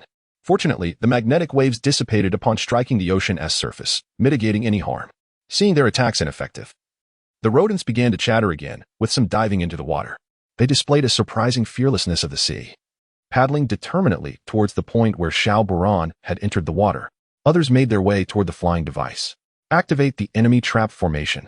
Let these little rodents experience the might of 5,000 years of Chinese civilization. Qi Jiming chuckled softly. The princess, aware that the enemy trap had consumed a considerable amount of spiritual stones, eagerly anticipated its effectiveness. Activate the evasion formation. Prepare to flee. Upon hearing this command, the princess hesitated momentarily, puzzled as to why they needed to escape when there appeared to be no immediate danger. However, upon Qi Jiming's urgent shout, quickly activate the evasion formation. Now, she promptly complied. Over 20 rodents stumbled into the enemy trap, frantically pressing buttons on their small boxes. This formation, forged from spiritual energy, continuously shifted within, creating illusions that would eventually exhaust the adversaries into surrender. Meanwhile, several rodents entered the slaughter formation, where blades of wind, like deadly knives, spun rapidly, leaving no chance for survival. Qi Jiming and the princess entered the enemy trap, swiftly capturing 2 of the rodent men before sending the others into the slaughter formation. They then sped into the evasion formation, propelling themselves over 10 kilometers away. As they resurfaced, they glanced back at the formation. The 2 flying devices of the rodent men unleashed beams reminiscent of lasers, bombarding the water with thunderous explosions, threatening to upheave the seabed. The 2 watched in horror, realizing that a moment's delay could have resulted in their obliteration. In that perilous moment, they managed to escape, thanks to the additional evasion formation Qi Jiming had set up. Minggu, what shall we do with these 2 rodents? Should we kill them? The princess, angered by the ferocity of the rodent men's attacks, questioned, fearing for her kin. Be patient. Even the little dragon possesses intelligence. Surely these 2 rodents must have some semblance of consciousness. Let us inquire, and if necessary, we can decide afterward. Qi Jiming replied. With the two captured rodent men in tow, they circumnavigated a vast distance before settling on a secluded island, exercising utmost caution. They sought a cave and established a hidden formation at its entrance before finally exhaling in relief. After their arduous journey, both were utterly exhausted, carelessly discarding the rodent men aside. Fortunately, the cave was relatively clean, allowing them to sit upon the ground. After a brief respite, the princess turned to Qi Jiming, only to find him deep in thought, staring intently at the rodent men. Curious, she followed his gaze but saw no discernible difference in the captives. Minggu, what troubles you? She inquired, puzzled. It is nothing much. I merely recalled some peculiar news reports upon seeing these two little creatures. In 1994, a shocking announcement was made in Mexico City. A street had experienced an unexpected subsidence, revealing 3 subterranean beings resembling gophers within the underground sewage system. They had perished due to the collapse. Immediately, they were sent to the National Autonomous University of Mexico for dissection, but the results of the analysis remain unknown. Concurrently, a Mexican anthropologist named Dr. William Gage ventured into the sewers after the incident and astonishingly encountered the gopher-like beings. Alarmed, they fled at once. When Dr. Gage attempted to capture one, he found it as slippery as an eel, eluding his grasp and vanishing in an instant. It is said that these gopher-like beings were diminutive, standing approximately 0.9 meters tall, with limbs resembling those of humans, yet bearing a closer resemblance to rodents. Many witnesses attested to their existence.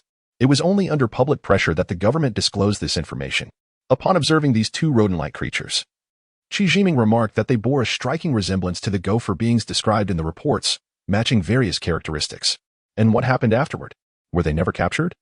The princess inquired, her curiosity piqued. Not at all. The sewage system leads to the ocean, and they were never seen again. Even if something were discovered, it would likely not be made public, Qi Jiming replied with a wry smile. Night fragrance, take a closer look. Were those who took your kin truly like these creatures? Indeed, they looked just like this. Although I was panicked at the time, I could see them clearly. They were exactly like this. Qi Jiming observed the curled-up rodent beings, still in a deep slumber. Regret washed over him for having been too forceful. He wondered if they would survive. Surely, those who entered the killing trap must have perished. And if any managed to escape, they would undoubtedly be exterminated by their kin with laser weaponry. He pondered whether he could extract useful information from these two creatures, knowing full well that their society and technology were not of the same realm. Qi Jiming rose to his feet, and the princess immediately asked with concern, Minggu, what are you going to do? Nothing much. I just want to check if these two have awakened, he reassured her, patting her shoulder. Stay here and don't move. He took a few steps closer, crouching down to pinch the arm of one of the rodent beings. Its skin was slick and clammy, reminiscent of an eel. It lacked warmth, feeling cold to the touch, and if not for the faint heartbeat in its chest, one might assume it had long since perished. The surface revealed no visible veins, yet its limbs were human-like, with elongated finger bones. Its lizard-like skin bore sharp claws akin to those of a mouse. The skull was smooth and hairless, with elongated ears pressed against the cranium. Its eyes were devoid of eyelids and eyebrows. The nostrils were short and wide, giving rise to an upturned appearance. The mouth was broad, filled with short, sharp teeth lining the jaw. There were discernible male and female characteristics, though both were male in this instance. The entire physique of the rodent beings was a muted gray, their bodies covered in a translucent mucus, leaving the color of their blood a mystery. Their musculature was well-defined, with a stout torso and short, robust limbs. At first glance, they resembled large, sentient rodents. After scrutinizing them further, Qi Jiming found little else to investigate. He chuckled softly and returned to the princess. Do not approach me. First, find a place to wash your hands. Just look at how dirty they are. She scolded with a frown of disgust. Should we wash the pockets that hold these two creatures as well? Qi Jiming suggested, knowing her pocket was quite precious. Forget about the pockets. Just go wash your hands. She insisted, waving him off in distaste. Let us go together and hunt for some food. I cannot leave you here alone, Qi Jiming said, pausing before stepping outside. Are you joking? What if these two large rodents possess some extraordinary abilities and awaken to pose a threat to you? I would regret it immensely. Upon hearing his suggestion, the princess seemed to have awaited this very moment. She sprang up, her face alight with joy. At least you have a conscience. Let us go together. They exited the cave, and while Qi Jiming was not concerned about the rodents breaking free from their concealed array, he feared that other rodents might approach. Thus, he set up a defensive formation. Minggu, you are becoming increasingly skilled. You can arrange a formation in just a few moments. Whereas it takes me half a day to do so, the princess remarked with admiration. I possess no special talent. It merely comes with practice. Qi Jiming replied with a playful grin. Minggu, you are so knowledgeable. The princess exclaimed, clasping her hands beside her face, her eyes sparkling with admiration. Then, in a sudden burst, she shouted, "You there, stop. Are you panting because you are overweight? Do you not know the meaning of humility?" The two of them engaged in a playful chase and banter as they ventured forth together. Chapter 33. Rescuing the mermaid. The two individuals discovered a water source, engaged in a thorough cleansing, and departed with some fresh water. As they walked, Qi Jiming gathered dry twigs and managed to catch a few live mountain chickens before heading directly towards the cave. The princess, filled with curiosity, found herself perplexed by Qi Jiming's silence, which only made her pout and stamp her feet in frustration. Upon returning to the cave, Qi Jiming poured some clean water over the bodies of two rodent-like beings, the liquid flowing along their slimy surfaces. The creatures awoke abruptly, their eyes widening in terror as they beheld Qi Jiming, who stood at a distance, observing their reaction. In fear, they retreated to a corner, casting furtive glances around while emitting low, growling sounds as if attempting to intimidate. The princess, feeling bored, joined Qi Jiming. Her curiosity piqued as she scrutinized the two creatures. After a moment of incoherent noises, one of the beings extended claw-like appendages, waving them frantically at the pair while making a series of hissing sounds. Qi Jiming remained silent, swiftly stepping forward and stomping his foot forcefully before the creatures, producing a thunderous noise that caused them to huddle together, trembling in fear. Night fragrance. Inquire about the whereabouts of your kin. What do they intend to do on the island? Qi Jiming pondered, suspecting that these creatures were not as unfathomable as Lu Wu had suggested. They appeared timid, lacking significant offensive capabilities. How disgusting. Why don't you ask them yourself? The princess grumbled, yet she moved forward to engage with the creatures. Utilizing various languages, she posed her questions, but Qi Jiming could only comprehend her Mandarin. The rodent-like beings remained mute.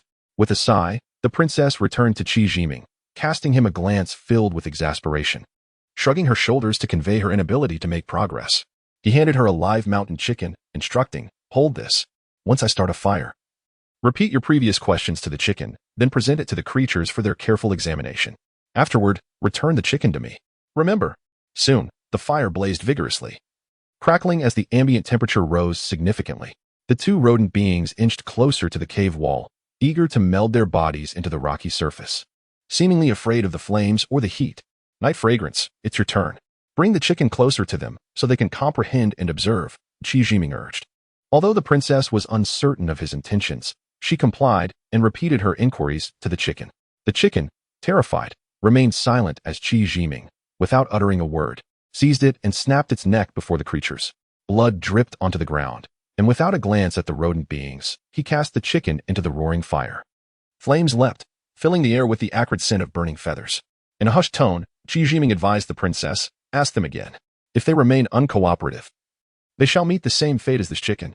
Seeing the fierce expression Qi Jiming adopted, the princess stifled a laugh and earnestly questioned the rodent beings once more, gesturing toward the chicken in the fire. After this intimidation, it appeared to have an effect. The two creatures exchanged glances and, hesitantly, began to chatter. One of them animatedly gestured alongside the dialogue, attempting to convey meaning through what resembled sign language. Initially, Qi Jiming found their gestures amusing, carefully observing their movements. However, after a prolonged period of contemplation without grasping their meaning, he chose to ignore them, focusing instead on roasting the chicken, the enticing aroma soon filling the cave. When the chattering ceased, Qi Jiming looked over in surprise, inquiring, "Are they done?" The princess replied with a wry smile, "They wish to eat the chicken you've roasted." "Have they divulged everything? What manner of beings are they? Do we know where your kin have been taken?" "Almost. Some things remain unclear. But I have gleaned a general idea. Let them eat. I shall discuss it with you later." Reluctantly, Qi Jiming handed over the steaming chicken. Just as the rodent beings reached for it, they quickly withdrew, squeaking nervously. "Brother Ming, they fear the heat." The princess chided, casting a reproachful look at Qi Jiming. "Really? They demand service yet are picky? If they don't want it, then let them be." Qi Jiming retorted, tossing the roasted chicken at their feet. "Night fragrance. Disregard them for now. Tell me more about these creatures," Qi Jiming urged, seating himself beside the fire as he resumed roasting another chicken. "They are cave dwellers, living in the depths of vast caverns." The princess began slowly. It turned out that the two rodent beings before them were indeed subterranean creatures, residing in a deep, expansive cavern alongside hundreds of thousands of their kin. Their history was shrouded in obscurity, having evolved over countless years, developing unique techniques to forge special weapons that instilled fear in other beings. Initially timid, they had grown bolder over time, eventually attacking other creatures. Their territory expanded as they encroached upon useful lands. However, They never killed other beings, merely incapacitating them, adhering to their ancestral code and strict discipline. Although their intentions were similar to those of the so-called people of the island, their actions exhibited far greater restraint. Qi Jiming, while privately musing about their conduct, refrained from interrupting the princess.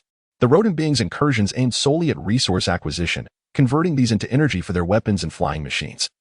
As their own caverns had depleted resources, these creatures boasted lifespans of up to a century, subsisting on flora and fauna, living in familial units. Their society was structured with kings and guards, governed by rigorous protocols, rarely venturing into the outside world unless necessary. Ask them how their weapons are made, what resources they utilize for energy, and how they defend themselves. Where are your captured kin? Where is the entrance to their dwelling? Qi Jiming, interested primarily in their weaponry, seemed less concerned about other inquiries. Observing the two rodent beings, he noted that one had completely devoured the mountain chicken, leaving no remnants but a noticeably distended belly. The princess resumed her animated discourse with the creatures. Brother Ming, I can't decipher much, but I gather that they manufacture their weapons through cold pressing, utilizing crystals as resources to extract energy for their use. As for defense, it appears to be something akin to plastic, capable of shielding against magnetic waves. And the location of their entrance? They themselves are unsure, only mentioning it is on land where humans reside. They enter and exit via flying machines. My kin are still on the island they mentioned, merely collecting crystals. Once they finish mining, they promise to release my people, the princess explained. This is the logic of thieves. Tell them this is our island, and the crystals belong to us as well. They have taken our kin and stolen our belongings. They are nothing but robbers. Inquire if we could venture into their caverns, capture a few of their kind for sport, and seize a few flying machines for ourselves. Qi Jiming exclaimed, his voice rising in anger. Release our kin, relinquish the crystals they have mined, and leave us their weapons, or I shall set these two rodents free. Otherwise, I shall resort to the grim fate of slaughtering the mountain chickens alongside those wretched rodents on the island, transforming them into preserved delicacies to savor slowly. In the past, I have partaken of rodents, and their flavor was exquisite, truly a long-lost delight. After some negotiations, I decided to release one of the rodent people to convey my intentions, while retaining another as collateral. Should they fail to comply with Qi Jiming's demands, I would confine them all to the island, executing 2 rodent people each day, roasting them until none remained. To my astonishment, the proceedings unfolded with unexpected ease. Perhaps it was the fear instilled by Qi Jiming's enigmatic formations, or perhaps they sensed their moral inferiority. It may also be that this individual was so fearsome that he spoke of the rodent flesh with an enticing allure, causing saliva to dribble from his mouth, instilling a genuine fear of being devoured. In any case, the rodent people honored their promise, rendering Qi Jiming's precautions futile. The young woman, a member of the princess's kin, hastened to her side, and the two embraced in tears. Qi Jiming then released the captured rodent person. The flying vessel departed, vanishing into the sky, leaving him in awe of such advanced technology.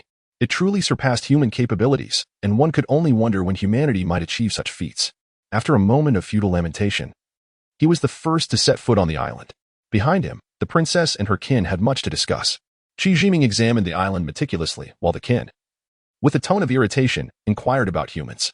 Before the princess could respond, he disdainfully remarked that even rodents were more reliable than humans. The princess promptly covered her companion's mouth, but it was too late. Qi Jiming had overheard and turned to glance at the mermaid, shaking his head with a smile. Do you wish to depart with those rodent people? Although they have left, I can still escort you back. Do you wish to leave now? The mermaid appeared as though she had more to say, yet her mouth was covered by the princess, muffling her protests.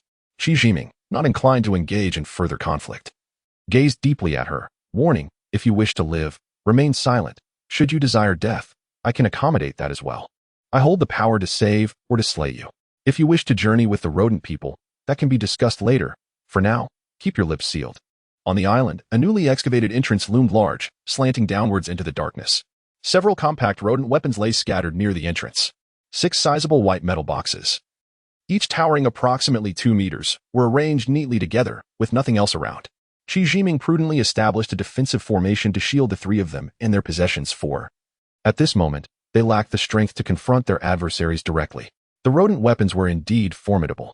The compact devices, with intricate structures, emitted magnetic waves akin to the illumination of a mobile phone, striking the formation and creating rippling waves that echoed with a crackling sound. Such fine craftsmanship. Could this be powered by crystal energy? Yet, there was only a small circuit board. As Qi Jiming examined the rodent weaponry, he pondered, soon realizing. This must be the energy panel converted from crystal. Upon opening the large iron boxes, he discovered blocks of crystal, arranged as neatly as bricks, formed from crystals in a semi-melted state. Each of the 6 boxes was filled with these heavy crystal blocks. The entrance was deep, clearly a product of mechanical excavation, with unmistakable signs of machinery. Qi Jiming had little interest in venturing further. He instructed his small companion not to enter the cave but to absorb the crystal energy, hoping to satiate its hunger soon. The princess and her kin were still engaged in hushed conversation. He had no desire to partake in their dialogue, merely casting a glance at the kin before settling down to rest. Upon waking the next morning, Qi Jiming re-established the formation on the island, concealing the 6 large boxes and the crystal mine before embarking on his journey back to the Mermaid Island. Throughout the journey, the princess maintained an air of mystery, seeking moments to evade her kin, whispering to him, "Brother Ming, you have achieved a great feat this time. The elders will be immensely grateful." Qi Jiming smiled nonchalantly, choosing silence, for his aspirations extended far beyond mere gratitude. Chapter 34. A heavy responsibility bestowed. Qi Jiming, the princess, and the mermaid returned to Mermaid Island. And from a distance, they spotted Go Hong and a group of mermaids waiting at the shore to greet them. Unbeknownst to the trio, they had already been detected by the mermaids before approaching the island. The mermaids had their own vigilant system in place, which resulted in a grand welcome for the 3. Of course, Qi Jiming did not delude himself into thinking that the welcome was for him, with the exception of Go Hong. The group split into 2 factions, one surrounding the princess and her kin, while the other consisted solely of the solitary Go Hong. "Brother Ming, I will take my kin back to report to the elders, and then I will come to find you to play. Don't worry, there are some things I won't mention," the princess said with a mysterious smile. The joy of returning home after a long absence sparkled in her eyes, mingled with the reluctance of parting from Qi Jiming. Go Hong embraced Qi Jiming tightly, patting his back vigorously, feeling a pleasant warmth in his heart. It felt wonderful to be cared for and remembered. "Brother Ming, why were you away for so long? And you brought someone back. What happened?" Go Hong inquired eagerly as soon as he released Qi Jiming. "Let us discuss it back at the room. How have you been on the island? Nothing happened, right?" Qi Jiming asked, a hint of concern evident in his tone. "Nothing at all. What could happen? When I was bored, I just want to chat with the elders. It was never dull. I suspect that since you won't be back for a couple of days, the elders will permit me to visit you," Go Hong replied with a grin. Qi Jiming was momentarily taken aback, but then he understood. The elders must have grown weary of Go Hong's incessant conversations throughout the day and were eager for some peace, thus casually agreeing to whatever terms he proposed. Qi Jiming laughed heartily, patting Go Hong on the shoulder. "Well done, good lad. You are truly remarkable." The 2 of them walked shoulder to shoulder towards their humble abode. Meanwhile, the gathering of mermaids surrounding the princess was lively, chattering away, their voices intertwining in an indistinguishable yet joyful cacophony. Upon entering their dwelling, Qi Jiming noticed an abundance of items strewn across the floor. Birds, pheasants, and wild rabbits were all tied together, resembling a miniature zoo. Several jars of wine were also displayed, exuding a rich aroma. "Go, where did this wine come from? This is a fine treasure. It's been so long since I've tasted good wine that I've forgotten its flavor," Qi Jiming exclaimed, pouring a bowl of wine and downing it in one gulp, savoring the exquisite taste. "It's from the elders. He must still have plenty. That old fellow, fearing my incessant chatter, decided to pacify me with wine," Go Hong replied nonchalantly. "You caught all these animals, and the elders didn't intervene?" Qi Jiming asked, amused. "Intervene? As long as I don't bother the old man for a chat, I can do whatever I please," Go Hong said, and both burst into laughter. After Go Hong prepared the food, the 2 feasted on roasted meat, toasting, and enjoying their hearty meal. It was truly a time of indulgence, savoring rich meat and strong wine, relishing the flavors and warmth of camaraderie. As they ate and drank, Go Hong inquired about Qi Jiming's recent experiences. Qi Jiming raised a hand to halt him. "Wait a moment. I need to set up a formation to prevent the elders from eavesdropping." He took a few spirit stones outside and waved his hand to establish a concealment array. "Brother Ming, you found spirit stones?" Go Hong asked, astonished. "Yes, quite a few. Let us head inside. I'll tell you all about it," Qi Jiming chuckled, while they continued to enjoy their meal. Qi Jiming recounted the events of his journey in detail. Go Hong listened with palpable excitement, rubbing his hands together and exclaiming that he wanted to join him on the next outing. They drank and talked late into the night, sharing stories until the first light of dawn finally broke, and they both fell into a deep slumber, not awakening until midday. "Brother Ming, has the old fellow changed his ways? Why didn't he summon you for questioning today?" Go Hong asked, puzzled. "He hasn't changed. Look, isn't that someone coming to call us?" Qi Jiming pointed towards a mermaid maiden approaching them from a distance. Now, Qi Jiming's vision and hearing were far superior to before. Indeed, A mermaid maiden was walking directly towards them from about 200 meters away. Brother Ming. These mermaids truly live up to their name. They are breathtakingly beautiful. Go Hong remarked in awe. You, my friend, have a wife. Focus on returning home quickly. That is the matter at hand. Qi Jiming teased, playfully tapping Go Hong on the head to impart some serious advice. Hey, I'm just speaking. I'm not acting on it. Go Hong chuckled, scratching his head sheepishly. As they joked, the mermaid maiden reached them and bowed respectfully. Esteemed gentlemen, the elder requests your presence. Qi Jiming and Go Hong acknowledged her and followed the mermaid up the hillside. Please, dear young friends, take a seat. I am immensely grateful. Thank you, young Qi, for rescuing our kin. The mermaid elder greeted them as they entered the cave, rising to welcome them with sincere gratitude. Old fellow, spare us the formalities. Brother Ming has been weary from his journey and has not yet had a chance to rest before being summoned. Enough of this pretense. If you wish to express gratitude, show some sincerity. At your age, you should be more mindful. I am embarrassed for you. Go Hong retorted with indignation upon hearing the elder's words, launching into a tirade. The mermaids were taken aback, their eyes widening in surprise. And Qi Jiming and the princess were equally astonished. The elder was the soul of the mermaid community, a figure of utmost authority. Ah, yes, there is sincerity, indeed. Shortly, I shall present young Qi with several jars of fine wine. Haha. The elder's expression remained unchanged, showing no signs of anger at Go Hong's outburst. Qi Jiming couldn't help but wonder what kind of method Go Hong had employed to elicit such a response from the elder, finding it quite remarkable. And what about me? Go Hong inquired further. Everyone will receive their share, indeed. Haha. The elder replied without a hint of embarrassment. Now, that is more like it. You too.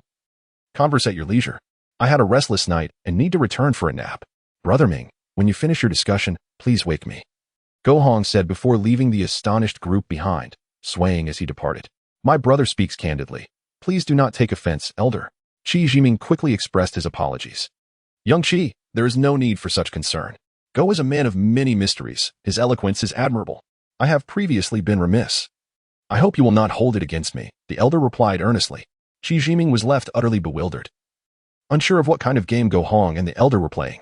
Go Hong was well aware of his own limitations. While he could ramble on endlessly, he hardly possessed the eloquence to be deemed a man of mystery. You young friends have returned with great rewards from your journey. Especially for rescuing our kin from the hands of the rat people, I am deeply grateful. In my old age, seeing my kin fall into the hands of others while being powerless to assist is a source of great shame. The elder expressed sincere remorse. It was merely a stroke of luck that allowed me to succeed, as my adversary was careless. I would not have achieved it without the princess's assistance. Qi Jiming stated modestly. After exchanging a few pleasantries, they delved into the crux of the matter. The elder had summoned Qi Jiming to discuss how to ensure the safety of the mermaids on the island. Although the princess had not disclosed the specifics of Qi Jiming's use of formations to rescue their kin, the elder was astute enough to deduce the general idea from her explanations. I have had the fortunate opportunity to learn a few formations by chance, Qi Jiming revealed. When I first rescued my kin, it was through the power of the formation that I managed to succeed by a stroke of luck. Qi Jiming understood that solely concealing his strength at this moment would seem deceitful, so he chose to reveal a bit of it to gain the trust of others. Indeed, young friend, you are a prodigious talent. Might I inquire about the power of the formation? The elder asked directly. As a junior who has only recently begun to study, I have made slight progress with formations. If I had sufficient spirit stones, I could arrange several formations on the island to ensure the safety of my kin. Qi Jiming replied, presenting a spirit stone to the elder. He felt a vague certainty that the merfolk possessed spirit stones, and in considerable quantity. This is indeed a spirit stone. Pray tell, where did you acquire it? The elder inquired, not asking Qi Jiming how he intended to arrange the protective formations for the island, but instead persistently questioning the origin of the spirit stone. Reflecting on the princess's avaricious demeanor during her outings, and observing the elder's current expression, Qi Jiming concluded that the merfolk were indeed greedy for wealth. In their presence, one must feign poverty, for otherwise, one would be perpetually on their radar. This spirit stone was fortuitously obtained from a sunken ship. There are not many remaining. As I have only a dozen left after the last formation I set up to aid my kin, Qi Jiming stated candidly. This particular spirit stone was indeed found in the sunken ship. The spirit stones he had brought back from Longshan had long been hidden away in another location. How many of these spirit stones would you require to set up formations on the island? The elder asked again. A minimum of 1,000 stones would suffice. Yet more would be preferable. The greater the number of spirit stones, the longer the formation can operate, Qi Jiming replied truthfully. In actuality, formations do not consume spirit stones unless activated. If continuously attacked while activated, the spirit energy would be depleted, and the formation would naturally collapse. However, such information could not be disclosed, at least not at this moment. Maintaining some privacy is a fundamental safeguard for one's own security, and one cannot divulge everything to others. Then I must trouble you, young friend. The elders in our clan possess a few spirit stones. Please wait a moment while I retrieve them for you. With that, the elder turned and left. Qi Jiming sat in solitude, while the merfolk remained silent. The cave enveloped in an oppressive stillness. The princess gazed at Qi Jiming with her large eyes, silently smiling, an expression that seemed both teasing and reproachful. The elder returned, carrying a large bag, which he thumped onto the stone table. Young friend, please take a look. Do these spirit stones meet your requirements? Despite his advanced age, the elder effortlessly bore the hefty bag, likely weighing no less than 200 or 300 pounds, showing no signs of fatigue, truly a display of remarkable strength. Qi Jiming approached and opened the bag, instantly struck with astonishment.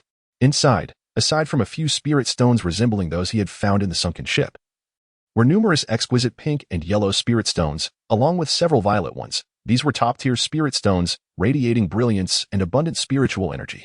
He was well versed in the value of such stones. Just a single pink spirit stone could equate to 100 of his own, while the others were even more valuable. Your collection is indeed impressive. A mere ordinary spirit stone is already rare, but these exquisite stones are priceless. Do you truly intend to use all these spirit stones for the formations? Qi Jiming asked, unable to contain his astonishment. I am ashamed that I am unable to ensure the safety of my kin without relying on the treasured resources preserved by the elders of our clan. I beseech you, young friend, to safeguard our island. My frail self can only humbly entrust this task to you. Should the spirit stones prove insufficient, do not hesitate to speak up. We are entirely reliant on you. The elder's gaunt face indeed displayed a hint of embarrassment, and his words carried a genuine plea for assistance. You are too modest, elder. Although my skills are lacking, I shall do my utmost to protect the island and the safety of our kin. Please rest assured. Qi Jiming had never seen such a countenance on the elder, and he felt a stir of emotion. Everything is entrusted to you, young friend. If you require anything, do not hesitate to ask. You may freely call upon any personnel you need. The princess shall assist you in arranging the formations, so please proceed as you see fit. The elder concluded, turning to leave. His departing figure appeared even more stooped, evoking a sense of melancholy. Qi Jiming bowed to send him off, sighing inwardly.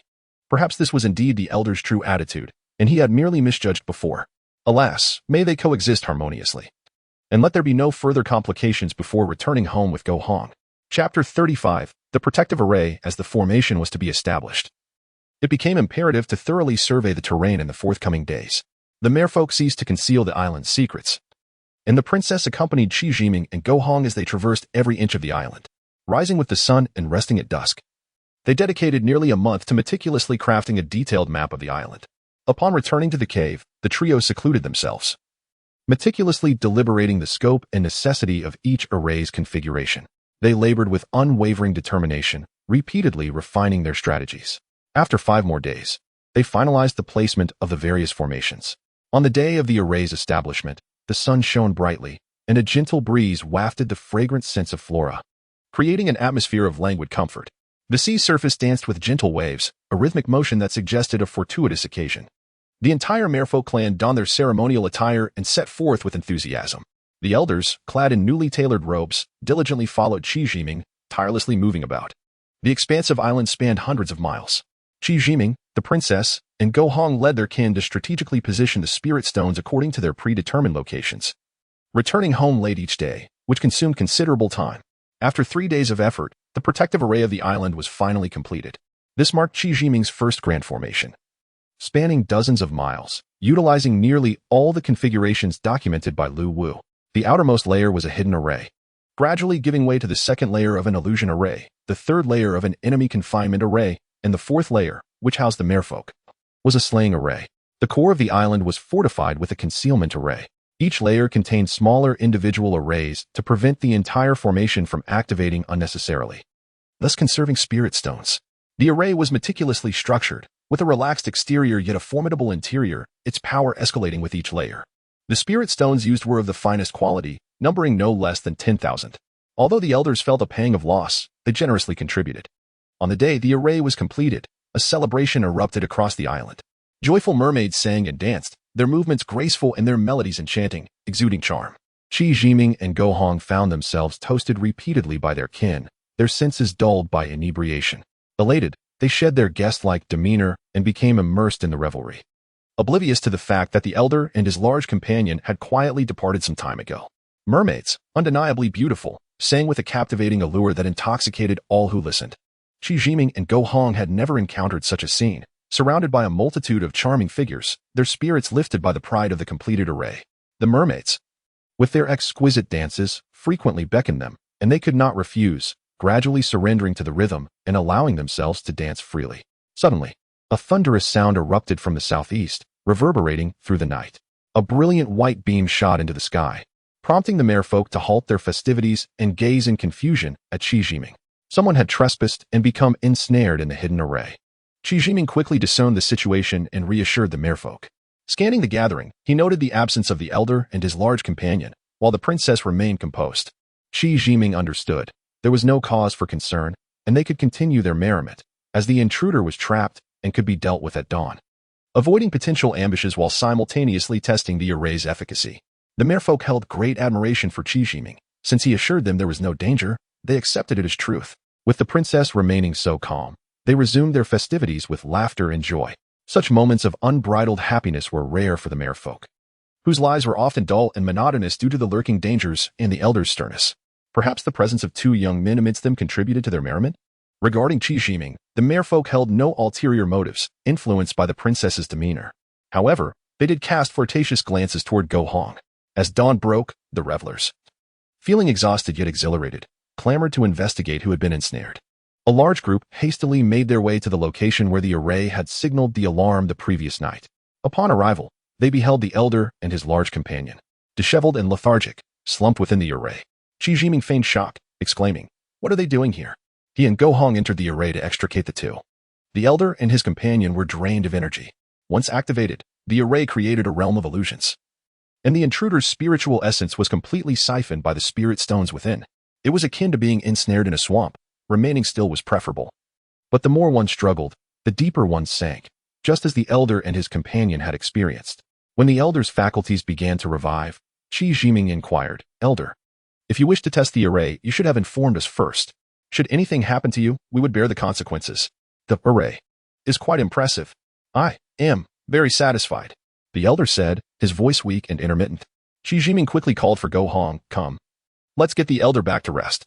Without hesitation, Go Hong hoisted the elder onto his back, all the while teasing him, "Old man, despite our constant bickerings, today I must admit I am truly in awe of you. I respect your bravery. You may not fear death, but you are even more fearless than I. Also, at your advanced age, you still risk your life for your kin. Though you are not dead yet, I cannot help but admire you. You could have heroically perished in the slaying array laid by my Ming brother. The clan would have erected a monument in your honor, ensuring your legacy would endure through the ages. Do you understand the significance of eternal remembrance? It is a mark of greatness."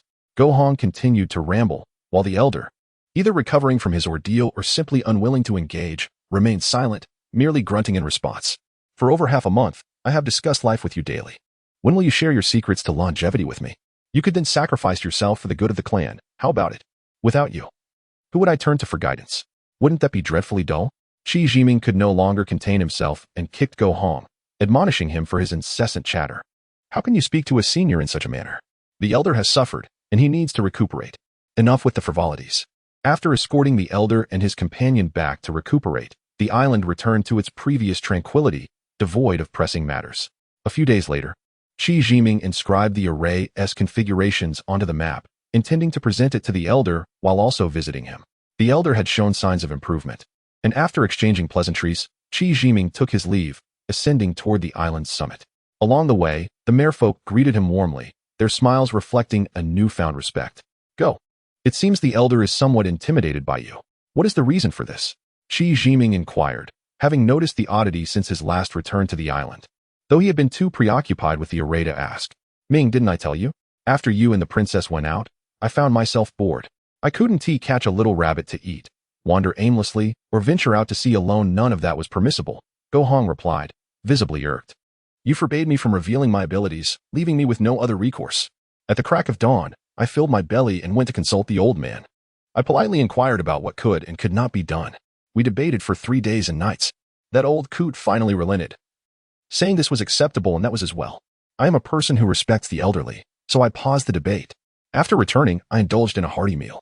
Reflecting on certain matters that still eluded my understanding, I sought the wisdom of an elder, just as he was about to retire for the night. I roused him once more to continue our discourse for an entire day. Remarkably, whatever I proposed, he acquiesced without hesitation. I have always prided myself on being a reasonable individual, never forcing him into any course of action. The following day, when I returned for further counsel, he encouraged me to act freely. Goong, with an innocent expression, remarked, "You are quite persistent." Chijimi chuckled, "You're really wearing him down. At such an advanced age. How can he endure this? Isn't that the point? The elders shouldn't impose too many restrictions on the youth. If they never try, how will they know what is possible?" Goong argued convincingly. Days later, Chijiming visited the elder once more and noticed that, although still somewhat weakened, the elder appeared considerably more spirited. His recovery was swift, and soon he would be full of vitality. "Please take good care of yourself. I sincerely wish you a speedy recovery." Chijiming expressed his heartfelt greetings. "Thank you, young friend. I am deeply grateful for your concern. As I recuperate, I hope you will look after our kin. I apologize for burdening you." "I assure you that my gratitude will be profound," the elder earnestly replied. Upon hearing this, Chijiming felt an unsettling shift. It seemed he was being groomed as a successor, while he shared a mutual affection with the princess and had resolved to assist the merfolk in their trials. He was not of their lineage, nor did he aspire to the elder's position.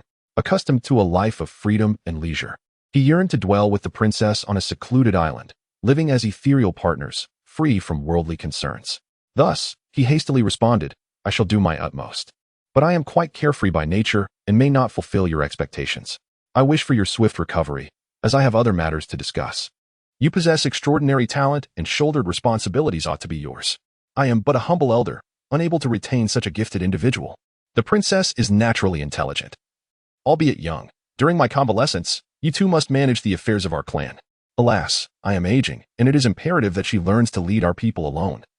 "It is a heavy burden for her," the elder lamented, his murky eyes betraying a cunning glimmer.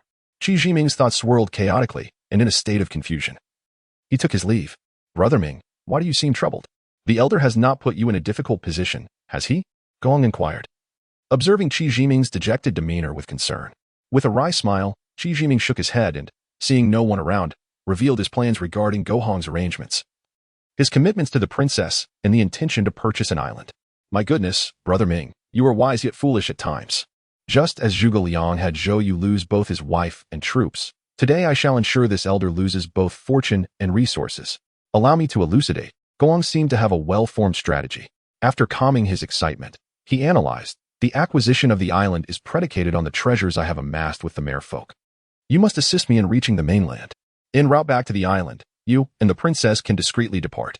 Given your current capabilities, the elder may not pose a significant threat. We'll find a place to reunite and enjoy our idyllic life together. Do not feel guilty. You have already set up protective formations for them, which is commendable. If the princess bears you a child, the die will be cast. You can visit once a year to check on them and reinforce the formations.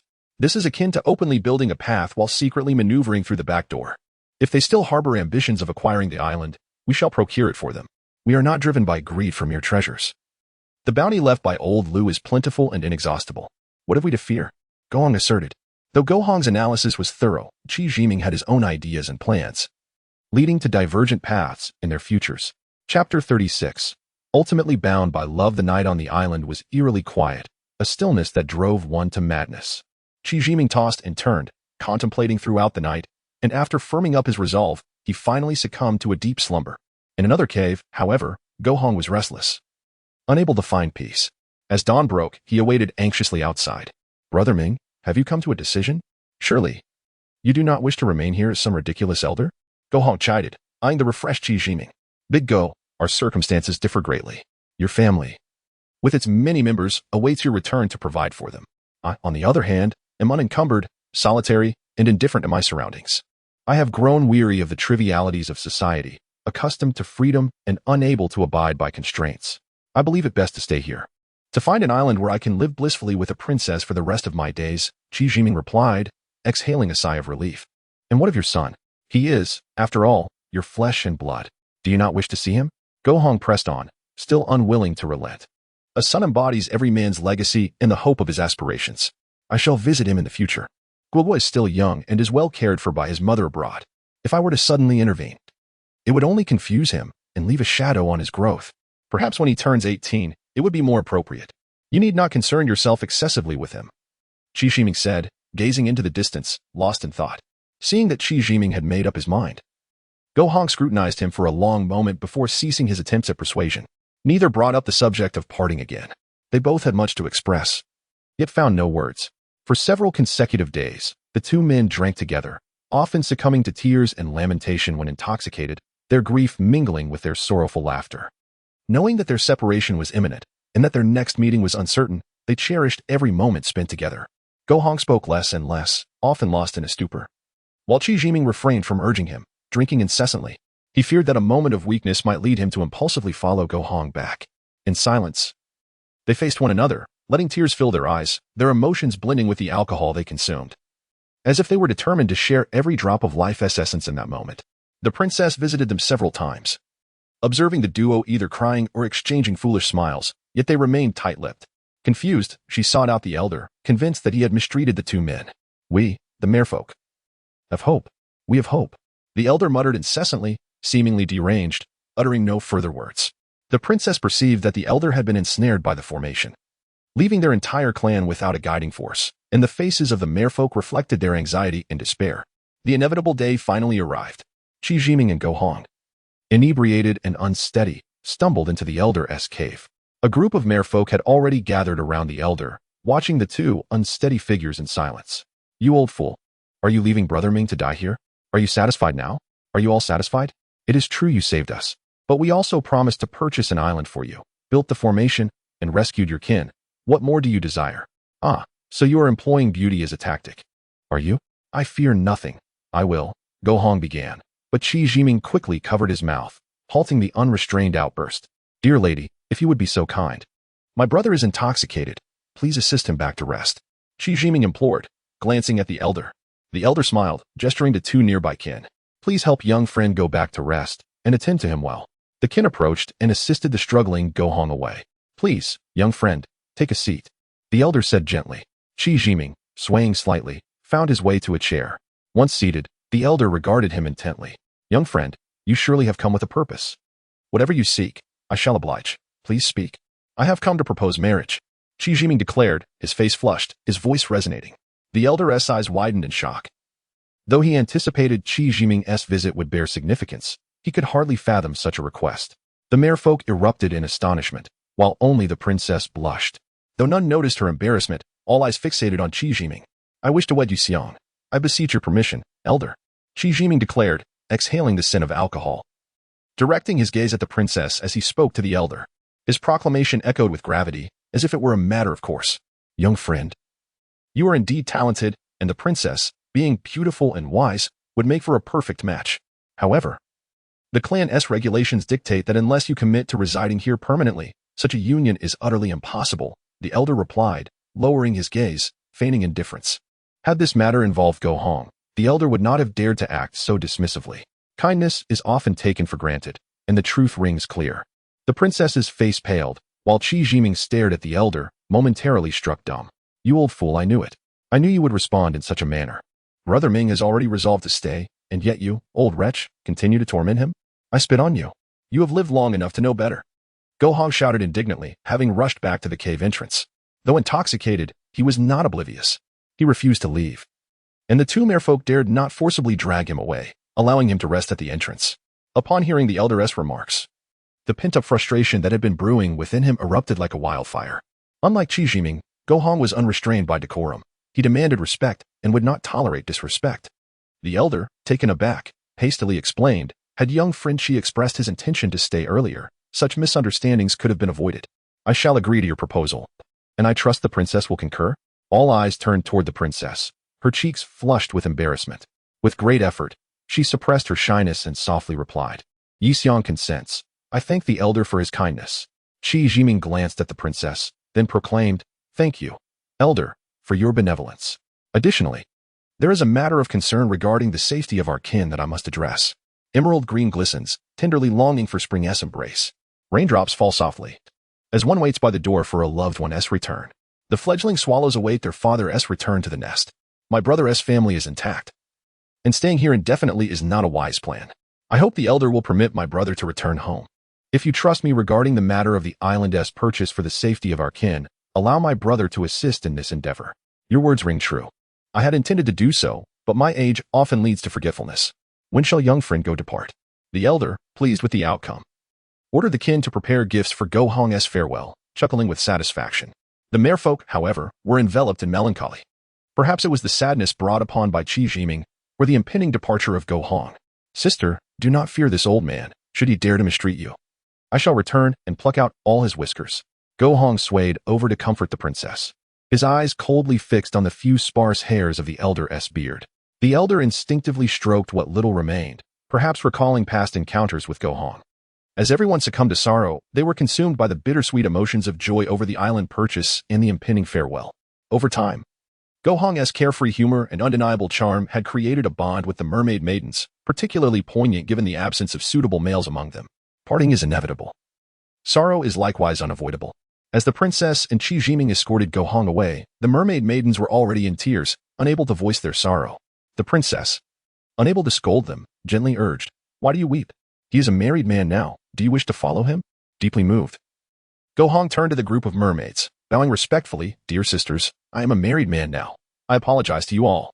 He then comically bowed again, which elicited laughter from the mermaids. "I promise that when I return, I will bring back handsome companions for you, just like my brother Ming. Choose wisely, and be quick about it. Act decisively, like my sister-in-law, for it's better to seize the opportunity." Go Hong truly possessed the ability to transform the melancholic farewell into an atmosphere of eager anticipation, simultaneously alleviating the princess and Qi Jiming's own sadness. The mermaids chimed in with delighted voices, praising Go Hong. "Brother Ming, your friend is quite adept at winning hearts. Although you have worked hard for our affection, this fellow has captured it with just a few words," the princess remarked with a smile. "I know him well. That is why I entrusted him with purchasing islands for you, and I am certain he will succeed. Now let us bid him farewell. Lingering any longer will only bring more discomfort." With that, the three stepped onto the waves and departed. During their journey, the princess produced a jade pendant and affixed it to a bubble. They swiftly broke through the fog-enshrouded waters, traveling day and night, and after 5 days, finally arrived at a dock. The princess handed Go Hong a jade pendant, stating seriously, "You must be familiar with the route you took here. When you wish to return, place this pendant at the bow of your boat, and it will naturally guide you back to the island. You are a brother to Ming, so I shall not say more. Take care of yourself. You are shrewd but lack sincerity. Do not act recklessly. Human hearts are unpredictable, so proceed with caution. If this task were entrusted to Ming, it would be best, but he lacks your cunning, so take care." The pendant she bestowed upon him glimmered with a blue light, its interior shimmering like darting fish.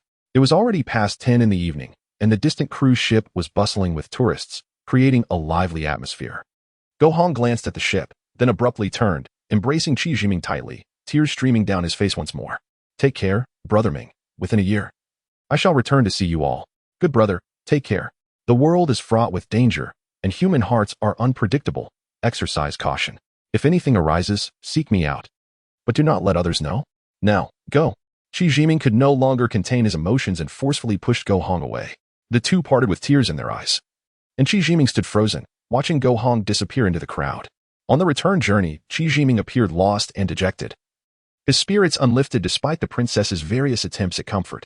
"Brother Ming, a man must not act like a girl. A true man aims for the horizon. Go Hong handles matters no worse than you do.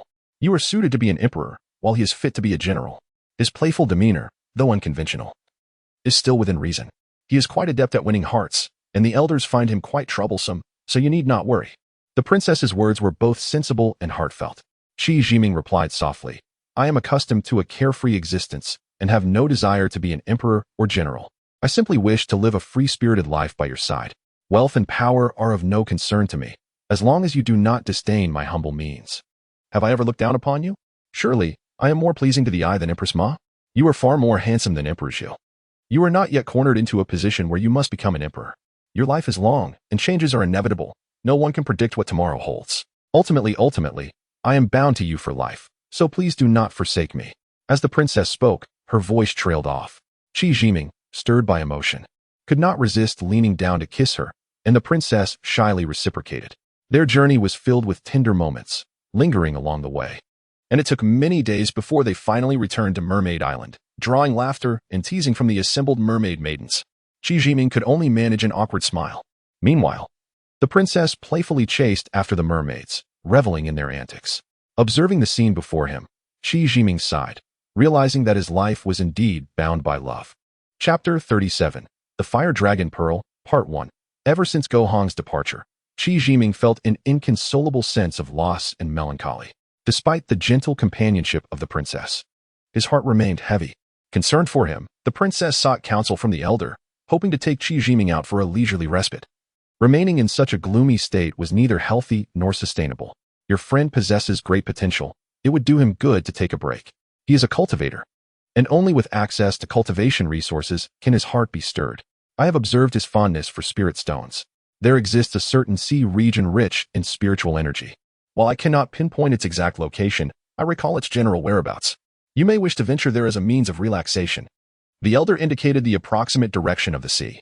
The princess expressed her gratitude and then approached Qi Jiming with the suggestion. Minge. The elder mentioned there are exquisite spirit stones there. Let us consider it a playful excursion. It would be beneficial for your well-being to get out of this dreary state. She implored with a playful tone. Feeling the weight of his own gloom, Qi Jiming agreed to venture out, yearning for the discovery of cultivation resources to enhance his abilities. He realized that nurturing his own strength was paramount. Wallowing in the sorrow of parting was not a viable option. Without hesitation, they set off, even though dusk had fallen.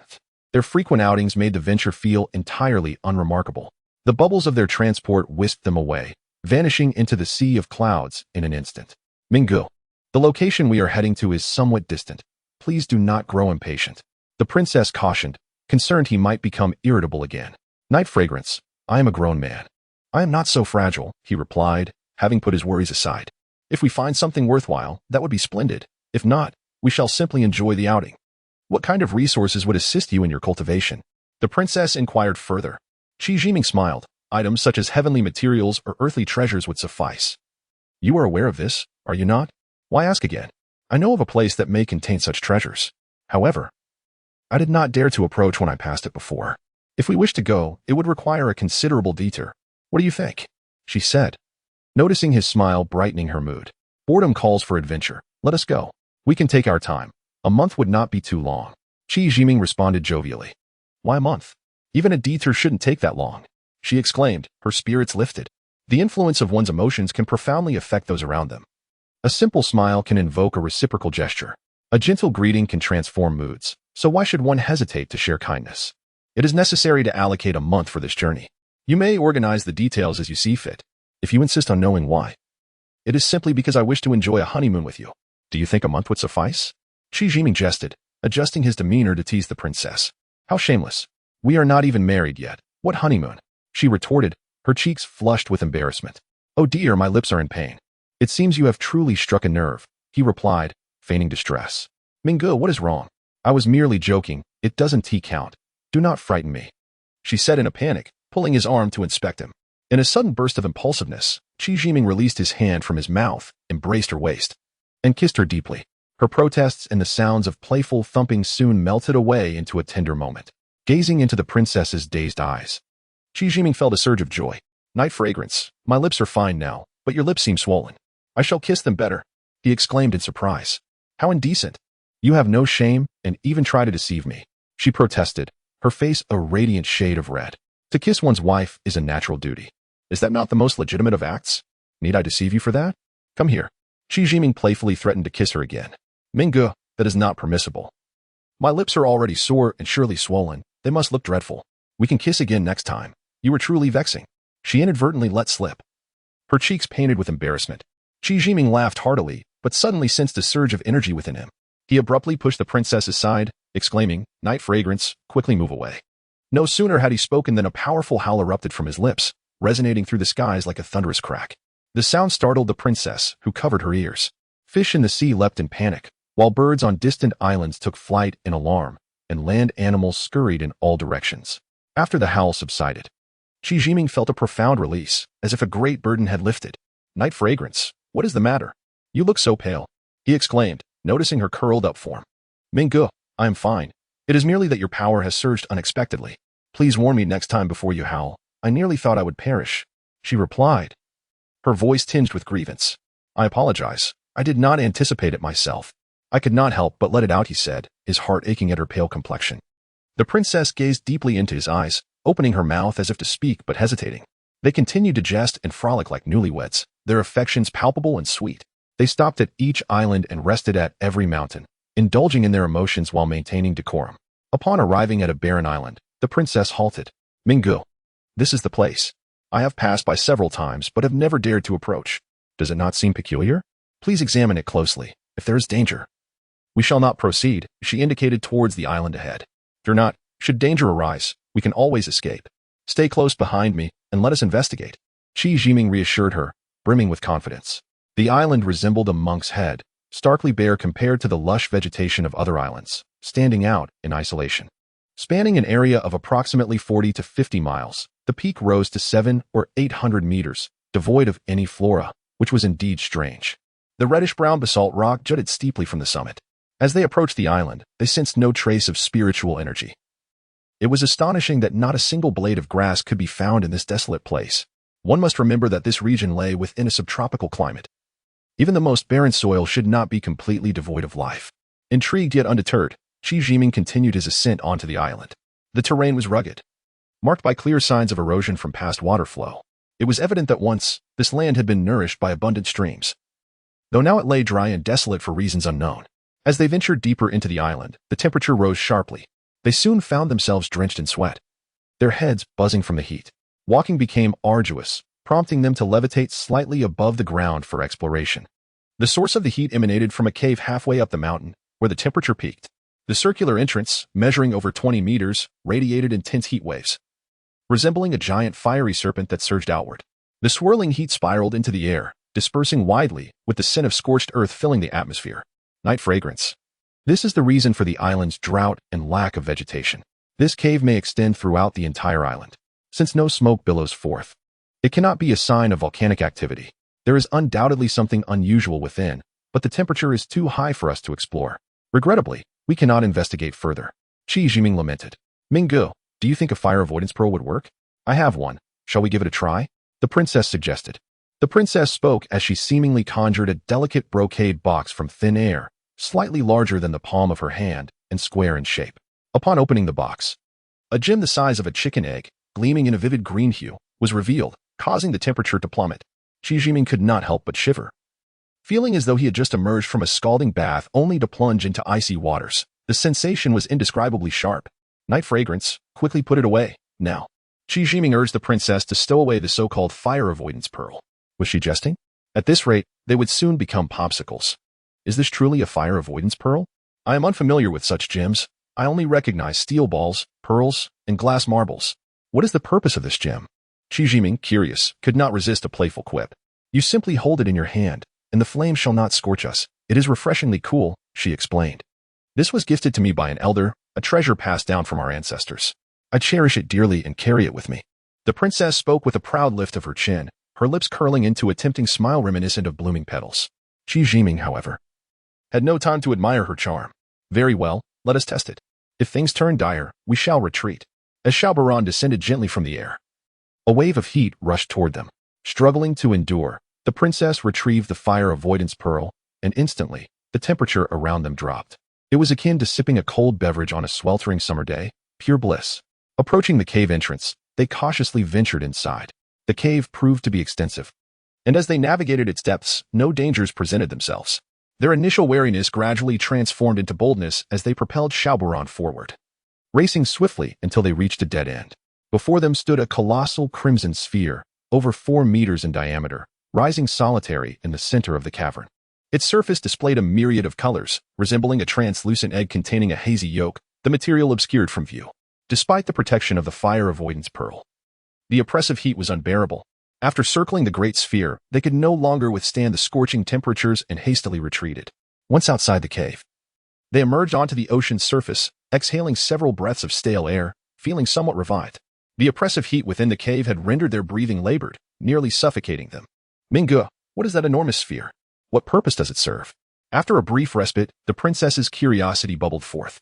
I cannot ascertain its nature, but I am certain it is a treasure.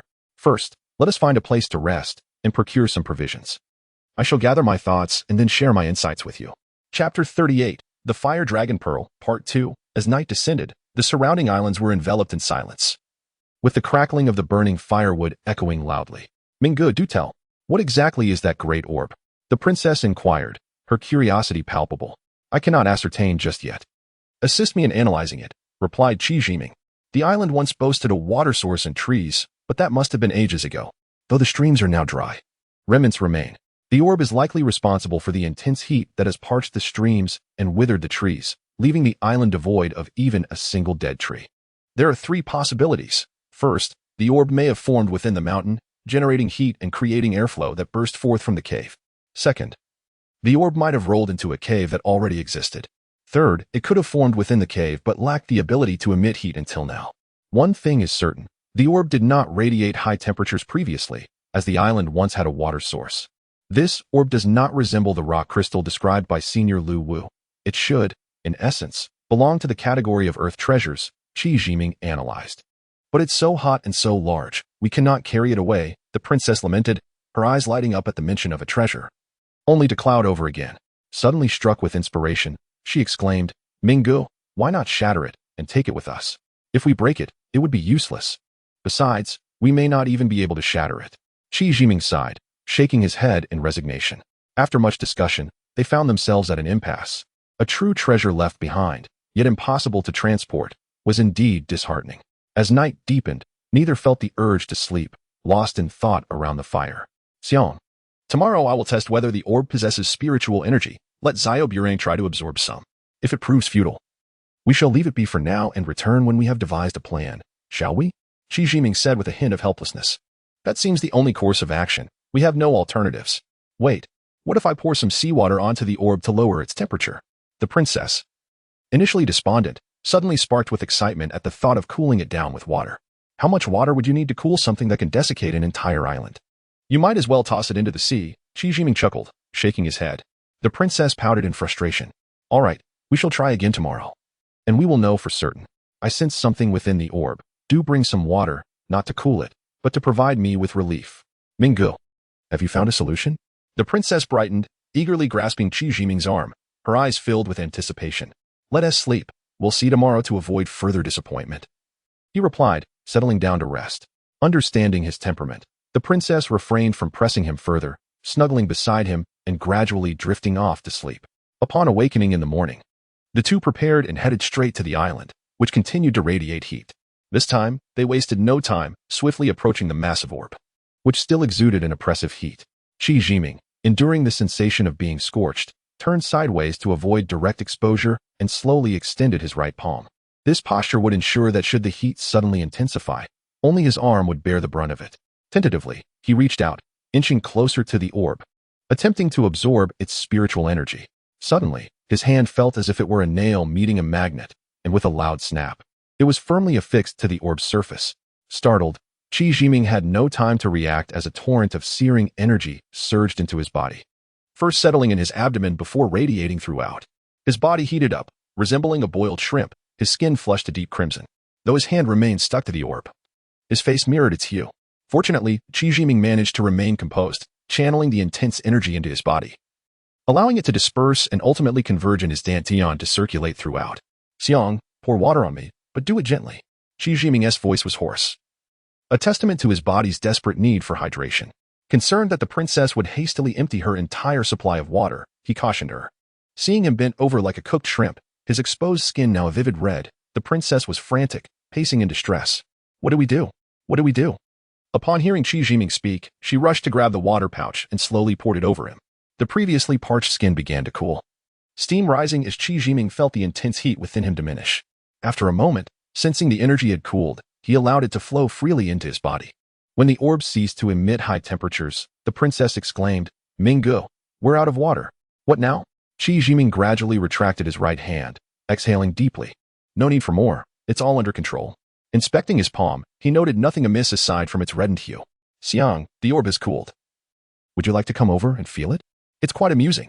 With the danger averted, Qi Jiming jested, slapping the orb twice, producing a hollow sound. Suddenly, with a crackling noise, the orb shattered into several pieces, scattering across the ground.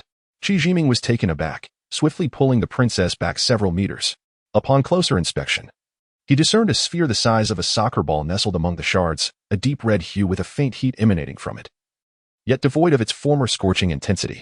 Qi Jiming hurried forward and kicked it, sending it rolling a considerable distance. Finding no abnormalities, he cautiously picked it up. It was warm and smooth, intriguing to the touch. He began to spin it on his fingertips, gliding it across his arms and shoulders in playful fashion. The princess, unable to contain herself any longer, snatched it from his hands, eagerly toying with it. This red orb, not as heavy as stone, weighed about 4 or 5 pounds. Its texture seamless and unified. What on earth is this? What purpose does it serve? I am utterly perplexed. Perhaps the elder will know, after all. She has an ancient wisdom about her. After a brief period of play, the princess asked, Minggu, do you know what this red orb is called? Qi Jiming shook his head. I have no idea. It seems the intense heat emanated from this orb. Perhaps it resembles the legendary pearl in the tale of the twin dragons playing with a pearl. Let us call it the fire dragon pearl. Very well. It shall be known as the fire dragon pearl. Minggu, how do you feel? Are you unwell? The princess asked, her gaze falling upon Qi Jiming. Noticing the white map formed by evaporating seawater on his skin, her concern evident. Qi Jiming assessed himself, noting no discomfort whatsoever. As he moved his limbs, a wave of heat surged forth, raising the ambient temperature significantly. He felt invigorated, a testament to the vitality he had absorbed from the fire dragon pearl. With a grin, he declared, I feel perfectly fine, and my strength has even increased a bit. Huh. Seeing him unharmed and even empowered, the princess was relieved, yet she playfully admonished. Look at you, all filthy. Hurry and wash yourself. Without further ado, Qi Jiming scooped up the struggling princess and, summoning Zioburang, swiftly soared above the sea.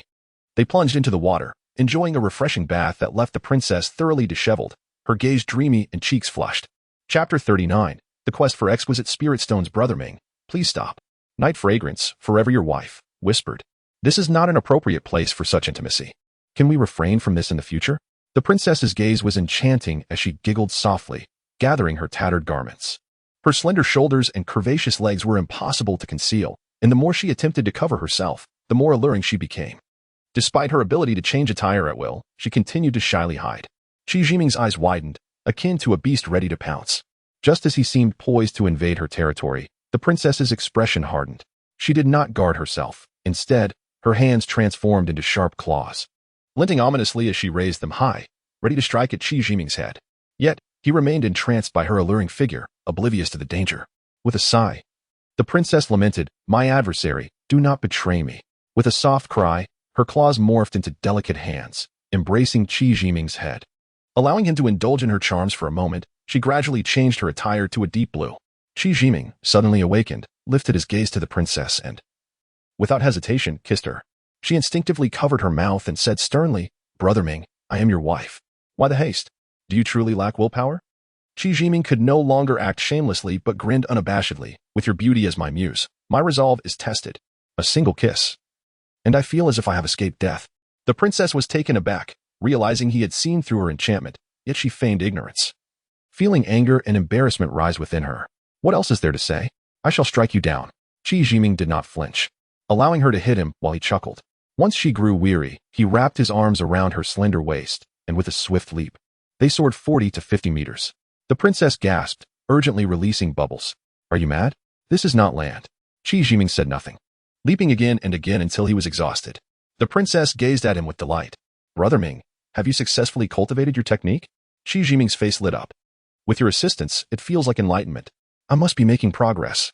The princess observed him keenly, understanding he had absorbed vast amounts of celestial energy but lacked the knowledge to utilize it, merely storing it within his dantian. After absorbing the energy from the fire dragon pearl, he felt discomfort and expressed it through his howls. It was only after his recent leaps that he began to grasp the essentials. She shook her head in mild amusement. Brother Ming, the manipulation of energy is not as you think. You must first cultivate your dantian energy and synchronize it with your movements. Rushing in blindly will not suffice. After some experimentation, Qi Jiming found it much easier. As he continued to practice, he began to fly swiftly above the ocean, leaving the princess in awe of his profound inner strength. She could not help but chuckle at his clumsy antics. Their mission was to find exquisite spirit stones. In these waters, aside from the rat people, there were undoubtedly other humanoid creatures. Spirit stones were far rarer than crystals and surely their target. They needed to act swiftly to avoid being outpaced by others. On the 10th day at dusk, they finally arrived at the sea area described by the elder. Before them loomed a towering island, the largest Qi Jiming had ever seen. Under the twilight, The island appeared shrouded in mist. With the moon absent, it seemed cloaked in darkness, its lush vegetation brimming with abundant spiritual energy, filling the air with a fragrant aroma. Though the island exuded a sense of safety, the two refrained from recklessly stepping ashore. Instead, they camped at the foot of the mountain, kindled a fire, and shared a simple meal, resting together. "My dear, I wager there are treasures on this island, not just spirit stones," Qi Jiming proclaimed, sensing the rich spiritual energy around them. Even at the base of the mountain, he could tell the energy would be even more potent further up. "Not a chance," the princess replied haughtily, dismissing his wager. "Why not?" Qi Jiming was perplexed. Given her competitive nature, it was unusual for her to refuse a bet. "I simply do not wish to wager." "No reason." Her tone was resolute, concealing the frustration she felt within. She had never won a bet against him and had endured many disadvantages. She had resolved never to gamble with him again, no matter the circumstances. "Oh, I see. You must be afraid of losing, worried that if you do, you would have to kiss me again, right? We've kissed so many times, there is nothing to be shy about. How about we wager something else?" Qi Jiming persisted, not ready to give up. "Enough. I simply do not wish to wager." The princess stood firm, refusing to be tricked again. The next morning, Qi Jiming gazed at the towering peaks. Feeling the waves of spiritual energy wash over him, he marveled at his fortune to be in such a wondrous place, especially in a world where the human condition was deteriorating. Though aware he was in a mystical realm, he felt a profound sense of satisfaction. The resources for cultivation would undoubtedly lead to his gradual empowerment. With the beautiful princess by his side, life felt complete. Yet, he wondered about Go Hong's current state. Shaking his head, he dismissed these thoughts. Collecting resources was the priority, and strengthening himself was of utmost importance, for these seemingly tranquil seas harbored many dangers. Once the princess was ready, Qi Jiming eagerly led the way toward the mountain. He refrained from using his small companion to save energy for when it would be truly needed. The island was untamed, with dense vegetation intertwining, making progress arduous. Sensing the intensity of the spiritual energy, they forged a path upward, determined not to overlook any potential opportunities. Numerous animals roamed the island, unafraid of humans, curiously observing the two unexpected visitors. Some even approached, sniffing them inquisitively. A small creature resembling a deer playfully licked the princess's hand, making her giggle uncontrollably, while it remained unperturbed by her gentle touches. Qi Jiming found the scene amusing but remained focused on their ascent. They climbed higher, encountering various rare medicinal herbs. Initially, he joyfully collected some spirit herbs, but soon he ignored them altogether. Despite their worth in human society, the abundance of these plants on the island diminished their value. After wandering for some time, Qi Jiming began to grow impatient. Although there were many spirit herbs, none were enticing enough. By noon, the humid forest air weighed heavily upon him, further souring his mood. He glanced back at the princess, who was playfully interacting with the little deer, showing no signs of fatigue. Finding a shaded area, he sat down to rest, pondering, "This island is rich in spiritual energy. It cannot be limited to just these plants." The exquisite spirit stones the elder spoke of likely lie within a cave or underground. This island must be vast, spanning hundreds of miles. If I continue searching like this, it could take an eternity. The princess, meanwhile, was feeding the little deer with grass, softly murmuring words to it, though the oppressive heat rendered even the bird silent. Communicating with the little creature, he allowed it to seek out the location abundant in spiritual energy on its own. The princess appeared to have forgotten her hunger and fatigue. Engrossed in playful antics with the fawn, her spirit exuberant. After making a circuit, the creature returned without any discoveries. Qi Jiming's anxiety grew, his brow furrowing tighter, and he became increasingly restless. He forcibly urged the princess to eat something, disregarding the fawn's fright, and drove the little creature, closely following the treetops, towards the highest peak. As he sensed the direction rich in spiritual energy, he hastened through the mountains. He had not intended to frequently summon the little creature. It was a last resort, as he preferred not to use it unless absolutely necessary. This creature had never known fullness. It had devoured all the essence from the numerous rock formations. The spirit stones of Longshan, the crystal mines of the rat men, had failed to halt its insatiable appetite. How much energy could the little one store? It remained a mystery, and if it faltered at a critical moment, calamity would ensue. Thus, it was prudent to allow it to gather more energy. Upon reaching the summit, they still had not discovered the source of the spiritual energy. They scoured the surrounding peaks until evening fell, yet no new findings emerged. Disheartened, they set up camp, resigned to wait until the morrow. The fawn, afraid of fire, darted about in fright. Qi Jiming, feeling irritable, scolded, "If you keep jumping, I'll roast you." Upon saying this, he couldn't help but chuckle at himself. Why engage with a mere beast? Truly, he felt as though he was regressing. The princess, meanwhile, comforted the fawn and admonished him for his careless words. The bond between them was harmonious. Qi Jiming shook his head in silence, retreating to the peak to gaze out into the distance. The subtropical climate rendered the days hot and the nights cold. The moisture evaporated during the day, only to condense into droplets on the leaves by night. A gentle breeze brought a refreshing chill, which could swiftly turn unbearable if lingered upon. In the distance, a plume of white mist rose gracefully. Observing closely, the mist ascended higher, gradually dissipating into the air. A surge of joy filled his heart where the white mist rose. There surely lay something exuding spiritual energy. Night fragrance. I may have discovered the location of the spirit stones. Are you playing with your fawn? Or will you come with me? Qi Jiming teased excitedly. The princess's eyes widened at his words. Really? Let us go right now? She exclaimed, lifting the fawn in her arms. At that moment, Qi Jiming noticed the wildflower wreath adorning the fawn's neck. They quickly arrived at the source of the white mist. It was situated in the midst of a steep cliff, where lush, vibrant foliage concealed an entrance about 3 meters in diameter. The white mist bubbled forth from the opening, shooting straight toward the sky. Even from a distance, the rich spiritual energy was palpable. In an instant, it felt as if every pore in his body had opened, bringing an overwhelming sense of euphoria. The princess and the little creature eagerly absorbed the spiritual energy. Even the fawn quieted, relishing this rare feast. The surroundings fell into a hushed silence. The plants absorbed the energy, occasionally emitting faint sounds as if sighing in satisfaction. The entire world seemed to be in a tranquil state, fervently drinking in nature's precious gift. As the sky grew hazy, the white mist ceased to flow outward, and everything returned to normalcy.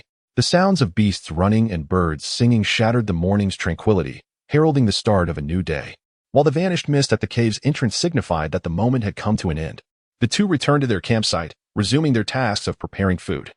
Despite having spent a sleepless night, they remained invigorated, thanks to the effects of the spiritual energy. The fawn seemed to have gained some spiritual essence, staring with its big, adorable eyes, cautiously attempting to lick Qi Jiming's hand. Irritated, he swatted his hand away, startling the fawn, which quickly bounded back to the princess's side. Duo. Don't mind that bad guy. Let us play by ourselves. The princess said, casting a glare at Qi Jiming as she embraced the fawn and began to talk to it. Qi Jiming's previously gloomy mood lightened upon hearing the princess name the fawn Duo, which sounded nearly identical to his son Guagua. He took a closer look at the creature. This fawn appeared to be of the spotted deer variety, adorned with faint white spots, its deep brown coat shimmering. With its proud head held high, large ears, and big eyes, a dash of white graced its small tail, resembling flowers scattered upon its body indeed. The fawn lived up to its name. Well, Duo it is. I shall keep my distance to avoid any unnecessary trouble. He mused. Are you planning to bring this fawn back to Mermaid Island? Qi Jiming realized the fawn could be a burden. Of course. I must bring Duo back. The princess replied, curious as to why he would ask such a question, as it seemed rather obvious. Qi Jiming hesitated to voice his thoughts of perhaps roasting it for a meal, having heard that spotted deer meat was quite delectable, and bringing it along would be troublesome. Instead, he forced a smile and said, Duo is beautiful. It would be wonderful to bring it back. Time flew by, and the sun had already risen above the treetops. The two returned to the cave entrance discovered the previous night, summoning the little creature to approach directly. This was a spot in the middle of a sheer cliff, inaccessible from above or below. The concave area in the mountain wall formed the entrance. It was cleverly concealed, difficult to detect from any angle, making climbing impossible. The entrance was adorned with valuable medicinal herbs like emerald green iron skin, having endured countless ages. Each plant was a priceless treasure, flourishing just before the 20-square-meter cave entrance. Observing Qi Jiming as he advanced into the cave, the princess could not help but remind him. Minga, these herbs are treasures. Why aren't you collecting them? In comparison to the treasures within the cave, these herbs were mere trifles. Qi Jiming cautiously ventured deeper into the cave. Unable to turn his head, he casually replied, these are insignificant compared to what lies inside. The further they traveled, the darker it became. The princess exclaimed in surprise, promptly hugging the fawn and following closely behind. Chapter 40. A paradise within. As they ventured deeper into the cavern, the darkness thickened, and the once abundant spiritual energy felt entirely absent. Qi Jiming's heart brimmed with uncertainty. The princess produced a luminous stone, illuminating the cave with a radiant glow. The cavern, over 3 meters wide, twisted and slanted downward, extending into the mountain's belly. Surely, they must be nearing the bottom. Why had they yet to reach the end? After a while, the princess could no longer contain her curiosity. It should be close. Do not fret. We will arrive shortly. Qi Jiming reassured her, even as doubt gnawed at him. After approximately a quarter of an hour, they truly reached the cavern's base. Ahead. The cave's opening was obstructed by seawater, which surged in from one side, sealing their path. Although disheartened by the absence of the source of spiritual energy, Qi Jiming felt compelled to explore further. Diving in, the sloping tunnel unexpectedly ascended. After climbing about 20 meters, they broke the surface of the water. As they gazed ahead, they were struck dumb by the breathtaking sight before them. Islands of immortals existed beyond the sea, populated by celestial beings, merely a myth in Qi Jiming's mind. Never in his previous existence could he have imagined such occurrences, particularly manifesting in his own life.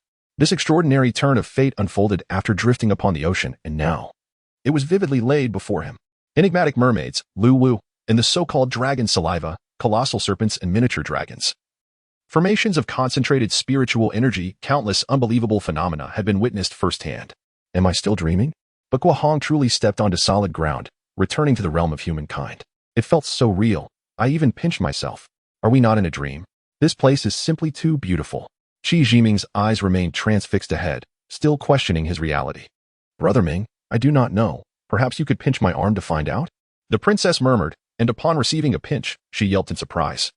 Glaring at Qi Jiming. Brother Ming, must you be so rough? That hurt. With her exclamation, both regained their senses. Qi Jiming hurried to soothe the princess's arm, while the little deer leapt from her embrace and wandered ahead. Before them, the air was thick with spiritual energy, shrouded in a misty haze. They discerned a vast expanse, adorned with colorful pavilions that sparkled and gleamed, complete with tables, chairs, and corridors. In the distance, the verdant grass stretched endlessly, interspersed with artificial hills and serene lakes. Above, the ceiling arched in a brilliant azure, radiating exceptional brightness. The entire space resembled a celestial paradise. They exchanged glances, marveling at their surroundings, and proceeded cautiously. Upon reaching a pavilion, Qi Jiming called out. Qi Jiming and his wife, Yi Xiang, humbly intrude. He shouted several times, but received no reply. They continued forward. Discovering the three-story pavilion deserted, the silence only interrupted by the gentle sound of flowing water. The area was remarkably spacious, and it took the little deer some time to circle around without finding any signs of habitation. Grazing leisurely on the lush grass, the little deer paid no heed. Haha. This shall be the place where we bear our child. Splendid. I am thoroughly pleased, Qi Jiming exclaimed, laughter bubbling forth unexpectedly. How improper of you. The owner may not have returned yet, the princess replied, concerned that Qi Jiming was claiming the space as his own. Fear not, no one has ever lived here. Nor has anyone built this. Everything is a product of nature's artistry. Heaven knew we were to wed and graciously presented us with this grand abode. Qi Jiming gestured dramatically toward the sky. How can it be natural? Brother Ming, are you saying there is truly no owner here? No one has come before us?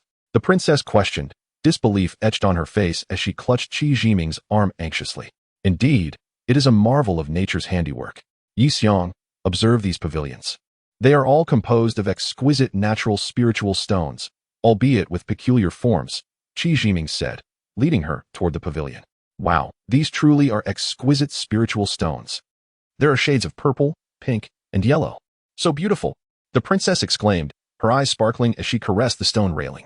Look beneath us. The ground is carpeted with various colored spiritual stones, Qi Jiming pointed out, admiring the colorful stones that resembled a floor beneath their feet. Wow, Brother Ming. These are all spiritual stones. Is everything here made of them? The princess's excitement was palpable as she jumped about like a child. The little deer approached, thinking the princess was calling it to play. No, the cave walls are not made of spiritual stones. They are merely ordinary rocks. The ceiling is also formed from natural stone, Qi Jiming explained with enthusiasm. What about the lawn and the lake, and the artificial hills? The princess, forgetting the little deer's antics, eagerly inquired. Let us go and take a closer look. Those hills may also be made of spiritual stones, Qi Jiming replied, guiding the princess toward the lawn. The grass was lush and level, reminiscent of a meticulously manicured plain, like an endless prairie. The lake spanned approximately 6 to 7 li, shaped in a semicircle, with a gentle slope leading toward the lawn, its waters nourishing the verdant grasses. The lake's source flowed from a narrow crack in the rocky wall, creating a soothing sound that filled the air. The grassland had likely formed from seeds carried by the water from the rock face. As expected, the hills were indeed made of purple spiritual stones. Brother Ming, are you certain no one has ever owned this place? Is it truly untouched by anyone before us? The princess still found it hard to believe, worrying that others might lay claim to this paradise just as Qi Jiming had. She scanned the area for any signs of human presence. Rest assured, no one has arrived before us. From the cave entrance to the grass, there are no footprints. Henceforth, this shall be the place where we bear our child. Are you satisfied? Qi Jiming's heart swelled with joy as he playfully teased the princess again. How bothersome, you're jesting again. Brother Ming, you won't take the spiritual stones from the pavilions, will you? That would ruin their beauty. The princess fretted, her concern for the surroundings overtaking her. There are plenty of spiritual stones. We absolutely cannot take any from here. This is our home. Under no circumstances must we remove a single stone, Qi Jiming asserted firmly. That's a relief. That's a relief. The princess's anxiety dissipated, and she forgot to question the abundance of spiritual stones. Come, let's rest for a while. Qi Jiming gestured grandly toward a stone bench. The princess gingerly settled onto what appeared to be a stone bench made of purple spiritual stone. Such a precious gem. Even a small piece would be invaluable. To sit upon it now felt surreal, as if she were in a dream. Why did we not discover this place despite searching all day yesterday? What could be the reason? That was because the tide rose, blocking the release of spiritual energy from the cave, rendering it undetectable. Even the little deer was entranced by the abundant spiritual energy on the island, Qi Jiming explained. We shall transplant all the spiritual herbs at the cave entrance to the lawn. Then, we will seal our cave entrance with a formation to ensure it remains undiscovered by others, Qi Jiming concluded, deep in thought. Indeed, this is for the best. To avoid detection by others. The princess wholeheartedly agreed and then inquired about the whereabouts of the exquisite spirit stones you mentioned. At that moment, she recalled the initial purpose of seeking these exceptional stones. The spirit stones lay within the cave where the sea water surged in. The ebb and flow of the tides had carried away numerous spirit stones, yet the depth of the water remained a mystery to them. They would investigate further later. Qi Jiming asserted confidently. Time was of the essence. They could not afford to delay. Without hesitation, the two of them descended into the cave where the sea water flowed in. The water surged in steadily from the cave at the mountain's base, continuously washing over and carrying away many spirit stones. Now, those stones had settled in the hollows of the rock pits. There were indeed a multitude of spirit stones, some resembling pebbles in shape. It took them several trips back and forth to complete the task of transporting them all to their new abode. In the days that followed, Qi Jiming and the princess scarcely took a moment to rest, tirelessly engaged in their endeavors. They transplanted a significant number of ancient medicinal herbs from the island into the grassy expanse within the cave, a laborious yet rewarding undertaking. For the sake of their new home, they worked tirelessly, finding joy in every effort, each hardship yielding delightful surprises. Gazing at their new residence, Qi Jiming teasingly asked, My dear, which is better, Longshan or this place? To his surprise, the princess took his question seriously. After a moment of contemplation, she hesitantly asked, Must I choose only one? With a confident smile, Qi Jiming replied, Not at all. As long as you cherish it, it shall belong to us. The princess shot him a dubious glance, thinking he was merely jesting to amuse her with fanciful words. Little did she realize that he was indeed sincere in his thoughts and intentions, and he acted accordingly. When he claimed it as his, it truly became his. And even more than that. Chapter 41. Practice makes perfect. Upon their return to Mermaid Island, Qi Jiming and the princess were met with a warm reception from the crowd. The tides of time had changed, and after several significant events, Qi Jiming had taken on a venerable elder-like presence.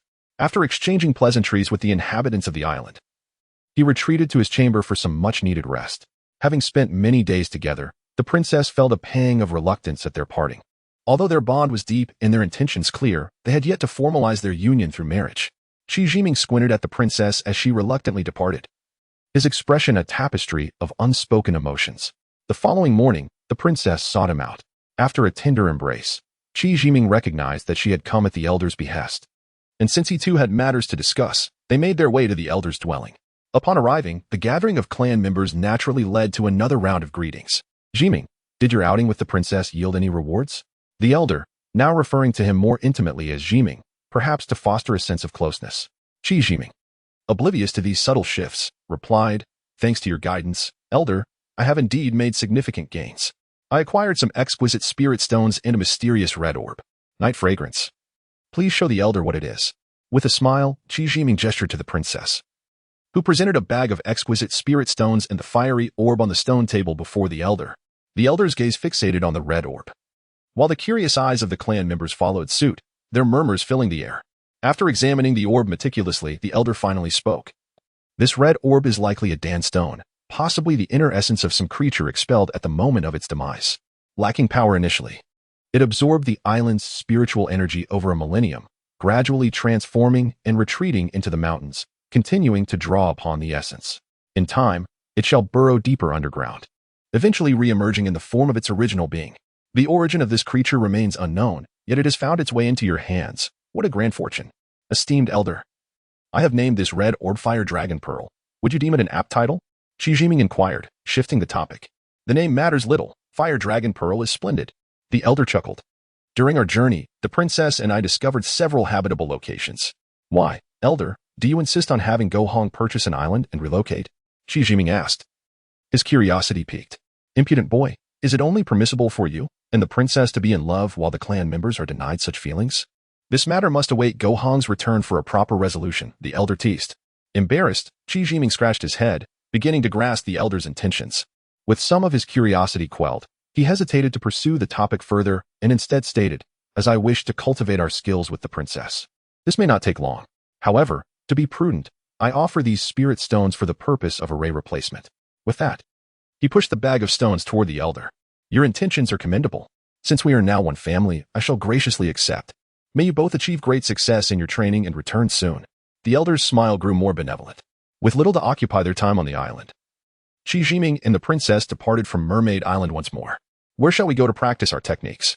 The princess asked shyly in front of the clan members. Though they were not yet wed, their constant companionship drew attention, and she felt a sense of embarrassment. Now, alone, they cast aside their reservations. To the abode of Elder Luwu, where we can further refine our skills. I feel as though I am merely mimicking the essence without truly grasping it. Qi Jiming replied. Indeed, your mentioned formations remain somewhat elusive to me, and I have yet to memorize them fully, she acknowledged. Will you bring the fawn along? Of course. Duo is with me every day. How could I leave it behind? The princess was puzzled by his query. That place lacks provisions for it. You must bring food. Lest it starve, Qi Jiming advised. Simply bring food for it. Why the harshness? She retorted, glaring at him while gently petting the fawn. Qi Jiming shook his head. Summoning the fawn, and they arrived directly at Lu Wu's cavern. First, they visited Lu Wu's grave to pay their respects. Oaths should not be taken lightly. Once made, they must be fulfilled. As Qi Jiming stood before the grave, pondering his quest for vengeance, a heavy mood settled upon him. The princess's curiosity led her to inquire about the past. Qi Jiming recounted Lu Wu's story, and her eyes brimmed with tears. Her resolve hardening as she vowed to avenge him. Such matters do not concern you. The responsibility lies with me and Go Hong. My presence in the seas is for your sake, and to fulfill Lu Wu's wishes, Qi Jiming declared firmly. Fear not, we have never met this individual. So you may pursue your endeavors freely. Do you think we are the ones who harmed him? She replied with an air of nonchalance. Qi Jiming smirked. You cannot. But what of the elder? My dear, I recognize the elder's neglect towards you. It is true that the clan harbors animosity towards humanity, but your survival signifies their acceptance. You have proven your worth, and the elder is kind. Otherwise, he would not permit our wandering freely. With your abilities, the elder may not surpass you. And as for your master, his fate was determined by other circumstances.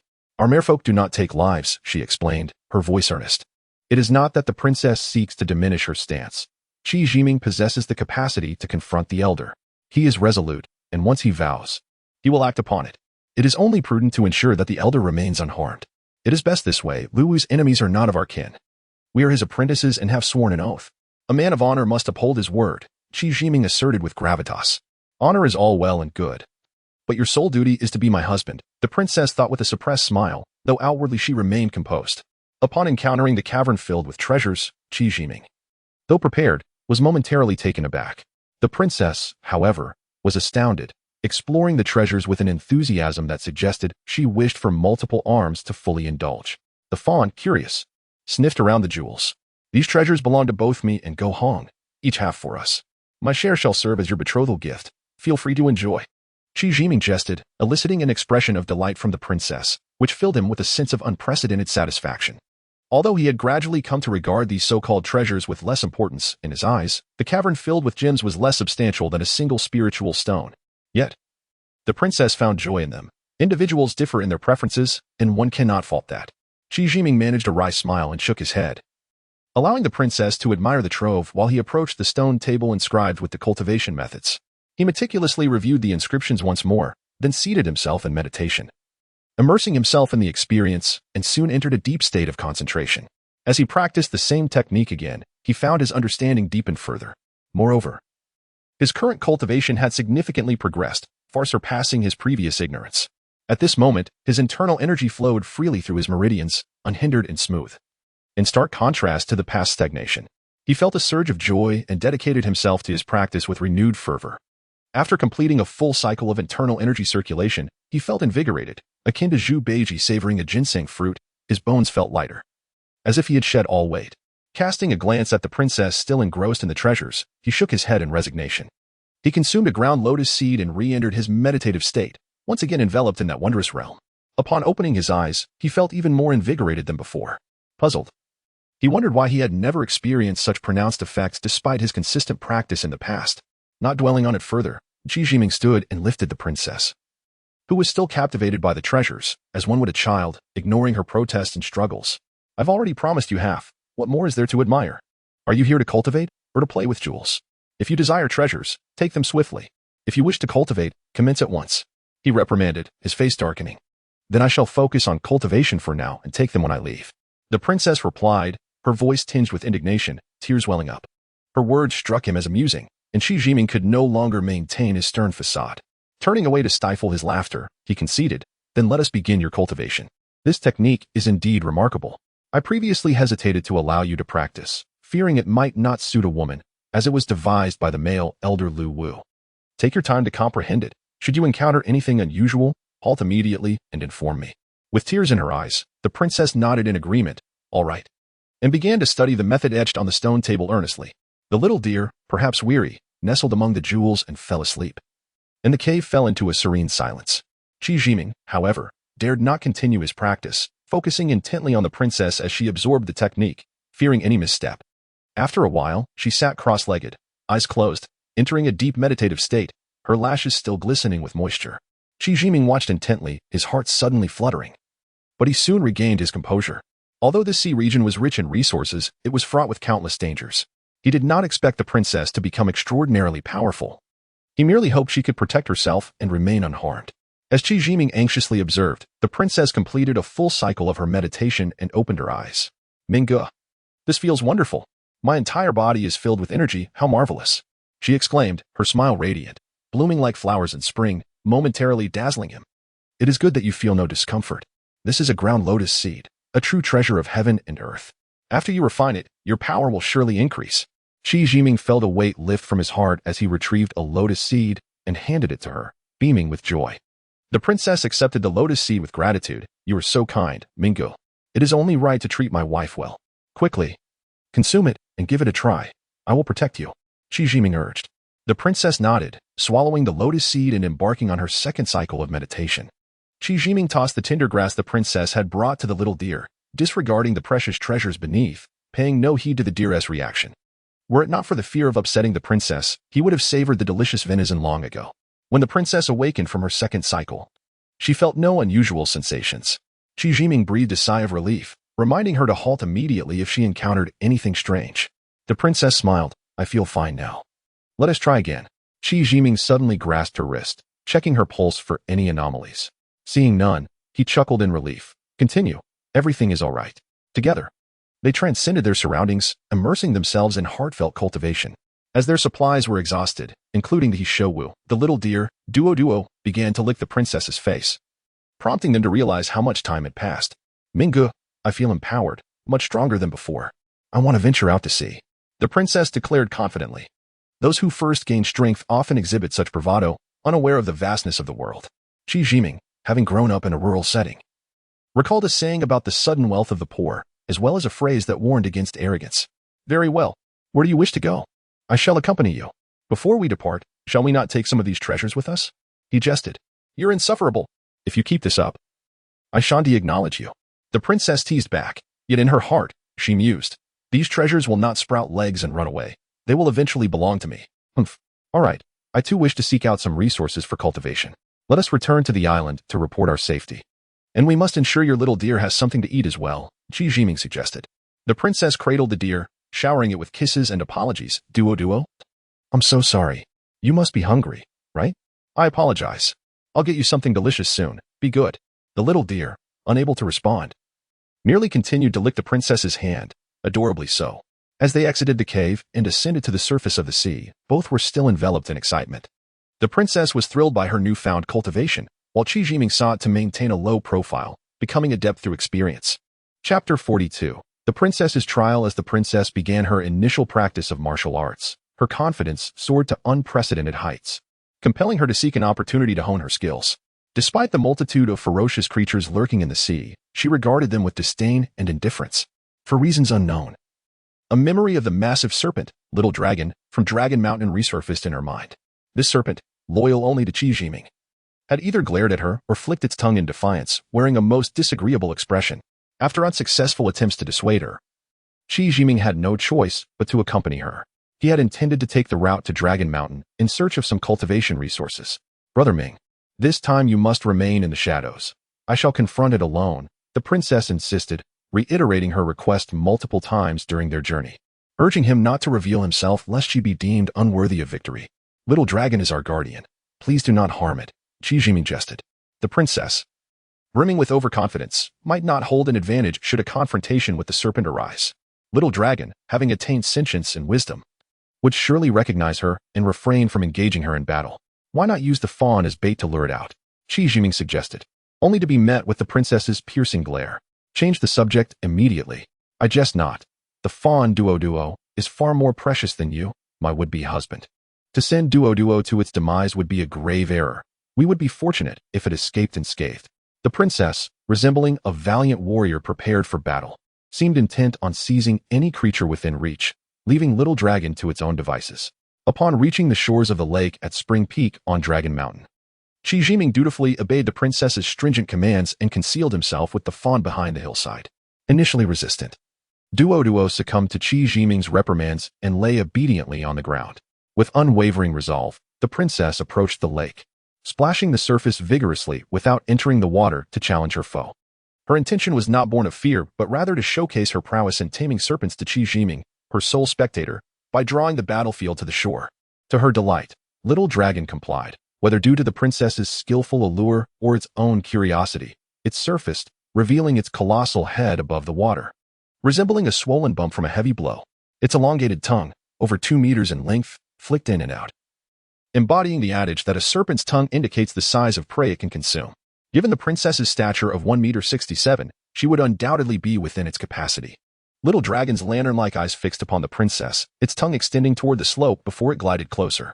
As the princess stepped back, the serpent advanced, gradually ascending the shore, its massive head resting motionless on the ground. Observing this, the princess hesitated, opting instead to command softly, "Carry me across the river." With a gentle flick of its tail, Little Dragon lowered itself beneath her, allowing her to climb onto its neck. It began to swim into the lake, slowly making its way across, only to return shortly thereafter. Qi Jiming, relieved, understood Little Dragon's capabilities. The princess might not be its match. Its willingness to obey stemmed from the allure of the dragon's saliva held by Qi Jiming, coupled with the creature's recognition of the princess as someone Qi had previously mentioned. Once ashore, the princess joyfully patted Little Dragon's head, striding triumphantly up the slope. Her face adorned with a triumphant smile, her head held high, and her arms swinging exuberantly. She resembled not a victorious warrior, but rather a boisterous troublemaker reveling in her triumph. Qi Jiming quickly rose, offering enthusiastic praise. "Remarkable, truly remarkable. Such a massive serpent. And you have tamed it so effortlessly. Enough with your sarcastic remarks. It is only obedient because it heeds your commands. However, riding the serpent was indeed exhilarating. Go see it. I still prefer our dear Duo." The princess affectionately cradled the fawn. As Qi Jiming slowly descended the slope, Little Dragon's immense head turned toward him, resting motionless on the ground. Its tail swayed gently, its lengthy body glimmering in the sunlight, fully extended. When attacking, serpents coil their bodies to deliver a swift strike, while a straightened posture indicates no intent to harm. Qi Jiming approached and patted Little Dragon's great head, touching the prominent bulge that had formed. I have heard that serpents first transform into a flood dragon before becoming true dragons. The last time I bestowed upon you the title of Little Dragon, it was indeed a nod to your potential. When my cultivation reaches fruition, I shall assist you in transcending, achieving true dragonhood, Qi Jiming intoned solemnly. Little Dragon's massive head thumped against the ground 3 times with a resounding echo, a gesture of homage. You are but a step away from your aspirations. Today, I bring you what you have long desired. It is yours. As for your cultivation, that lies solely in your hands. The world outside is fraught with peril, and I fear I may not be able to assist you when you need it most. Dedicate yourself to your training, and soon you shall transform from Little Dragon to Great Dragon. Return now. With that, Qi Jiming cast down a pouch containing dragon saliva and turned to leave. He could not bear to witness the pleading expression on Little Dragon's face. He had experienced that longing all too vividly. A sudden cry startled Qi Jiming, prompting him to turn back. He saw Little Dragon clutching a scale in its jaws, raising its large head toward him, blood trickling from its neck. What is this? Is this for me? Why would you do such a thing? He asked, extending his hand to stem the flow of blood, channeling his energy to mend the wound, which promptly ceased the bleeding. Focus on your training. You will surely be of great assistance to me in the future, he added. Little Dragon released the scale, nudging its head affectionately against Qi Jiming's face before grasping the pouch of dragon saliva, lowering its body and sliding back into the water, disappearing from sight. Qi Jiming picked up the palm-sized scale, contemplating it as he ascended the slope. What is this? Did Little Dragon give this to you? The princess exclaimed, snatching the scale from him, astonished. She examined it closely before looking to Qi Jiming, awaiting his explanation. Indeed, Little Dragon tore it from itself, and it has drawn blood. I am still perplexed by it, he replied with a hint of resignation. Little Dragon has transformed into a flood dragon? This is the 8th layer of scales. The most painful. Once your blood touches it, it will sense it immediately. Moreover, this scale will not regenerate, should it undergo transformation into a dragon. The heavenly tribulation will strike here. It would surely be obliterated by the thunder. The princess exclaimed in shock. As Qi Jiming listened, his mind reeled, overwhelmed by the implications. What does this mean? I am not one to seek favors for personal gain. How did it come to this? Tomorrow, I must return this scale. I wonder if it can grow back, he mused, feeling a pang of guilt. Had he inadvertently said something that led Little Dragon to misunderstand? In the dead of night, Qi Jiming summoned Little Dragon once more. As the serpent's massive head emerged at the water's edge, he could not suppress his reprimand. I sought to assist you in your transformation into a dragon with no thought of reward. Yet you tear off a scale, and during your transformation, the heavenly thunder will undoubtedly shatter you into pieces. The scale is here. Come closer. Let me see if it can be reattached to promote regrowth. He wrapped his arms around Little Dragon, which coiled around him. The wound on Little Dragon's body already showed signs of healing. It was clearly impossible to reattach the scale, and any notion of regrowth was merely a naive thought born of impatience. With a sigh, Qi Jiming marveled at how a serpent could embody such loyalty, surpassing countless humans.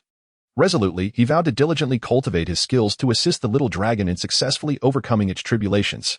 After indulging in playful antics with the serpent for a while, Qi Jiming watched as the Little Dragon vanished into the lake, then returned to their encampment on the hillside. The princess, cradling the fawn Dodo, was sound asleep.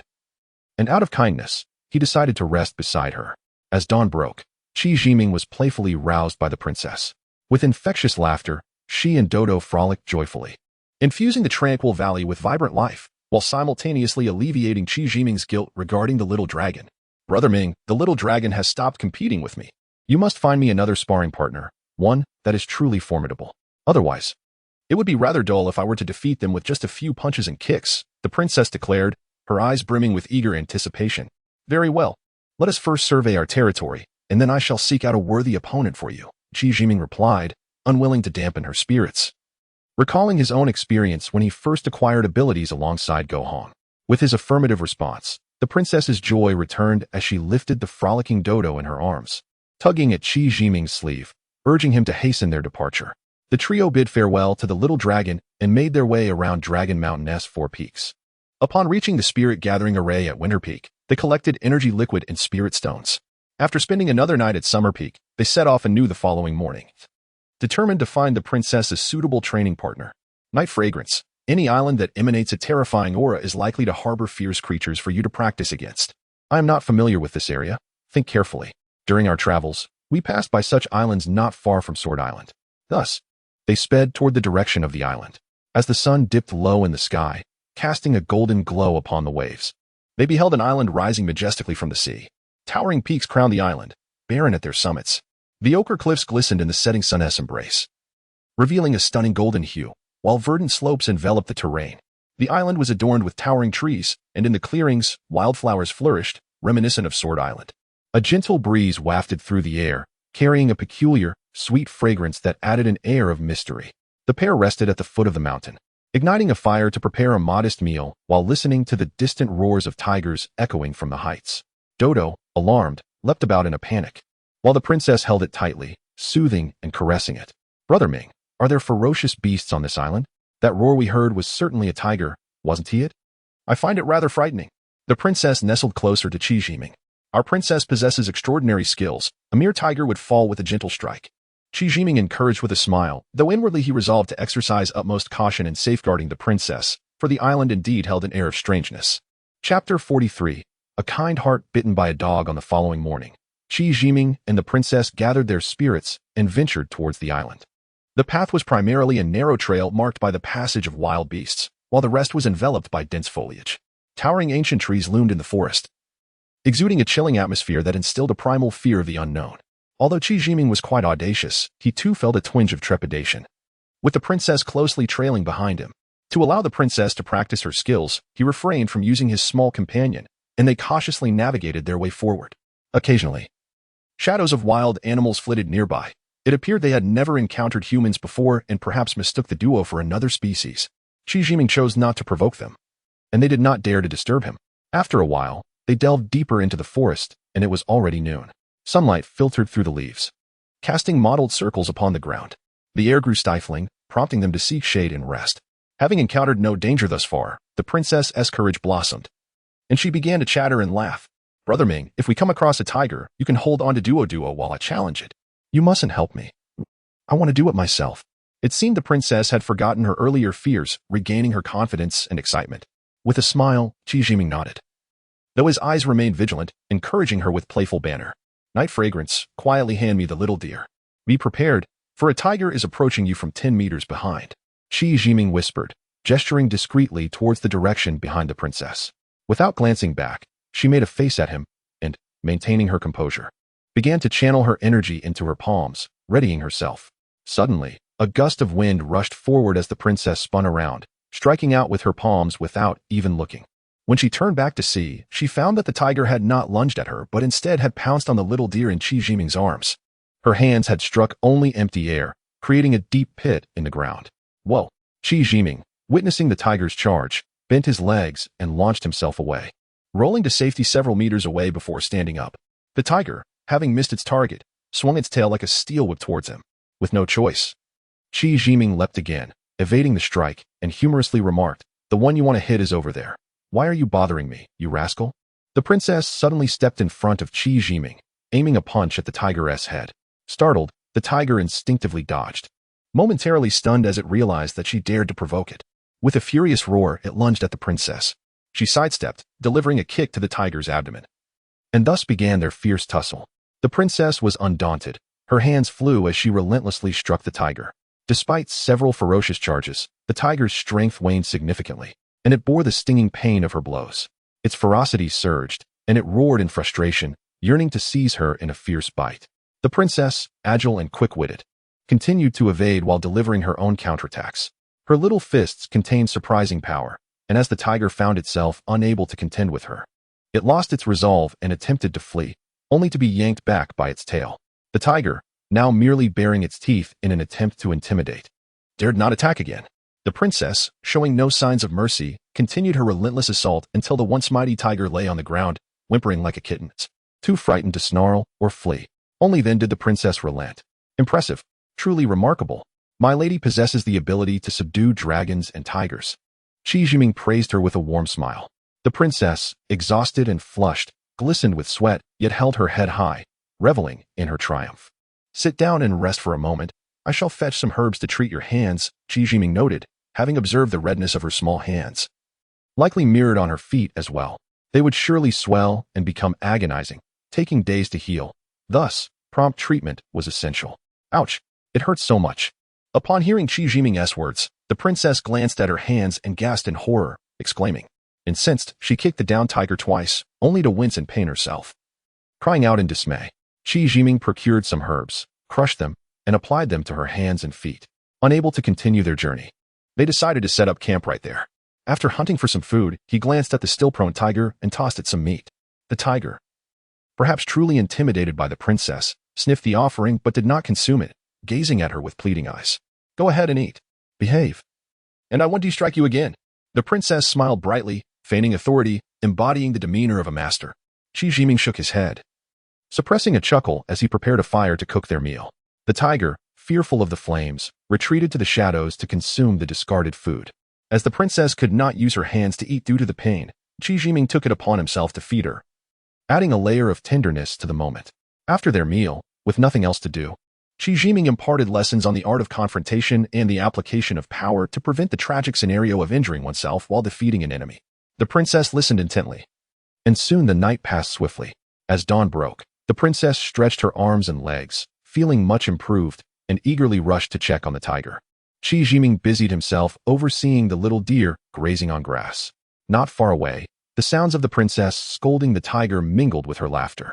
Before long, she appeared, triumphantly dragging a peculiar creature behind her, her face alight with joy and her footsteps echoing, as if intentionally inviting Qi Jiming to inquire.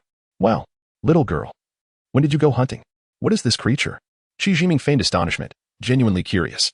"That was Timmy. It was the tiger that provided it for us. Isn't it well behaved?" The princess, unable to hide her delight, beamed, her eyes narrowing with glee. "Indeed, quite impressive. It seems you have successfully tamed that tiger." Qi Jiming responded with a smile, only to shift the conversation suddenly. "However, we cannot keep it with us unless we are willing to forego duo. You are insufferable. How could you say that?" The princess had initially intended to negotiate with Qi Jiming, hoping to keep the tiger at her side, but was caught off guard by this dilemma, her frustration mounting. Though the tiger was indeed obedient and capable of hunting, the little deer, duo, appeared infinitely more endearing, presenting her with a quandary. The tiger was a ferocious beast, belonging to the wild. Keeping it as a pet would be a profound insult to its nature. If time permits, we can return to visit it. Let us name this island Tiger Mountain. That would honor your tiger, wouldn't it? Qi Jiming suggested gently. The princess, her face contorted in disappointment, gradually reconciled with the idea. "Then you promise me you will often come to check on it. Otherwise, it will miss me." She understood Qi Jiming's commitment to promises and thus adopted a pleading tone. Qi Jiming mused inwardly. "Miss you? If it can leave you, that would be its true happiness. If it thinks of you, it would surely have nightmares." Nevertheless, he readily acquiesced. The two resolved to ascend the mountain peak for a better view, continuing deeper into the forest. The presence of numerous wild beasts was palpable. Yet with the tiger following closely behind, they fled at the sight of the trio.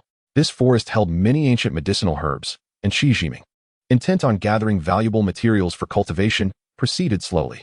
As they walked, the princess grew weary from the pain in her feet, and, in a burst of inspiration, conceived the idea of riding the tiger. Qi Jiming observed that the tiger was quite cooperative, allowing the princess to joyfully mount its back. The little deer, duo, struggled anxiously in the princess's embrace. The princess offered both comfort and gentle strokes. The island was vast, and it took 3 days to reach the mountainside. Ahead, in a clearing the size of a football field, the trees grew sparse, and the ground was unevenly covered with wild grass. In the center lay a grave, overgrown with weeds, making it difficult to discern. Before the grave stood a weathered white stone tablet, its surface marred by time, rendering the inscriptions nearly illegible. The stone had become honeycombed, a clear indication of long-term erosion, and crumbled to dust with the slightest touch. Was this yet another soul who had unwittingly perished in this foreign land? A wave of melancholy washed over Qi Jiming, and he silently paid his respects. Seeing this, the princess picked some wildflowers and wove them into a garland, placing it before the grave before bowing gracefully. Qi Jiming watched, silently admiring her gesture.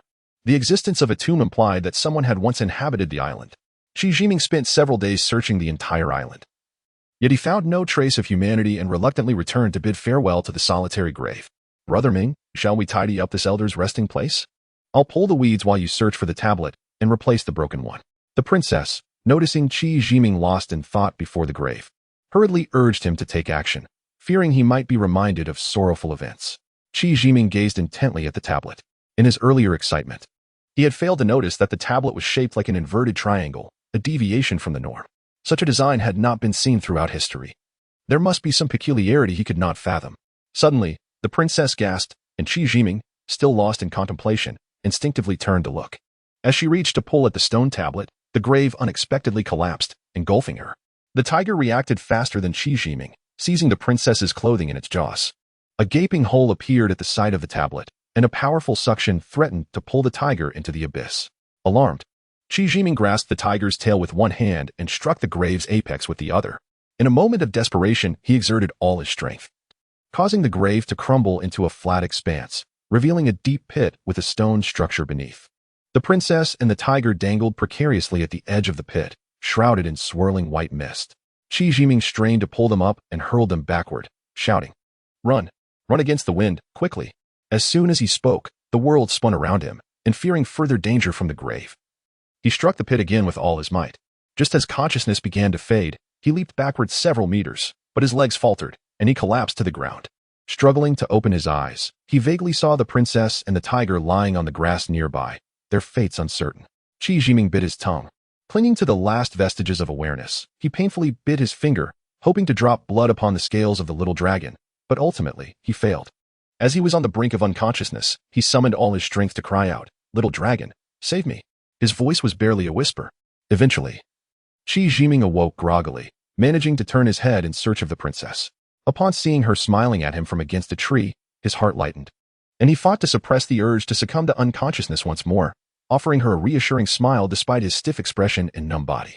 He watched as tears painted her delicate face, while the tiger and Duo lay motionless on the grass, their lives hanging in the balance. Everything around them had fallen silent, as if they were trapped in a still painting, with all aspirations and resentments rendered futile, helplessly witnessing the dwindling lives of those around him. Qi Jiming felt an overwhelming urge to scream. To his surprise, a cry filled with anger and defiance erupted from him, startling leaves to scatter and creatures to flee in panic. After this outburst, Qi Jiming stood, helping the princess to her feet, and inquired, "How do you feel? Are you all right?" The princess, filled with shame, replied, "Brother Ming, it's all my fault for disturbing the mechanisms of the grave. If it weren't for the little dragon, we would have all become prey to beasts. I saw it spit out its inner core. It truly cares for you." Qi Jiming remained silent, rousing the tiger and Duo, and preparing a fire to cook. Concern for the little dragon gnawed at him. The princess understood his feelings and quietly held Duo, leaning against the tiger, remaining silent. Qi Jiming forced a smile, one more painful than tears. He had hoped to honor the human grave he had stumbled upon, only to inadvertently invite disaster, nearly paying the ultimate price. Being a man of principle, he believed in repaying both kindness and enmity, and he would never delegate his responsibilities to others. Seeing the princess safe, he returned to the grave, channeling his energy into a powerful shout, intent on destroying the dangerous tomb. If they were kin, why must they harm one another?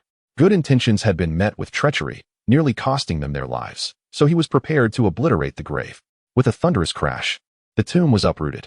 The princess, keen-eyed, exclaimed, "Brother Ming, wait. There's a small box." Qi Jiming hesitated, allowing her to swiftly retrieve the box, which was made of stone. Once more, he unleashed his power, turning the grave inside out. With another strike, he shattered the tomb into pieces. "Night fragrance, hand me the box. This grave is cursed." He called to the princess. Without hesitation, she tossed it to him. Qi Jiming unleashed a crushing blow, shattering the stone box, from which several platinum sheets fluttered to the ground. Qi Jiming refrained from touching them, and the princess dared not approach either. After a long moment, seeing no immediate danger, Qi Jiming cautiously examined the contents. The princess, curious, drew closer. "This is a manual of poison, insidious and malevolent. It should not be practiced." Qi Jiming stated with gravity, "Brother Ming, you are being overly cautious. If it is harmful to friends, it could be a powerful weapon against foes." The princess retorted, carefully collecting the sheets. Seeing he could not destroy the harmful papers, Qi Jiming reiterated his warning, "This book is wicked and cruel. Practicing it is futile and detrimental to one's cultivation. If you do not misuse it, it may still hold value, but do not attempt it lightly now." The princess nodded eagerly, her movements relentless until she had gathered all the sheets. Qi Jiming, feeling a sense of helplessness, could only watch. He understood that this was not indulgence in love for the princess, but rather a reflection of his own subservience, feeling insignificant and unheard. Though he was not a male chauvinist, the sensation of being overlooked was difficult to bear. Perhaps the princess did not intend it, and his pride was merely at play.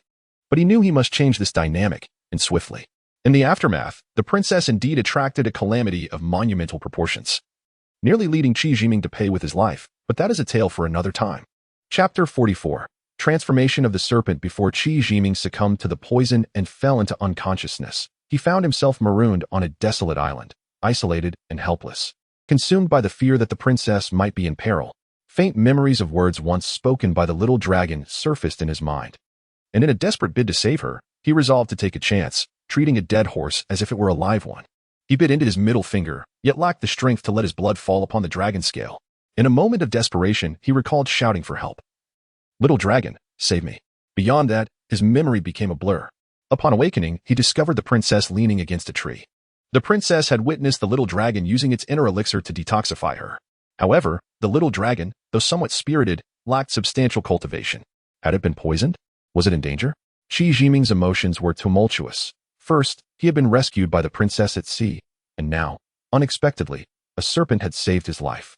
It seemed that his fate was indeed fraught with misfortune. With his thoughts in disarray, he shook his head and resolved to return to Longshan to ascertain the situation.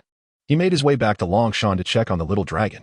Qi Jiming summoned his small companion and descended the mountain, heading towards the sea with urgency. The princess, noticing his pallor, understood his concern for the little dragon and refrained from asking further questions, guiding her bubble forward with all her might towards Longshan. Upon reaching the lakeside of Longshan, they did not call out for the little dragon, but instead proceeded directly to the cave at the lake's bottom, where it resided. The little dragon lay within, lifting its massive head slightly to gaze at the two newcomers, offering a feeble nod. Qi Jiming approached and stroked its enormous head. Feeling a wave of sorrow wash over him, he produced a pouch of energy liquid and poured it directly into its mouth. The little dragon merely glanced at Qi Jiming before closing its large eyes again, slipping into a deep slumber. They ascended to the surface of the lake and returned to the hillside where they had previously rested. Qi Jiming, worried for the little dragon's safety, wore a cold and distant demeanor, while the princess dared not inquire further. The two remained silently together for half the night. In the dead of night, the little dragon's call echoed, filled with excitement and anxiety.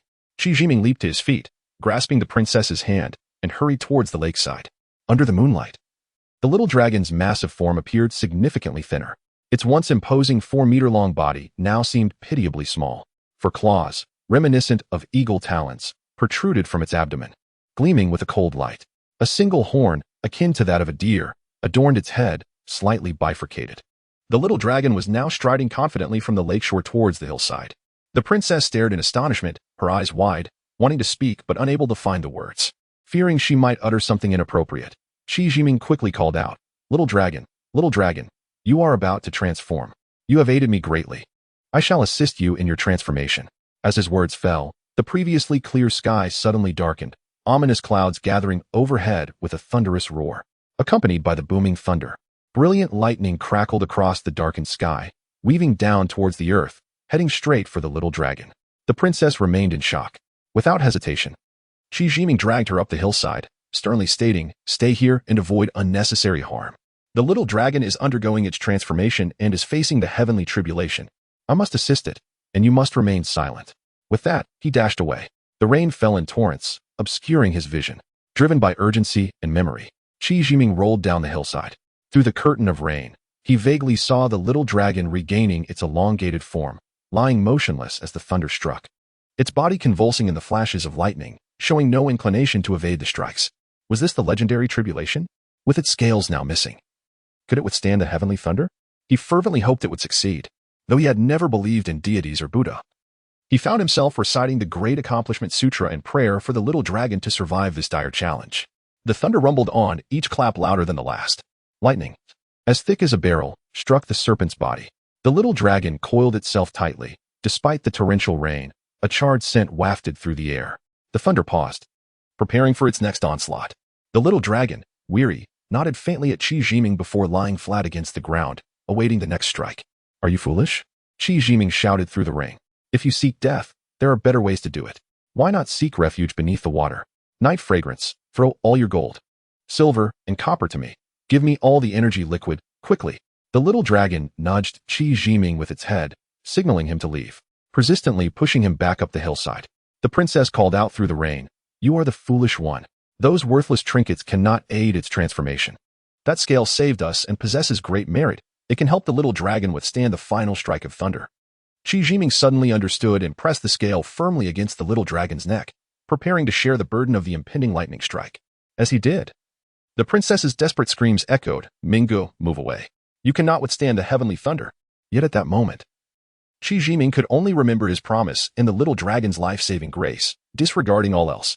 The thunder roared, the lightning blazed, and once again, the heavenly thunder descended. Without any doubt, neither the Great Accomplishment Sutra he recited nor the scale of merit spoken of by the princess could change the outcome. The thunder struck the little dragon, its massive body convulsing, emanating wisps of smoke, and a scent reminiscent of charred flesh filled the air. Its once majestic form was now darkened and singed. Though Qi Jiming was thrown several meters away by the force of the thunder, he remained unscathed and was able to rise. Witnessing the little dragon's dire state, he felt a profound pain in his heart, raising his finger to the heavens, cursing bitterly. The heavens are merciless, toying with humanity. Right and wrong are indistinguishable, trampling upon lives. The grand halls of power feast upon the offerings of the people. I vow to seek vengeance upon you. As the clouds parted and the skies returned to a serene blue, the moonlight illuminated the scene, as if nothing had ever transpired, and the world remained tranquil. Yet Qi Jiming was indifferent to it all. The little dragon had not survived the tribulation. Had these legendary forces truly extinguished its life? Where was his promise? Where was the little dragon's life-saving grace? No longer cursing the heavens, he was instead consumed by grief and fury, howling towards the sky. I loathe my inability to fulfill my promise to the little dragon. I despise watching it perish under the heavenly thunder while I remain powerless. How unjust this world is. His anguished cries pierced the clouds, startling fish from the water and causing the trees to tremble, shaking the very earth, as his wrath surged towards the heavens. The princess, witnessing his sudden outburst, covered her ears and pinched his arm hard, exclaiming, "Mingu, the little dragon has successfully transformed. You must go and see. Look closely." The princess, anxious, feared that his frenzy would lead to further trouble. Qi Jiming regained his composure and quickly approached the little dragon. The charred marks on its body had begun to crack and peel away, slowly revealing a pink, miniature dragon, measuring just over 3 meters, complete with claws and horns. Shaking off the remnants of its darkened exterior, the little dragon approached Qi Jiming, nuzzling against him, devoid of any regal bearing. "Mingu, you now have your hands full. This creature is a false dragon. It did not succeed in its tribulation. The heavenly thunder was deflected by you. The heavens have shown you favor. No wonder the elders said you possess great fortune," the princess remarked enviously. Upon hearing the princess declare that the little dragon was merely a false dragon, Qi Jiming felt a pang of sorrow. Yet, when he learned that the little dragon would accompany him, joy blossomed within him. He was determined to assist it in its transformation into a true dragon. He cherished the little dragon for its intelligence and obedience. However, he recognized that it was a celestial being, one that he could not afford to keep. Little dragon, soon to become a true dragon, soaring into the seas and riding the clouds. Go forth. Our fates are intertwined, and we shall meet again. Qi Jiming's heart brimmed with happiness, yet he remained resolute. Wishing to bestow upon it a proper title, he addressed the now pink little dragon, who obediently dove into the lake with a splash, vanishing from sight.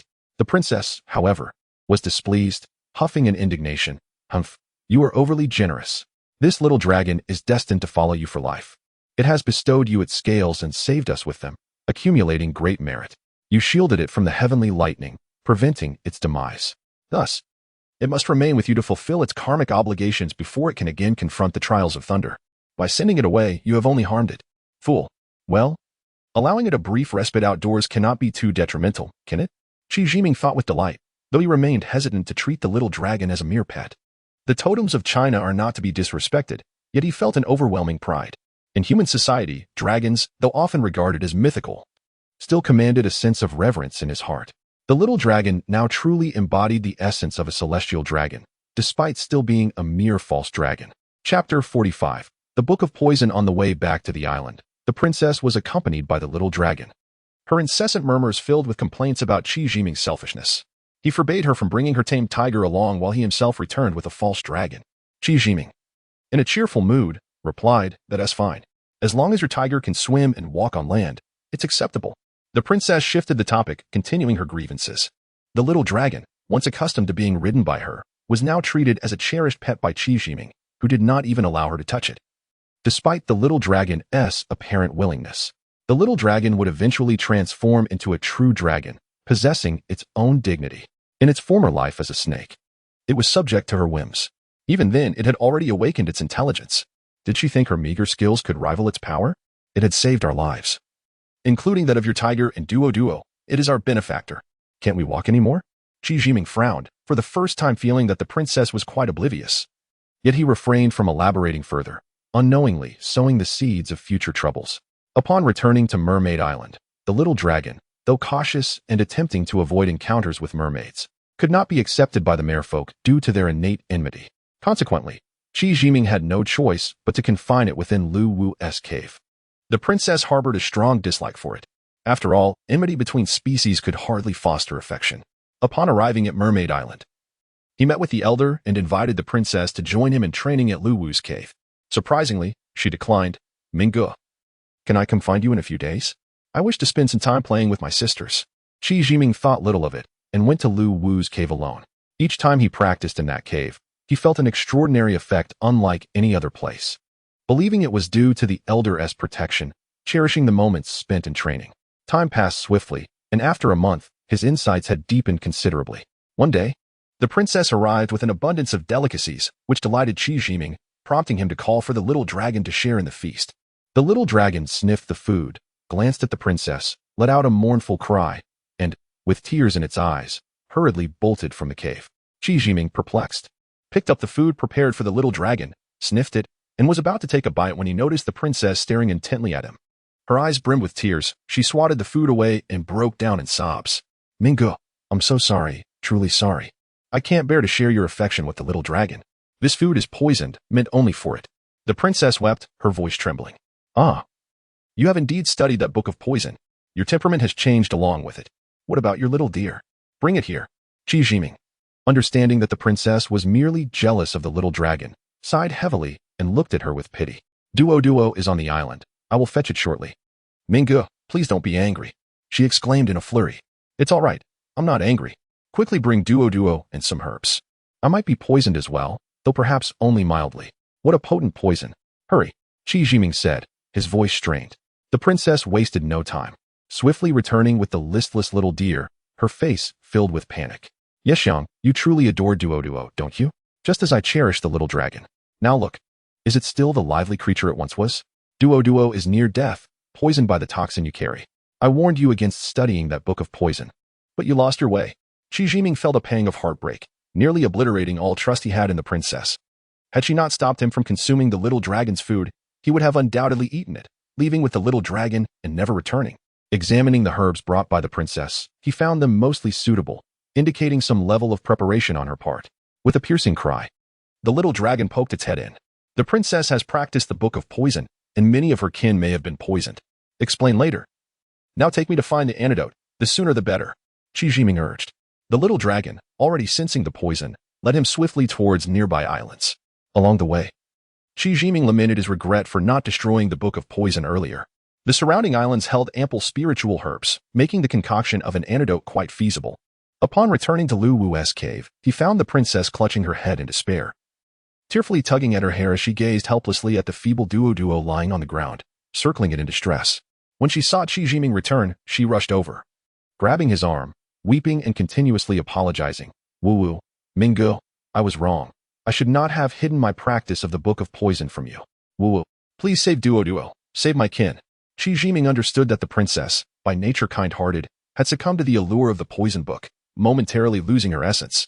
Thankfully, the little dragon was unharmed, and he felt fortunate that a truly irreversible catastrophe had not occurred.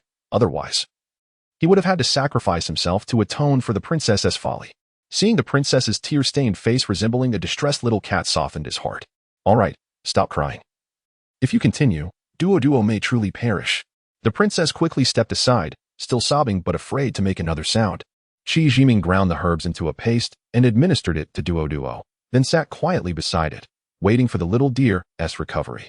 The princess stood frozen nearby, hesitant to touch Duo or approach Qi Jiming. The cave fell into silence, occasionally punctuated by her soft sobs. After a while, Duo shakily rose to its feet, unsteadily taking a few steps toward the princess, attempting to nuzzle her hand. Duo is better. Mingo, Duo is all right, she joyfully exclaimed, though her hands remained hidden behind her back, fearful of causing any further harm. Fortunately, the toxin from your herbs was not too potent, and the herbs I collected were sufficiently aged and potent. Duo is safe. You can play with it now. Also, check if any of your kin are poisoned and bring that book of poison back to the cave, Qi Jiming instructed. Without hesitation, the princess discarded the book and rushed to embrace the little deer, murmuring softly. Qi Jiming tidied up briefly and exited the cave with the herbs. The princess hurriedly followed, and together they returned to the elder's dwelling. Qi Jiming detailed the gravity of the situation, causing the elder to turn pale with alarm, urgently calling upon the kin to investigate. Fortunately, they were unharmed, and everyone breathed a sigh of relief. Jiming, I want to express my gratitude further. This sea region is seldom traversed by humans. Do you know how many years ago that person came? Have there been any other intrusions? The elder inquired anxiously, his eyes filled with concern and his tone grave. That person left nothing behind. Judging by the script of the Book of Poison, it likely dates back to the Song dynasty. In a fit of anger, I destroyed that book, or else you would have discerned its implications. My knowledge is limited, but I do remember some history, Qi Jiming explained. That book of poison is a malevolent artifact. It is best that it is destroyed. Princess, do not practice it any longer, the elder said, visibly relieved, then addressed the princess. I dare not. Please forgive me, she replied timidly. After exchanging some light-hearted conversation, Qi Jiming took his leave from the princess. On the way back to the cave, she occasionally cast glances at him, hesitating to speak. Qi Jiming tenderly embraced her, saying, Silly girl, it's all right now. You must never secretly practice the book of poison again. Today, I concealed from the elder that the book was destroyed to prevent others from discovering it, causing further harm and trouble. The Toxic Classics is a work crafted with immense dedication by predecessors, not devoid of merit.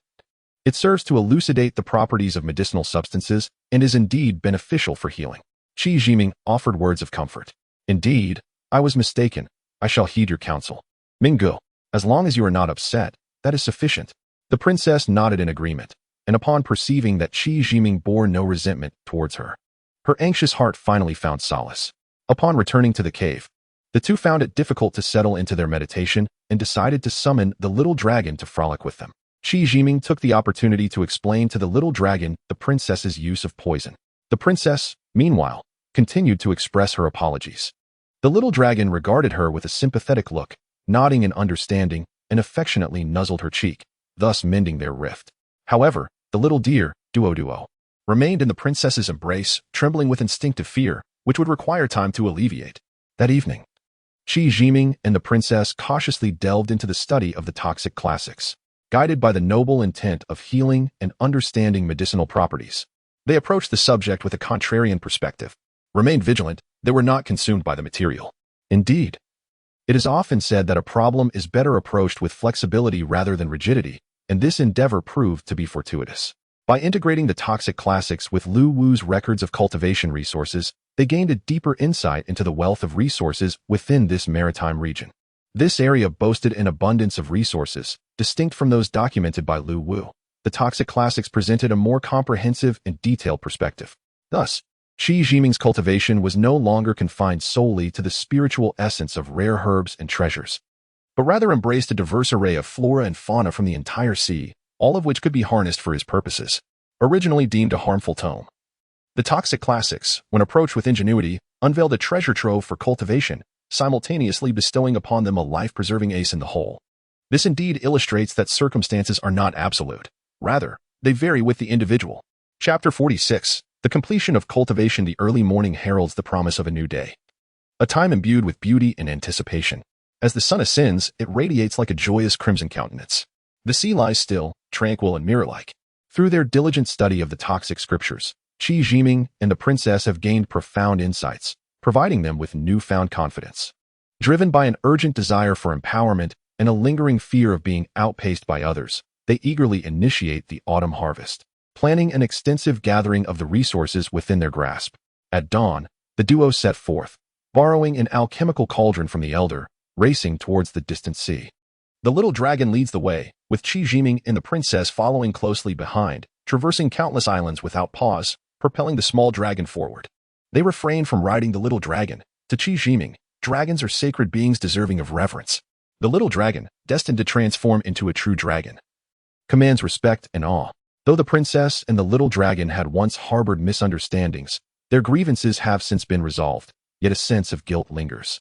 In the past, they would have proudly ridden the little dragon, but now they dare not mention it. This time, they also eschewed the princess's bubbles, wishing to test the true extent of the little dragon's capabilities. Having never seen it satiated, they were eager to reveal the little dragon's hidden appetite. The sea teems with resources, and the toxic scriptures have opened a new window of perception for Qi Jiming, instilling him with assurance. After more than 20 days of travel, the little dragon's speed remains unyielding, yet Qi Jiming, growing impatient, resolves to commence resource gathering at the nearest island. He marvels internally at the little dragon's impressive prowess. Before them lies a vast island, its mountains towering and its forests dense. As they approach, they are enveloped by a palpable aura of spiritual energy. With dusk settling in, the little dragon ventures up the mountain to frolic. Qi Jiming and the princess establish camp at the base, preparing a barbecue. Beside them, the fawn dodo nibbles on the wild fruits the princess has provided, clearly relishing every bite. The waves crash rhythmically against the rocky shore, while the wind rustles the trees, creating a harmonious symphony. Brother Ming, where is the little dragon? It's been such a long time. The princess expresses her concern. Let us wait a little longer. It might just be having fun, Qi Jiming reassures her. It hasn't had a chance to frolic properly in days. Perhaps it needs to unwind. Yet, beneath his calm exterior, he too harbors unease. They are in a remote and peculiar wilderness where fierce predators may lurk. Would the little dragon be able to fend for itself? The absence of its calls might suggest it has not encountered danger. Just as Qi Jiming comforts himself with thoughts of reassurance, a low bellow resonates from the mountain. It's the little dragon. It's in trouble. Quickly, grab Dodo. We must assist it. Qi Jiming leaps to his feet, urgency coursing through him. The little dragon appears beneath their feet, swiftly navigating towards the source of the cries. At the summit lies a vast freshwater lake, its expanse stretching for miles. In the dim moonlight, two colossal serpents twist and writhe in the water, engaged in a fierce struggle. The smaller serpent resembles the little dragon, while the larger one, equipped with claws, appears to belong to the dragon lineage. The little dragon is clearly at a disadvantage, emitting anguished cries that ignite Qi Jiming's fury. Night fragrance. Take Dodo and find a safe place to hide. I will investigate. Qi Jiming commands, setting the princess down and summoning the little dragon to the lake's center. The larger serpent, indeed resembling a dragon, boasts a size tenfold that of the little dragon, its jaws clamping down on the little dragon's midsection. In retaliation, the little dragon bites fiercely at the creature's vulnerable spot, blood glistening like pink pearls in the moonlight. Qi Jiming channels energy into his palm, seizing the moment to charge forward and deliver a powerful strike to the giant serpent's head. The creature recoils in pain, releasing the little dragon and lunging at Qi Jiming with its gaping maw. With a deft thought, the little dragon dodges the attack. Qi Jiming, undeterred, seizes the opportunity to land two more strikes, inciting the serpent's wrath. Its massive tail sweeps towards the little dragon, but Qi Jiming leaps into the air, descending with force. At this moment, Qi Jiming is no longer the novice he once was in the sea. Engaging with serpents or dragons is now a trivial feat. Even stirring the tides would be effortless. Yet, he remains unaware of his true strength, relying solely on his fists, frustrated by the absence of a suitable weapon. Otherwise, a single sword would have sufficed to end this conflict. The giant serpent, realizing its futile attempts to harm Qi Jiming, loses its fighting spirit, unleashing a torrent of water aimed at him. Its tail thrashes in the air as it prepares to submerge. The little dragon clings tenaciously to the serpent's vulnerable spot. Qi Jiming's gaze sharpens. Should the beast dive into the depths, he would be at a disadvantage, and the little dragon's fate would be grim. He must prevent the serpent from escaping into the water. With a decisive thought, the little dragon suddenly contracts, darting into the serpent's maw, only to expand back to its original size within. The serpent's body begins to swell, resembling a balloon, its belly expanding uncontrollably. Inside the serpent, Qi Jiming grimaces, gripped by an inexplicable fear. Though he knows the little dragon can inflate to considerable sizes, the serpent's resilient form raises doubts about whether the little dragon could rupture its insides or become trapped within. The serpent's digestive acids are formidable. Would they not dissolve both him and the little dragon? Amidst his anxious contemplation, the giant serpent emits a mournful cry, its thrashing ceasing abruptly. Has it succumbed? The little dragon emerges from the serpent's mouth. In the moonlight, they see the little dragon's substantial form rising from the water, its large eyes fixed intently on the serpent's mouth. As soon as Qi Jiming and the little dragon are free, it rushes forward, bellowing joyfully.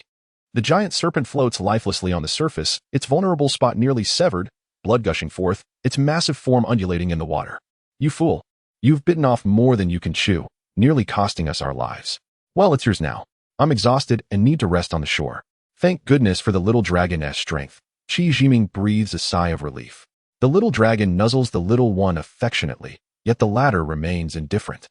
As Qi Jiming steps onto the shore, the princess rushes to embrace him, tears streaming down her face. Brother Ming, you scared me to death. How could you venture into the serpent's belly? You must not take such risks again. There are many ways to defeat it. Qi Jiming offers gentle reassurances, explaining that it was the little dragon's decision, and the giant serpent was ultimately slain by its jaws. Rest assured, I won't make such choices again. After calming the princess, he turns to the lake, where the serpent's head has vanished, while the little dragon remains busy, unable to bear the gruesome sight any longer. He accompanies the princess up the hillside to rest. The fawn Dodo, either accustomed to the little dragon's scent or merely oblivious, remains undeterred by the overwhelming stench of blood, calmly grazing on the grass as if nothing were amiss. At last, the little dragon, having satisfied its hunger, strides onto the shore, clutching a green object in its mouth and placing it before Qi Jiming. The pungent odor assails him, causing him to squint and hurriedly shield his face from the little dragon's eager tongue, unable to suppress a wave of nausea. Good little dragon, you are truly formidable. The princess coos, gently patting the little dragon's head. Little Dragon could not comprehend Qi Jimin's actions, feeling aggrieved as he lay at the princess's feet. His scales were notably sparse, exposing pink wounds, yet he remained oblivious to the pain. Qi Jimin had just finished retching, glancing at the dark green mass before him, and was unable to suppress another wave of nausea. The stench was overwhelming. Although he had consumed snake meat before, the visual impact was strikingly different. Brother Ming, how can a man of your stature be so squeamish? This is snake bile, second only to snake gall, specifically reserved for you by Little Dragon. It is a precious substance, comparable to divine treasures. The princess chided as she observed Qi Jimin still heaving. Little Dragon gazed at Qi Jimin innocently, brimming with questions but unable to articulate them. Although he had devoured the giant snake's head, it was merely instinctual behavior, not worthy of condemnation. Once Qi Jimin's nausea subsided, he inquired, Little Dragon, how did you encounter such a formidable creature? Did it attack you first? Little Dragon shook his large head, his eyes pleading towards the princess, seemingly seeking her intercession to avert Qi Jimin's reproach. Brother Ming, Little Dragon also needs to cultivate but has lacked suitable resources. It was a rare opportunity to confront this formidable serpent, and as a vicious beast, it posed a threat to countless lives.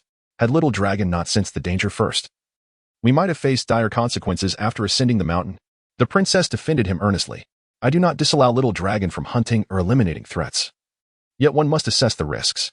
Without Xiaobu's assistance today, we would all have perished in the serpent's belly. Little Dragon, you must act within your means in the future. Today was merely a stroke of luck. Do not take such risks again. If difficulties arise, we must devise a plan together. Never venture alone. Qi Jimin admonished. Little Dragon nodded vigorously. Qi Jimin refrained from excessive criticism, merely hoping he would refrain from solitary peril, unaware that his own caution was perhaps excessive. As the crescent moon hung low, dawn approached, and the two humans along with two beasts returned to the foot of the mountain to rest. Fortunately, the night passed without incident, allowing for a peaceful slumber. As the sun rose, they awoke revitalized, continuing their ascent towards the peak, gathering countless medicinal herbs along the way. By noon, they arrived at the lake at the summit, where the majority of the giant serpent's body still floated on the water's surface. Qi Jimin could not help but glance over, while the princess and Little Dragon feigned indifference. Fortunately, the scene he dreaded did not unfold. Little Dragon showed no inclination to feast again, which greatly relieved him. Otherwise, keeping Little Dragon too close would be exceedingly distasteful. Wandering through the mountains and fields, the arduous process of gathering herbs proved exhausting. Even when selecting the best specimens, the wait was burdensome, leading them to seek a cave for refinement, a tiresome endeavor. Their initial autumn harvest plans had become untenable as they found themselves utterly fatigued. Brother Ming, at this rate, we will surely exhaust ourselves and waste time, making no progress in our cultivation. There are so many islands in the sea, we should only select the finest medicinal herbs. The princess lamented. Qi Jimin empathized with her plight, fully agreeing with her sentiment. The following morning, he directed Xiaobu to search the forest for superior herbs, immediately refining them by nightfall. The resulting elixirs proved more abundant than the previous day. Over the course of several months, they traversed countless islands, producing an abundance of high-quality elixirs, their fragrant essence wafting through the air. The arduous effort had indeed borne fruit. Taking a path to Sword Island before returning to Dragon Mountain, Little Dragon returned to his home at the lake's bottom. Qi Jimin and the princess immersed themselves in the spirit-gathering array for cultivation, consuming the refined elixirs and absorbing the energy from spirit stones, diligently honing their skills. As they reached a critical juncture in their training, they supplemented their efforts with energy elixirs. After 100 days, their seclusion concluded. At this moment, both had perfected their techniques, their movements exuding an innate grace, the essence of the world manifesting in their demeanor. Qi Jimin appeared ethereal and upright as a pine tree, while the princess radiated beauty and elegance like a blooming orchid. Emerging from the spirit-gathering array, they exchanged smiles of satisfaction, their powers invigorated, their bodies light and buoyant. Filled with joy, Brother Ming, I feel splendid now. What shall we name our technique? The princess inquired. Elder Lu Wu did not leave behind a name for it. Perhaps you could devise one? Though the technique was inherited from Elder Lu Wu, their cultivation relied upon the elixirs and the natural energies of the world, necessitating a name that included both of their names. How about Ling Wu Mingxiang Gong? The princess suggested after a moment of contemplation. Isn't that name a bit too feminine? People might think it's a technique for women. Qi Jimin nearly burst into laughter at the princess's choice of such a delicate name, worried that she might feel disheartened if he mocked her thoughtful suggestion. Then what do you propose? It must include both our names. The princess retorted with a defiant expression. Qi Jimin wished to avoid conflict over such a trivial matter, yet he also wanted to bestow an appropriate name upon their technique. After some thought, he said, hee hee. No better name comes to mind. Let us simply call Itling Wu Gong for public use. Aming Xiang Gong when it's just the two of us. Huh, ISNT, that's still my name? Humph. I doubt you can think of anything better. The princess proudly declared, beaming as she paced back and forth with her hands behind her back. Her adorable demeanor nearly causing Qi Jimin to laugh aloud. Seeing him find amusement in her, the princess playfully chased him in mock annoyance. Amidst their playful banter, the name for their technique was thus established. Though somewhat whimsical, Qi Jimin believed the name was of little consequence. What truly mattered was the essence of the technique itself. The princess was elated, her smile radiant. As they journeyed towards Spring Peak to visit Little Dragon, she suddenly asked, Brother Ming, how do we compare to Elder Luwu now? I'm unsure. Since our techniques have reached perfection, we should be somewhat comparable, I suppose. Qi Jimin replied evasively. After so many years apart, true comparison was impossible. They could only speculate. Upon reaching Spring Peak and reuniting with Little Dragon, playful affection ensued. As they departed Dragon Mountain, they returned directly to Merfolk Island. This time was different. With their techniques perfected, they naturally bore an air of confidence. Chapter 47. Beyond the Earth's realm, although the martial arts skills of the two had been perfected, they still required practical experience. A notion echoed by the princess as she referred to it as honing their skills. A chuckle escaped Qi Jiming as he recalled the princess's earlier training sessions in Tiger Mountain. Brother Ming, what mischievous thoughts occupy your mind? Your laughter seems rather wicked. The princess, playfully engaging with the little deer, could not suppress her curiosity upon hearing his solitary laughter. Am I truly so unworthy? Wicked, you say? Qi Jiming feigned dissatisfaction, touching his face. Not at all. I was merely teasing you. You are indeed quite handsome. Surely that suffices? The princess smiled, her demeanor brightening. Quickly, tell me what had you laughing just now, she urged, her interest piqued. It was nothing, just a recollection of some joyful moments, Qi Jiming replied, continuing to smile. Joyful moments? What are these delightful memories? Share them with me, so I can partake in your happiness. The princess, intrigued, hurriedly brought the little deer before him. I meant memories that bring me joy. They may not necessarily resonate with you. You might even retaliate. Qi Jiming shook his head, aware of the difficulty in securing a promise from the princess not to react in anger. I won't. I promise I won't harm you. Just tell me. Despite her growing caution, the princess could not resist the allure of curiosity, affirming her vow. All right, since you assure me you won't strike, I shall share. Whenever I think of your gallant demeanor during your training, my admiration for you swells like the boundless sea. You have reached new heights in your prowess against tigers. I am truly in awe. Upon finishing, Qi Jiming bowed playfully, feigning admiration. Initially, the princess interpreted this as praise and her face blossomed with joy, her eyes narrowing into crescent shapes as she beamed. Yet, that smile faltered as she scrutinized Qi Jiming's ambiguous expression. Suddenly, a realization struck her. He was mocking her earlier overconfidence and the embarrassment of injuring herself while attempting to conquer a tiger. Humph, how despicable. Your words are detestable, she retorted, attempting to maintain her composure. Brother Ming's praise is merely a trivial matter, hardly worth mentioning. Observing Qi Jiming's amusement intensifying, she became increasingly convinced that he was indeed ridiculing her. In a sudden playful retaliation, she leaned in and bit his arm with fervor. Ouch, that hurt. Did you not promise not to harm me? Such a breach of trust. Qi Jiming jumped, clutching his arm, the bite truly painful. Who said I broke my promise? I did not strike you. Humph, you dare laugh at me? I'll nip you. The princess wiped her mouth, reveling in her triumph. After a brief playful exchange, the princess inquired, Brother Ming, surely you don't wish to practice your skills as well? Her face lit with anticipation. Astute. Qi Jiming chuckled, playfully flicking her forehead. The princess, unfazed by the teasing, asked eagerly, when shall we go? Where to? Are you not a bit of a violent one? You seem to get excited at the mere mention of a fight. Have you no decorum?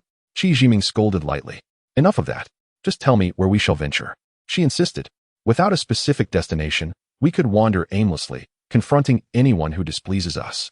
How does that sound? Qi Jiming jested. Excellent. Such a manly spirit, so bold. I shall be your guide. The princess's eyes sparkled with excitement. Qi Jiming looked on, astonished, as she waved her small fists eagerly, ready for action. Indeed. She bore the spirit of a warrior, a stark contrast to her delicate beauty and graceful form. However, he quickly accepted this reality, for in this vast ocean, strength determined all. Night fragrance. During this expedition, I intend to chart a map of these waters, naming the uncharted islands and claiming them as our own. Since I have chosen to remain here, I must establish my own domain, Qi Jiming declared with confidence. Brother Ming, you are a true man. You are magnificent. I admire you. The princess's small face flushed with excitement as she gazed at him with admiration, then lifted the little deer and began to leap joyfully. Qi Jiming watched her with a mix of amusement and contemplation, silently calculating their next steps. On Mermaid Island, having left some medicinal pills for the clan, Qi Jiming prepared for another journey. Amidst the farewells from the merfolk, they swiftly departed. Centered around Mermaid Island, they commenced their search with a radius of 20 days' journey through the surrounding waters. They paused at every island, naming them according to their size, geography, and resources, leaving markers in conspicuous locations. The duration of their stay depended on the island's resources and spiritual energy. With the princess's rapid pace, they had traversed a vast expanse of several thousand miles. Yet, the ocean ahead remained an endless, boundless expanse with no discernible end. Qi Jiming recalled that the Earth's radius is approximately 12,756 miles. Based on the princess's speed, their straight-line distance from Mermaid Island had already reached 20,000 miles. Was this not significantly beyond the Earth's radius? Yet, such a notion seemed impossible. In his prior understanding, it was conceivable that there existed other humanoid beings besides humans on Earth, including those from the Earth's core or extraterrestrials. The absence of conclusive evidence was merely a reflection of humanity's technological limitations. However, the idea of existing beyond Earth while still being within its spatial confines was utterly unfathomable. Even if legendary barriers existed, they would remain confined to myth and lore. Night fragrance. Does this ocean have an end? What does it look like? Just how vast is it? Qi Jiming was perplexed. How could one be on Earth yet encounter a realm that transcended it? It is endless. I do not know how vast it is, nor have I ever reached an end, the princess replied candidly. Then, have we traveled in a straight line for these 20 days? There were no detours, correct? Your daily journey exceeds 1,000 miles, even with our stops at the islands. We should have covered at least 20,000 miles, Qi Jiming pressed on, his confusion evident. I am unsure of my speed, and I did not take any detours.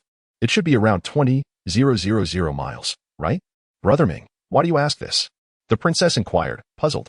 Do you realize that the area we currently occupy is larger than that of Earth? Qi Jiming posed another question. Such a notion was simply astounding. I don't know.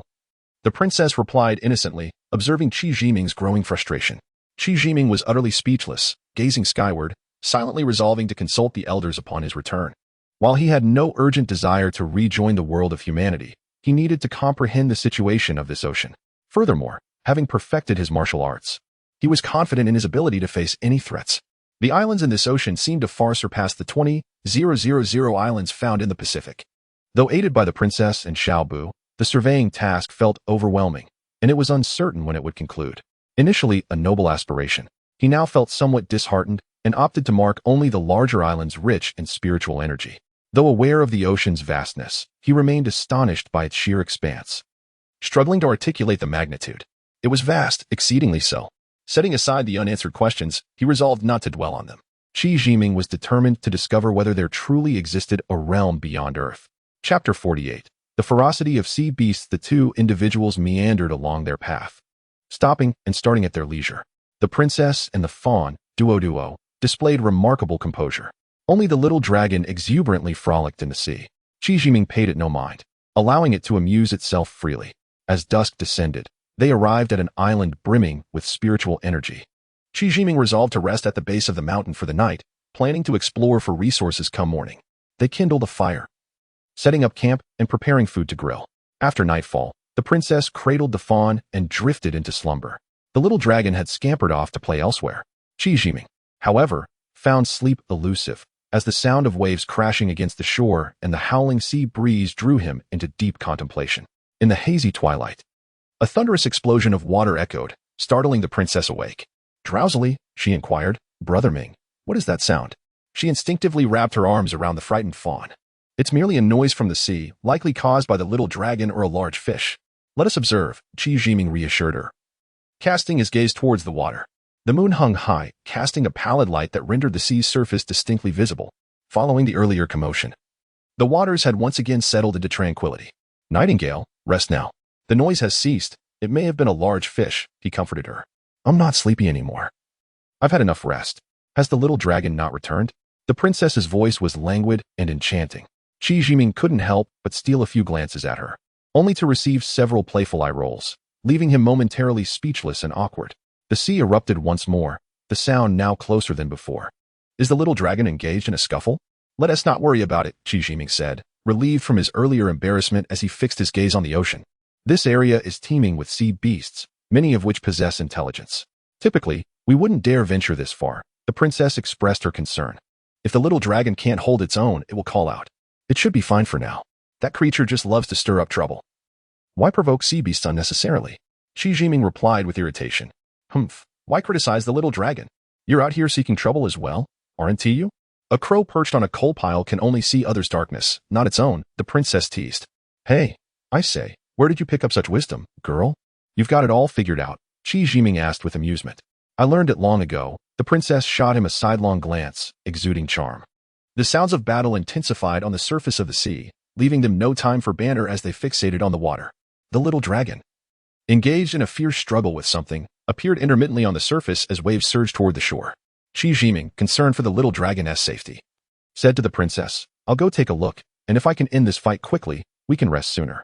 Rising, he urged his companion to move towards the sea. You can't leave me out of this. I'm coming too, the princess declared, lifting the fawn and pushing her way forward. Shi Jiming shook his head, guiding their vessel above the fray. On the surface, the little dragon was locked in a heated battle with a blackish-gray sea serpent. The serpent's girth was comparable to that of the little dragon. Thick as a bowl, but exceedingly long. Their jaws clamped tightly together in a relentless struggle. The little dragon truly is hopeless. It can't even defeat a serpent. Foolish creature.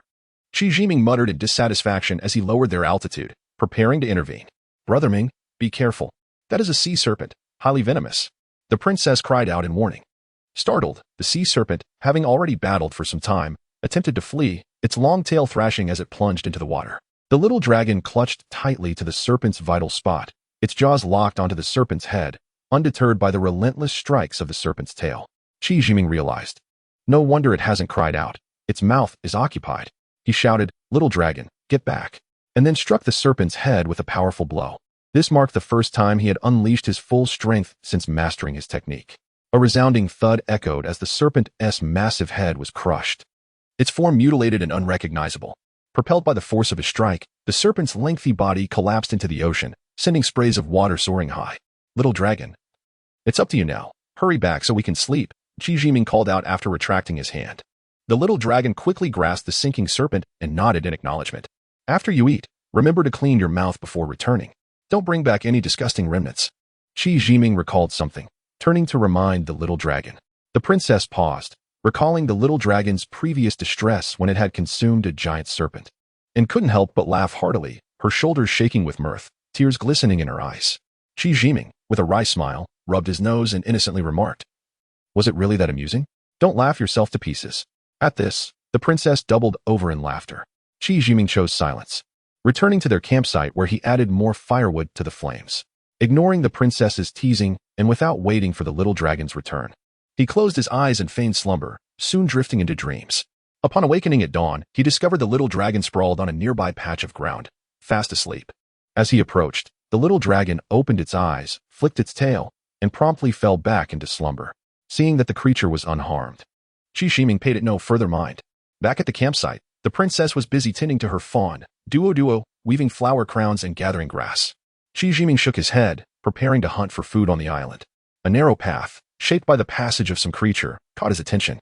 The ground was strewn with flattened grasses, forming a winding route that led from the coast up to the mountainside. Fearing the princess might worry, he hurriedly returned to the campsite. After cooking the food, Shi Jiming and the princess sat down to eat. During their meal, he broached the subject of the path on the hillside. Can sea beasts also ascend the mountains? What manner of beasts might they be? Brother Ming, do not underestimate this place. The sea beasts here are exceedingly fierce, and our kin are no match for them. These creatures have thrived here for ages, with few natural enemies. The spiritual energy is abundant, and their intelligence has long since awakened. They have become formidable indeed. Had it not been for your mastery of techniques and the company of Little Dragon and Little Boo, I would never have consented to your coming here. The princess warned seriously, fearing his negligence. Shi Jiming felt a surge of gratitude, yet replied, Rest assured, while I sought to hone my skills. Should I be unable to prevail, I will retreat. What do sea beasts eat when they ascend the mountains? Have we arrived too late, only to find the treasures already consumed by them? If the sea beasts have truly become formidable, they can ascend the mountains and traverse anywhere. There are treasures aplenty, eh? Why should we concern ourselves with this one spot? The princess admonished and reassured him simultaneously. Surely, if the sea beasts have attained such strength, they too must possess inner cores, as the elder Lu Wu spoke of the beast cores, which are indeed the inner cores of formidable sea beasts. They are excellent resources for cultivation. Why did you not mention this sooner? Qi Jiming's excitement grew as he continued to speak, ultimately directing his frustration at the princess. Yes, the inner cores of sea beasts are indeed beast cores. The higher the beast's level, the superior the quality of its core, thus enhancing its efficacy for cultivation. At the time, your skills were not yet complete. Speaking of it would have been futile. Even now, you are not yet strong enough to handle it. Humph. Had you known earlier, you would have come seeking death. The princess teased mercilessly. Qi Jiming's face twitched, alternating between shades of embarrassment and anger. After calming himself, he awkwardly replied, I only wish to grow stronger quickly. If I cannot win, I will flee. That should suffice. I am not foolish enough to seek my own demise. Brother Ming, I am not sparing your feelings. Our kin have relied on the ocean for generations, and many among us are practitioners, primarily utilizing beast cores as resources. Countless strong individuals among our kin have perished at the jaws of sea beasts, the princess cautioned. As the saying goes, those skilled in swimming may drown, and those adept at riding may fall. Each pursues their passion, only to bring about their own ruin. Brother Ming, you hail from human society, and thus possess a deeper understanding of the meaning behind these words than I do. On that day when I tested my skills by taking down a tiger, I unwittingly provoked your laughter. Now, as you hone your own abilities, may you not sacrifice your life in the process. After the princess spoke, she paid him no further heed and rose to play with the fawn. Qi Jiming was momentarily taken aback, as this girl was sharp-tongued and spared no mercy in her words.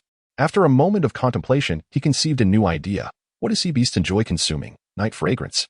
What is the most exceptional among them?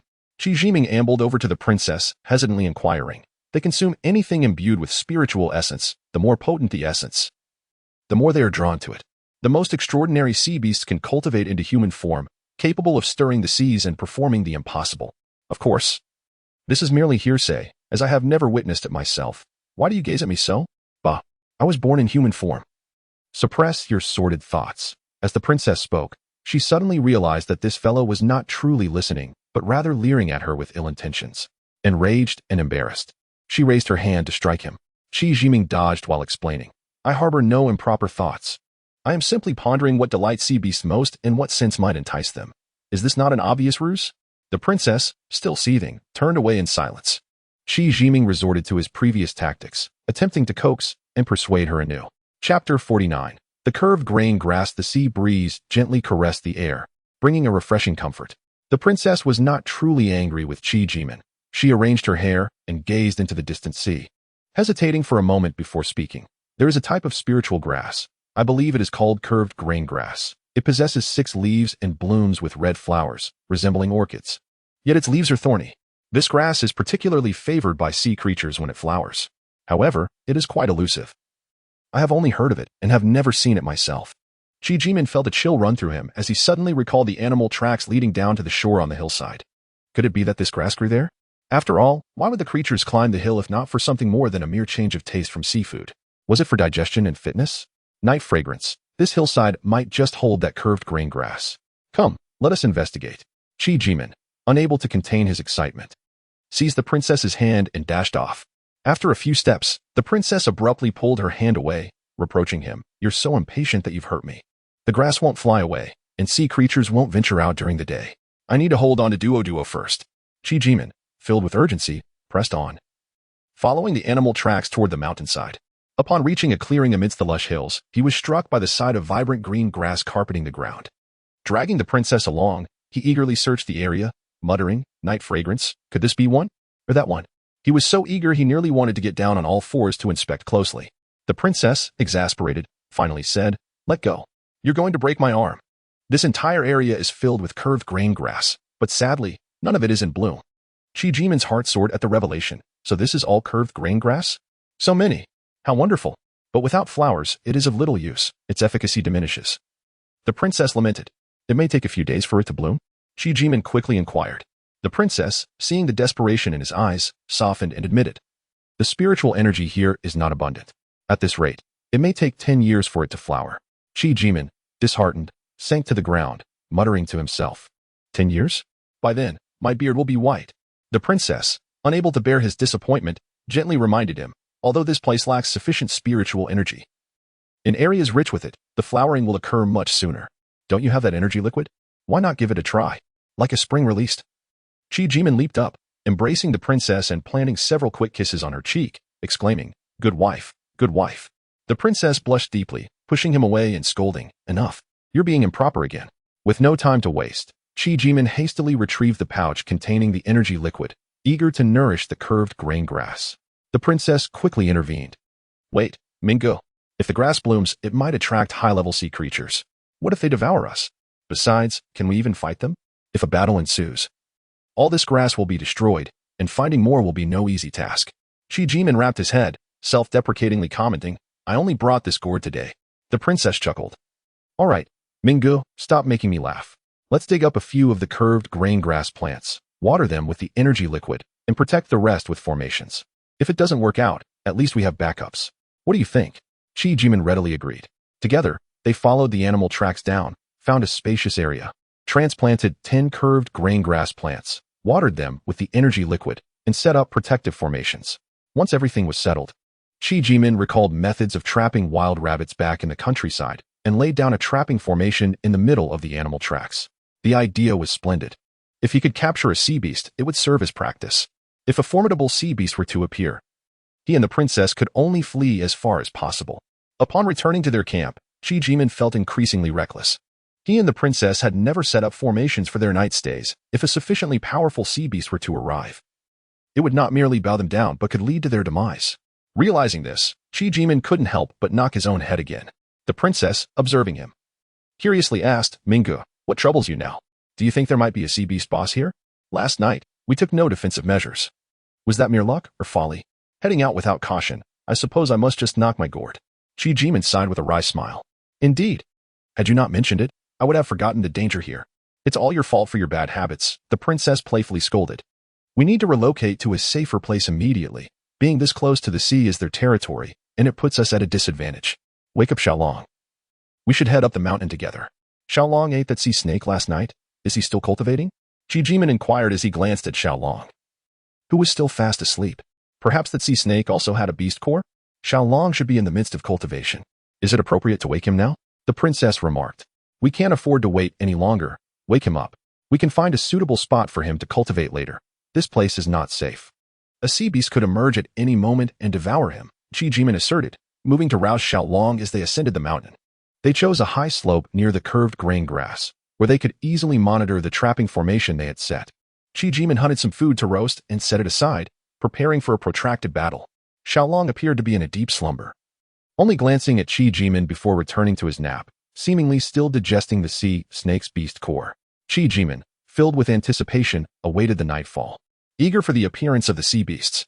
Night fragrance. After watering the curved grain grass with the energy liquid, how long will it take to bloom? What is the duration of the flowering period? Chi Jimin could hardly contain himself, posing the question again. The curved grain grass, once watered with the energy liquid, should bloom quite swiftly. Xiaolong saved us last time. After you gave him the energy liquid, he became powerful almost overnight, transforming into a dragon. We were reluctant to consume that liquid ourselves. As for the flowering period, perhaps it lasts about a month? I'm not entirely sure, the princess replied, her knowledge of the curved grain grass being limited. After all, the curved grain grass was exceedingly rare and difficult to find. Encountering it here was already a stroke of fortune. Chi Jimin reflected on the numerous islands they had traversed, realizing he had never before seen such a wonder. Discovering this curved grain grass could either be a blessing or a curse. It was wise to remain calm. Chapter 50. The Beast Core, Part 1.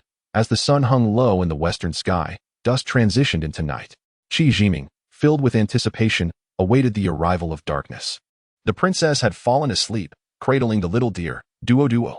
The little dragon remained silent, likely continuing to digest the beast core.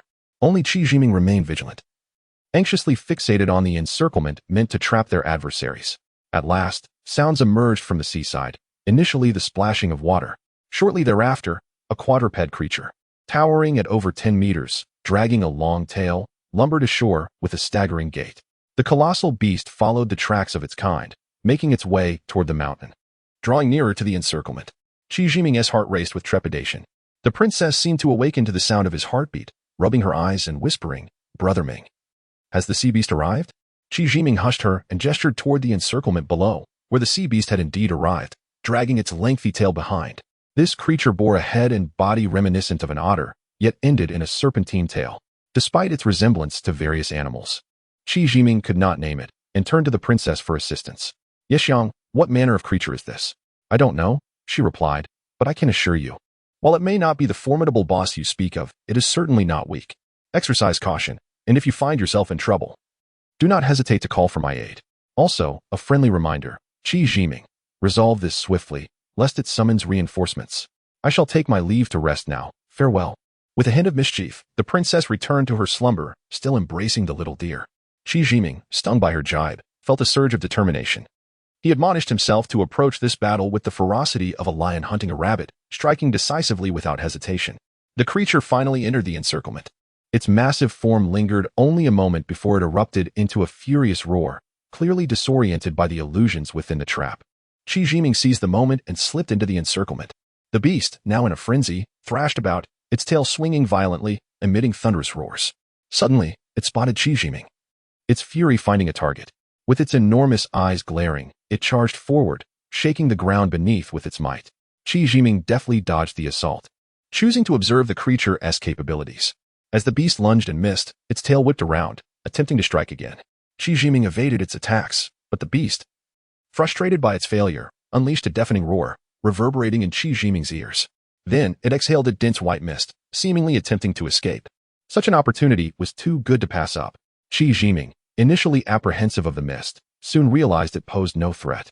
He leaped forward, his palm striking the beast's head with a resounding thud, silencing its roar. Another strike followed, and with a single blow, he deformed its massive head. With a deafening crash, the beast collapsed, its tail still thrashing in a final act of defiance. Qi Jiming dodged once more, the tail striking the ground with a resounding impact. Well done, Brother Ming. You handled that behemoth quite impressively. The princess observed from outside the encirclement alongside the little dragon, her voice filled with delight. Enough with the commentary. Where's the beast core? Qi Jiming retorted, not in the mood for her light-hearted teasing. It's inside the beast's head, like a stone. Here, catch. The princess tossed him a small knife, barely half a meter long. Grasping the knife, Qi Jiming began to carve into the beast's massive head, searching for the core. Lacking knowledge of its precise location, he hacked away, reducing the immense head to chunks of flesh. After considerable effort, he finally unearthed a fist-sized beast core. The core, pale and lackluster, possessed a pearl-like texture and an irregular shape. Brother Ming, must you be so gruesome? You could have extracted it whole from the top of its head. Yet you've reduced it to mincemeat. How grotesque. The princess grimaced in disgust, turning away. Little dragon, do you wish to consume this? Qi Jiming asked, disregarding the princess's disdain. The little dragon shook its head and followed the princess as she departed. Qi Jiming sighed, feeling unjustly criticized. Struggling with the massive carcass, he aimed to dispose of it in the sea to prevent any foul odor, hoping to cleanse the core in the process. However, the creature's weight proved too daunting, and he ultimately abandoned the effort. Returning to the princess, he inquired, Yexiang, how is the beast core utilized? Here, take this, she replied. Consider it tuition. The beast core functions similarly to a spirit stone. Place both palms on it. One palm exerts force to expel its spiritual energy, while the other absorbs it into your dantian. Once the energy is fully drained, the core will reduce to powder. The stronger the core, the brighter its color, which indicates the beast's higher rank. As she spoke, the core transformed into powder, its energy depleted. How does it feel? What are the effects? Qi Jiming asked, eager to know the results. Quite good, comparable to energy liquid, though this core lacks quality, she replied. I must begin the refining process now. With that, she settled into a meditative posture, closing her eyes. Qi Jiming glanced at the little dragon, still peacefully asleep nearby, likely roused earlier by the commotion. The little deer lay beside the princess, also slumbering. I should rest as well, he mused, noting that dawn was not far off and that danger had subsided. The following morning, the princess awoke, brimming with vitality, evidently having reaped substantial benefits from the beast core. Sister, let us check on the growth of the tuba grass. We must strive to capture some formidable bosses and acquire superior beast cores, Qi Jiming said cheerfully.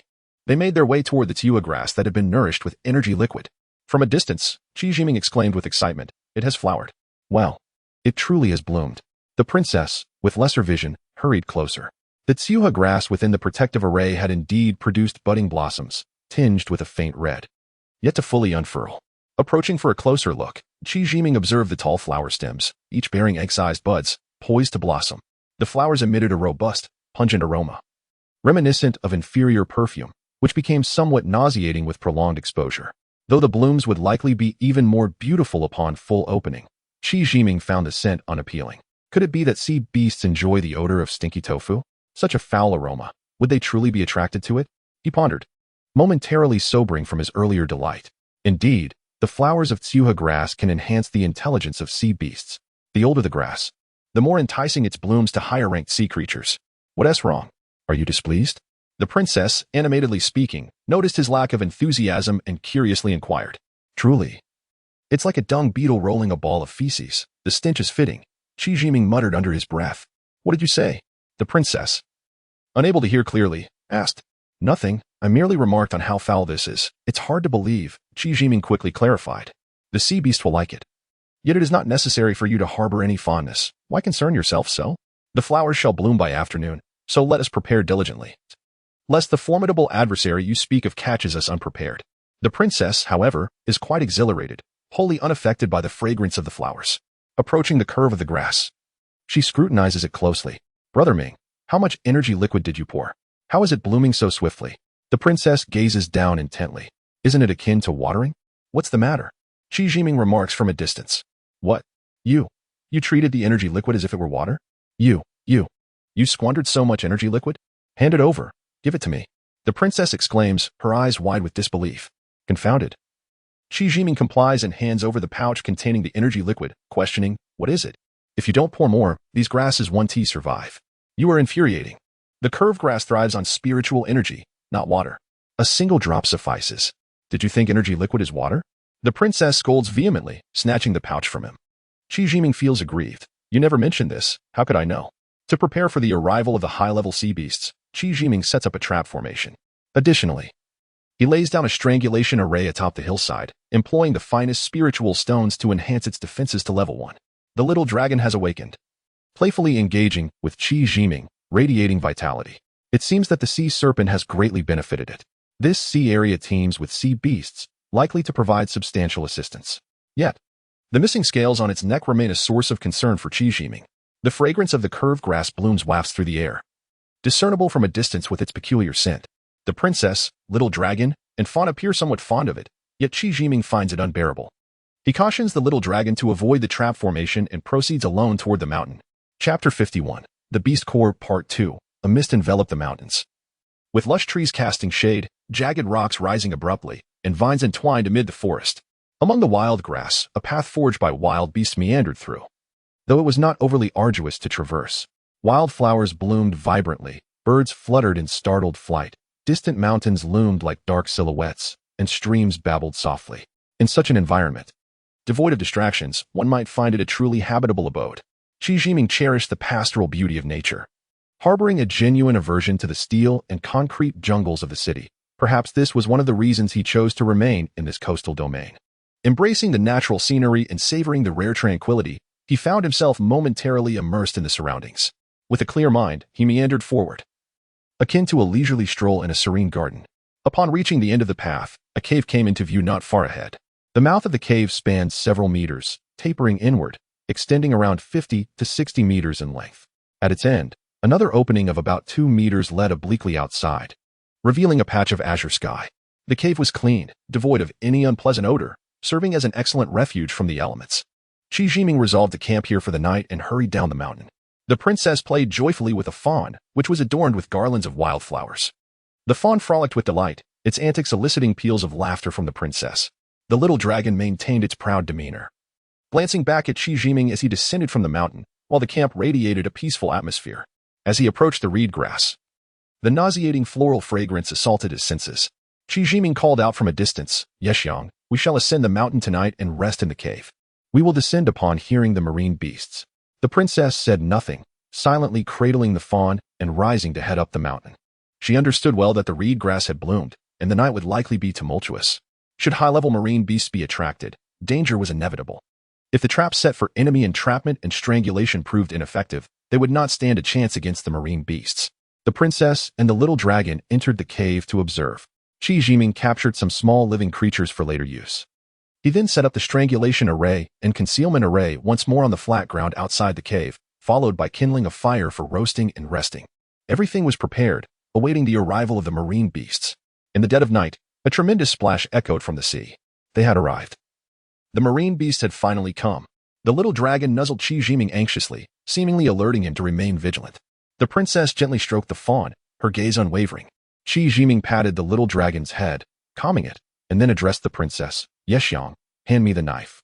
Without a word, she maintained her usual calm demeanor, producing a small knife and passing it to him. Both understood that a fierce battle was imminent. The thudding sounds of the marine beast's ascent rattled the earth, dislodging dirt from the cave ceiling. Qi Jiming and the princess remained motionless, ears perked, listening intently. The fawn, soothed by the princess, ceased its restlessness. The little dragon lay quietly at Qi Jiming's feet. The heavy footfalls of the marine beast reverberated through the dense air, heightening their tension to its zenith. Bellowing like a distressed cow, the marine beast entered the entrapment array, agitated and confronted by the illusions within, unable to advance or retreat. Once the marine beast harnessed sufficient ferocity and strength, the entrapment array would be ineffective against such a colossal entity. Indeed, with a thunderous crash, the entire mountain trembled as the marine beast burst forth from the array. The illusions conjured within held no threat to the beast's overwhelming confidence, rendering them ineffective. Its heavy footfalls grew hesitant, and the once self-assured creature now exhibited caution. A piercing roar shattered the night, sending birds and beasts into a cacophony. For a moment, the island's night was alive with commotion, the air thick with noise as the marine beast entered the strangulation array. The fawn trembled in fear, while the little dragon held its head high in anxiety. Yet, Qi Jiming and the princess remained still. The roars intensified, growing ever more anguished. The strangulation array, as its name suggests, was a network of spiritual stones balanced by the 5 elements. Any fleshly body that disrupted the array's equilibrium would invoke the merciless cutting of spiritual power. The spiritual energy emitted by the stones intertwined into a net-like structure. To touch a strand of this energy was akin to encountering a blade, resulting in relentless severance. The higher the quality of the array's stones, the greater the force of the cuts. Though the marine beast's cries echoed without pause, their intensity did not diminish, indicating that the strangulation array could not entirely eradicate it. The spiritual energy of the stones waned, and it was merely a matter of time before the beast escaped, at which point it would surely make a beeline for the reed grass. Qi Jiming would not allow the fruits of his labor, the carefully nurtured reed grass, to fall to the marine beast without a fight. Having endured the strangulation array, the beast, regardless of its intelligence, was undoubtedly enraged. If he could lure it back into the trap near the cave, he could then strike it down. The cave possessed another exit, narrow and fortified by stone, allowing for an escape if necessary. Even if the marine beast could not be confined within the cave, traversing through the narrow opening would sap its strength and time. After all, the beast's immense size made navigation difficult, and the entrapment array at the entrance could still wear it down. Resolute, Qi Jiming turned to the princess. Yes, Xiang. I will draw the marine beast towards me to prevent it from destroying the reed grass. You take the little dragon and exit through that small opening, heading towards the highest peak. Do not return. I will set up the array again. I must slay it today. Brother Ming, do not engage recklessly. Coordinate with Xiao Buran and exercise utmost caution. I will depart shortly. Do not worry. Just lead the marine beast into the array and avoid direct confrontation, the princess cautioned. Though she felt reassured by Qi Jiming, concern lingered. He nodded, summoning Xiao Buran, and approached the strangulation array on the hillside. The marine beast, its massive form drenched in blood from the cuts, continued to charge forward, futilely roaring at the invisible strands of spiritual energy that ensnared it. This creature was more than twice the size of a hippopotamus, with sturdy limbs and webbed feet, its scaly hide reminiscent of a rhinoceros. Complete with horns, no wonder the strangulation array failed to contain it. Observing that it had yet to escape the array, Qi Jiming patiently awaited the opportune moment. As the marine beast neared the array's edge, he suddenly soared down from above.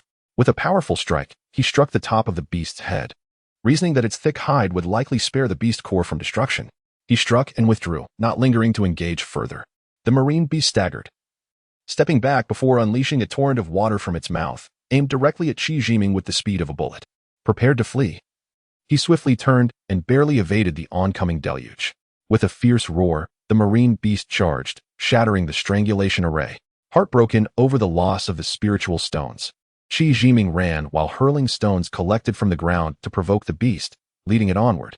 Frantic and enraged, it charged directly into the cave's strangulation array. At that moment, Qi Jiming glanced back into the cave, relieved to see the princess and little dragon had made their escape, and then returned to the array, standing aside to observe the marine beast's chaotic rampage within the trap. The creature now exhibited signs of fatigue, blood streaming from its wounds, its steps unsteady. Gripping the knife tightly, Qi Jiming prepared to seize the moment, leaping forward to pounce on the marine beast. The dagger swiftly plunged into the beast's large eye, burying itself to the hilt. This spot was likely the sole vulnerability of the sea creature. Having struck effectively, he quickly withdrew. This action only incited the beast's ferocity, resulting in a cacophony of roars and violent thrashing. When it finally relaxed its guard, Qi Jiming seized the opportunity for another strike, blinding the creature in one eye. After several stealthy assaults, the now blinded sea beast collapsed, motionless. Exhausted, Qi Jiming sat down to rest, panting heavily. Looking at the fallen creature, he felt a flicker of anticipation. Having expended so many spirit stones, he hoped the beast core would prove worthwhile. The princess approached quietly, casting a glance at the creature. "Brother Ming, this sea beast is quite impressive. It should be of intermediate rank. You aren't injured, are you?" "Fortunately, I am unscathed, but if all sea beasts were like this one, it would indeed be troublesome. I've consumed a considerable amount of premium spirit stones. I can only hope it was worth it," Qi Jiming replied, wearied. "Worth it? It should be worth far more than that. You rest for a moment. I shall retrieve the beast core for you." Saying this, the princess stepped forward. Yanking the dagger from the creature's eye, and with a swift strike to its skull, she deftly opened its cranium. With a flick of her wrist, a beast core, the size of an orange, flew out, landing in her hand as she marveled at its brilliance. "Brother Ming, behold, this is the core of an intermediate sea beast," she exclaimed, holding the translucent core, which shimmered like jade, clearly saturated with spiritual energy. Qi Jiming accepted the core, sensing its potent energy as he remarked, "After all this effort and the depletion of so many spirit stones, I hope it does not disappoint us." As dawn broke, Qi Jiming felt no inclination to sleep. He simply roasted some food, asking while he ate, "Can we only attract one sea beast at a time? If two had come last night, we would have been in peril. Sea beasts have their territories. In one area, only the strongest may feast on the tsuha grass. Weaker beasts are not permitted. It is a rule of the ocean. If the tsuha grass has aged sufficiently and possesses enough allure, it could indeed attract multiple beasts simultaneously. Therefore, Brother Ming, you must absorb the beast core quickly and grow stronger," the princess stated earnestly. Without indulging in unnecessary banter, Qi Jiming followed her instructions, channeling energy through his left hand while absorbing it with his right. A surge of powerful spiritual energy flowed from his palm into his dantian, radiating through his limbs and returning to his dantian in stillness. In an instant, a full cycle of cultivation was completed, leaving him invigorated. It was indeed a remarkable treasure. Upon opening his eyes, he saw the princess standing guard beside him. Touched, he smiled. "Night fragrance. This beast core is truly exceptional, rich in spiritual energy. After just one cycle of cultivation, there remains ample energy stored in my dantian. If we procure more beast cores and find a secluded place to cultivate, I should swiftly ascend to the next level. Now you see that our efforts have not been in vain. Remember, this is merely an intermediate sea beast. Our ancestors hunted advanced ones. This region likely harbors no more formidable creatures than this one. We shall see tonight. If none appear, we may need to seek another location." The princess replied with a smile. "Very well, let us see tonight. Perhaps there will be more surprises." Qi Jiming nodded, refraining from inquiring about the princess's past with the merfolk, fearing it might sadden her, given the severe losses they had endured, nearly leading to the extinction of their kind. Chapter 52. The ingenious formation. Disappointingly, the next 3 days yielded nothing but low-level sea beasts. Qi Jiming and the princess lacked the enthusiasm to intervene, leaving the matter entirely to Xiaolong. "Brother Ming, should we change locations?" the princess suggested, her interest waning after several fruitless days. "Withdraw.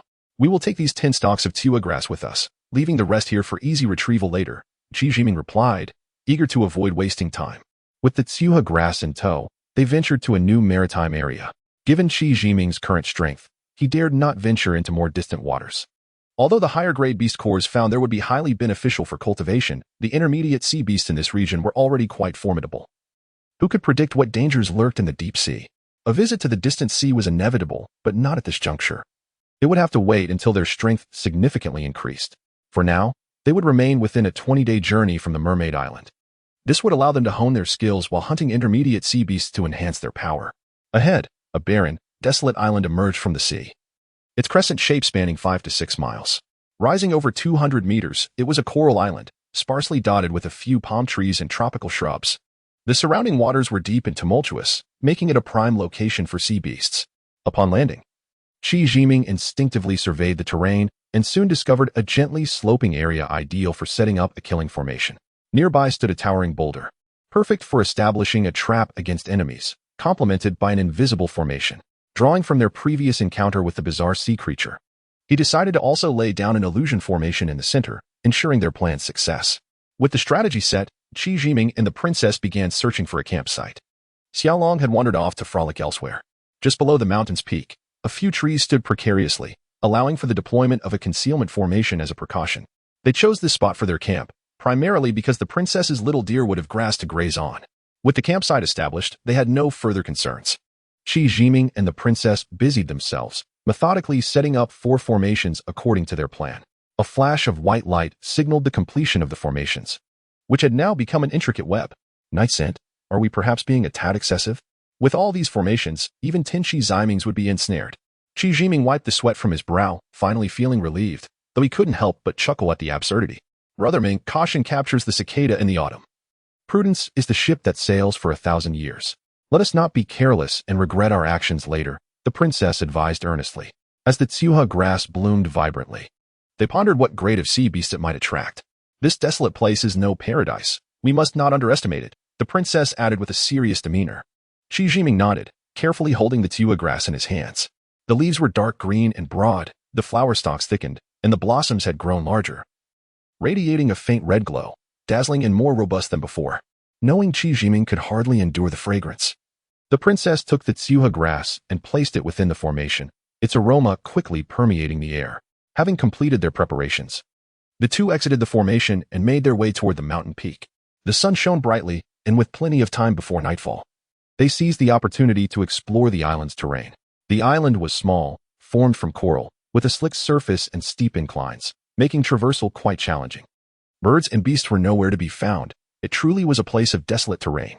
Qi Jiming caught some fish and shrimp along the shore for sustenance and returned to the campsite to rest.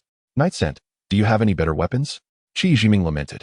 The hide of sea beasts is tough and thick. Relying solely on physical strength makes it difficult to kill them swiftly, wasting both time and effort. Expert fighters rely on their inner power to vanquish foes. How many are there who wield swords and knives? The princess teased. Brother Ming, this is merely a reflection of your own insecurities. I only have that small dagger for now. I shall inquire with the elders once we return to the island. She added with a light-hearted tone. You speak the truth. When my cultivation reaches perfection, I shall feel like the greatest in the world.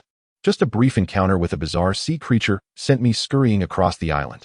Qi Jiming sighed, recalling his earlier overconfidence. The princess ceased her playful antics with the fawn and turned to him seriously. Brother Ming, do not lose heart. Without accumulating small steps, one cannot reach 1,000 miles. Without gathering small streams, one cannot form rivers and seas. Just a few more intermediate beast cores, and slaying advanced sea beasts will not be a daunting task. Let us hope so. Alas, girl, there are sounds from the sea. Is it Xiaolong or another sea beast approaching? Qi Jiming and the princess were engaged in idle conversation when a strange noise from the sea caught their attention. Qi Jiming sprang to his feet, gazing intently at the distant waters. The princess also stood up, puzzled. In the distance, the sea was a frothy white, a stark contrast to the surrounding waters, though the source remained obscured. Brother Ming, your hearing has improved significantly. It is evident that your inner power is surged. The princess remarked, intrigued by Qi Jiming's enhanced perception. Can you discern what it is? She inquired. I cannot make it out clearly. It should be Xiaolong. Do sea beasts appear during the day? Qi Jiming wondered aloud. It's uncertain. Sea beasts that appear in daylight are generally of high rank. They are bold enough to disregard the distinction between day and night. If it truly is a sea beast, we must exercise extreme caution, the princess responded, her concern palpable. Qi Jiming remained silent, his gaze fixed on the distant white waves, his expression growing increasingly grave. Night scent, be careful, and keep a close watch on Dodo. It truly is a sea beast, he whispered. The princess glanced at him, then at the still calm sea, asking no questions. Instead, she severed a vine, tying one end around the fawn's neck and the other to a tree. Gripping her dagger tightly, ready for any eventuality, Qi Jiming continued to stare intently at the distant waters, remaining silent. When the princess looked again, she saw a massive, dark green back slicing through the waves. The sea parted, sending sprays of water soaring over 10 meters high, creating a cacophony as it churned. A long white line formed on the surface, rapidly approaching the island. It was a colossal sea beast, measuring 5 to 6 meters just above the waterline. The creature's speed was astonishing. In no time, it revealed its true form on the island. Its body stretched over 20 meters, dark and crocodilian, with a long neck, a head and eyes resembling a snake, and teeth that measured over 30 centimeters in length. Upon reaching the shore, it emitted a wailing cry akin to that of an infant, a sound reminiscent of a mudfish's call. The noise pierced Qi Jiming's head, causing him to sway unsteadily, nearly toppling over. The princess quickly supported him, whispering, "Brother Ming, do not focus on its cries. The sounds of high-level sea beasts can also serve as weapons. If the formations cannot trap it, do not engage. We must remain still. Do not lament the Tua grass. We still have plenty. We must not take unnecessary risks." Qi Jiming nodded in agreement. The sea beast, agile at the shore, scanned its surroundings while continuing to wail. Once it determined there was no immediate threat, it staggered toward the Tsuha grass. Despite its enormous size, it moved with surprising swiftness. As the creature entered the formation, it roared repeatedly, thrashing about, its powerful tail sweeping left and right. In a short while, it began to pant heavily, curling up from exhaustion, evidently overwhelmed by the illusion. The illusion within the trapping formation was unique to each individual, presenting a myriad of different scenes. After resting briefly, the sea beast succumbed to the alluring fragrance of the Tsuha grass, charging once more with renewed vigor. After several attempts, the energy stones sustaining the trapping formation began to deplete, causing the light to dim. Suddenly, the beast leapt out of the formation, crashing headfirst into the massive boulder. Blood streaming from its head as several teeth were dislodged in the impact. In an instant, it became enraged, its tail thrashing violently, shattering the boulders into fragments. Qi Jiming found this amusing and couldn't help but chuckle. The princess shot him a disapproving glance and scolded, "Are you not the least bit concerned? You're laughing." This creature, with its limited intelligence, was surrounded by stones aplenty on the island. Let it collide with them as it wished. Once the slaughter array incited its ferocity, this place would turn into a slaughterhouse. However, we would have to relocate afterward, Qi Jiming remarked with a grin. The sea creature entered the slaughter array, roaring once more. The slaughter array, the illusion array, and the 9 palaces array were interconnected. After observing for a brief moment, Qi Jiming concluded that the demise of this sea beast was inevitable. He shook his head, losing interest in the spectacle, and began to worry about the safety of the little dragon. Enough watching. Even 10 of me couldn't break this array, nor could 10 such sea beasts. Let's take a break. Where is the little dragon? Qi Jiming plopped onto the ground and spoke to the princess. You have created a linked array, 3 formations in unity, intricately intertwined. The confinement array merely provokes the savage nature of the sea beast, driving it to madness. Once ensnared in the linked array, its death is assured. The 3 formations rely on each other, their energies perpetually intertwining, correct? The princess remarked with a dismissive pout. Ah, my dear, you are astute. 3 formations in unity. Linked into a single array, their power surpasses that of individual formations by 100-fold. Next time we hunt sea beasts, may I grant you the opportunity to set up a quadruple linked array? Qi Jiming teased. Spare me your nonsense. Do you think I can't create one? Humph. Next time. I'll show you, the princess retorted disdainfully. How about a wager? I bet you can't set up a quadruple linked array. What are the stakes? Qi Jiming said with a mischievous glint. Bah, I can certainly do it. I won't bet with you. The princess recalled past instances of being tricked by him, her face flushing as she spat. Qi Jiming, feeling disinterested, rubbed his nose, glanced around, and lazily reclined on the grass, listening to the anguished cries of the sea beast. He unwittingly fell into a deep slumber, treating the sounds as a lullaby. Upon awakening, the princess was feeding grass to a fawn. The little dragon had yet to return. Although the roars of the creature in the array had diminished, it was still not dead, causing her anxiety to mount. Night fragrance, hand me the knife. Quickly deal with this creature. Perhaps we have guests arriving tonight. We cannot let it ruin our plans, Qi Jiming declared as he rose. Be cautious. A cornered beast fights fiercely, the princess warned, handing him the small knife. The sea beast lay on the ground, bleeding profusely, writhing as it emitted low growls. Qi Jiming leapt onto the back of the beast, employing the princess's previous technique, striking its head with a palm.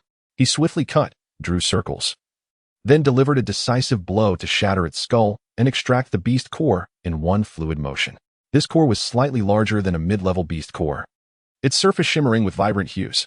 It emanated a faint pink glow, crystalline and exquisite, and upon grasping it in his left hand, he immediately felt the flow of spiritual energy.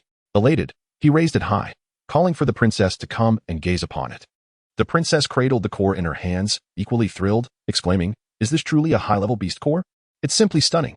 Confronted with the immense body of the sea beast, Qi Jiming found himself in a predicament, unable to drag it away.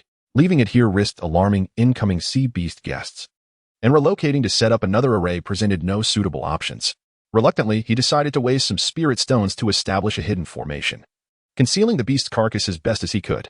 After reinforcing the formation, they awaited the arrival of more sea beasts, dragging the princess, who was entranced by the beauty of the beast core, back to their camp. They enjoyed roasted fish, It was at this moment that the little dragon returned to the island, nuzzling affectionately against Qi Jiming.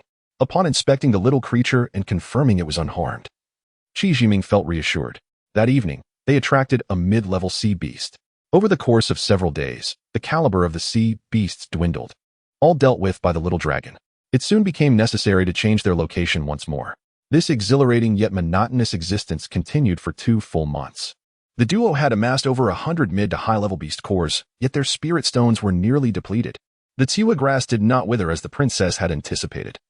Instead, after a month of blooming, it thrived more brilliantly, likely due to the influence of the energy liquid. However, the sea beasts they attracted grew increasingly formidable, far beyond what the two could handle.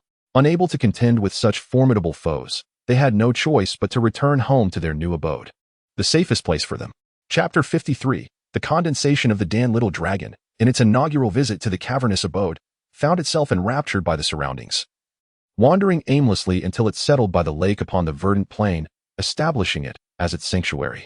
After spending considerable time with Little Dragon, the fawn, Dodo, was no longer gripped by fear, occasionally frolicking in playful camaraderie.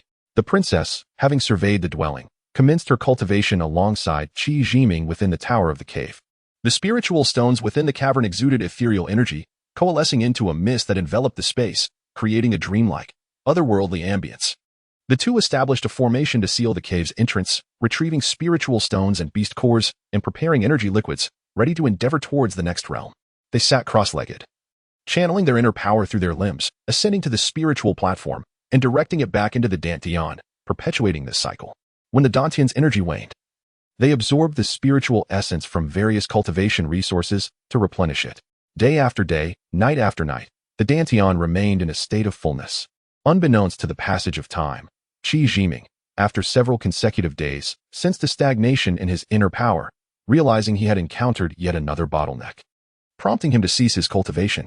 Rising to his feet, he collected some depleted spiritual stones and beast cores from the ground and glanced at the princess, still engrossed in her practice, before meandering towards the grassy expanse.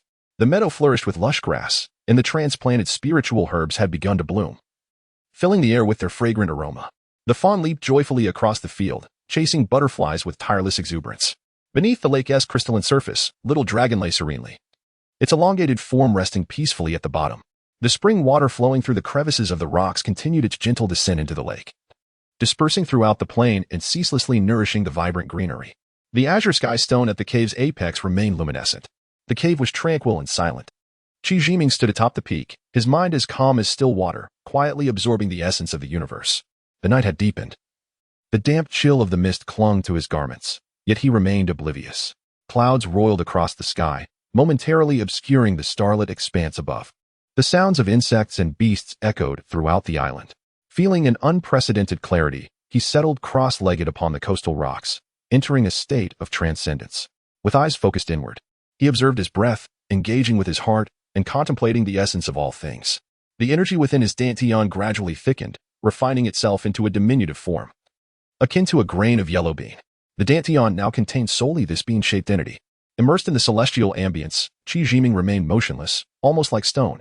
The surrounding spiritual energy began to shift, swirling and coalescing into strands of white mist that entered through his nostrils and flowed into his Dantian. The bean-like entity within his Dantian, nourished by the spiritual power, grew and then gradually diminished. Time passed swiftly, and before he realized it, a faint dawn light emerged in the sky. Qi Jiming stood, shaking off the dew that clung to him, inhaling the crisp morning air, feeling invigorated. In a moment of elation, he let out a long, resonant howl, its pitch rising and echoing with a hint of a dragon's roar.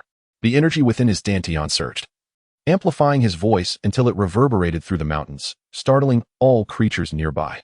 As he ceased his howl, a wave of relief washed over him, dispelling any lingering fatigue, leaving him in a state of utter elation.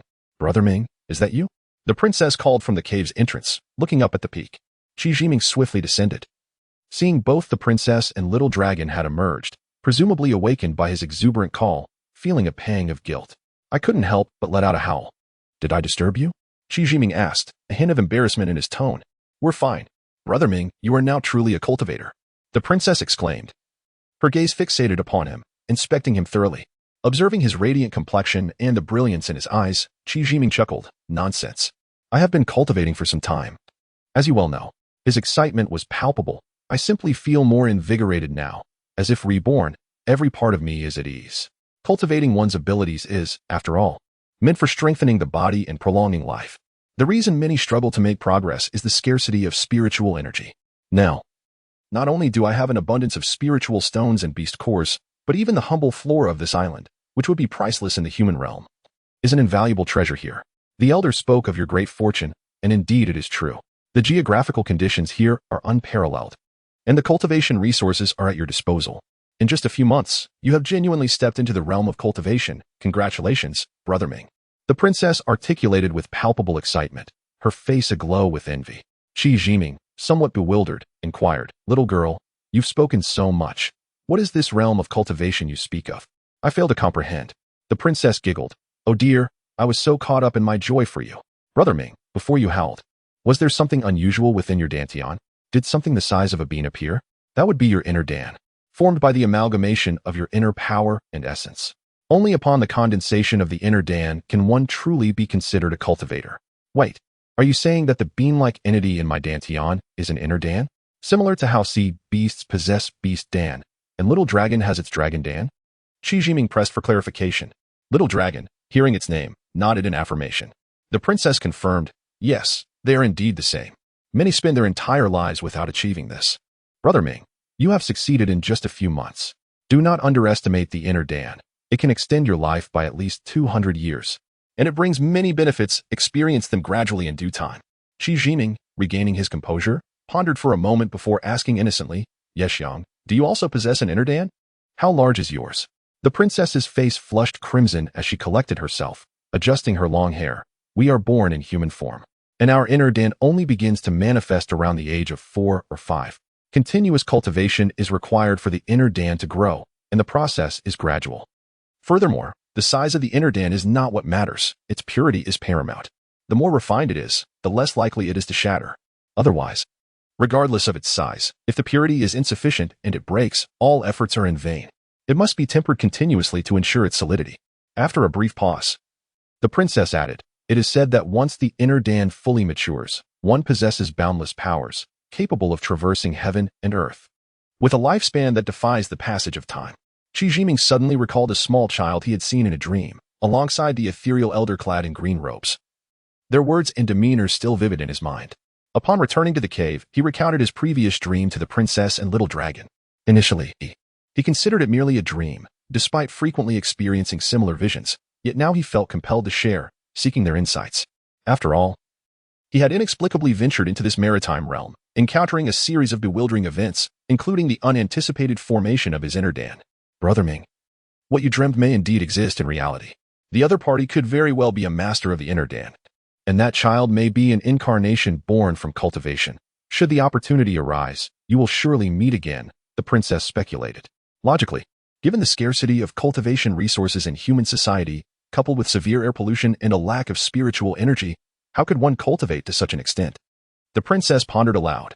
Little dragon, listening intently, nodded vigorously, though its meaning remained unclear. Whatever the case, incredible events have unfolded in my life, one after another.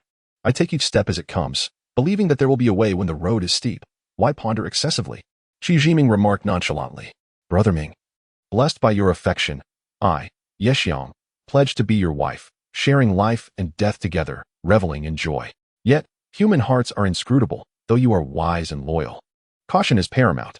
The matter of your alchemical attainment must never be divulged to another. I know you value your promises. Today, as your wife, I implore you to swear an oath to keep my secret. Until your inner elixir is fully refined, do not reveal the details of your attainment. Otherwise, I shall perish immediately, forsaken from reincarnation. The princess spoke with a stern tone, urging Qi Jiming to vow. Deeply moved, Qi Jiming silently resolved to never speak of his alchemical achievement.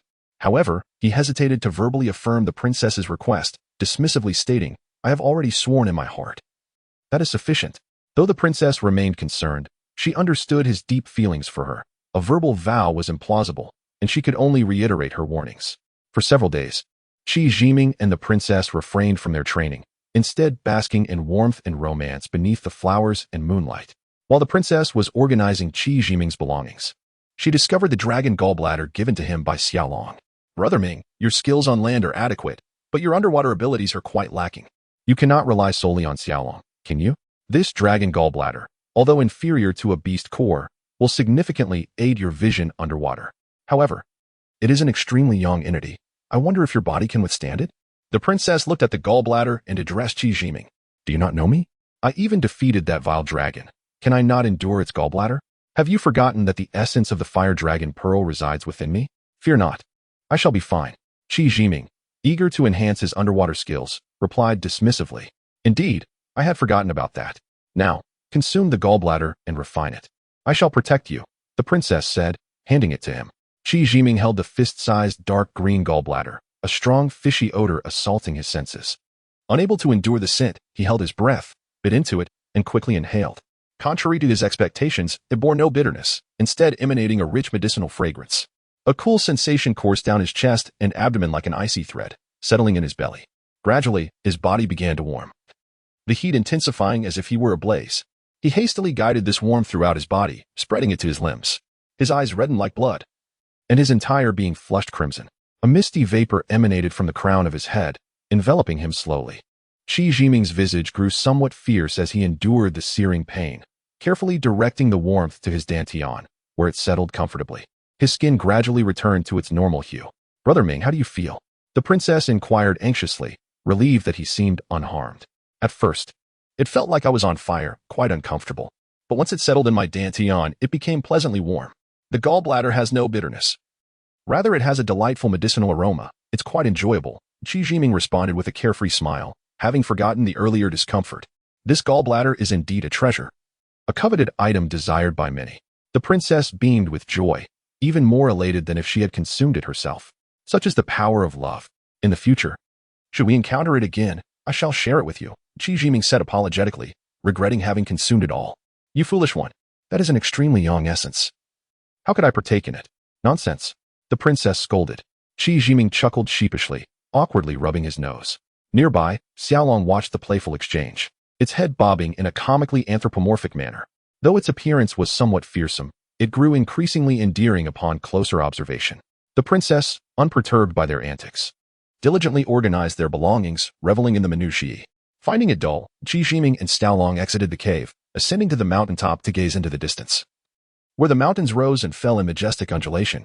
Although the spiritual energy within the cave had been sealed by Qi Jiming, preventing its leakage, the lush greenery remained vibrant, and the island's spiritual essence was abundant. The island was vast, indeed a treasure trove for cultivation. After some time of contemplation, he summoned Xiaolong, and they strolled leisurely across the island. The island teemed with birds and beasts, unafraid of humans, providing a delightful experience. Wildflowers blanketed the hills, and streams babbled gently, and Qi Jiming found himself irresistibly enchanted. As they wandered, he tread lightly, fearful of disturbing the tranquility. Upon returning to the cave, the princess had finished her preparations and was playfully engaging with a fawn named Duo on the grass. Noticing Qi Jiming and Xiaolong's return, she smiled and asked, "Did you bring back any food? It's been a while since I've eaten, and I am quite hungry. The scenery outside is so beautiful. I cannot bear to take a life. Shall we gather some wild fruits instead? Indeed, this is our home. It is best not to kill. Let us go out and enjoy the fruits," Qi Jiming replied. Once again, they ventured to the island, and the princess, immersed in the beauty around her, strolled leisurely, marveling at every sight. "Brother Ming, what are you pondering?" the princess inquired, noticing his contemplative expression. "I am wondering when we can live here together forever," Qi Jiming sighed. The princess was deeply touched. "Brother Ming, I know your feelings for me, and I cherish them. Once we ensure the well-being of our kin, we can live here eternally, detached from worldly affairs. There are some things I perhaps should not mention, but you are my wife, and also a princess of your people. Do the elders genuinely wish for humans and your kin to procreate? What fate awaits these humans in the end, if they are to be silenced for secrecy? I cannot agree to that," Qi Jiming said earnestly, gazing into the princess's eyes. "You have witnessed the beauty of my kin. Human men will undoubtedly become infatuated. Guahong must be aware of the elder's intentions. He likely withheld information from you to prevent your outdated customs from obstructing their plans. The male members of my kin have all perished. Though our kind may live for centuries, death will eventually come. That day shall mark the end of our merfolk lineage. Perhaps in other seas, some of our kin still exist. However, after centuries of searching and countless deaths among my kin, we have yet to find any. With the belief that humans and merfolk share a common ancestry, we seek to preserve our lineage.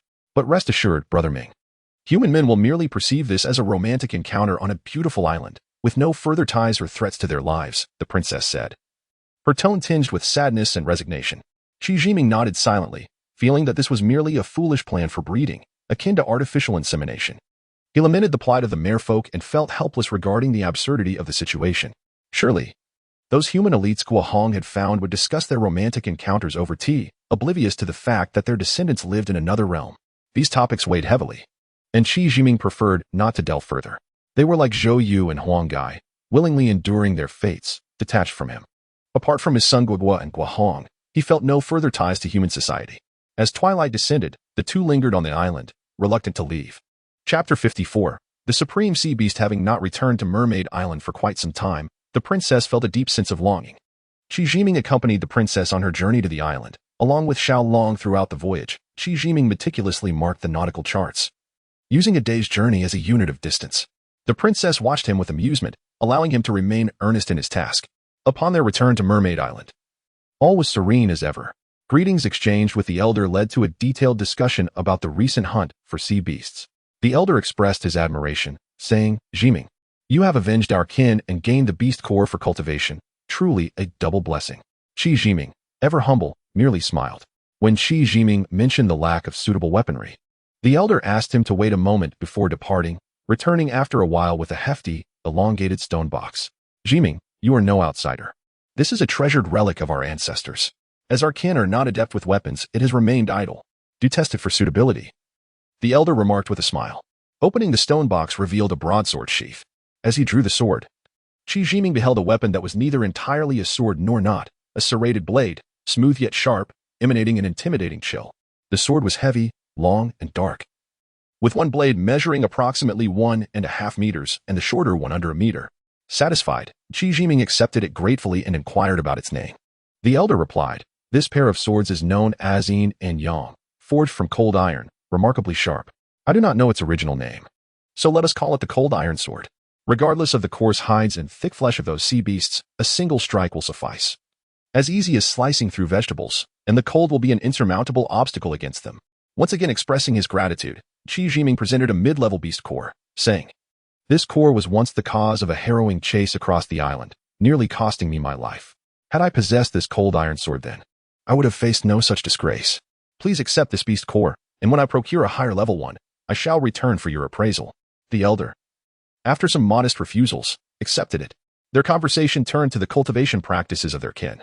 Qi Jiming candidly suggested, I have inadvertently acquired a technique. The princess has tried it and found no discomfort, significantly enhancing her internal energy. Why not allow our kin to cultivate it for self-defense? The elder was naturally delighted. Thus, with the princess dictating and the kin recording, Lu Wu's technique was imparted to the merfolk. Strengthening the merfolk would alleviate the princess's worries, laying a foundation for their future together. After bidding farewell to the elder and kin, Qi Jiming and the princess ventured to Dragon Mountain. Xiao Long trailed closely as they entered the spirit-gathering array. The stone chamber was too cramped to accommodate its sizable form, forcing it to curl up. Qi Jiming retrieved energy liquid and spirit stones, surveying the 4 peaks of Dragon Mountain before proceeding into the sea. Are you planning to establish another spirit-gathering array? The princess inquired. Spending so much time together, she, being exceptionally astute, discerned Qi Jiming's intentions upon seeing him carry a substantial bundle of common spirit stones. Qi Jiming smiled. Energy liquid is indeed a treasure, one can never have too much. However, without a spirit stone mine, I am uncertain of its efficacy, only experimentation will reveal the truth. Then we shall need Xiao Bu Rang to search. It is sensitive to spiritual energy. With your current strength, it should be achievable, the princess encouraged. Arriving at a spirit-rich island, sufficiently expansive, they urged Xiao Bu Rang to seek the most abundant source of spiritual energy. The little creature burrowed into the ground, astonishingly uncovering a vein of spirit stones. Though far smaller than the reserves of Dragon Mountain, it was still suitable for establishing a spirit-gathering array. The surrounding area was not wide or flat enough, and the island's wildlife was sparse, making it difficult to trigger the formation frequently. Yet, with energy liquid nourishing the flora, attracting animals would pose no problem. Eagerly rubbing his hands together, Qi Jiming felt an itch to commence construction. The princess assisted while Xiao Long vanished from sight, having grown accustomed to being overlooked. Ultimately, acquiring the 7 massive stones proved quite laborious for the two. After several days of effort, the spirit-gathering array was finally completed. Inside, lush green grass thrived, and trees flourished. The island's animals had long fled from the continuous sounds of mining and construction. In the dead of night, Qi Jiming captured a small wild boar and tossed it into the array for testing. As the boar panicked within the formation, it activated. Spiritual energy coalesced around them, creating a magnificent scene as the verdant aura gathered underground. They had succeeded. Both Qi Jiming and the princess rejoiced. Resources were essential for cultivation.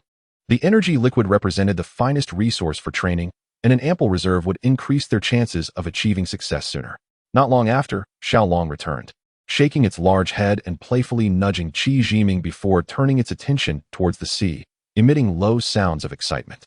Noticing Qi Jiming's lack of response, it eagerly tugged at his clothing. The princess awoke, observing Xiaolong's exuberance. "Brother Ming, I believe Xiaolong has made a discovery and wishes to show us." Curiosity piqued. The two followed Xiaolong as it sped across the ocean's surface, its excitement palpable as it cleaved through the water, sending sprays of foam high into the air. After a lengthy journey, it wasn't until midday 5 days later that Xiaolong halted on a large, verdant island. The island was vast, teeming with lush foliage. Weeds lay flattened, forming a path that wound up the hill. Xiaolong dashed along this path, leaving the two no time to admire their surroundings as they hurried after it. Arriving at a cave entrance, Xiaolong paused, turning to shake its head as if to claim credit. The cave mouth was immense, towering several dozen meters high, nestled in the middle of the highest peak of 3 mountains. Inside, the cave descended steeply, growing increasingly damp as they ventured deeper. After walking several kilometers, they emerged into a vast chamber, soaring over 50 meters high and spanning several hundred meters wide. At its center lay a pool of emerald water, surrounded by heaps of pearls, corals, and other precious treasures, all neatly arranged. Qi Jiming's attention was particularly captured by a large collection of exquisite spirit stones. The cave floor was immaculate, adorned with many rare flowers and herbs. Following his studies in toxicology, Qi Jiming had become quite knowledgeable about flora, yet he could not name the plants within the cave, only sensing their refreshing aura and the fragrance wafting through the air. The princess, however, did not share in the delight of discovering such treasures. Her expression was one of anxiety as she stared at the green pool, silent and still. Sensing her unease, Qi Jiming was momentarily at a loss for words, choosing silence as well. Xiaolong, noticing the shift in their demeanor, ceased its playful antics. The cave fell into an eerie stillness. "Brother Ming, try not to panic. Although this is the lair of a supreme sea beast, the layout of the cave suggests its nature is not inherently ferocious. Furthermore, it is absent at the moment. We should quietly exit," the princess advised. Though her own nervousness betrayed her calm words, Qi Jiming was well aware of the formidable nature of supreme sea beasts and did not wish to appear overly brave. After taking just a few steps back, they heard the sound of unsteady footsteps approaching from the cave entrance, growing louder with each passing moment. They silently cursed their circumstances, quickly finding refuge behind a rock to listen as the footsteps drew nearer. "Brother Ming, if possible, avoid engaging until absolutely necessary. Should confrontation become unavoidable, strike with all your might and then flee immediately," the princess whispered. Her feigned calm only heightened Qi Jiming's awareness of the sea beast's unusual ferocity, prompting him to strategize an escape as a direct confrontation seemed futile. The footsteps finally halted at the edge of the pool. The two men dared not even breathe, as if enduring an eternity, causing Qi Jiming's inner fire to flare. If death is to come, so be it. Retreating like a coward is not the way of a man. Life is fleeting. Why fear fate? Resolute, he stepped out from the corner of the cave wall. A man stood by the pool, his eyes wide with astonishment as he beheld the approaching Qi Jiming. The man, with a complexion as pale as jade, appeared to be in his 30s, his bright eyes radiating vigor. His long black hair cascaded over his shoulders, bound with a silver clasp. Tall and slender, he wore a fitted azure robe that reached his knees and dark trousers with simple shoes, his stature comparable to that of Qi Jiming, distinctly resembling a human. Were it not for this peculiar encounter in such an eerie place, Qi Jiming would not have realized the other was a sea beast. "Are you human? It has been ages since I have seen one," the sea beast exclaimed with a smile upon noticing Qi Jiming's unwavering gaze. "Please pardon the humble abode. Do take a seat." Taken aback, Qi Jiming clasped his fists in greeting and replied, "I intrude uninvited. Forgive my rudeness." The sea beast responded with a gentle smile. "No offense taken. Our meeting is fated. My name is Shi, and you?" "Qi Jiming," he replied. "I apologize for trespassing on your territory. Thank you for your understanding. It is indeed a rare pleasure to have a visitor. I have dwelled here for so long. Boredom has become my only companion. Please, wait a moment," she said, walking to a section of the cave wall and gently knocking a few times. The wall opened like a door, and a beautiful woman emerged. Guests have arrived. Do not delay in welcoming them. We must not allow our visitors to feel unwelcome, she instructed. The woman, appearing to be in her mid-20s, was strikingly beautiful and unadorned. Her graceful figure approaching Qi Jiming as she performed a respectful bow. I am honored to meet you. Qi Jiming hastily returned the gesture, unsure of what to say, and chose silence instead. The princess emerged from the corner of the cave, also bowing respectfully, and said, Younger sister Night Fragrance, I greet you. Perhaps it is the nature of women to have much to discuss amongst themselves. The woman immediately took the princess's hand affectionately, inquiring about her well-being. The two chattering incessantly. Little Dragon felt quite neglected but, daunted by Xi's presence, dared not make a fuss. Feeling aggrieved, it nestled behind Qi Jiming, remaining utterly still. She laughed heartily and addressed Qi Jiming. My wife is named Hua. Her grace and intellect shine like poetry. It has been long since I have encountered a human, and I fear I may have been discourteous. Please forgive me. I am called Xi, a humble man who hopes for esteemed guests. Inwardly, Qi Jiming mused. A formidable sea beast could easily take my life. Here, there are two. How could I dare to lay blame? He quickly replied, Your wife is stunningly wise. Truly a celestial being. Your talents complement each other splendidly. It is indeed a match made by fate. Delighted by Qi Jiming's flattery, she urged the woman. Why do you linger? Go prepare the feast and bring forth my finest wine. Hurry. Reluctantly, Hua took her leave, still holding the princess's hand. Leading her to a stone table, graciously allowing the princess to take her seat before apologizing to Qi Jiming and disappearing behind the cave wall once more. Brother, you must be from a great nation, while my sister and I are not from your land. With a dragon by your side, you must possess extraordinary destiny. I admire you, she remarked, bowing slightly to Qi Jiming. Qi Jiming hastily returned the gesture. She continued, Your presence here is surely not mere coincidence. I admire your spirit. Do not take offense at my forthrightness. Do not jest, Xi. I am already quite ashamed for my intrusion. If you have inquiries, I shall answer candidly, Qi Jiming replied. At that moment, several humanoid sea beasts followed Hua, bringing dishes and wine to the table. These creatures had largely assumed human form, retaining only a hint of their original traits. Some bore scales, others had shells, each displaying distinct characteristics. Clearly, they were high-ranking sea beasts, now serving like mere servants. Stripped of dignity. What manner of beings are Xi and Hua, truly? Chapter 55, Collaborative Struggle, Part 1. A procession of high-ranking sea creatures, akin to a revolving lantern, swiftly adorned the stone table with an array of exquisite delicacies. The table, meticulously carved from a single piece of white warm jade, showcased vibrant patterns that seemed to dance with life, subtly shrouded in a misty vapor that harmonized beautifully with the banquet.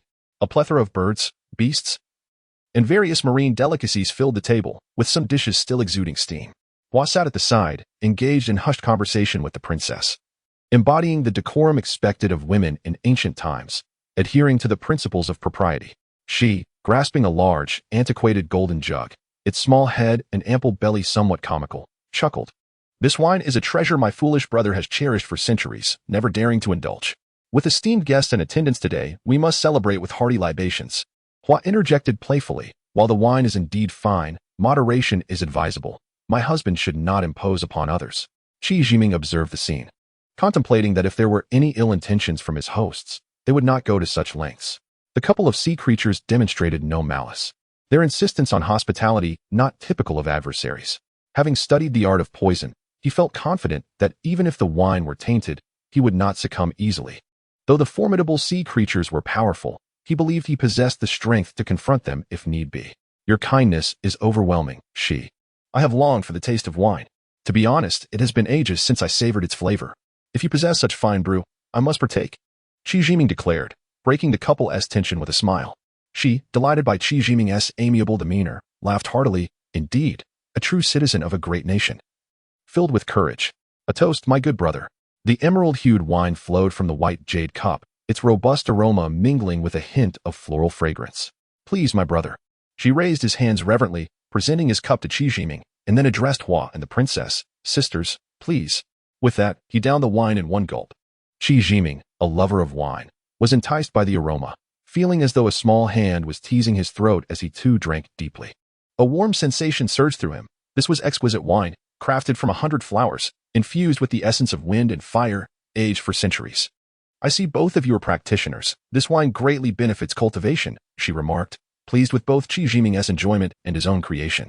Truly exceptional wine. I arrived here in haste, without a gift to offer, So I can only return the favor with this toast to you, Qi Jiming proclaimed, raising his cup once more. Xi's delight grew. Those who indulge in wine invariably relish commendations of their craft. Hua and the princess sipped lightly, engaged in their own conversations. The little deer, Dodo, seemed content as the princess fed it various fruits. However, the little dragon remained persistently at Qi Jiming's back, nudging him with dissatisfaction. Among the elite sea creatures, the pride of the dragon seemed inconsequential. She, noticing this, laughed heartily. My brother, I apologize. I became so engrossed in merriment that I forgot about your little friend. With a flick of his finger, he summoned a ray of white light that struck the stone door with a resonant clang, echoing thrice. Instantly, a humanoid sea creature appeared at the doorway. Bring some food for our dragon friend, she instructed. In no time, a sea creature emerged, carrying a jade platter adorned with 4 intermediate beast cores, which were placed directly before the little dragon. The dragon nodded in gratitude. Your generosity is commendable. I toast to you, Qi Jiming expressed with appreciation. As a true friend, the little dragon deserved no less than the utmost respect. She also drank deeply in response. As the cups exchanged hands and the wine flowed, the atmosphere became increasingly convivial, with both men reveling in their newfound camaraderie, lamenting the late arrival of such connection. She, feeling the warmth of the wine, began to recount the unique characteristics of this oceanic realm. For eons, perhaps even longer, the sea had been sealed by a mysterious barrier, rendering entry and exit impossible. The beings within existed in isolation, and any human who dared intrude met either death or injury, regardless of their prowess. Therefore, she was astonished by Qi Jiming's presence. However, upon seeing the princess, his surprise dissipated. The mermaids possessed knowledge of traversing this realm, and many sea creatures sought to escape. When they pressed the mermaids for the means of departure, and the mermaids refused, it led to tragic consequences for them. Do not misunderstand, my brother. I have no intention of leaving, nor do I wish to exploit my sisters. I merely feel a kinship with you and recognize your great potential. Hence, I open my heart in sincere friendship. She spoke earnestly. Do not worry, Qi. I have decided to remain here for life. Having been saved by the princess from peril at sea, Qi Jiming reassured him. When you mentioned that humans cannot survive in this realm, was it due to the strength of the sea folk? He paused, glancing at the princess, who maintained a calm demeanor and offered no response. The human world is severely polluted, which hinders cultivation. While human weaponry and technology are advanced, even the mightiest cultivator would meet their demise against it. I sincerely advise you not to yearn for the splendor of the human realm. As brothers, these are my heartfelt words, Qi Jiming stated sincerely. There is no pure land anywhere. You are still unfamiliar with this place, my brother. I have been away for a while to negotiate peace in the realm. But things turned violent unexpectedly. I suspect you have noticed my injuries, yet out of respect, you refrained from mentioning them, right? Hahashi laughed heartily. Hua, concerned, asked. At your age, why engage in battles? Can't you take a moment to rest? You truly give me no peace of mind. Is your injury serious? She smiled apologetically at the princess, displaying her embarrassment. Those ruffians merely inflicted light wounds upon me, but they suffered greatly. She replied, stay a few more days. And once I recover, we shall hunt them down together. I can also assist in your cultivation, ensuring your prowess ascends further. If those rogues deserve punishment, I will do my utmost to help eradicate them. However, I fear my own weakness may burden you, Qi Jiming maintained a calm facade, though his eagerness was evident. I hold no guilt. I simply wish to maintain peace in the realm. Many of my sister's kin have fallen victim to those fiends. You need not be modest. With your current strength, you should have no trouble holding your own against a few, while I will handle the rest. She stoked the flames of the princess's resentment. Brother Ming, assist Qi, but do exercise caution, the princess implored, wrapping her arms around Qi Jiming's as she urged him. The little dragon nudged him, encouraging him as well. How is your injury, Qi? I have a basic understanding of medicine and could help you recover swiftly, Qi Jiming stated nonchalantly. She is a top-tier sea creature. If he cannot handle them and has sustained injuries, I, who avoid high-ranking sea beasts, would be of little use. Yet I comprehend the princess's intentions. It would be prudent to engage and glean insight into the abilities of top-tier sea beings, laying the groundwork for future encounters. After all, if I cannot win, I can still escape. Do not jest, brother. It was merely a slap to my back. My meridians are slightly obstructed. But it is of no great concern. 2 days of recuperation will suffice, she said, feeling somewhat ashamed. Then perhaps this will be of assistance to you, Qi Jiming offered, pouring a cup of energy liquid and presenting it to Qi. Such a fine gift. Thank you, she exclaimed as the rich spiritual energy emanated from the liquid. He merely inhaled the aroma before consuming it, closing his eyes to meditate. Upon witnessing the scene, Hua smiled apologetically and led Qi Jiming and the princess to another door carved into the stone wall. After bowing respectfully, he explained, "My dear, you require treatment for your injuries. You two have had a long journey. Please rest for a while." He then returned to stand guard beside she. The room was spacious and bright, adorned in immaculate white decor, providing a sense of cleanliness and comfort despite its modest size. It was remarkable how many such chambers had been carved into the cave walls, entirely concealed from the outside, which left Qi Jiming in awe. "Brother Ming, what are your thoughts on Brother Shi? Do you truly intend to assist him in confronting his adversaries?" The princess inquired nervously, not as carefree as Qi Jiming in her appraisal of the room. "Do not fret. It would be child's play for them to eliminate us. We shall remain calm and at ease. If anyone dares to threaten us, this cold iron sword shall be more than sufficient. Let us observe the unfolding events without worry and focus on resting well," Qi Jiming reassured her. "Rest assured, none of us are made of clay. If I wish to flee, there are countless ways to escape." Upon awakening, feeling invigorated, Qi Jiming mused about the delightful wine and wondered if he might procure some from Shi. Just then, Huan knocked on the door. "Have the brother and sister-in-law awakened? It is time for a meal." Qi Jiming acknowledged and stepped outside with the princess. A banquet was already laid out on the stone table in the hall, where she, clad in a new white robe, awaited them. Upon their arrival, he promptly rose to greet them, exclaiming, "Thank you for the precious elixir, dear brother. I was so eager to tend to my injuries that I neglected to attend to you and the princess. I shall punish myself with 3 cups later." Hua retorted, "Pa, always seeking excuses to indulge. Do you not fear the ridicule of our guests?" She chuckled heartily at Qi Jiming, proclaiming, "It is wonderful to see you well, brother. I still possess some elixir, which I shall present to you." Qi Jiming replied with a smile, "That is simply unacceptable. This elixir is exceedingly valuable. I am already recovering well. Please keep it for your own use." She hurriedly declined, "We are brothers. Let us split it equally. And then you shall have no reason to refuse." Qi Jiming insisted, "If you continue to refuse, my wife and I will feel embarrassed to impose further." She, overjoyed, finally relented. Hua produced a fish bladder-like pouch, carefully storing the energy liquid within, expressing endless gratitude. They resumed their seats, toasting each other continuously, creating a joyful atmosphere. "As a practitioner, how many years have you trained?" she inquired. "I have squandered 28 springs. I feel truly ashamed. I merely stumbled upon a cultivation method and practiced haphazardly for a few months, hardly worthy of the title of practitioner," Qi Jiming admitted with humility. She cast a puzzled glance at the princess. "Do not be surprised, brother Shi. My husband has indeed only practiced for a few months," the princess explained calmly. She and Hua exchanged incredulous looks. "You are a natural-born practitioner. To surpass others in mere months what many achieve in a century is truly remarkable. Congratulations, brother," she exclaimed in astonishment. Qi Jiming, mindful of the princess's words, could only express his modesty without further comment. She's extensive knowledge and witty conversation provided Qi Jiming with great insights. As the wine flowed freely, she presented a flat jade box to Qi Jiming, saying, "During my travels, I found this box by the remains of a human. I do not know if it will be of use to you. As we of the Sea tribe are ill-suited for cultivation, if it proves beneficial, consider it a gift." With sincere gratitude, Qi Jiming accepted the box, discovering several scattered pieces of leather inscribed with dense Chinese characters. Though too many to examine closely, he thanked Shi once more and stowed them away. She, delighted, persistently encouraged more toasts. The night passed without further incident. The following day, she took Qi Jiming on an excursion across the sea. During their conversations, Qi Jiming humbly explained that he had come for beast cores and had hunted some sea beasts. She brushed off the concern, saying, "There are plenty of sea beasts here. Given your current level, you certainly require the cores. Do not hesitate to take what you need." As they navigated the ocean, soaring high and dipping low with remarkable speed, they far surpassed the princess's bubbles. The sea area she occupied was rich in spiritual energy and vast in expanse. Witnessing Shi's prowess, Qi Jiming felt a sense of inadequacy in comparison to the formidable sea beasts. Observing Qi Jiming's humility, she remarked, "Your future achievements will undoubtedly far exceed mine. Why should we concern ourselves with the present moment? Our bond as brothers cannot be measured by cultivation levels.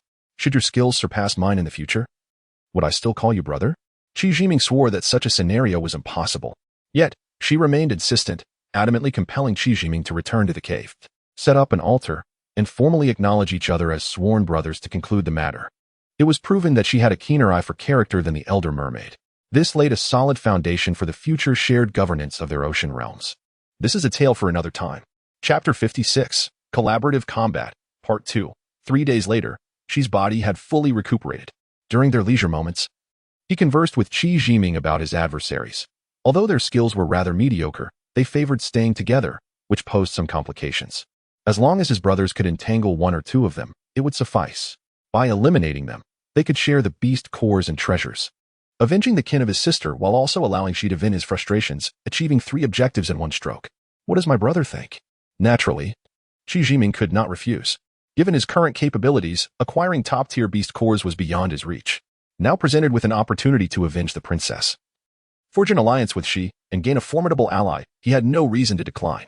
Having settled their plan, the two returned to their cave dwelling to bid farewell to their wives, who, as expected, offered a plethora of admonitions.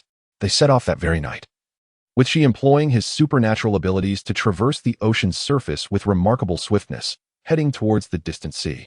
Shi Jiming felt a sense of inadequacy.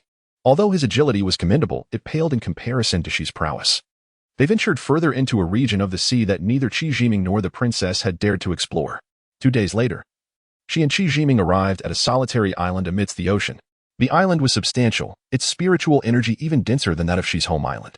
While it was possible that Shi harbored intentions of coveting this island, it was of no concern to Shi Jiming. Pointing towards the island, Shi addressed Shi Jiming, "Brother, those rascals are holed up in a cave halfway up the mountain. I will take the lead, and you shall follow closely. Do not show any mercy when we strike. If all goes as anticipated, those 6 should still be within the cave. You handle 2, and I shall confront 4. Let us proceed." In no time, they reached the cave's entrance. The opening was expansive, with smooth inner walls, and the cavern extended steeply underground, much like Shi's own. Upon entering the spacious interior, they found several men gathered, jovially drinking together. The men paused momentarily upon seeing Shi, then burst into laughter. The tallest among them, his face flushed from drink, pointed at Shi and guffawed, "You dare to come here? You've brought along a human for backup, and now you think you're brave? Haha." Without further ado, Shi lunged forward, shouting, "Brother, let's strike." His fists flew towards the 6 men, his movements fluid as he continued to call out commands. Shi Jiming wasted no time. With a swift motion, he drew his cold iron sword, plunging it into one man's back while delivering a blow to another's left rib, forcing both to turn defensively.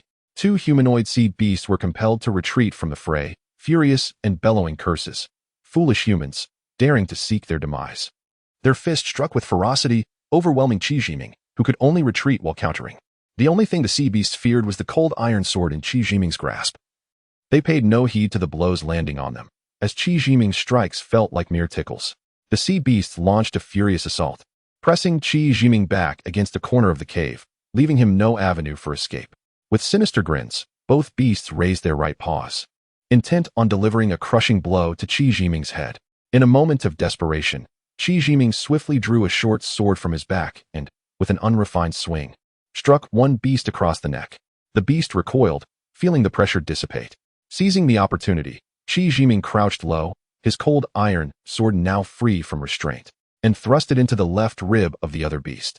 All of this transpired in the blink of an eye. The 2 sea beasts howled in agony, causing the remaining 4 engaged with Shi to momentarily falter.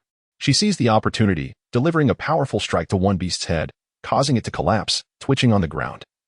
Yet still alive, the remaining 3 sea beasts steadied themselves and reorganized their assault on Shi.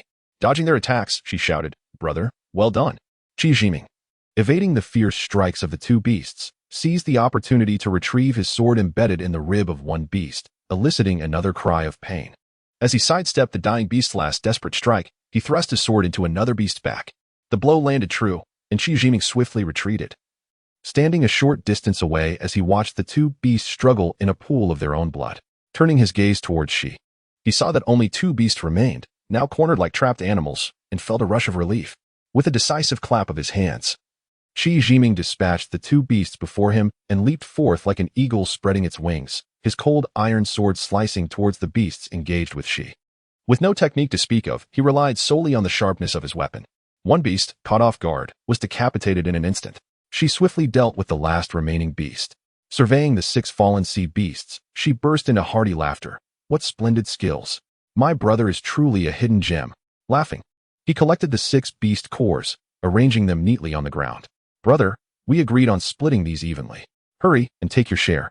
There are still many treasures to be found." Seeing Shi Jiming hesitate, she grew anxious. "Then I shall not stand on ceremony." Shi Jiming casually took 3 beast cores and placed them in his bag. She chuckled. "A true man should act thus. There is no need for awkwardness. These treasures, my brother, also deserve to be divided evenly." With that, He tossed 6 slightly larger bags onto the ground, which had been taken from the unfortunate sea beasts. Confused, Qi Jiming looked at Shi and asked, "Brother Shi, what are these items?" She regarded him with surprise and said, "We agreed, did we not? Treasures must be shared. Everything valuable is in those storage bags. Take them. What are you hesitating for?" Feeling somewhat embarrassed, Qi Jiming rubbed his nose and explained, "Brother Shi, please do not mock me. I have never encountered such bags before, nor do I know how to use them." Shi, as if discovering a delightful novelty, circled around Qi Jiming. Once he confirmed that Qi Jiming was not jesting, he spoke earnestly, "Brother, this is a storage bag. It can hold many items. Choose 3 for now, and I will teach you how to use them later."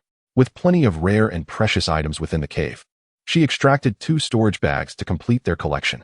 Finding no further treasures, they returned to Shi's island. Upon returning to Shi's cave, the women naturally inquired with great concern. She answered all their questions, praising Qi Jiming profusely. Qi Jiming repeatedly downplayed his contributions, attributing his success to mere luck. As they opened their respective storage bags, they discovered a plethora of treasures, including many rare items. Yet Qi Jiming's primary interest lay in the high-grade beast cores and top-tier spiritual stones. As they set the table for a feast, she could not contain his joy, laughing heartily throughout the meal, clearly in high spirits. Qi Jiming and the princess, genuinely touched by the hospitality of Shi and his wife, stayed an additional day before ultimately preparing to depart. Shi and Hua were reluctant to see them go, only relenting when Qi Jiming and the princess promised to visit frequently. At parting, she presented Qi Jiming with a jade token, solemnly stating, "Brother, take this token. It will allow the sea tribes of this region to heed your command. Your cultivation is still shallow, but should you find yourself in peril, breaking it will summon aid from nearby sea tribes." After exchanging heartfelt farewells, Qi Jiming and the princess departed from Shi's island, returning directly to their own cave. The princess busied herself with renovations, declaring her intent to excavate several rooms in the cave walls, much like Shi's abode, and meticulously arrange everything. Qi Jiming, feeling increasingly impatient, found himself compelled to assist. The princess reasoned, "Guests must have a place to stay, and our son will need a space as well. It is essential. If one were to retreat once more, what would become of the guests who arrive? Should they dwell in the wilderness? Such a notion would indeed be quite impolite." Yet, Qi Jiming remains indifferent to notions of decorum. What truly matters is strength. This recent experience has profoundly impacted him. Although his relationship with Shi does not yet warrant hostility, the same cannot be said for other sea beasts. Lacking genuine prowess and relying solely on cunning is both inadequate and unsustainable. With abundant resources at his disposal, the essence lies in fortifying oneself. Time is of the essence. No one can endure your weakness. Chapter 57. The rift and the barrier. Time slipped away unnoticed, and the once vibrant spiritual energy within the vast cavern had dissipated into a mere mist. Qi Jiming and the princess found themselves once again at an impasse in their cultivation.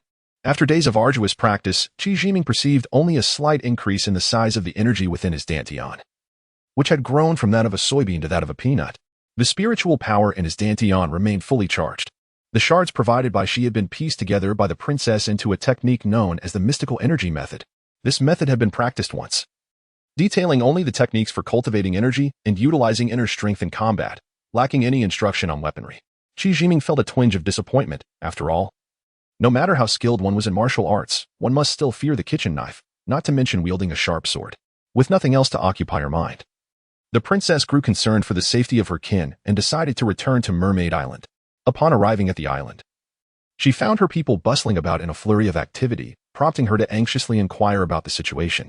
It was then she learned that several intruders had been captured and were being held in the Elder's cave. Rushing to the Elder's abode, Qi Jiming asked, "Elder, who has invaded our island? How are our people? Is the formation holding up well? Are there still attackers?" "Do not fret, Jiming. All is well on the island. We have merely captured 2 humanoid creatures within our defensive formation. They have been interrogated and claimed to have arrived here inexplicably, having spotted our island and come ashore. Some were trapped by the formation, while others fled in flying vessels. However, they cannot escape this sea," the elder reassured him. "You may go and see those 2 creatures for yourself." Qi Jiming and the princess approached the 2 captives. They were beings that bore 6 parts human, 3 parts frog, and 1 part fish, now huddled together in terror. Their eyes, mouths, and limbs resembled those of frogs, yet their torsos held human-like features, covered in fish scales. Standing about a meter tall, the princess babbled a question, to which the frog-like beings responded in kind. Qi Jiming, unable to comprehend their language, grew bored and began to scrutinize the peculiar creatures before him. They possessed long, pointed ears pressed against their slick, tapered heads. There was no neck, as their heads were directly affixed to their torsos. Their bodies were slender, yet their limbs were muscular and strong, with webbed claws that were sharp. Their frog-like mouths were lined with tiny, menacing teeth, gleaming white and exuding danger. After the princess finished her inquiries, she gestured for Qi Jiming to leave. Upon returning to the elder's residence, the princess spoke. Elder, this incident seems coincidental, much like the last time our kin were captured. Might we expect more such coincidences in the future? Jiming is not an outsider. Indeed, he is far from ordinary, and we require his assistance. The elder smiled awkwardly. Jiming is indeed one of us. Do not blame me for my reticence. It is a strict rule within our clan that certain secrets must not be divulged. Then there is no need to elaborate further. If it is a secret, it is best left unsaid. Jiming has no intention of prying. Qi Jiming interjected before resolutely turning to leave. Jiming, do not be hasty. The situation is urgent, and we must discuss how to handle it. The elder quickly called out, halting him. It was then that Qi Jiming learned of the secrets of the sea. Millennia ago, the merfolk aided a great deity in battle. When the deity was forced to retreat, they arranged an escape route for the merfolk, using divine powers to seal off this sea and provide a sanctuary for them to recuperate. At that time, many elite merfolk were grievously injured and on the brink of death. Many of their skills were lost over time, leading to a gradual loss of control over the sea. Somehow, word leaked out, and powerful sea creatures learned of the merfolk's ability to open the barrier, prompting them to hunt down their kin. Consequently, the merfolk's numbers dwindled, and their survival became increasingly precarious, culminating in the current threat of extinction. Recently, the barrier had shown signs of weakening, likely due to a fissure, allowing frequent intrusions. If the tranquility of the sea continued to be disrupted, it would surely collapse completely. Listening attentively, Qi Jiming awaited the elder's conclusion before inquiring. How can we mend the fissure? If my strength is deemed insufficient, I shall exert every effort. The elder's face grew somber as he explained. The fissure is caused by a deficiency of spiritual power. To repair it, one must condense spiritual energy into form and then fill the gap. Though you possess talent, you cannot yet condense spiritual power. Although I may not currently be able to condense spiritual energy, I am not too far from it, Qi Jiming suggested. Why not grant me a spiritual pearl, so I may attempt it? The princess chimed in, gently tugging at his arm, implying something. Feigning ignorance, Qi Jiming replied, Elder, do not mock my ambition. I am merely an amateur in this field. In truth, he remained uncertain of his own inner strength's level. The princess, possessing greater insight, reassured him, if I say it is possible, then it should be so, should it not? Extending his palms outward as if cradling a sphere, Qi Jiming focused his energy. A cloud of spiritual power emerged between his hands, gradually intensifying and morphing into a luminous sphere, radiating like a premium spiritual stone. As he separated his palms, the sphere expanded until it reached the size of a rice bucket, at which point he carefully placed it upon the stone table. The elder gazed in astonishment at the glowing sphere, then at Qi Jiming, perplexed by how, in just a few months, he had acquired such prowess. The princess, who had anticipated Qi Jiming's ability to manifest a light sphere, was taken aback by its impressive size, feeling conflicted. Having wanted him to conceal his strength, she now questioned whether this revelation was a blessing or a curse, her heart racing with uncertainty. Qi Jiming understood that this was the result of his practice with the mystical energy method, which had illuminated the paths of energy manipulation for him. However, he knew he still lacked the strength to maintain the light sphere for an extended period. Recovering from his astonishment, the elder exclaimed with delight, Jiming, you truly are a person of great fortune. With your current strength, coupled with the power of the spiritual pearl, you can surely repair the fissure. A boon for our people. The princess, feeling a mix of regret and frustration, could not help but echo, when did you become so formidable, Jiming? You've caused me unnecessary worry. Embarrassed, Qi Jiming shook his head. I was merely showing off before the elder. You need not fear making a fool of me. Do not be so modest, young man. I am humbled in your presence. True heroes emerge in their youth. You must rest now. We shall reconvene in the morning to discuss the details of our plan. The elder sighed, his eyes now devoid of suspicion. The princess stuck out her tongue and made a face before taking her leave with Qi Jiming. They strolled side by side across the island, greeted warmly by their kin. To which Qi Jiming responded with polite acknowledgement, savoring the rare moment of leisure.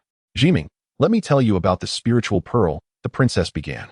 It was passed down from our ancestors and comes with strict guidelines, specifically for repairing or reinforcing the barrier.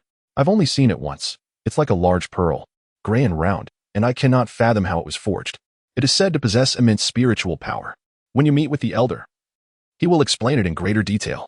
Qi Jiming listened passively, refraining from comment, unwilling to disrupt the tranquility of the moment. As the sun set, they returned to Lu Wu's cave to rest. Qi Jiming always sensed an enigmatic energy within this cave that made his cultivation remarkably effective. Thus, whenever he visited Mermaid Island, he chose to stay in this cave. Little Dragon had already developed noticeable dragon horns, short and straight, resembling the unsightly horns of a rhinoceros. Ever since inadvertently leading Qi Jiming into Xi's cavern, the creature had worn a sheepish expression.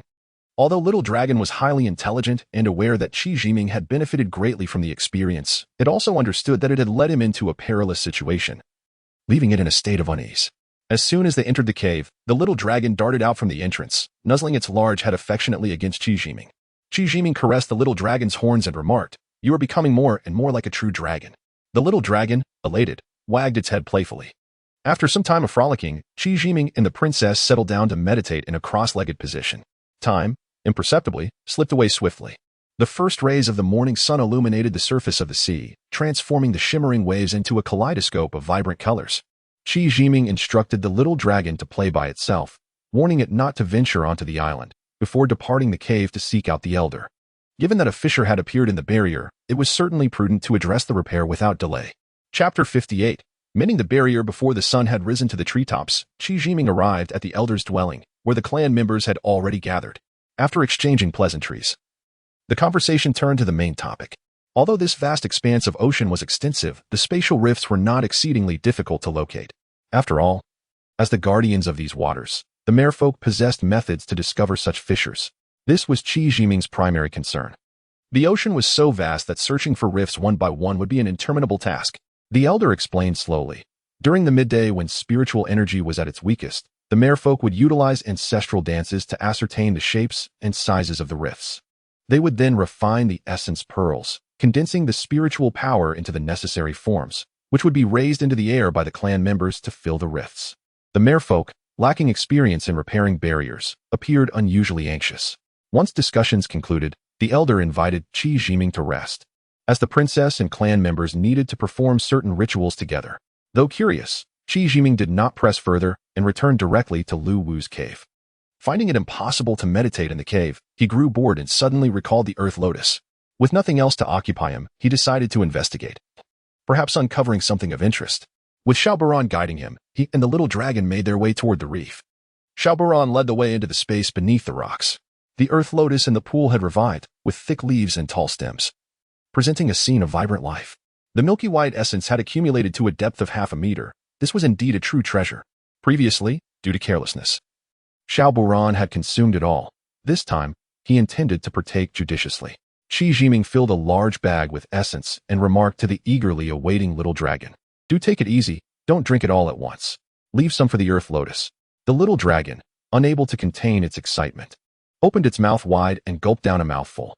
The essence in the pool diminished rapidly, leaving only a shallow layer of milky liquid.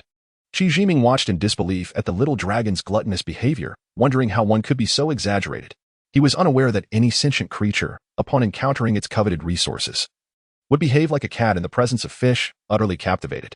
Glancing around, he found nothing else of value. Looking back at the earth lotus, he mused that it would take many years before it bore lotus seeds again. Exiting the space and leaving the reef, he returned to the cave. The princess was already playing exuberantly with the little deer, Duo. Upon seeing Qi Jiming and the Little Dragon return, she playfully scolded them for sneaking off without her. Qi Jiming presented the bag filled with essence like a precious treasure, declaring, "I went to attend to your clan's important matters, while the Little Dragon and I retrieved this treasure for you." The princess eagerly accepted it, exclaiming, "This is earth essence. Where did you find this? It's formed from overly concentrated spiritual energy. Quick, take me to see it. There must be more." Qi Jiming and the Little Dragon exchanged glances. The Little Dragon wandered off. "This was discovered last time with Go Hong, where you also tasted the earth lotus seeds. The essence was more abundant then, but we were unfamiliar with it. And Xiaobaran drank it all. This time, there is only this much left. The Little Dragon has had some, and there remains a little for the lotus to grow." Surprised by the princess's enthusiasm for the essence, Qi Jiming spoke candidly. "Since there is none left, we want to go to see it. It would only be disheartening." "What a wonderful find.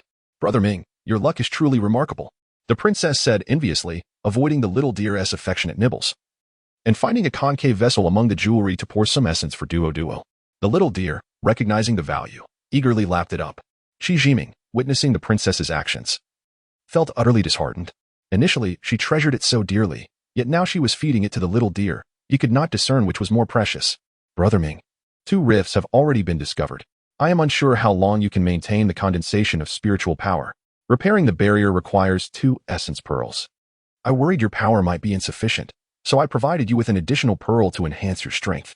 Your cultivation will surely advance a level, the princess joyfully informed him. Qi Jiming chuckled. If my power were to increase further, I might not even need this reward. Condensing spiritual power depletes one's vitality. The elder's cultivation is profound, even he dares not attempt it, which indicates the risks involved. You truly are a foolish girl. Upon learning of the significant risks in mending the rifts, the princess immediately became displeased, her delicate face clouding with concern as she pouted. With only a few clan members left, we could simply move away. Perhaps we should abandon this barrier altogether. Don't say that. This ocean brims with spiritual energy. It is an excellent place for cultivation. We must stay here to thrive and raise our offspring. Repairing the rifts is merely a task I will undertake to the best of my ability. Rest assured, there will be no danger. Qi Jiming reassured her with confidence. Brother Ming, you must promise me that if you sense any danger, you will abandon the task at once. We will devise another plan then, all right? This time. The princess did not scold him for his idle chatter, but only pleaded with concern. Very well, should I feel anything amiss, I will certainly stop. Do not worry. I am not foolish. We still have many children to raise. Qi Jiming comforted her. Surprisingly, the princess, instead of becoming angry, nodded earnestly. The time chosen for mending the rift was at noon, when the spiritual energy was at its most diminished, allowing the fissures to reveal their full forms. The merfolk formed 2 intersecting circles on the island, spaced a meter apart. The overlapping section was just sufficient for one person to lie down. The clan members donned peculiar and varied attire, resembling a blend of birds and beasts, reminiscent of primitive tribal garb. Each merfolk held vessels resembling cauldrons, bowls, or plates.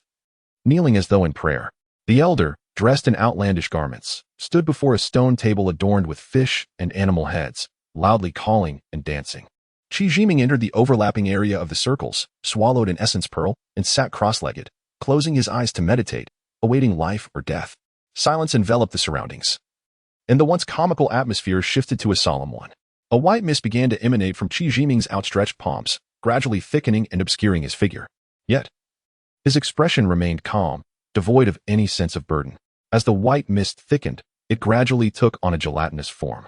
Qi Jiming opened and closed his palms, compressing the spiritual power as if he were a master noodle maker, striving to condense rather than stretch. A thick, solid mass, shaped like the intersection of the merfolk, appeared between his hands. Though not very thick, only half a finger's width, it radiated with a dazzling array of colors, akin to the finest spiritual stone. The merfolk continued to kneel with closed eyes, chanting fervently. The elder, with disheveled hair, danced like a madman, singing and moving. Qi Jiming initially felt no strain and thought little of it, only to be unexpectedly struck by an invisible force that abruptly seized the condensed mass of spiritual power from his grasp. He watched in dismay as the multicolored mass of spiritual energy ascended and expanded, vanishing when it reached a height of 4 or 5 meters. The merfolk's chanting grew louder. The second attempt to condense the spiritual power yielded the same result. Once again, that uninvited invisible force snatched the mass away. This mysterious power was intangible, forcefully taking the energy from his hands, leaving his palms stinging with pain. Even the elders and the crowd combined could not muster such strength. This sensation could only be fully comprehended by Qi Jiming, the individual directly involved. Fortunately, the repair of the fissure was finally completed. Yet he was left with a profound impression of the inexplicable power that had surged within him.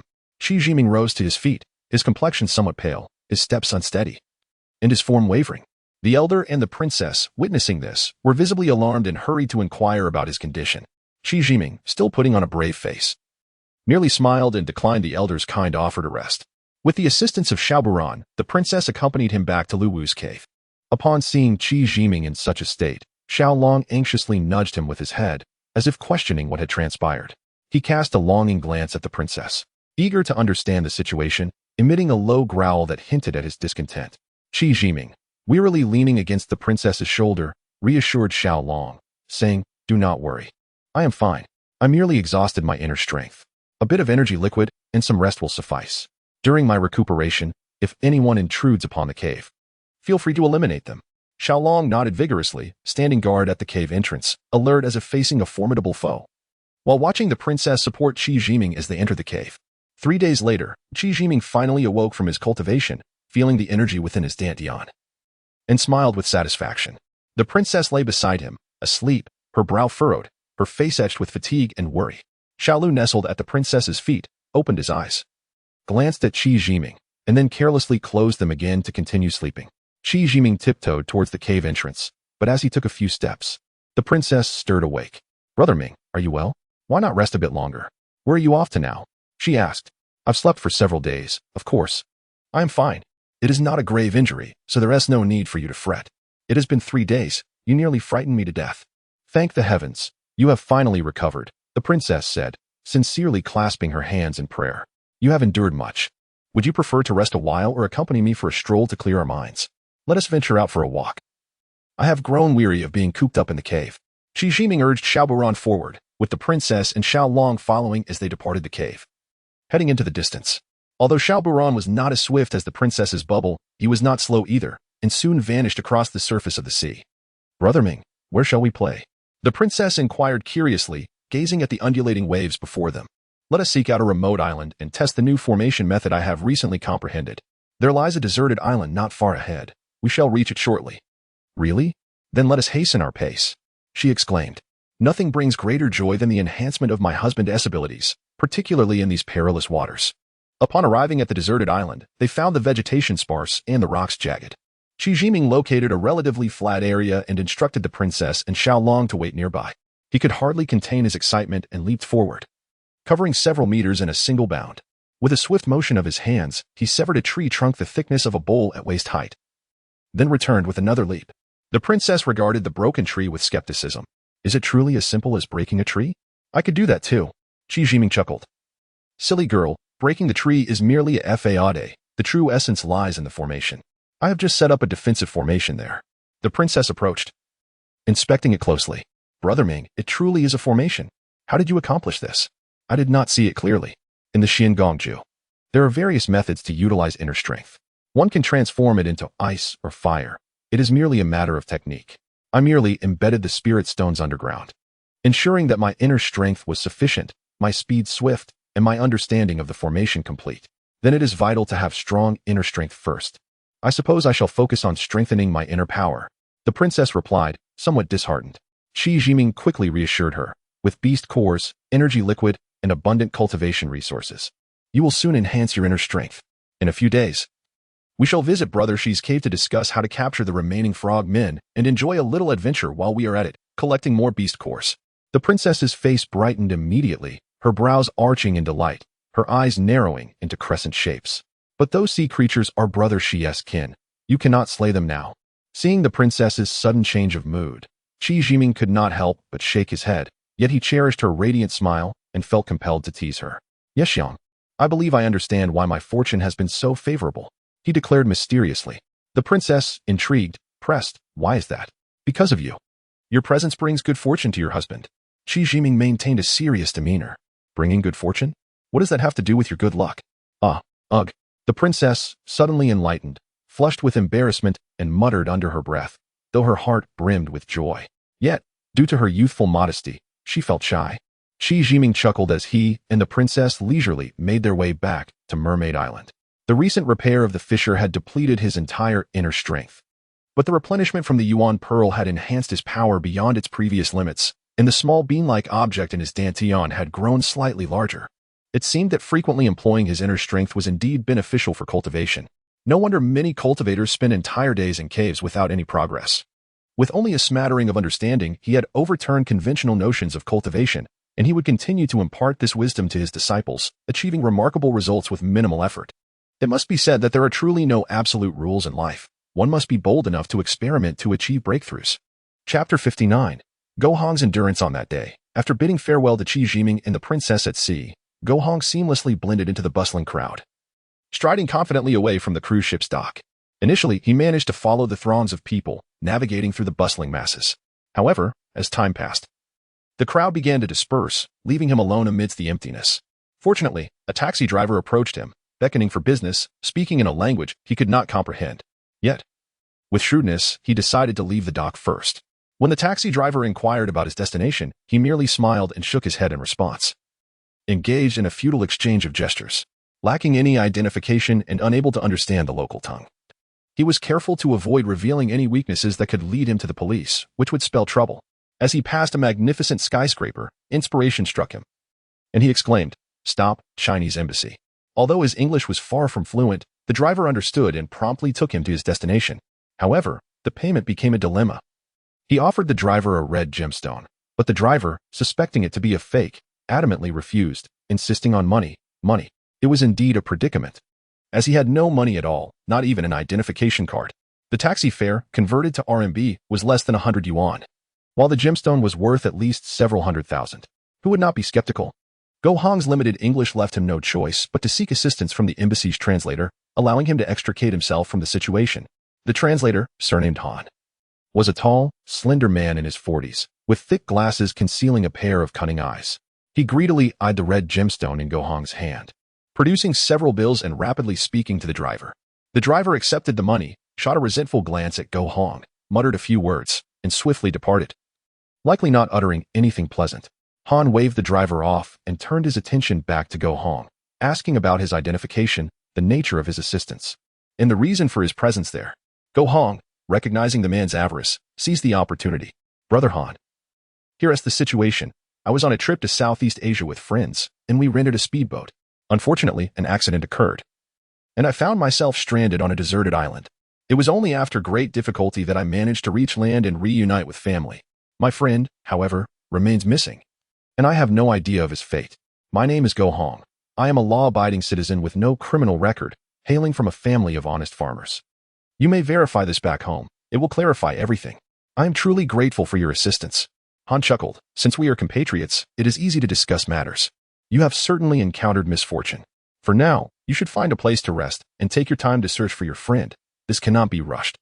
Your information will take some time to verify and reissue, during which you cannot leave. Should anything arise, feel free to contact me." Go Hong expressed his gratitude profusely, producing another gemstone. "I appreciate your help, Brother Han. If it is convenient for you, might we share a meal? To be honest, I have not had a drink in quite some time, and I am uncertain about my family's well-being. My heart is in turmoil, and I find it difficult to find peace. Perhaps a drink with you could ease my mind and help me sleep better." Han feigned hesitation as he glanced at his watch. "I understand your homesickness, but I am still on the clock. How about we wait until evening? I must verify your information and expedite the reissuance of your identification." Go Hong laughed heartily. "Brother Han, you are alleviating my worries. Is that not part of your work? I am in a foreign land, and I will rely on you in the days to come." Han regarded Go Hong and remarked, "I truly have no way to refuse you. I believe my superiors will understand your feelings and not penalize me. So, I will take the risk and accompany you." The two engaged in light-hearted banter before heading to a hotel. Han, recognizing Go Hong as a potential source of profit, and Go Hong, seeking to leverage Han as a stepping stone, quickly found common ground. One sought to probe, while the other baited. After a few drinks, they began to negotiate, each with their own objectives. Go Hong, having survived a shipwreck and found himself on a deserted island, had fortuitously stumbled upon some jewels and sought to sell them safely for funds to return home. Han wished to profit from this arrangement, ready to assist, albeit with some necessary arrangements with local authorities. One was insatiable, while the other was cautious, both haggling over terms. After some back and forth, they reached an agreement. Han would introduce buyers for all of Go Hong's jewels, charging a 15% commission, ensuring that funds would be secured for Go Hong's swift return home. Indeed, wealth facilitated dealings, as Han introduced a wealthy foreign buyer who purchased nearly $100 million worth of Go Hong's jewels. Observing Go Hong's nonchalant demeanor, Han felt a pang of greed. Surely, this young man possessed more treasures, for how could a poor lad from the mountains remain unfazed before such immense wealth? It defied logic. However, Go Hong was no fool. Though he was indifferent to the small sum, he despised the thought of others profiting off him unjustly. He understood the principle of humility when under another's roof. The wealth he had acquired from his gemstones seemed vast. Yet he had grown beyond the days when he risked his life for $50,000 alongside Qi Jiming. Lu Wu, the old man, had a trove of treasures. This was merely a drop in the bucket. His dissatisfaction stemmed not from the amount itself, but from feeling exploited by Han and the avaricious foreign buyer, who had driven the price down. Was this not blatant bullying? Were it not for his urgency to clear his name and return home to see his family, and fearing the repercussions of any mishaps that might entangle Ming and his sister-in-law, he would not let this matter rest. With his current skills and newfound wealth, he would not fear these few lowly individuals. He could create chaos if he wished. Go Hong was astute and principled, which was why Qi Jiming trusted him. He bore the current grievances, knowing that regardless of their truth, what mattered most was his safe return home. He endured, believing that in the future they would meet again. And when that time came, he would ensure they regretted their exploitation. Chapter 60. The flying device of the frogman Qi Jiming and the princess diligently practiced in Lu Wu's cave. It was not until the princess felt a significant enhancement in her internal energy, believing herself capable of setting up formations like Qi Jiming, that she ceased her efforts. This girl truly possessed an indomitable spirit. Brother Ming, since you and Go Hong have stashed your treasures here, with so many valuables around, let's simply call it the treasure cave. When Go Hong returns, we can move his share, and the remaining treasures can be taken to our own dwelling. From now on, this will be our place for rest and cultivation on the island, the princess suggested, gazing at the cave filled with treasures. Qi Jiming struggled to keep pace with her leaps of thought and was disinclined to dwell on these trivial matters, merely responding, "This is indeed an excellent place for cultivation. There must be deeper mysteries within. I have a feeling that practicing here yields extraordinary results. We should take the time to investigate thoroughly." The princess, forgetting to dwell on his evasion, suddenly became animated, eager to move the treasures and uncover their secrets. Qi Jiming laughed heartily. "Child, why the rush? We can always move these treasures later. There is no need to hurry. You've just named it the treasure cave, which is splendid. It deserves to be cherished, don't you think?" The princess blushed and smiled, offering no further explanation. Unbeknownst to her, her understanding of treasures had shifted, echoing the saying, "It is easy to seek priceless treasures, but rare to find a beloved." In the early morning, Qi Jiming and the princess visited the elder's cave to bid farewell. They intended to venture out to seek cultivation resources, primarily to capture the frogmen that had escaped last time. With the barrier now fully repaired, it was prudent to retrieve those elusive frogmen before they created chaos in the waters. However, the sea is vast. Do not rush, search carefully. Just be cautious, the elder encouraged. Agreeing with a nod, Qi Jiming and the princess nodded in response and departed from Mermaid Island. As they pressed on, they arrived at Qi's dwelling, where they fortuitously found him at home. Upon seeing Qi Jiming, she burst into joy, calling out, "Come, let us prepare a feast." His loud voice drew a playful rebuke from Hua.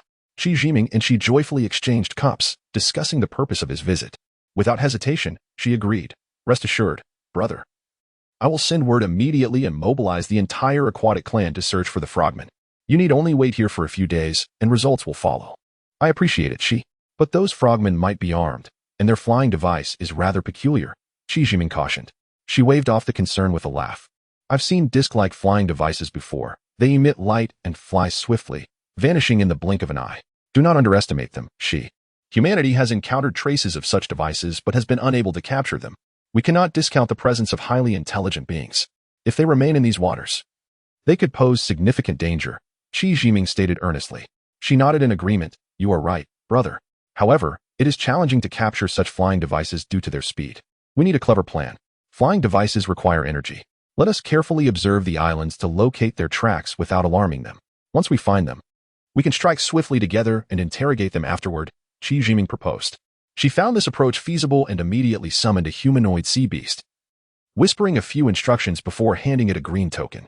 The sea beast obeyed and departed.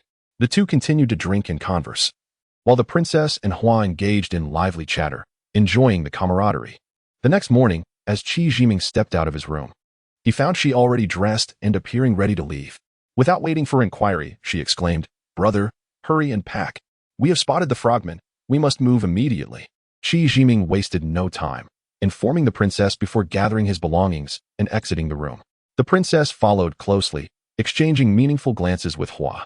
Qi Jiming pretended not to notice. "Husband, my sisters wish to see the excitement as well. Is that acceptable?" Hua asked she sweetly. She looked between Hua, the princess, and Qi Jiming, inquiring, "Brother, do you think we can bring them along?" Before Qi Jiming could respond, he noticed the princess glaring at him and resignedly stated, "As long as they keep their distance and do not intervene, it should be fine." She laughed heartily. "Then let us all go. We must leave promptly. Do not delay." With she leading Qi Jiming, while accompanying the princess, and Xiao Long trailing behind, the group swiftly traversed the surface of the sea. Observing Xi and Hua soaring gracefully above the water, Qi Jiming felt a pang of envy. She chuckled, "Brother, with your current abilities, though you may not fly for long, you can achieve this much. Time is of the essence. I will share more methods with you later." Qi Jiming expressed his gratitude repeatedly. By noon, she halted at the mountainside of an island, listening intently before declaring, "Brother, they are just ahead. Only 4 of them. I will first seal off the entrance to their flying device. As long as they cannot access it, they cannot escape. You follow closely behind and hold back 1 or 2. You 2 ladies should stay here and observe. Do not move. With that, she suddenly grasped Qi Jiming's arm and soared forward like lightning. In the blink of an eye, they covered several hundred meters. He released Qi Jiming a distance away and shouted, "Go." For frogmen were busy manipulating a machine that resembled a mouseman's mining device. Startled by Qi's shout, the mousemen turned to see Qi guarding the flying device, while Qi Jiming stood nearby, grinning at them. The frogmen panicked, chattering unintelligibly, and rushed toward the flying device. Qi Jiming leaped forward, striking the 2 frogmen behind him. His intention was to draw them closer to alleviate Qi's burden, but to his surprise, the 2 frogmen collapsed immediately. Meanwhile, she had already subdued the 2 in front, kicking one of the fallen frogmen and exclaiming angrily, "With such weak strength, you dare invade these waters?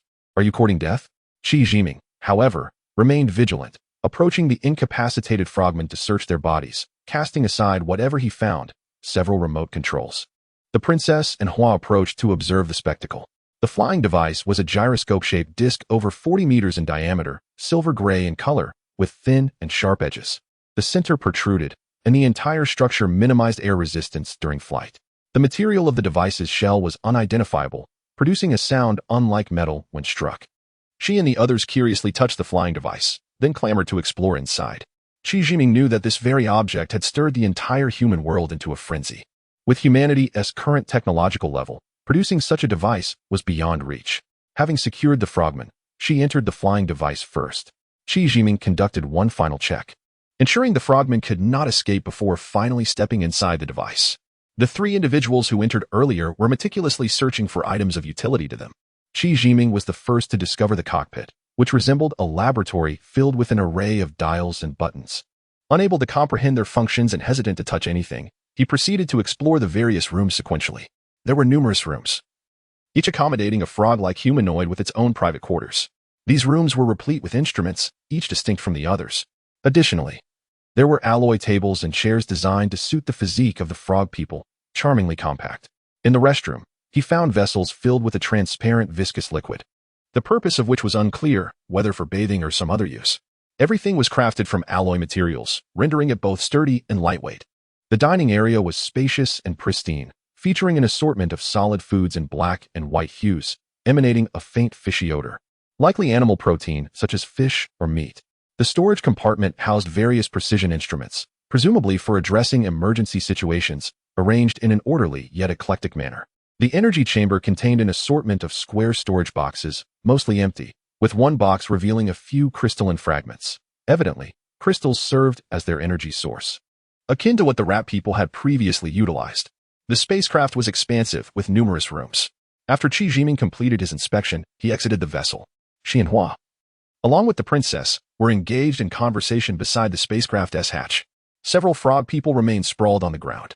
Upon seeing Qi Jiming emerge empty-handed, she chuckled and remarked, "This spacecraft is rather unremarkable, merely faster than others. I trust it has let you down? Dear brother, this is a high-tech marvel, quite beneficial to the human realm," Qi Jiming replied with a grin.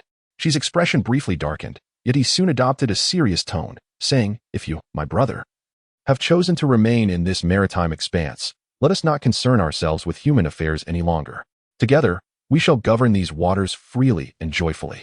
Indeed, your words resonate deeply. I have always cherished freedom, which is precisely why I intend to stay here," Qi Jiming remarked with a playful glance at the princess, who blushed and turned away. She and Hua burst into laughter. "I have a delightful companion, humorous and lively, unlike the somewhat stoic Jiming. I had intended to secure him a future in human society, being a man of the mundane world. Thus, I seek your approval to bestow this spacecraft and these frog people upon him, allowing him a foothold in human society and a more comfortable existence," Qi Jiming explained. "Our bond is one of mutual understanding. I have long endured solitude, and your companionship has alleviated much of my loneliness.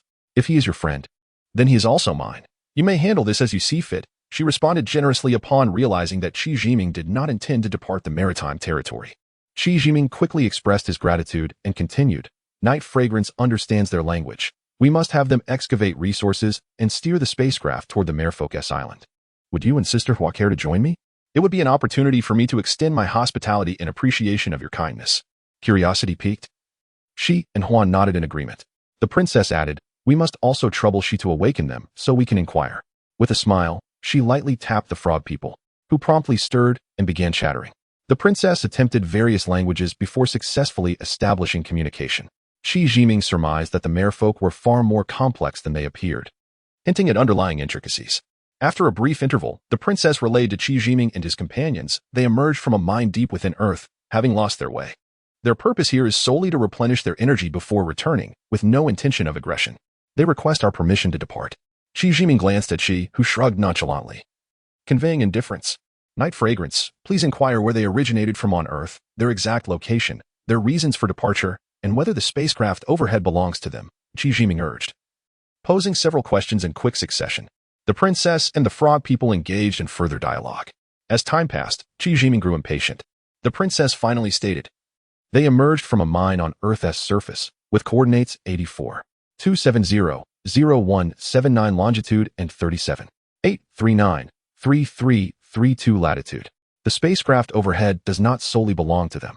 Other races may also be involved. They merely wish to explore the unknown and are not here to invade, requesting to be released. A surge of frustration welled within Qi Jiming. He thought angrily, other races? Do they perceive humanity as mere playthings? Should conflict arise, humanity would be decimated in an instant. They could not be allowed to leave without contributing. They must gather sufficient energy for their spacecraft and navigate toward the Merfolk Island. After some time, they would be permitted to depart, Qi Jiming asserted to the princess. Apologetically, he turned to Shi, saying, Shi, my brother, please forgive the jest. But I am uncertain how long it will take these creatures to collect enough energy. She shrugged indifferently. There is no harm in watching the spectacle. Feel free to attend to your matters without concern for us. The princess conveyed Qi Jiming's instructions to the 4 frog people, who immediately began operating the mining machines. The mining machines were not particularly large. Their 8 mechanical arms moved with the dexterity of octopuses, efficiently performing their tasks. The front end featured a massive hollow drill bit that rapidly drilled into the earth, extracting crystalline-laden rock. After processing and sifting within the machine, the discarded rock was reduced to powder, neatly piled to one side. In no time, they had collected 6 sizable crystalline blocks, shimmering beautifully in a semi-liquid state. As dusk approached, one frog person gestured animatedly to the princess, indicating several large boxes filled with crystals while chattering excitedly. The princess explained to Qi Jiming. They claim to have gathered sufficient energy and are inquiring if they may leave now. Let them gather one more box before departing. Qi Jiming replied, maintaining his wariness toward these beings. This inexplicable apprehension seemed rooted in their advanced technology. Once more, Qi Jiming invited Shi and Hua. Would you both care to board the spacecraft and visit the Merfolk Island? It would allow you to experience the vessel's velocity while I extend my hospitality. She laughed heartily, glancing at Hua, and upon noting her lack of objection, he casually replied, I shall defer to your arrangements, brother. Qi Jiming then instructed the princess, Night Fragrance. Let us board their spacecraft to return to the Merfolk Island. Shi and Hua will accompany us. Please direct them accordingly. Once the frog people completed their resource gathering, they skillfully retracted the mining machines into the spacecraft. Qi Jiming and Shi closely observed the frog people as they boarded the vessel, then called for the dragon to join them, intending for it to accompany them on the flight home. However, the dragon's size proved cumbersome, as it struggled to fit through the hatch, eliciting laughter from Hua.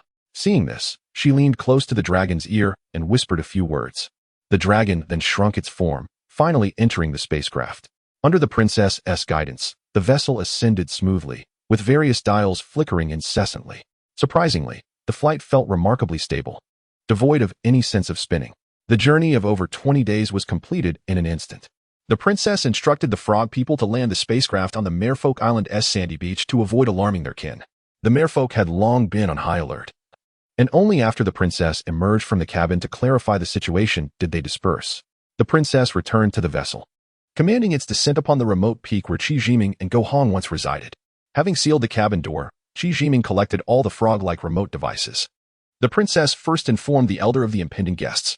Together with Qi Jiming escorted the frog beings slowly toward the elder's cave. The elder and the clan members awaited at the cave's entrance. After a mutual appraisal and polite exchanges, she was invited inside. The clan had already prepared fragrant tea, and as the hosts and guests settled, the elder conversed with Qi while the princess engaged in light banter with Hua. Several frog beings had been taken away by the merfolk for confinement. Concerned, Qi Jiming summoned a clan member and discreetly instructed them to ensure the frog beings were treated kindly, with ample provisions of food and drink. A feast was laid out to honor Shi and Hua's arrival. Regrettably, Due to the elders' advanced age and the presence of only female clan members, the banquet was brief. After a simple yet satisfying meal, everyone retired for the night. The following morning, she elaborated to Qi Jiming on the techniques and methods of air manipulation, then explained the necessity of patrolling the maritime area. They agreed upon a date for their next meeting, exchanged heartfelt farewells, and departed from the merfolk island with Hua. Chapter 61. Immortal Island. Upon witnessing the departure of the couple, Qi Jiming felt no desire to linger on Mermaid Island. He entrusted the elder to care for the frogman and oversee the flying vessel, before he too took his leave with the princess. First, they gathered energy liquid from 2 gathering formations, and then they returned directly to their dwelling. The feeling of returning home was truly delightful. As soon as they set foot on the island, the princess inhaled several deep breaths of spiritual energy, exclaiming with genuine appreciation. Qi Jiming laughed heartily. Of course home is the best. Otherwise, how could it be called home? The two of them surveyed the island, which was vast. Just a single tour consumed nearly half a day. It seemed that having such a large home was indeed a burdensome task. Yet compared to the cramped living conditions of human society, it was still a labor filled with joy. Little Dragon wandered off to play on his own. The cave was still enveloped in a dense mist of spiritual energy, accompanied by the fragrant aroma of exotic flowers and herbs. The princess gently set down the fawn, Dodo, in her arms and cheerfully exclaimed, "We're home. Go play." The fawn pranced joyfully toward the meadow. Qi Jiming silently watched this scene, feeling a profound sense of happiness. They followed the little deer toward the grassland. The azure stones at the cave's ceiling continued to shine brightly, reminiscent of a clear blue sky. The pristine spring water in the lake flowed in and out continuously, nourishing the lush green grass. The transplanted exotic flowers bloomed vibrantly, adorning the meadow with beauty. The spring water from the cave walls continued to flow leisurely. The pavilions, towers, and stone bridges still felt as familiar as ever. The breathtaking scenery before them perfectly illustrated a watercolor painting. However, the beauty they beheld required absolute strength for protection. This was a world ruled by the law of the jungle, where the victor reigned supreme.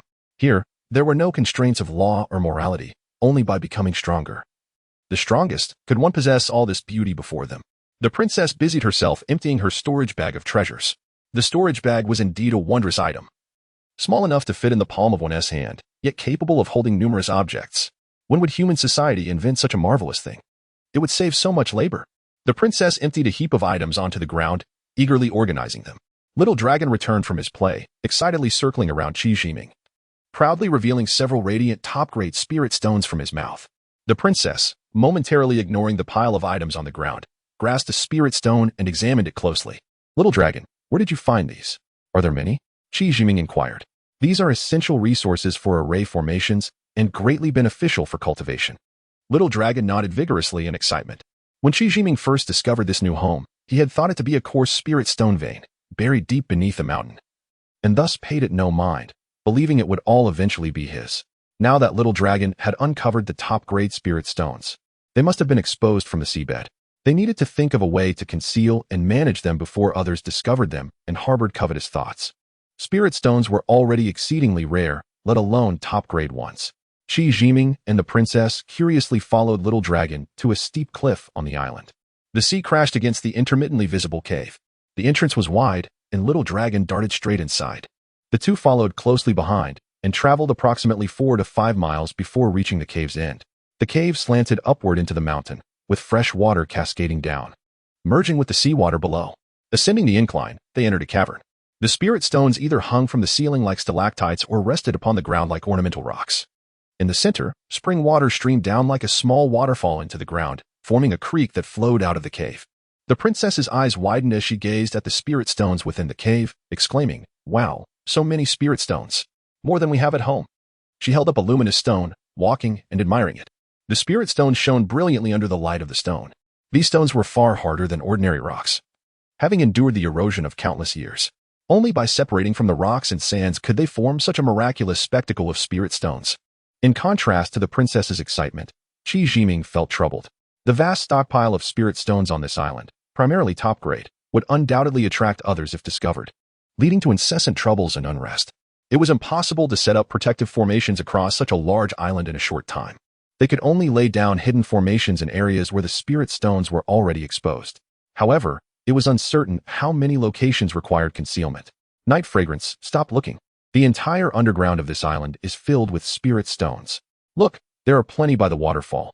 This place is essentially a spirit stone vein. We should gather as many as we can to bring back to the cave.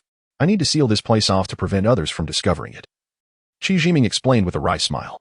Brother Ming, are there other places where spirit stones are exposed? The princess was astute and understood his concerns. Let's check the seaside tomorrow. We need to handle this as soon as possible, Qi Jiming replied, beginning to collect the spirit stones. The two gathered as many top-grade spirit stones as possible and brought them back to their dwelling. The princess busied herself arranging the spirit stones while Qi Jiming grilled some fish by the sea and picked some wild fruits on his way back. Thus, their first night back in the cave was spent in a flurry of activity and anxiety. As dawn broke, Qi Jiming and the princess activated their small vessel, searching the island's perimeter for exposed spirit stones.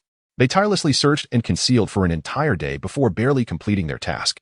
As the sun set, Qi Jiming and the princess stood atop a mountain, greedily admiring the beauty of dusk, allowing golden rays to bathe them. The sun rested on the distant sea, a fiery orb reflecting half the sky in hues of crimson.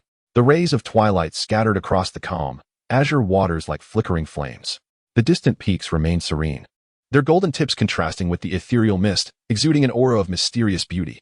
Tired birds, reluctant to return, chirped excitedly among the trees. Brother Ming, you haven't named our island yet. The princess turned to Qi Jiming, lost in the afterglow of the setting sun. With the sunset, the ocean, the distant mountains, and the returning birds, shrouded in ethereal white mist, it resembles a fairyland. Since we are to live here as a pair of immortal lovers, let us name this island Immortal Island, and our home fairy cave. This peak shall be Misty Peak, and the distant mountains shall be Setting Sun Peak. What do you think? All right, let it be Immortal Island. We shall live our immortal lives here, free from worldly disputes, enjoying a peaceful existence. The princess replied, her eyes sparkling with joy. Silly girl, that day will come soon, Qi Jiming said, gently stroking the princess's hair, touched by the moment. As night fell, it gradually shrouded their figures in the mountain's darkness, and silence enveloped the surroundings as they nestled together. After a long while, Qi Jiming softly said, Night fragrance, it's getting dark. Let's head back. The princess gave a reluctant affirmative, and together they returned to the cave. For several days, Qi Jiming and the princess practiced their cultivation and strolled around the island.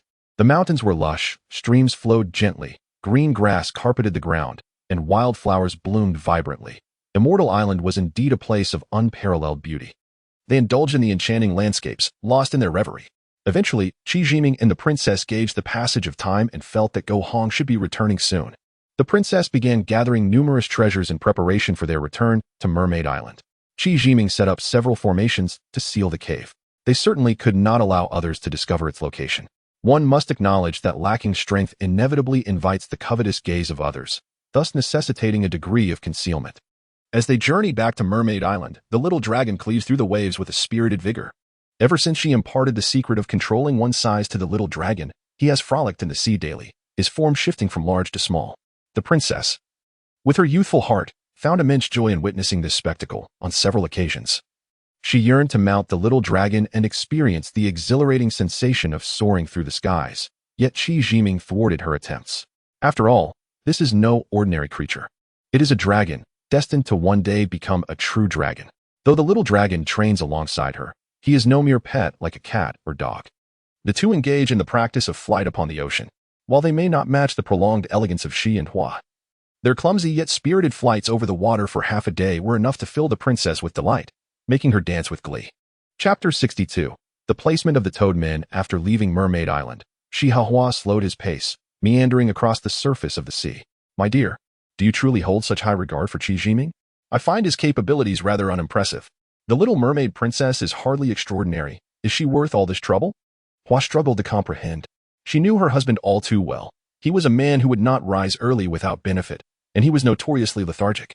What compelled him to travel such a distance to Mermaid Island merely for an awkward meal? She replied earnestly, that is a rather narrow-minded perspective. How cautious the merfolk elder is, and how proud that little princess. The sea tribes have battled with the merfolk for years, only now forcing them to the remote island where they are powerless to resist. Have you considered why they would bring humans into their waters, given their initial aversion? Does this not strike you as odd? What was your initial impression of Qi Jiming? There is no one else here. You need not conceal your thoughts. Speak freely. After a moment of contemplation, Hua hesitated. It feels like he possesses a certain integrity, though he may not often smile. There is a warmth about him that instinctively invites trust and reliance. She smiled. When I first laid eyes upon him, I felt an immediate kinship, determined to befriend him. Yet almost instantly, I wish to slay him. He possesses a strength that is undeniable, one that renders me self-conscious. Yet, I ultimately refrained from acting against him. For I could not be certain of my success in harming him, which is why I sought his assistance in eliminating our adversaries. I was taken aback, my dear. You believe Qi Jiming inferior to you in skill, yet you doubt your ability to kill him? She gazed steadily at his wife and replied, I have yet to mention how he dispatched those two foes. Initially outmatched, he swiftly eliminated them, even aiding me in decapitating another with a single stroke. His swordplay was unorthodox, rife with flaws. I know his opponent's skills were hardly inferior to mine, yet he could not evade him. This is talent, not mere skill or technique. I am grateful to have forged a brotherly bond with him. Though his current prowess is weak, killing him would still pose a challenge. Logically, I should be able to eliminate him to eradicate future threats, especially since he has already slain numerous sea tribes and claimed their beast course. That seems reasonable enough. Yet, when I look upon him, I cannot bring myself to act. I even fear he might turn the tables on me. Such a person is worthy of sincere friendship. He must not be offended. He holds great potential for fortune, and in time, we may find mutual support. Hua responded earnestly, if that is the case. Then let us cultivate a genuine friendship. He is sincere, and you should reciprocate with equal honesty. Never entertain doubts about him again. He is trustworthy. Even if misunderstandings arise, take responsibility for them. The vast ocean can easily accommodate both of you. You must support one another. He even calls you brother. You must be magnanimous. Qi Jiming and the princess returned to Mermaid Island, playfully bantering. The aircraft remained silently stationed there, and the island was tranquil. After meeting with the elder, they proceeded to visit the toadmen. 6 toadmen were confined in a large cave, appearing to have suffered little distress. Upon seeing Qi Jiming and the princess, they chattered incessantly. Brother Ming, they wished to return home and inquire when they might be released. They claimed their intrusion was unintentional. They adhere to strict discipline, forbidding hostility towards humans or any contact with them. Please set them free. Qi Jiming replied noncommittally, we will release them. Ask if they have any further requests, and do our best to accommodate them. The princess conversed with the toadmen for a while before departing with Qi Jiming. Brother Ming, do you truly intend to send them into human society? They will be treated as lab rats for experimentation and dissection. Moreover, that aircraft will undoubtedly cause great upheaval in human society. Sometimes, even the best intentions lead to undesirable outcomes, she said, her tone tinged with sorrow. Whether or not we send them away, we cannot return them to their home. It would reveal the secrets of this place. Can they accurately draft the schematics of the aircraft and the materials used? Qi Jiming felt reluctant to send the toadmen off to become test subjects, given their amiable nature. Brother Ming, you are so kind. Let them reside on our divine island. Our home is vast. They can live there forever. I will explain the situation to them and ensure they create the schematics, the princess exclaimed, her spirits lifting. Very well then, I shall return to the treasure cave. Be cautious. Do not allow harm to befall you. Otherwise, I shall kill them, Qi Jiming said, habitually rubbing his nose. For now, there was no better course of action. He could only take it one step at a time. Fortunately, this was merely the princess's suggestion. Should the elder disagree, he could still intervene, allowing for some flexibility. As evening descended, the princess returned to the treasure cave, a radiant smile adorning her face. With her hands clasped behind her back, she playfully swayed her hips as she approached Qi Jiming. However, she gazed at him intently, her brows arched and her eyes squinting in mirth, simply smiling. Unable to contain herself for more than 3 seconds, she erupted into laughter, bending over with glee. Qi Jiming understood that if he continued to remain indifferent, the princess, with her childlike disposition, would surely feel disappointed. Thus, he quickly played along, asking eagerly, Dear sister, do share your joy. Let me partake in your happiness. They are immensely grateful for your mercy in sparing their lives and wish to remain here. This place is far superior to their wretched home, and they are willing to recognize you as king for life, serving you eternally. However, the princess trailed off. But what? Qi Jiming inquired with a smile, careful not to rush her for fear she might refuse to speak again. Please do not interrupt. They wish to find wives first, and only then can they serve you forever. You must help them find some, she exclaimed, her face flushed. Unable to resist another fit of laughter, as if the matter were exceedingly amusing. Qi Jiming chuckled wryly, rubbing his nose. This presents quite a dilemma. These creatures have just secured their lives and now desire women? Alas, who among them is as principled as I? After all this time, we can only share hugs and kisses. Ugh, such impropriety. I shall not engage with you further. The princess, perceiving his suggestive tone, spat playfully before hastily tossing the schematics at him, then turned to tease the little deer, Dodo, while eavesdropping on his actions. Disappointed, she observed Qi Jiming pick up the schematics and flip through them incessantly. The thick stack of papers bore annotations and explanations in elegant script. Even so, Qi Jiming could not decipher them, musing that the toadmen would not dare deceive him. He carelessly rolled up the schematics and stowed them in his storage pouch. Night fragrance. You suggested placing them on the Divine Island. Where should we position them? Qi Jiming asked earnestly.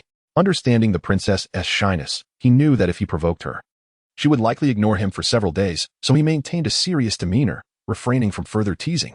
They are gentle souls. Once we bring them to the Divine Island, they can choose a place they like to reside. If we fear they might wander, we can always seal them in with formations, the princess said with compassion. The princess felt pity for the toadmen, and Qi Jiming understood. Allowing them to roam freely on their island was absolutely out of the question. However, for now, they could only let them choose their own dwelling, as only they knew where they would thrive best.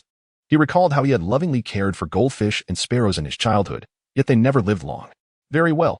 In the early hours of the next day, Qi Jiming conveyed his intentions to the elder, suggesting that they relocate the aircraft for concealment. That contraption flies swiftly, and given the vastness of the ocean, it may prove advantageous in the future, he asserted with gravity. Since we are to shelter the frogmen, we ought to do so with thoroughness. Upon meeting the elder, Qi Jiming articulated his plan, to which the elder readily acquiesced, cautioning him to exercise utmost vigilance and prevent the creatures from roaming freely across the waters. Qi Jiming and the princess, accompanied by the frogmen, piloted the aircraft and reached Immortal Island in a brief span. The frogmen opted to remain near Sunset Peak, favoring the proximity of the sea. Qi Jiming, indifferent to their choice, merely instructed them to retrieve essential living supplies from the aircraft, observing as they utilized mining machines to construct their dwellings. Brother Ming, having this aircraft is indeed a convenience. We can go wherever we please. You won't leave it here unused, will you? The princess expressed with concern. Qi Jiming had contemplated utilizing the aircraft, yet recognized that it was an anomaly in this realm, and its deployment could inevitably incite a commotion. However, the allure was undeniable, akin to an individual accustomed to walking who, upon experiencing the thrill of driving a car, finds it arduous to revert to foot travel. My dear, I understand your desire for ease. Very well, learn to pilot the aircraft alongside them. It shall be yours henceforth. Those frogmen will follow your command, so instruct them to gather energy sources for future use, Qi Jiming declared with a generous smile. Brother Ming is so kind. And remember to find them wives. The princess exclaimed, eagerly engaging in animated conversation with one of the frogmen. Shortly thereafter, she gathered the 6 frogmen, adopting a serious demeanor as she spoke to them. Moments later, she joyfully produced several spirit stones and shared her thoughts with them. Qi Jiming observed from the sidelines, maintaining a detached watchfulness. As long as the princess remained safe, he allowed her to indulge in her whims, content in her happiness, approaching him with a beaming smile. The princess, with a playful glint in her eye, proclaimed, I have assigned them names, 1, 2, 3, 4, 5, and 6, each numeral representing a frogman. Their original names were cumbersome and difficult to remember. Those who perform well shall be taken out for excursions, and we will capture a few female frogmen to serve as their brides. I even administered some medicine. Should any of them disobey, they shall face dire consequences. Qi Jiming found her approach amusing, recognizing it as a method befitting a child. Where will you capture female frogmen for them? Such reckless promises may lead to disappointment and a breach of trust, he responded with a stern countenance.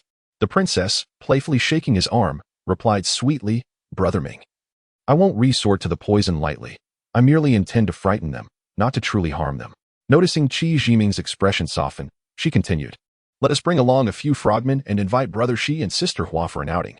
Perhaps we can seize the opportunity to return with some female frogmen.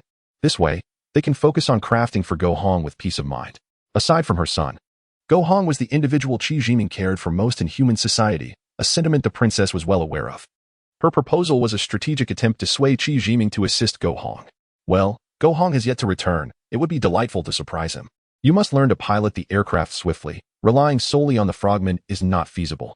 I shall prepare defenses around the area to deter any wild beasts that may threaten them. Qi Jiming, with concern for Go Hong weighing on his heart, felt a twinge of anxiety. Chapter 63. Not a single one killed. Qi Jiming established a formidable barrier on Immortal Island, delineating the territory with a stream that forbade the frogmen from crossing. Mount Sunset, encircled by the sea on 3 sides, towers over 2,000 meters. Its verdant peak sprawling over 30 square kilometers, teeming with avian and beastly life. Surrounding the frogmen's cavern, beyond their usual range of activity, he set up a mesmerizing array designed primarily for their protection while also imparting the knowledge of navigation to them. The princess enlisted one of the frogmen to instruct her in piloting a flying machine, while the others diligently excavated their dwelling. The mining equipment exhibited remarkable efficiency, swiftly yielding a considerable amount of powdery soil, meticulously organized. Qi Jiming idly observed the playful little deer, duo, grazing on the grass. He wondered where Little Dragon had scampered off to. The flying machine ascended and descended erratically, undoubtedly under the princess's tentative guidance. After several tumultuous flights, it finally soared steadily into the sky, performing a few graceful loops before alighting back on the ground. The princess, brimming with excitement, disembarked, followed closely by the frogman. She presented a large pearl to the creature, chattering animatedly. The frogman, cradling the pearl in both hands, nodded and bowed in evident delight. Once he had departed, the princess approached Qi Jiming, her steps light and jubilant, unable to contain her glee. "Brother Ming, are you pleased? I have learned to pilot the flying machine. Though I'm not yet proficient, once I master it, I shall teach you." Her small face radiated with pride, relishing her new role as a teacher. "Girl, have you spent so much time with Duo that you've started to bounce around like her?" Qi Jiming jested. "How rude. I am discussing something serious with you." She retorted playfully. "All right, I shall certainly learn from you when the time comes. By the way, that pearl you gave the frogman, was it a reward? What do they need pearls for?" Qi Jiming inquired, his curiosity piqued. It was indeed a reward. Such a large pearl is a treasure to him. He said his wife would surely adore it. "I let them forage for their own food. He is designated as number 1. The princess replied with satisfaction. Qi Jiming, intrigued, asked, "But can he even catch a wife? Have you spoken too grandly? What do they eat?" "They consume nearly everything from the sea, but here they prefer the fruits. They live underground, where such delicacies are scarce. They fear fire and can only eat things raw," the princess elaborated. Qi Jiming nodded thoughtfully, remaining silent as he observed number 1 cautiously foraging for wild fruits among the bushes. The fruits were diminutive, and the thorny branches made harvesting exceedingly difficult. Higher up, trees were laden with fruit, yet their diminutive stature rendered them incapable of climbing. A thought struck Qi Jiming, and he picked up several stones, hurling them at the fruit-laden branches. The stones whizzed through the air, producing sharp cracks as several branches, along with their fruits, plummeted to the ground. Startled, number 1 glanced around in confusion. The princess called out several times before he regained his composure. Bowing in gratitude while hastily gathering some fruit and beckoning his companions to join him in expressing their thanks, Qi Jiming felt an odd discomfort. He could not fathom why he disliked seeing the frogmen live without dignity, akin to slaves. This was not the intent behind bringing them here. Every creature ought to possess a sense of dignity and a degree of freedom. Once they have finished eating, convey to them that as long as they harbor no malice or rebellion and wish to reside peacefully on the island, there will be no hierarchy. They shall coexist as equals with us. Teach them our language as swiftly as you can, Qi Jiming instructed, his brow furrowed. The princess regarded him with curiosity, her eyes twinkling as she replied, "Very well, Brother Ming. Your benevolence is indeed a stroke of fortune for these beings." Once the frogmen had satisfied their hunger, they commenced constructing their homes. The princess and number 1 resumed their lessons in flying. Their progress had markedly improved, enabling them to ascend and descend smoothly and even to soar in circles above the island. Qi Jiming pondered how to ensure these frogmen could live comfortably on the island and what they could contribute. They relished the fruits from the trees but were hindered by their physical limitations in climbing. Thus, he devised a ladder to facilitate their ascent and several long poles for fruit picking, to safeguard them from wild beasts. He crafted a vine door tailored to the size of their cave entrance. The princess disembarked from the flying machine just as the frogmen's dwelling was completed. The cave was low, requiring Qi Jiming to stoop to enter. Several small rooms had been excavated on either side of the main chamber, providing all necessary accommodations. The cave was not excessively long, approximately 70 meters, and its walls were smooth, as if meticulously polished. The princess embellished the explanation of Qi Jiming's intentions, and the frogman appeared greatly pleased. He installed the vine door at the cave entrance, elucidating the uses of the ladder and poles. The frogmen were deeply moved and collectively bowed in gratitude. Qi Jiming then caught several large fish from the sea, kindling a fire at a distance to demonstrate the cooking process. The frogmen, initially frightened, retreated but remained vigilant observers. The princess provided constant commentary. The tantalizing aroma of the grilled fish lured the frogmen to cautiously approach the fire. Once the fish had cooled slightly, Qi Jiming wrapped them in leaves and placed them on a stone. Unable to restrain themselves, the frogmen reached out to grab the fish without any semblance of courtesy. Qi Jiming maintained a calm demeanor, choosing not to react. The princess hurriedly intervened to explain. As the fish cooled, the frogmen eagerly seized the opportunity to indulge. Their consumption, though voracious, displayed an unspoken order. 6 fish rested upon the stone, enough for each to have one. The frogmen opened the smallest fish first, circling around it. each taking turns to grab bites, ensuring that the portions were roughly equal. After finishing the smaller fish, they proceeded to the larger ones, adhering to a sequence that prioritized the smaller fish first. Throughout their meal, aside from initial expressions of gratitude, there was no further communication or gestures of deference among them. The princess stood beside Qi Ximing, a smile lighting her face as she observed the frogmen feasting heartily, lost in her thoughts. One thing was certain, she harbored some whimsical notion. The frogmen consumed the fish with impressive thoroughness, leaving behind only the heads and spines, which they wrapped in leaves and buried beneath a tree. Number 1 chattered animatedly with the princess, who nodded in understanding. The frogmen then rose in unison to bow before silently returning to their cave with the remaining grilled fish. Brother Ming, don't you find them amusing? I truly enjoy their company. They are delightful. The princess exclaimed, resembling a child with a cherished pet. Qi Ximing chuckled. Amusing? They are not your duo. Huh? How can they be entertaining? They are well-trained soldiers, and indeed, they are rigorously disciplined warriors. The princess paused, momentarily taken aback, and retorted, soldiers? So what? I simply find them entertaining. Qi Ximing's expression hardened, and he replied coldly, let me enlighten you on the concept of a soldier. A soldier, unless met with death in battle, remains unwavering in pursuit of their objectives, refusing to relent. A soldier trained with rigor is even more formidable. Do you believe that once captured, they will heed your commands? Every moment, they contemplate how to vanquish us, to redeem their honor, and ultimately, to escape. Upon hearing this, the princess was momentarily taken aback and promptly inquired, then shall we kill them, or confine them again? Place the aircraft atop the misty peak. We shall return in the dead of night to investigate. These creatures harbor many secrets, Qi Ximing responded, shaking his head. The princess immediately opened the hatch of the aircraft, and a kaleidoscope of colors flickered, adding a splendid vista to the night. The aircraft descended slowly, swiftly circling the island before gently descending onto the clearing atop Misty Peak. Well done, my dear. You have mastered this so quickly, Qi Ximing praised. Of course. The princess replied, wrinkling her little nose and beaming with pride. Upon returning to the cave, they conducted a brief inspection before each settling into a meditative posture to cultivate their skills. Meanwhile, the little dragon stealthily returned to the cave, peeking at Qi Ximing and the princess before quietly slipping into the lake. In the dead of night, Qi Ximing and the princess arrived at the entrance of the Toad People's cave. Inside, they could hear the raucous murmurs echoing loudly. After observing for a while, Qi Ximing grew impatient and pulled the princess away from the sunset peak. Brother Ming, why not continue observing? There may be secrets yet to uncover. Shall I recount their conversation? The princess offered. No need. Tomorrow, bring along 2 disobedient ones and 1 compliant one. Let it be the first, Qi Ximing replied. We shall seek out Brother Shi to gather more resources for the aircraft's prolonged journey. We are to procure wise for them, fulfilling your promise. Qi Ximing chuckled. Brother Ming, can you understand their speech? The princess gasped in astonishment. I cannot comprehend their words, but I can analyze. Half wish to remain on the island, while the other half desires to flee. They intend to slay us, abduct you, and commandeer the aircraft to escape, correct? The first and the other 2 are inclined to stay, hence their calm demeanor, while the other 3 are agitated and frantic in their speech. You can discern which 3 oppose, cannot you? Tomorrow, bring along 2 of them and the first. Together we can resolve everything, Qi Ximing elucidated. The princess gazed at him in awe, regaining her composure as she remarked, Brother Ming, you are truly remarkable. Just a glance at them, and you can deduce so much? You are indeed correct. They are as you say.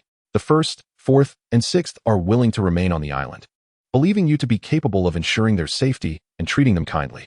The 2nd, 3rd, and 5th wish to abduct me and escape. Brother Ming, you do not intend to kill those 3 toad people, do you? No, not a single one shall be harmed. They will be delighted to stay. Rest now, for we shall set out tomorrow to seek Brother Shi, as I have matters to consult with him, Qi Ximing replied with a smile. Chapter 64. The refinement of the storage bag. The following day, as the first rays of dawn illuminated the divine island, the princess piloted her flying vessel to Sunset Peak. Qi Ximing brought an abundance of fruits and provisions for the frogman. Summoning the frogman, the princess designated number 1 to take the helm of the vessel, while instructing numbers 2 and 3 to load the mining machines onto it, leaving them both aboard. The ascent of the flying vessel was somewhat leisurely, yet its speed was swift, and in the blink of an eye, they arrived at Qi's island. She laughed heartily. Your sister-in-law just mentioned you too, saying you would come to play. What took you so long? Come in, please. Brother Shi, let us not stand on ceremony. It makes me rather uncomfortable. Qi Ximing replied with a grin.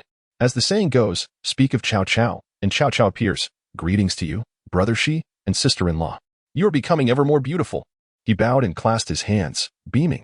The princess performed a graceful salute. Who is Chow Chow? I care not for such matters. As long as my brother and sister-in-law honor us with their presence, that is sufficient. Come in."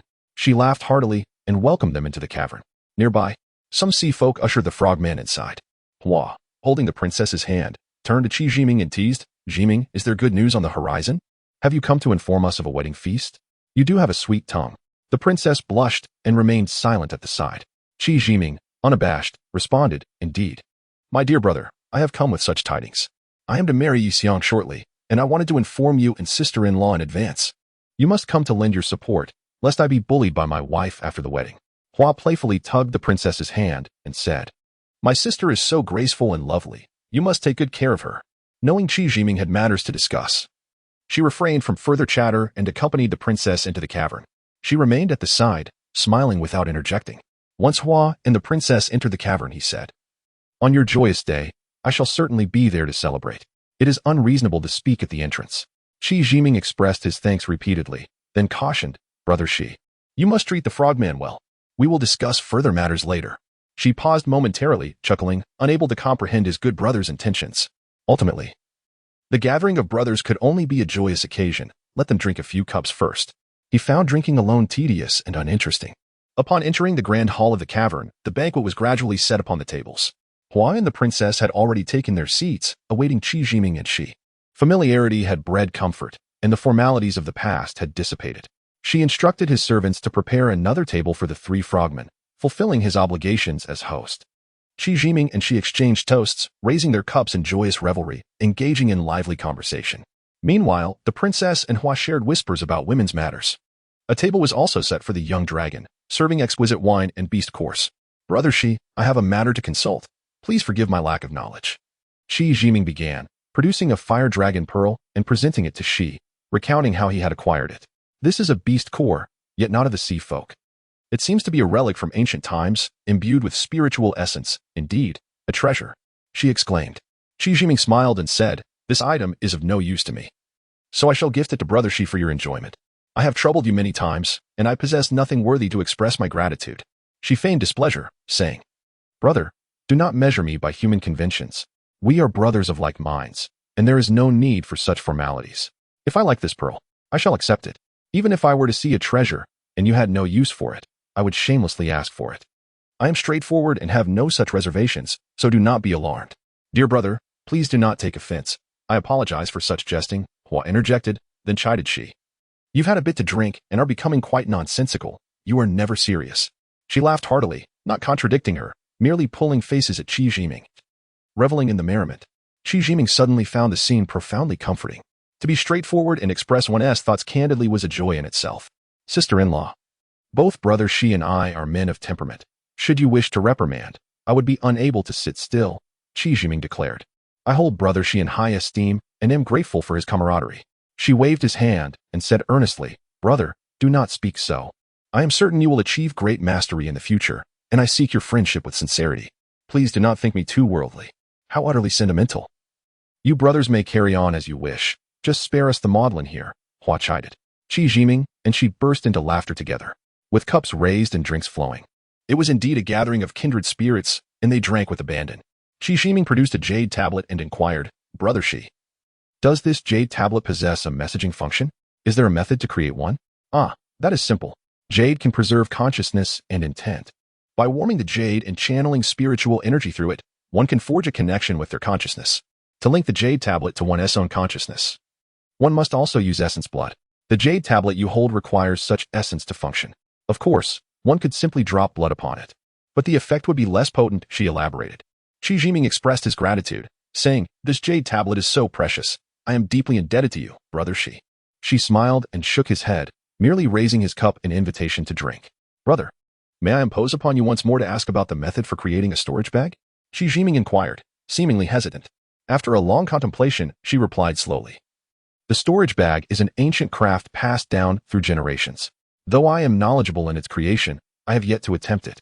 The crafting of a storage bag requires a grand formation, with multiple individuals channeling their spiritual energies to shape it, united in intent and spirit. Only then can it be formed.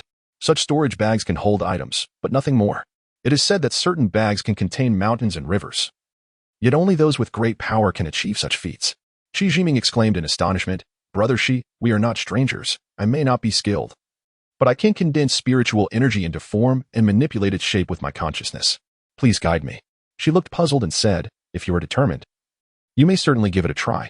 I will do my utmost to ensure your safety. However, do not overexert yourself if you find yourself lacking in strength. But how can you create something you do not yet understand? The princess and Hua, overhearing, gathered around with concern. Qi Jiming felt it inappropriate to explain further. Instead, he retrieved a storage bag, opening and closing it several times before setting it aside. He then closed his eyes in deep concentration, forming his hands into a circle, akin to mending a rift in a barrier. Spiritual energy began to emanate from his palms, gradually thickening until it became substantial. He rotated his hands, as if making pancakes. In a short while, a storage bag-like object materialized between his palms. Continuing the motion, the storage bag slowly rose into the hall, spinning gently. Gradually, it ceased its rotation and settled softly onto the stone table. The three gazed in wide-eyed astonishment at the storage bag before them. The crystalline storage bag resembled a work of art, quietly resting on the stone table, and none dared to reach out, fearing it might shatter with a mere touch. Qi Jiming opened his eyes, lifted the small storage bag from the table, examined it with satisfaction, and said, Sister-in-law, we, as a couple, possess nothing of worth. If you do not mind the coarseness of my craftsmanship, I present this storage bag to you. This storage bag appeared far superior to others, glistening like silk, radiating a splendid glow. Upon the bag, there lay a diminutive silhouette, shimmering with a faint rosy glow. Look, dear sibling, how exquisite it is. Jiming has truly accomplished it, exclaimed Huaxing, his excitement palpable. Suddenly, he noticed his own image appearing on the storage bag and could not help but chide. Jiming, why have you included your brother's likeness as well? She glanced at the representation of himself on the bag. Although he lacked the skill to create such an image, he understood certain principles. The manifestation upon the bag was entirely reliant on the caster's heartfelt impressions, rendering it impossible to fabricate. The image, glowing softly and distinctly, indicated that Qi Jiming held a profound regard for him, stirring an emotional response within him. Brother, I am grateful for your esteem towards your foolish elder. Come, let us share a drink. He continued, at such a young age, you possess such remarkable cultivation and spiritual prowess. Truly, I have not erred in my judgment. Someone, bring forth the wine. Chapter 65. Return to the human world. A succession of beautiful servants gracefully approached, cradling wine jars in various vessels, replacing the wine cups and refilling them. It is indeed a celebration of exquisite wines paired with equally refined goblets. This is how the notion of a luminous cup for fine grape wine originated, isn't it? Only in this manner can one truly appreciate the profound essence of indulging in exquisite wines. Qi Jiming cautiously lifted his cup, not out of fear of shattering the fragile glass, but rather to preserve the ambience of the moment. She, however, was quite casual, boldly raising his cup and approaching the table of the frogmen. Upon the servant's prompting, the three frogmen hesitantly stood up, mimicking his actions and lifting their own cups. The banquet spread before them had been replenished with a lavish assortment of delicacies, showcasing both mountain treasures and seafood, with both tables equally bountiful. Observing this, Qi Jiming silently nodded in approval. She was adept at fostering relationships and knew how to navigate social dynamics. You are our guests, and we hope that in the future, you two can share in the stewardship of this place. May we coexist peacefully and enjoy the beauty of life together. Xi's words resounded with grandeur. Brother Xi, two of our friends wish to return home, and they are immensely grateful for your hospitality, the princess remarked casually. She cast a discreet glance at Qi Jiming, who understood immediately that she harbored ulterior motives and subtly shook his head. Everyone is free to come and go. If friends wish to return home, then let them. However, the distance is great, so you must guide my brother, who will ensure your safe passage home. Now, let us toast, for all who come are guests. She smiled lightly. Though he did not comprehend Qi Jiming's reasons for wanting to retain the frogmen and treat them with such respect, he recognized that Qi's actions must be driven by purpose, thus refraining from intervening. The first frogman proactively returned Xi's toast, eliciting hearty laughter from Qi.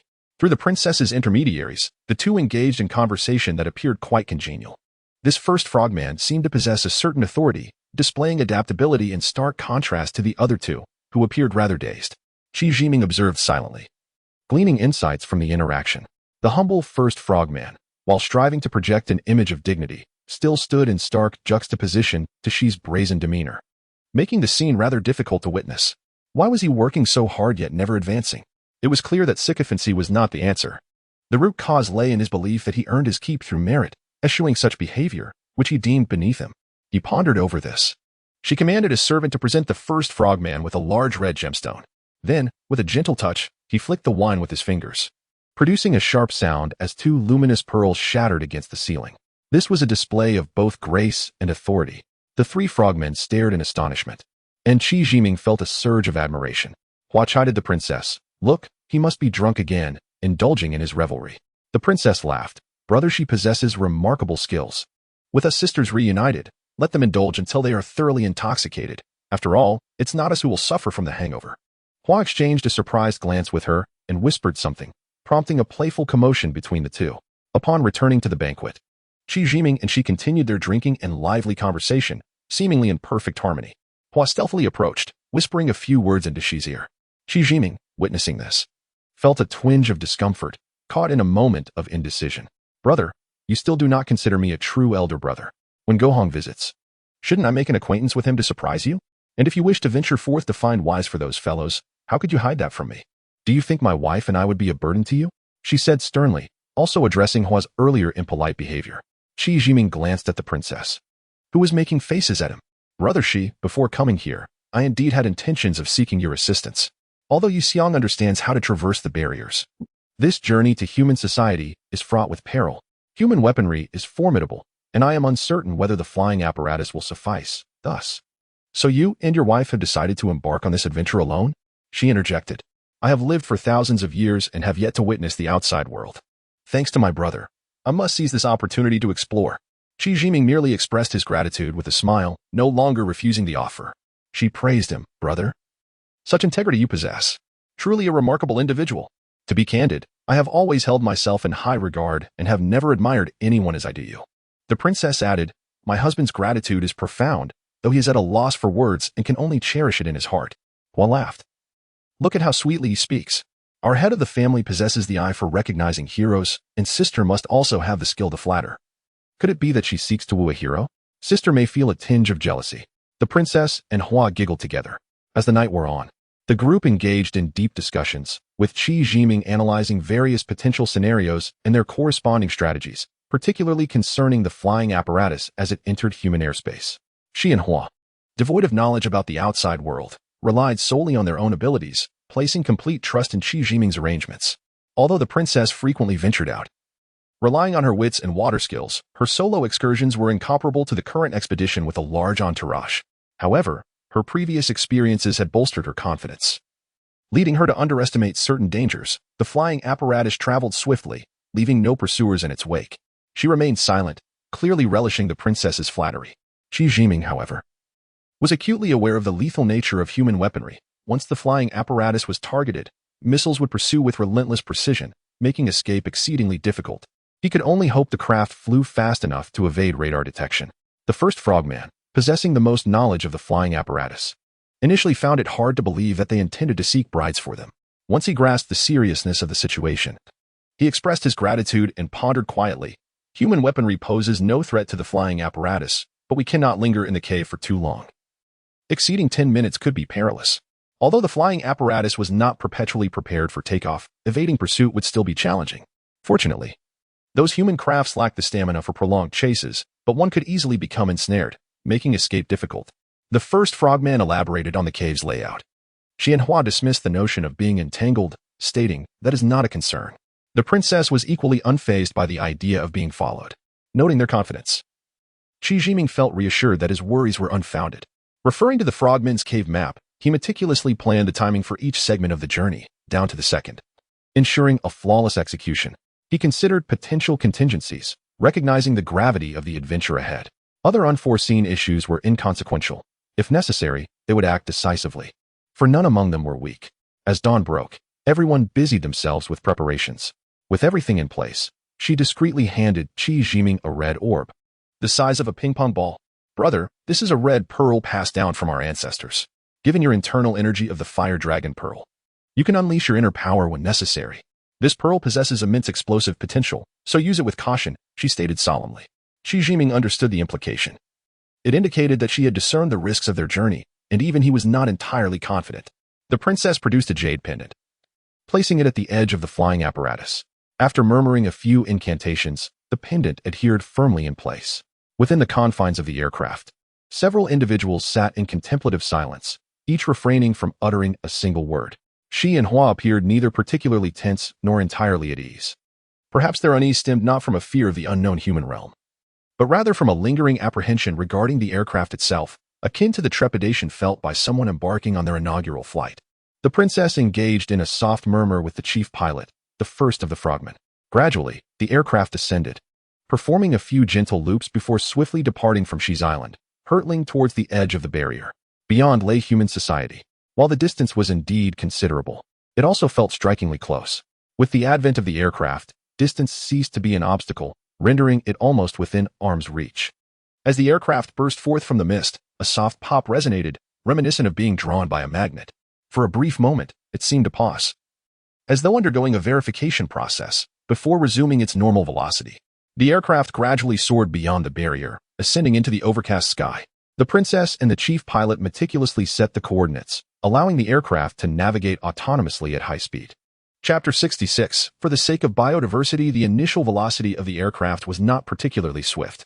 Shi Jiming gazed out of the window, peering through the gaps in the clouds, and could vaguely discern the outlines of several cities below, though he was unfamiliar with their names and had never visited them. An inexplicable sense of familiarity washed over him. Compared to the vast oceans, this world felt akin to his homeland. She and Hua were fixated on the scenery below, incessantly inquiring, "What is that? What is this? Why does it look like this?" With an abundance of questions and no one to respond, silence ensued. The princess observed the control of the aircraft by the first frogman, occasionally glancing out of the front window, her expression tranquil and unperturbed. The second and third frogmen were positioned beside Shi Jiming, allowing him to monitor them closely should they attempt any mischief. As the aircraft accelerated, it became challenging to discern its speed, and reference points faded into obscurity, inducing a sense of vertigo. The group hastily shut their eyes, surrendering their fates to the princess. It was unclear how long they had been flying when they sensed the aircraft decelerating, followed by a vertical descent. Shi Jiming glanced at the dashboard, where numbers flickered incessantly, their meanings eluding him. However, two sets of coordinates felt eerily familiar: W84, 270, 0179 and N37, 839, 3332, which remained unchanged. This was likely the cave the frogman had mentioned, these figures representing its geographical coordinates. "Is this the city of night fragrance?" Shi Jiming inquired. "That city below is most likely Kentucky. That name has appeared most frequently." The princess replied, her gaze fixed intently on the city below, not bothering to look back. "Wait, is this Kentucky? Is this America? This country is incredibly powerful. They can strike anyone they wish. Why aren't they pursuing us today?" Shi Jiming exclaimed in astonishment. "Why would they pursue? We've lost them thanks to the first frogman. Quite impressive, isn't it?" The princess said proudly. "Isn't it somewhat frivolous to directly enter the frogman's cave to capture them?" Hua expressed her concern. "Rest assured, sister-in-law, you and she must focus on capturing them swiftly while being wary of their weaponry. Avoid any injuries."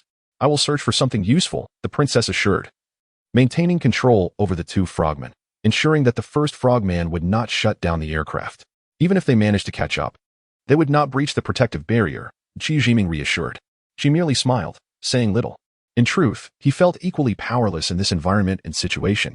The aircraft suddenly accelerated above a mine, plunging deeper into its depths. The dashboard numbers fluctuated wildly before the speed diminished once more. The princess grew anxious, engaging in rapid conversation with the first frogman. The second and third frogmen became agitated, flailing their limbs. Shi Jiming barked a few sharp commands, silencing them. "Brother Ming, not far ahead is their base. They possess weapons, which poses a danger, and there are few female frogmen," the princess said urgently. "Let us first head to where the female frogmen are more numerous. Do not enter the base. After capturing a few female frogmen, we can subsequently raid the base for weapons. If questioned, inform them of an urgent mission and instruct the first frogman to adapt swiftly," Shi Jiming calmly advised, as he had emerged from gunfire and chaos, maintaining his composure amid peril. The aircraft arrived at a vast cavern, where hundreds of silver-gray aircraft were meticulously arranged on the ground. Inside the expansive hall, the lighting was dim, and silence enveloped the space, devoid of any presence or sound. The aircraft glided low, nearly skimming the ground, advancing stealthily. "Shi, Hua, Brother Ming, the aircraft will pause where the female frogmen are located. Each of you must capture two, and do so swiftly." Before returning immediately, the princess instructed anxiously.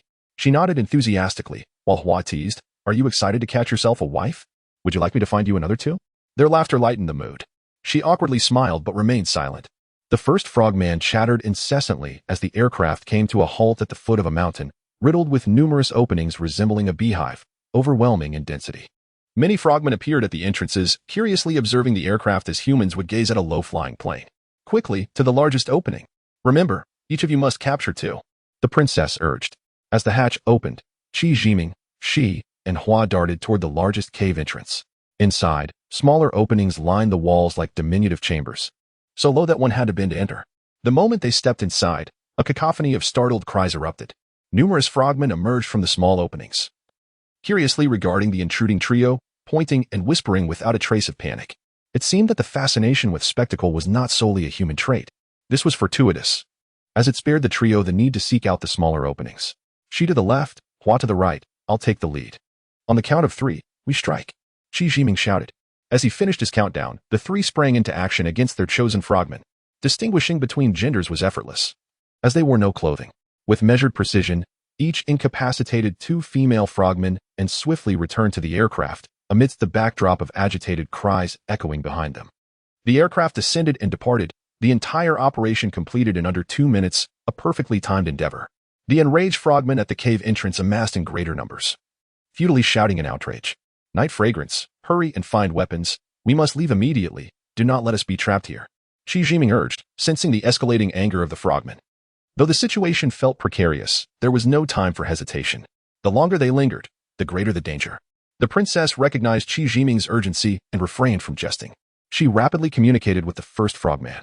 The aircraft continued its steady advance, halting at the base of a solitary mountain. Here, a singular, grand entrance loomed, suggesting the frogmen residing within held some status.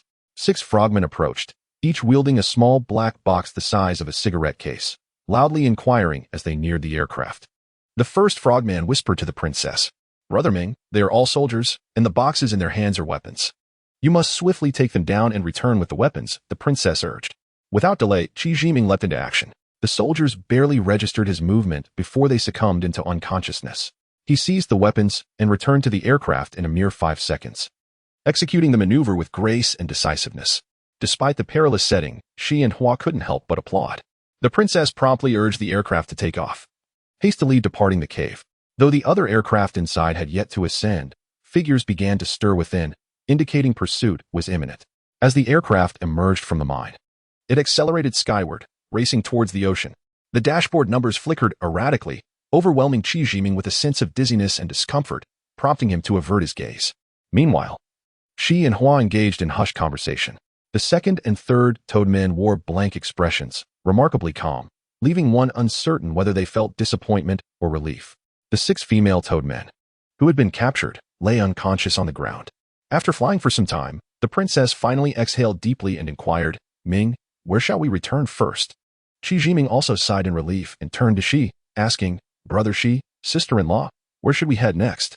Shall we return to the sea or continue our escapades? She remained silent. However, Hua spoke curtly, let us go back to the sea. We just acted as robbers today, and it feels unsettling. We should postpone our outings for now. She nodded in agreement, tacitly endorsing his wife's sentiments. Qi Jiming chuckled, sister-in-law. Our actions were also motivated by the consideration of the biodiversity of marine life. It's merely that this moon man has acted rather domineeringly, bordering on coercion.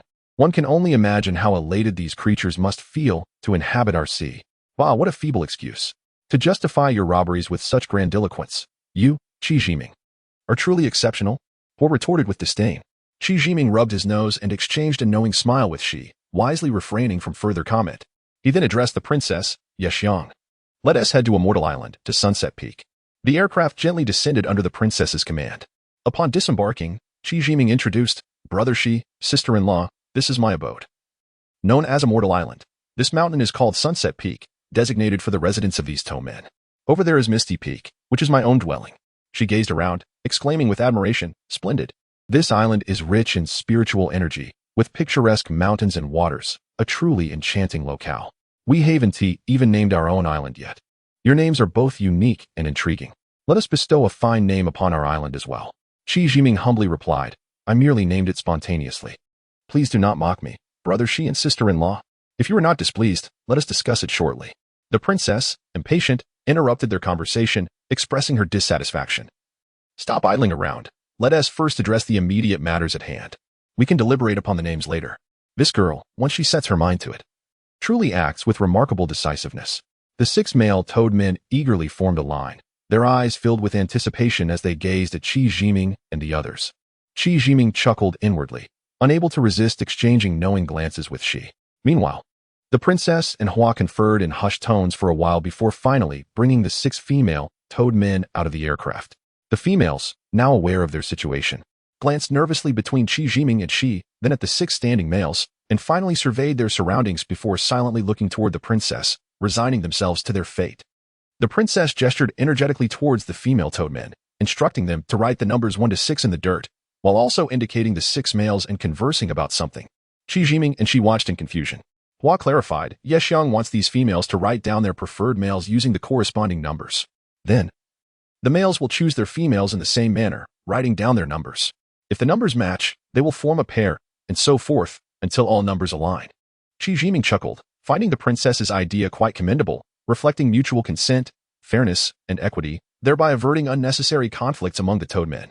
This approach was far superior to his initial notion of forced pairings.